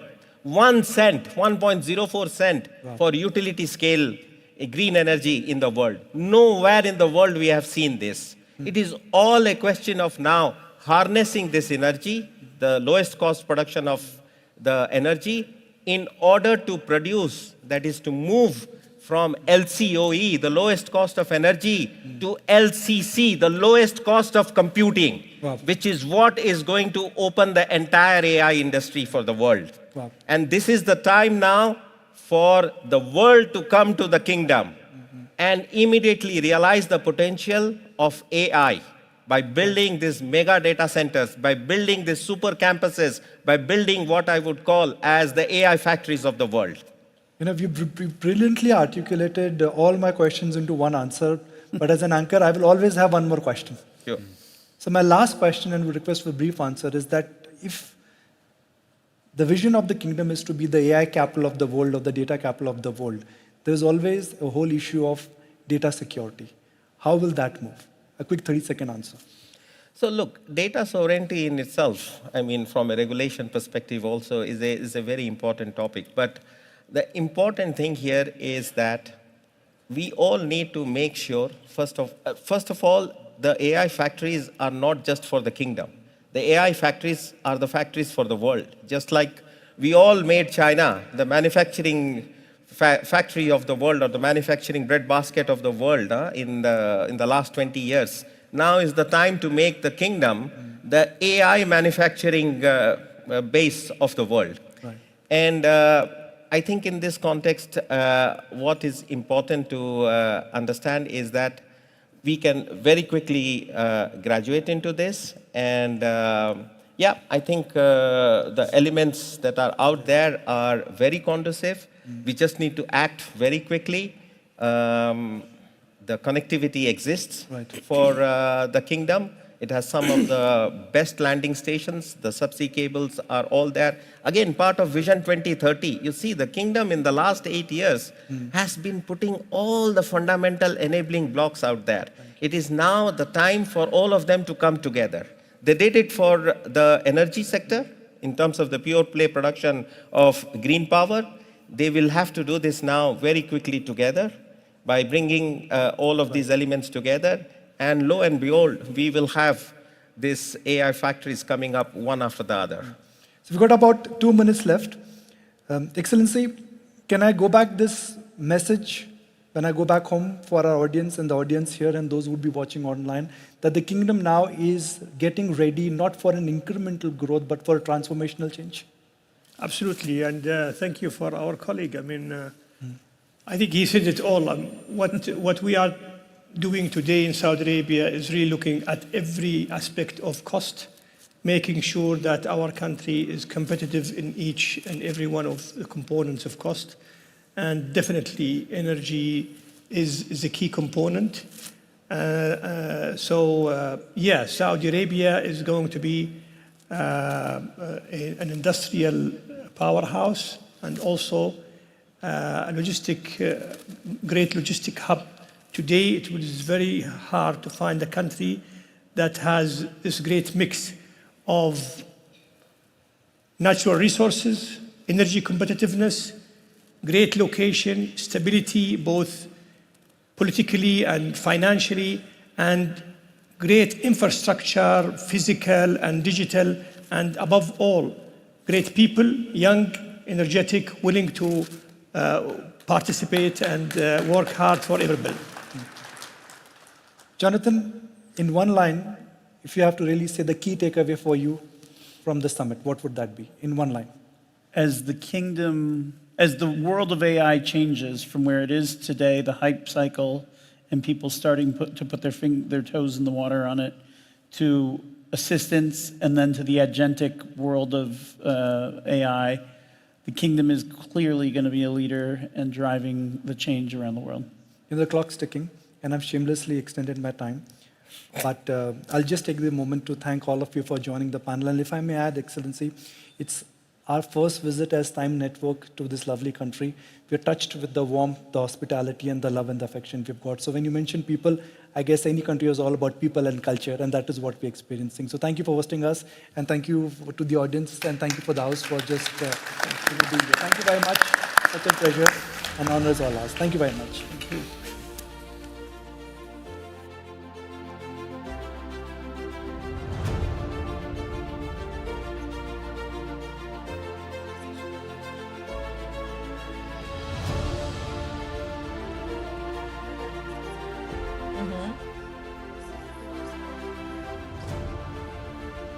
Thank you very much for that conversation. Once again, my name is Tumi Makabo. I'm going to be your moderator during this next conversation. There is no question that our oceans are facing significant challenges. It's absolutely obvious. In reality, the oceans have absorbed in excess of 90% of the excess heat that is being produced in our climate system. They're getting hotter at a rate which is making life for all of us pretty challenging, I think it is safe to say. So, what are our oceans going to look like in the next decade, in the next 2 decades, by 2050? Well, that is exactly the conversation we're going to have in just a moment. I'm not going to be having that conversation by myself, however, so please give a very warm welcome, joining us virtually, to Her Royal Highness Ambassador Rima Bandar Al Saud, the Ambassador to the United States at the Embassy of the Kingdom of Saudi Arabia. And joining me here in person in Riyadh, please welcome John Pagano, Group CEO of Red Sea Global. John.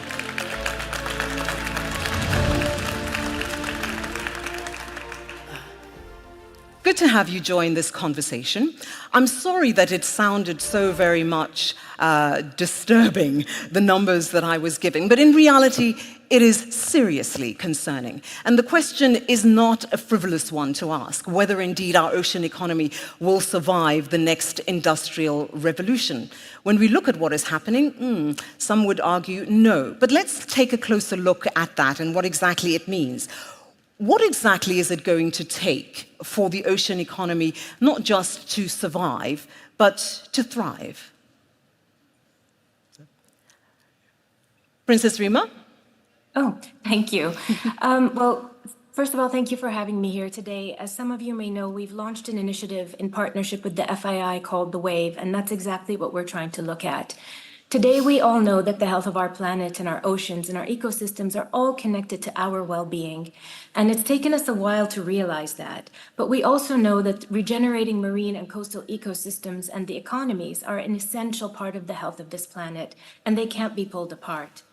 I'm sure that many of you know that ocean-related industries generate over 2.5 trillion economic value per year globally, and they support, and this is critical, 3 billion people's livelihoods in industries that include seafood, port construction, coastal tourism.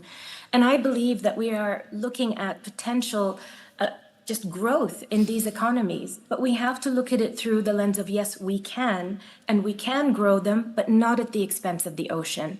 And that's why I truly believe, and I know that John does, that the investment in the blue economy has a trifecta of positive impact. Number one, it's on our holistic well-being. Number two, it's on the economy globally. And number three, this collaboration of well-being and economic investment in coastal communities really can be considered as part of the toolkit that can restore the damage that has been done to oceans. You don't have to have it separated. It's all one and the same. I think there's no doubt about that, but perhaps if you can break it down then for us, John, what does that look like when you have this sort of better balance? What are the decisions and the choices that we need to be looking at making to ensure exactly what Princess Rima is describing actually materializes?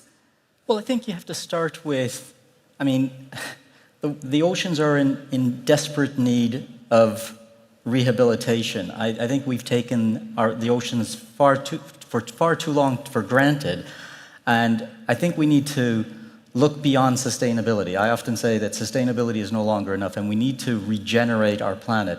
And we do that by taking proactive and positive steps to avoid the things that are causing the challenges within the oceans. Plastics, I see that on the screens. 10 to 12 million tons of plastics get dumped into the sea each year. We need to stop that. We need to stop using single-use plastics. Carbon dioxide emissions are choking our oceans. The oceans are the lungs of this world. They produce 50% of all oxygen, but they've absorbed, as you've heard from Princess Rima, over 90% of excess heat is absorbed by the oceans. It's not, you can't do that forever. So we need to start making things like stop producing CO2. So at Red Sea, we've committed ourselves to being totally off-grid, 100% renewable energy. Between the projects that we're developing today, our first phase alone will save 1 million tons of CO2 each year.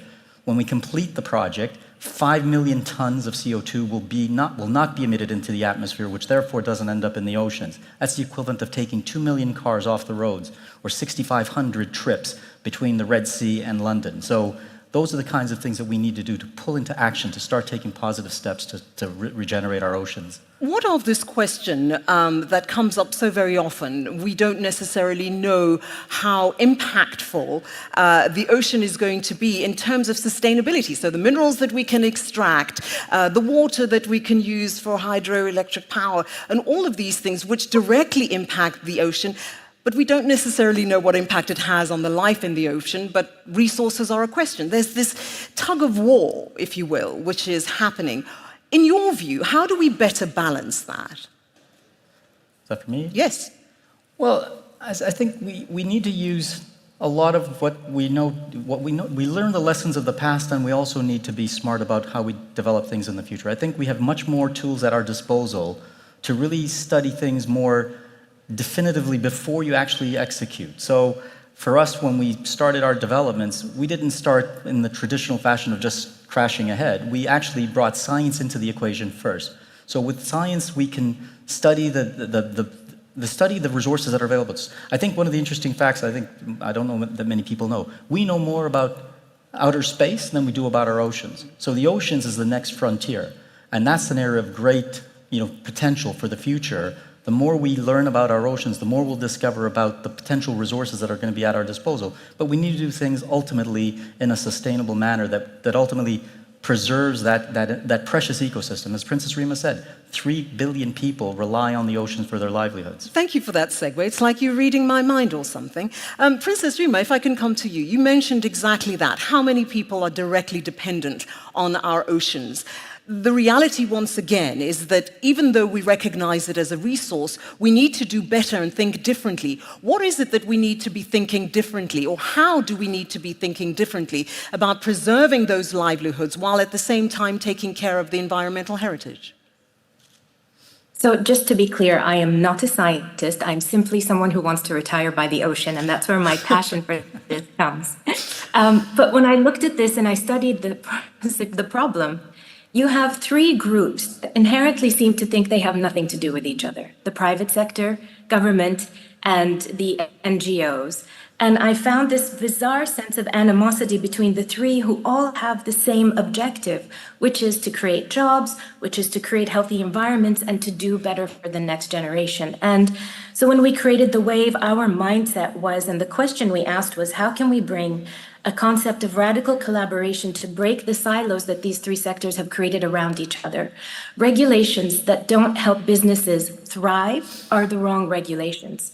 But they are correct if you consider them from the point of view of the regenerative economy.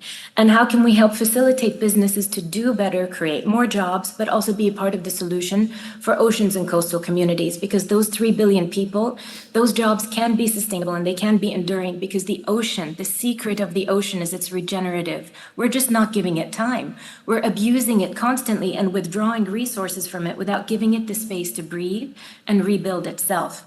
And with the NGOs, I know this is going to upset a lot of people, but they need to stop shaming, shunning, and shouting at the private sector and come with solutions. Because if you shut down the industries that you feel are the ones destroying this environment rather than working with them, you're shutting down 3 million, billion, extrapolate that over and over and over for all of the additional jobs that come from these jobs.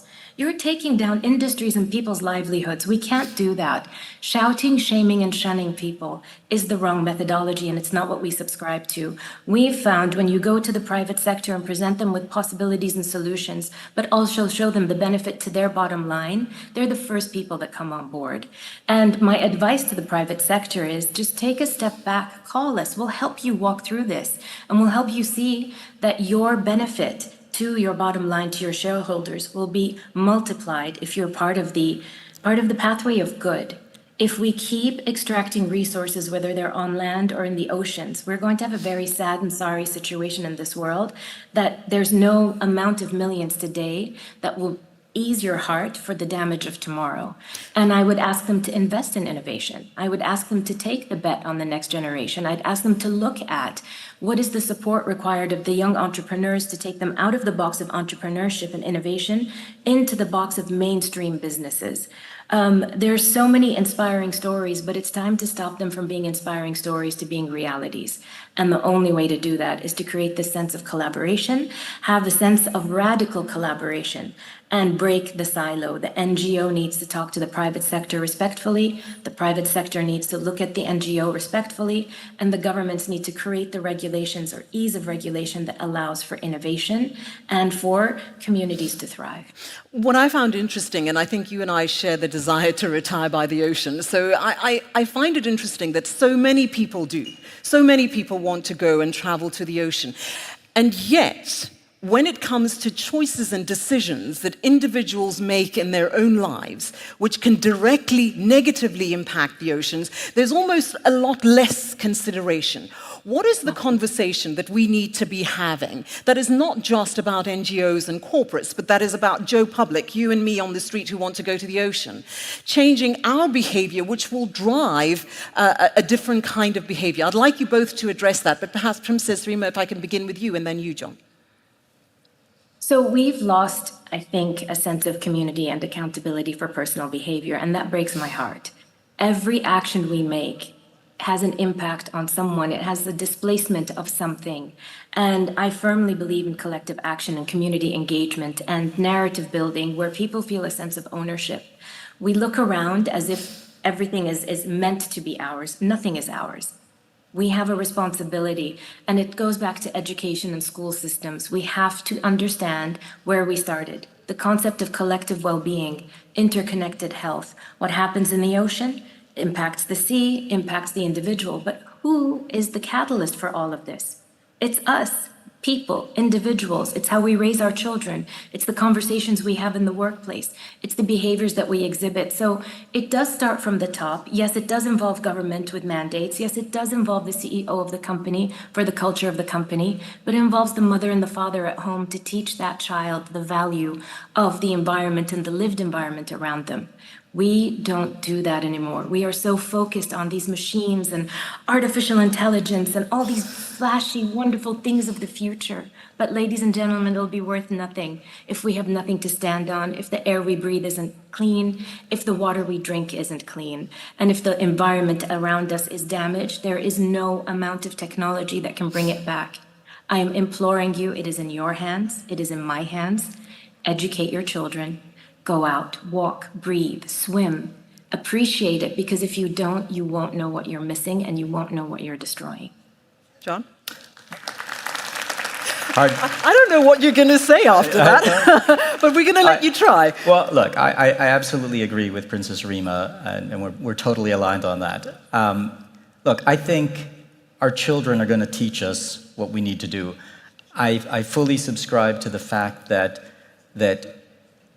you can't rely on governments and NGOs and even the private sector to a certain extent. Although the private sector, I think, is a great mobilizer of starting to take positive action. We all need to start where we are today. Every one of us in this room, and our children will never forgive us if we don't start. Take the first step. Be it get rid of plastic bottles, use glass bottles for the, to avoid that 12 to 14 million tons of plastics ending up in our oceans. If we wait for somebody else to do it, it'll never get done. We need to start. My disagreement would be we need to start from the bottom up. If the people start it, then the governments and the private sector will follow. They have to follow. The industry is, the public, especially Gen Z and Gen X, are demanding that we do something about their future, their planet, and they want us to act and act now. We're doing it at Red Sea as a platform to showcase to the world that you can develop in harmony with nature, not against nature. And we're doing it in multiple different ways. We've done things that have never been done before. We're using what Saudi Arabia has given us the opportunity to do to showcase to the world. But it's taking those first steps. And our goal and our ambition is that people will follow our lead. They will follow what you heard in the previous panel. If they're generating 9 gigawatts of renewable energy per year in this country, that's phenomenal. We're one of the first to have done it, and we're super proud of that fact. But again, it comes back to people taking their initiation to start this work, and the rest will follow from there. One interesting aspect, John, and I'd like to hear your views on this, is the question of the supply chain issue in the context of the ocean economy. Earlier today, we heard a conversation around how supply chain was a problem. Sometimes it's a problem, sometimes it's not. It's an excuse. It occupies a peculiar space. I'm going to briefly ask you to share with me your thoughts on how we address that supply chain question in a way that allows us to have a better ocean economy.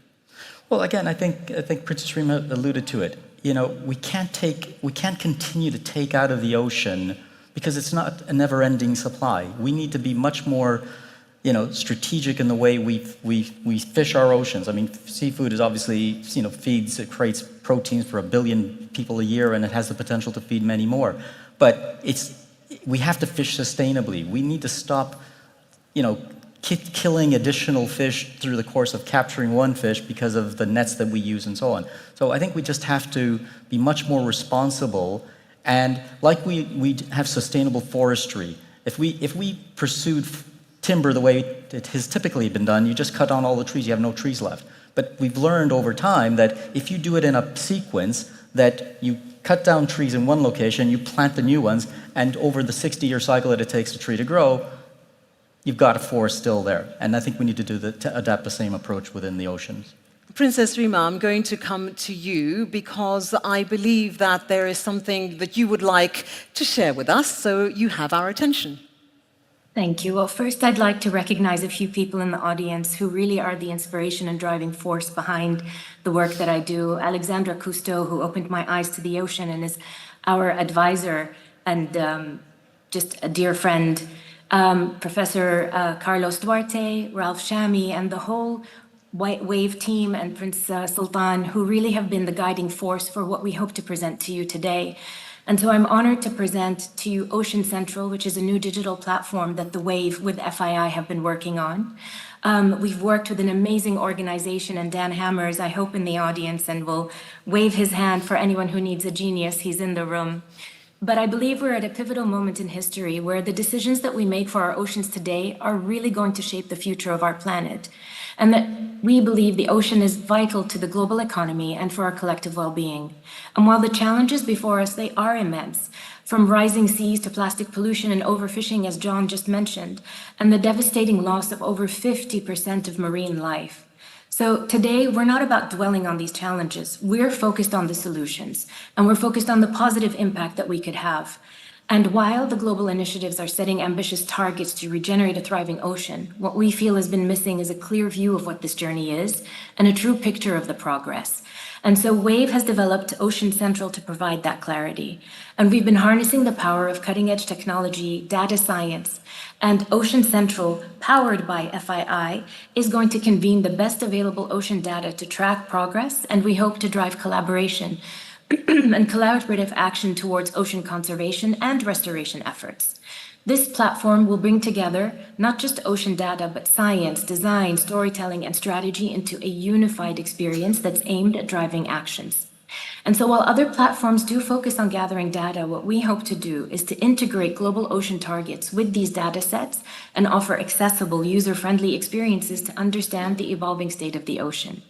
And we aim to make sense of this data by bridging cultural gaps and by delivering actionable insights to inform meaningful action.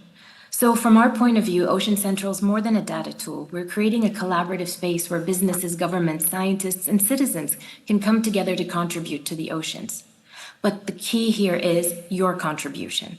Our ask of you today is to join us on this journey to regenerate the oceans within one human generation. That's the challenge that Professor Carlos Duarte has given us. And ladies and gentlemen, I hope that we can stand up and do this. But we need you.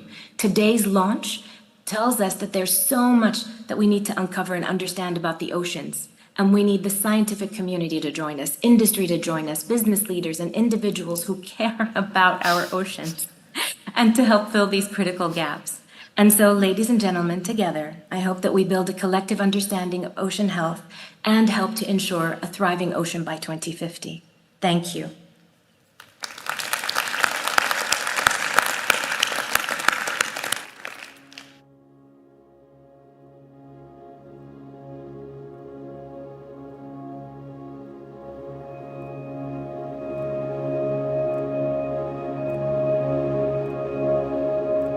For generations, my family has explored the ocean and its vital role in the health of our planet and the well-being of people everywhere. Over the course of my life, I've seen the decline of our ocean's ecosystems and the disappearance of many beloved creatures. But there's still time to reverse these trends.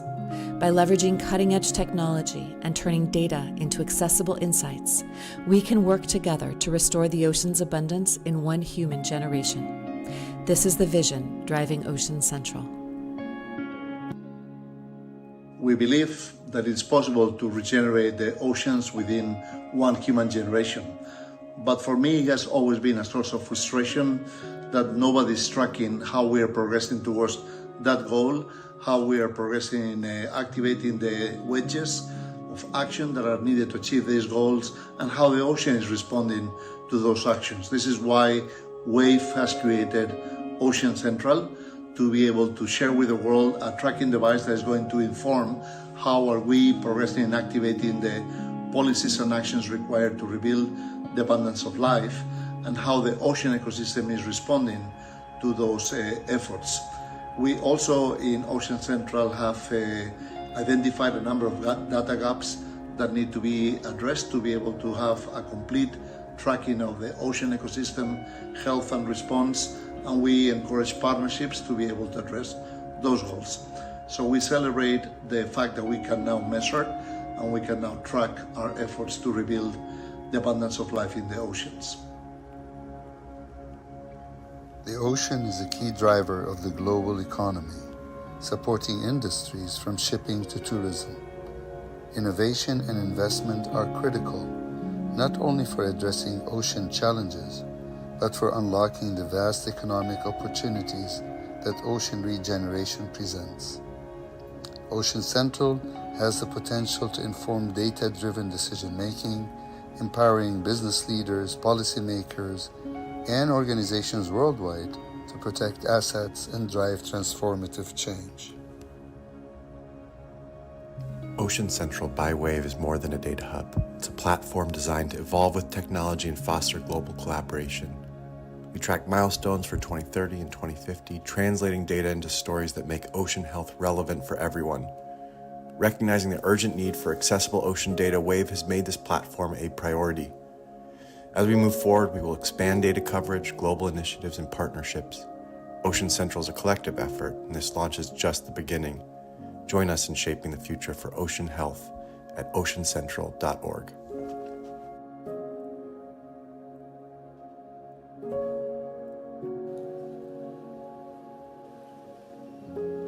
And I think that deserves another round of applause.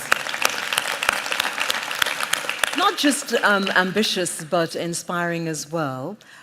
Princess Rima mentioned this in her conversation, and it came through in the remarks during the video as well.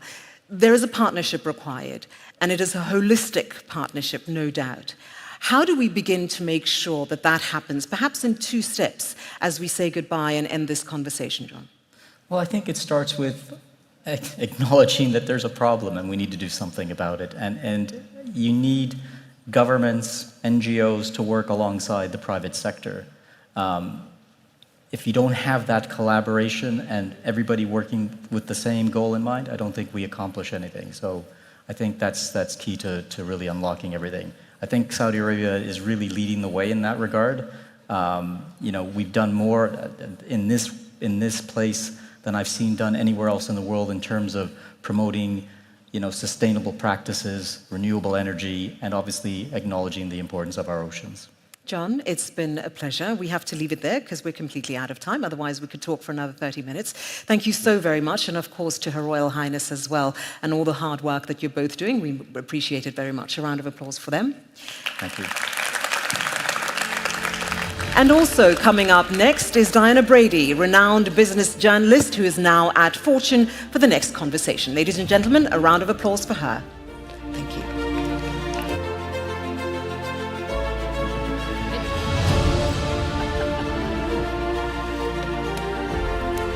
Hi, everybody. Thank you for joining us for our, what we hope will be a very upbeat conversation about culture and how culture shapes the world. We have 2 great speakers.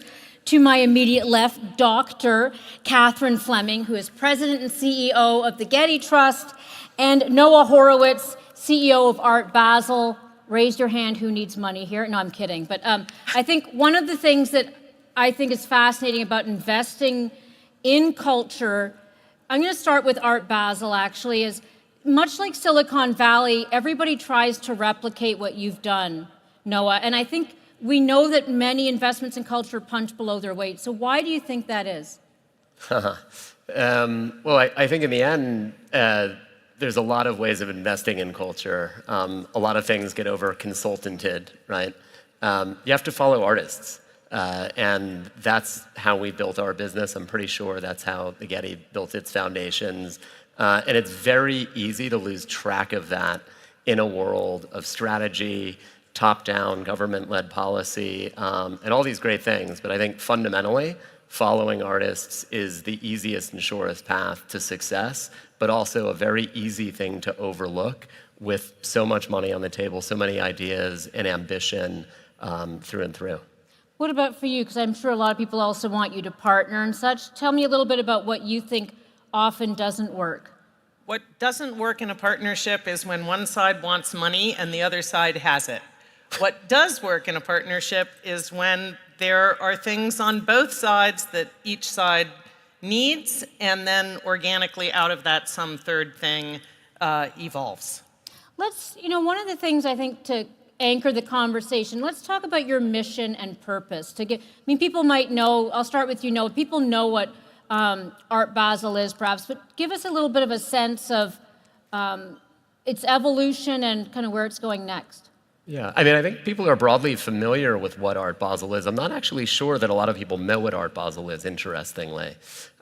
We were founded in 1970 by Ernst Beiler, as a great gallerist and dealer, really brought the American avant-garde to Europe, and led the path at the time. And he conspired with some other gallerists and dealers to create a platform to support, the market for galleries and dealers and to rival the auction houses. Fast forward 50 years later, we're now a business that hosts the largest events of their kind in 4 different cities: Basel, Miami Beach, Hong Kong, and we just did our first edition in the Grand Palais in Paris 2 weeks ago. And we are in front of hundreds of thousands of people that come through our halls annually. But in the end, we exist to power the careers of artists and to support everything that they do and to create these inspiring moments of connectivity with collectors, with patrons, with museums and institutions, but also ultimately to power cities. We've transformed cities like Miami Beach, Hong Kong itself, is a huge amount to Art Basel, but we owe a huge amount to Hong Kong. And even Paris 2 weeks ago, which is the greatest cultural capital to end all cultural capitals, you could feel the city vibrant and transformed by all the attendees, by all this extraordinary investment now getting made in the city. And so fundamentally, we exist to really advance careers and create these extraordinary opportunities. When you see all these ancillary events now that go on during Art Basel, I certainly know in Hong Kong and Miami, one of the things that's interesting about where both of you sit is you basically, I think, are an interesting case study in how you can create something from scratch. Catherine, I think about the Getty Trust as also essentially a legacy that it's a foundation on which you build and innovate. So talk more about what you do. So the Getty is not just one thing. Right. Most people think of it as being a museum. We also are sort of a Médecins Sans Frontières for the preservation of art. We have teams that work all around the world on cultural heritage. We have a foundation that makes grants. We have a research institute. And then supporting it all, we have a very, very significant fund, the Trust, that was bequeathed to us by J. Paul Getty at his death. So my job as CEO is, on the one hand, a very conservative one, namely to make sure that an entity, the founder of which wanted to exist in perpetuity, does in fact exist in perpetuity. It's easy to get used to having money and then to wind up spending too much of it. And on the other hand, my job is to be really, really creative and make sure that strategically the things that we're doing are not simply in accordance with the contemporary world, but in many instances leading it. And it's difficult to do those two at the same time. And let's pause. I want to follow up a second because I want to talk on a personal level. We talk about culture as something like 30,000 feet. Let's bring it down to why it matters. I mean, talk about why it matters to you and why should anyone care about culture and make it a priority in their communities? Well, you can see, here we are at the end of the day. Culture is always the thing that's added on. Oh, it would be nice if we had something on culture. But culture is the most fundamental thing that defines human existence. I would argue that all of these conversations around AI and success are sort of missing the point if they aren't looking at the fact that culture is the first starter in human civilization. Culture is what makes us happy, what makes it possible for us to express emotion. We had a session a couple sessions ago about different forms of intelligence, and noticeably absent was a reference to something we call emotional intelligence, and that's what the world of art is all about. It's also about asking the most profound fundamental questions. Why were we born? Why are we going to die? And for some reason, human beings are incapable of answering those questions without creating simulacra of the world in which they live, writing novels, telling stories, creating poems, painting pictures, in order to be able to look at their own reality reflected back at them. And if that isn't important, I don't really know what is, but I have some scientific stuff for you later for the skeptics. Well, we shall get to the scientific stuff, the impact of art. You can talk about it on a personal level too, Noah, but one of the obvious questions is the impact that AI and technology is going to have on art. I met somebody here who wrote a book in 12 hours. That, of course, puts the fear of, in a journalist. But how do you think about sort of the position of art right now, and is it under threat? Look, I mean, there are millions of questions, billions of questions around the role of AI. I mean, and we're going to ask them all in 12 minutes and 6 seconds. But the very term of AI has become almost banal through a cultural lens, actually. I think AI can play a dramatically important role in getting the message out, accelerating opportunity and creating the basis for new ideas. But in the end, and I think Catherine would agree with this, I mean, art culture is contextually defined. It's an emotive thing, and it also is a bridge maker. And I struggle to see, although I can see how you could create AI-generated art for a corporate lobby or the airport, fundamentally, meaning is derived through these interfaces between people that are responsive to context, other ideas. Art is a game. I struggle to see ultimately the end state of that, but I'm sure that artists leveraging AI and tech can start using machine learning and other things to do vast things that we can't anticipate today that are, contributing to culture in this moment in time in ways that we can't possibly anticipate. It's like I don't think you can separate the act of thinking from the act of writing. Like writing is how you crystallize your thoughts as certainly a writer and an artist, so it's hard to just have a machine do it for you. You were going to mention some scientific statistics. What do you want to say with regard to maybe, as I suppose, the scientific case for art?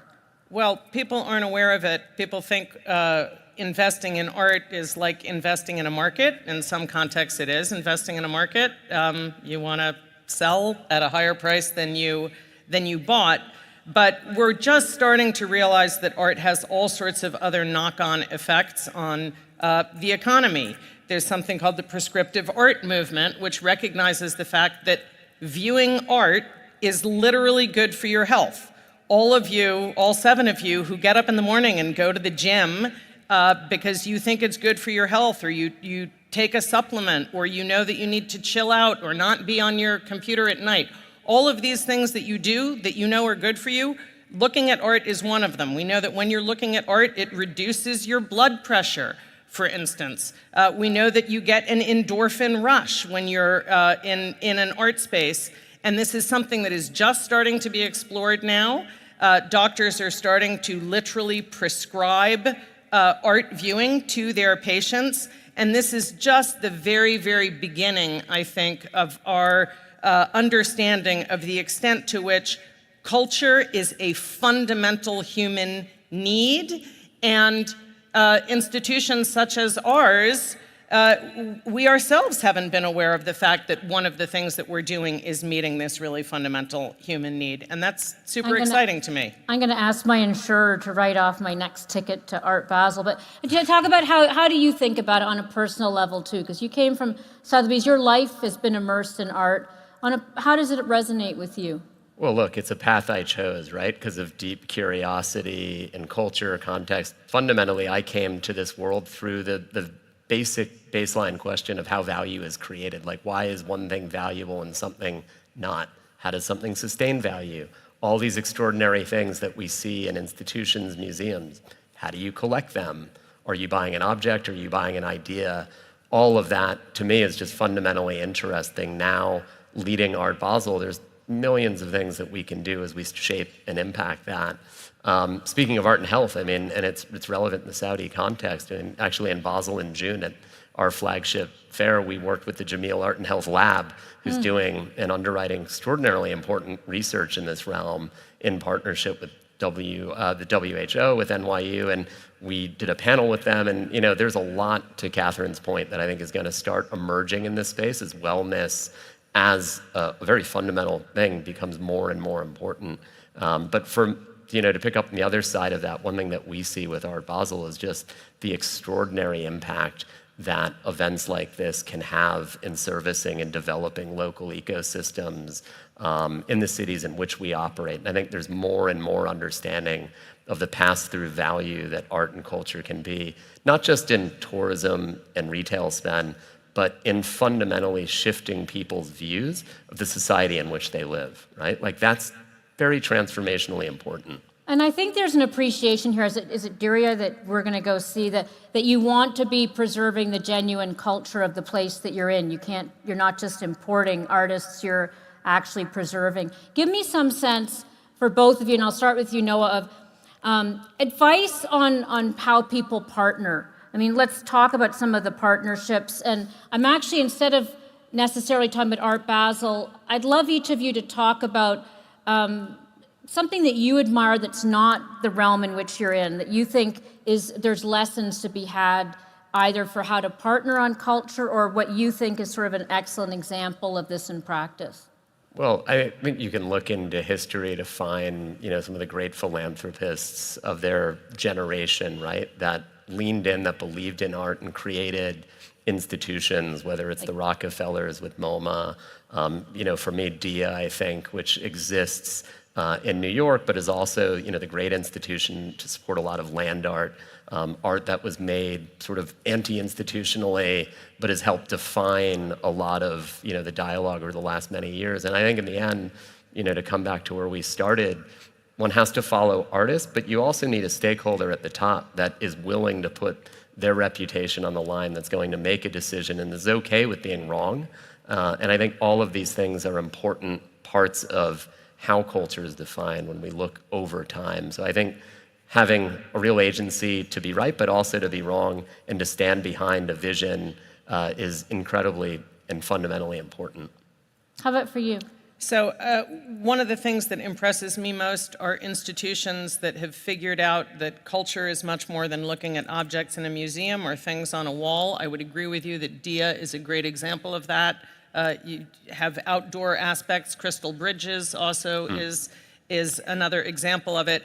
But in terms of successful partnerships, for us, some of our most successful partnerships have been overseas. We did an amazing project on Tutankhamun's tomb, for instance, that was designed to help make the site accessible yet protected from tourism. We think that the core metric, wrongly, for whether or not we're succeeding is how many people come and see our stuff. This is starting to be a huge problem for some sites. There are far too many people going to see them, trampling all over the very thing that is so wondrous and in the process ruining it. So some of the best partnerships are also in the digital realm. We've done stuff around Palmyra, around Persepolis, that make it possible for people to have really, really serious engagement with sites without actually going there or without trampling all over them in the way that they would in a sort of traditional visit context. So those things impress me a lot. I have to say one thing with Getty is I love the sense of place there. It's very meditative. I suppose, Art Basel, it's different because you come through, but you do have an impact, long after you lead. One thing, I know our time is running down. This is an investment conference. I'd be remiss if I didn't say, let me say $100 million.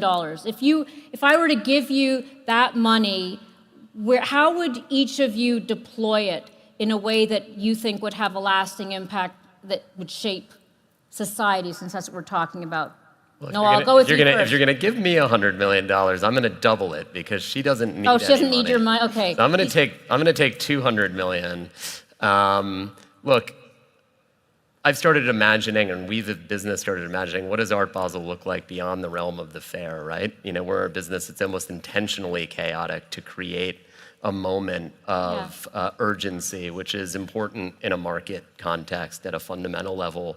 But as we've expanded and grown globally and started thinking more and more about what we can do as an organization, there's a world in which we wonder what it looks like if we slow down and move in the other direction. What would an institution of permanence look like somewhere? How could we support and service? So you're almost getting the sense of place that Getty has in some respects. Let's ask the question and wonder out loud what that could look like for an institution that's so positioned in the minds of people as being temporary to have a real fixity and a rootedness somewhere. It's an open question. It'll cost more than $100 million. I'm going to give the money back to you. What? Thank you. Yeah, he's not taking your money. So what would you do? What would you do? So I would do a couple things. I would increase the capacity of my foundation to give money away. One of the core things that we do is give money away in support of artists and things connected to the arts. We need our money because we live off of our money. We live off an endowment.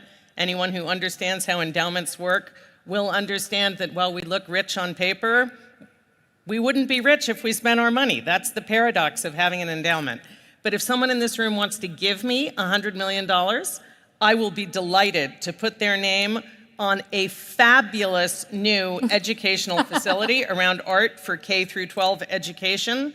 We have an amazing program. We bus hundreds of thousands of children every year up to the Getty to have an experience that most of us get in our daily lives, which is to look at beautiful things and be in a beautiful place. But we're really lucky.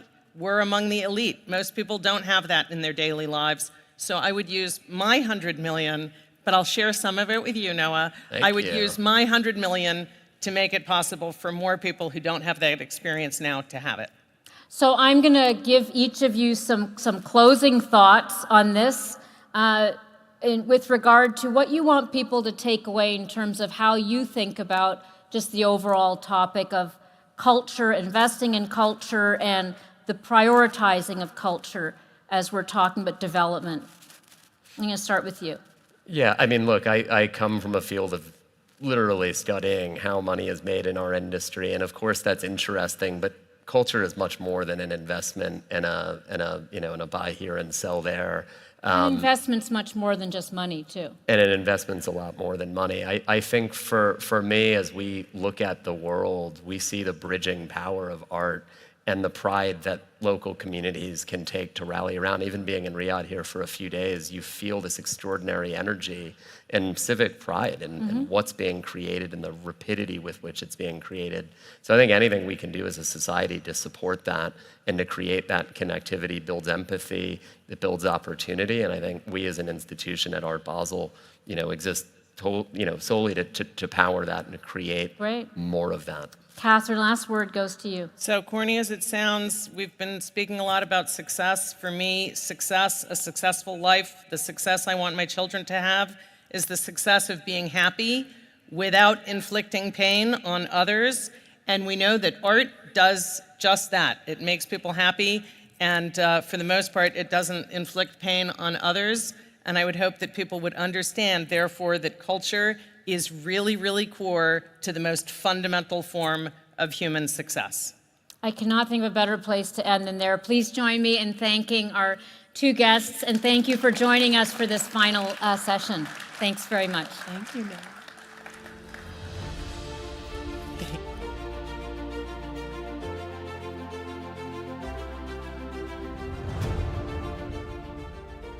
Thank you for emphasizing the importance of art and culture and happiness and success. You have been a terrific audience. Thank you for joining us for day 2 of the 8th edition of FII. I will see you here tomorrow for day 3, our inaugural investment day. Doors open here at Plenary at 9 a.m. Shukran lakum wa ma salama. Thank you so much. Good evening, everybody. Thank you for attending the second day of FII8, Infinite Horizons. We look forward to seeing you tomorrow at 9 a.m.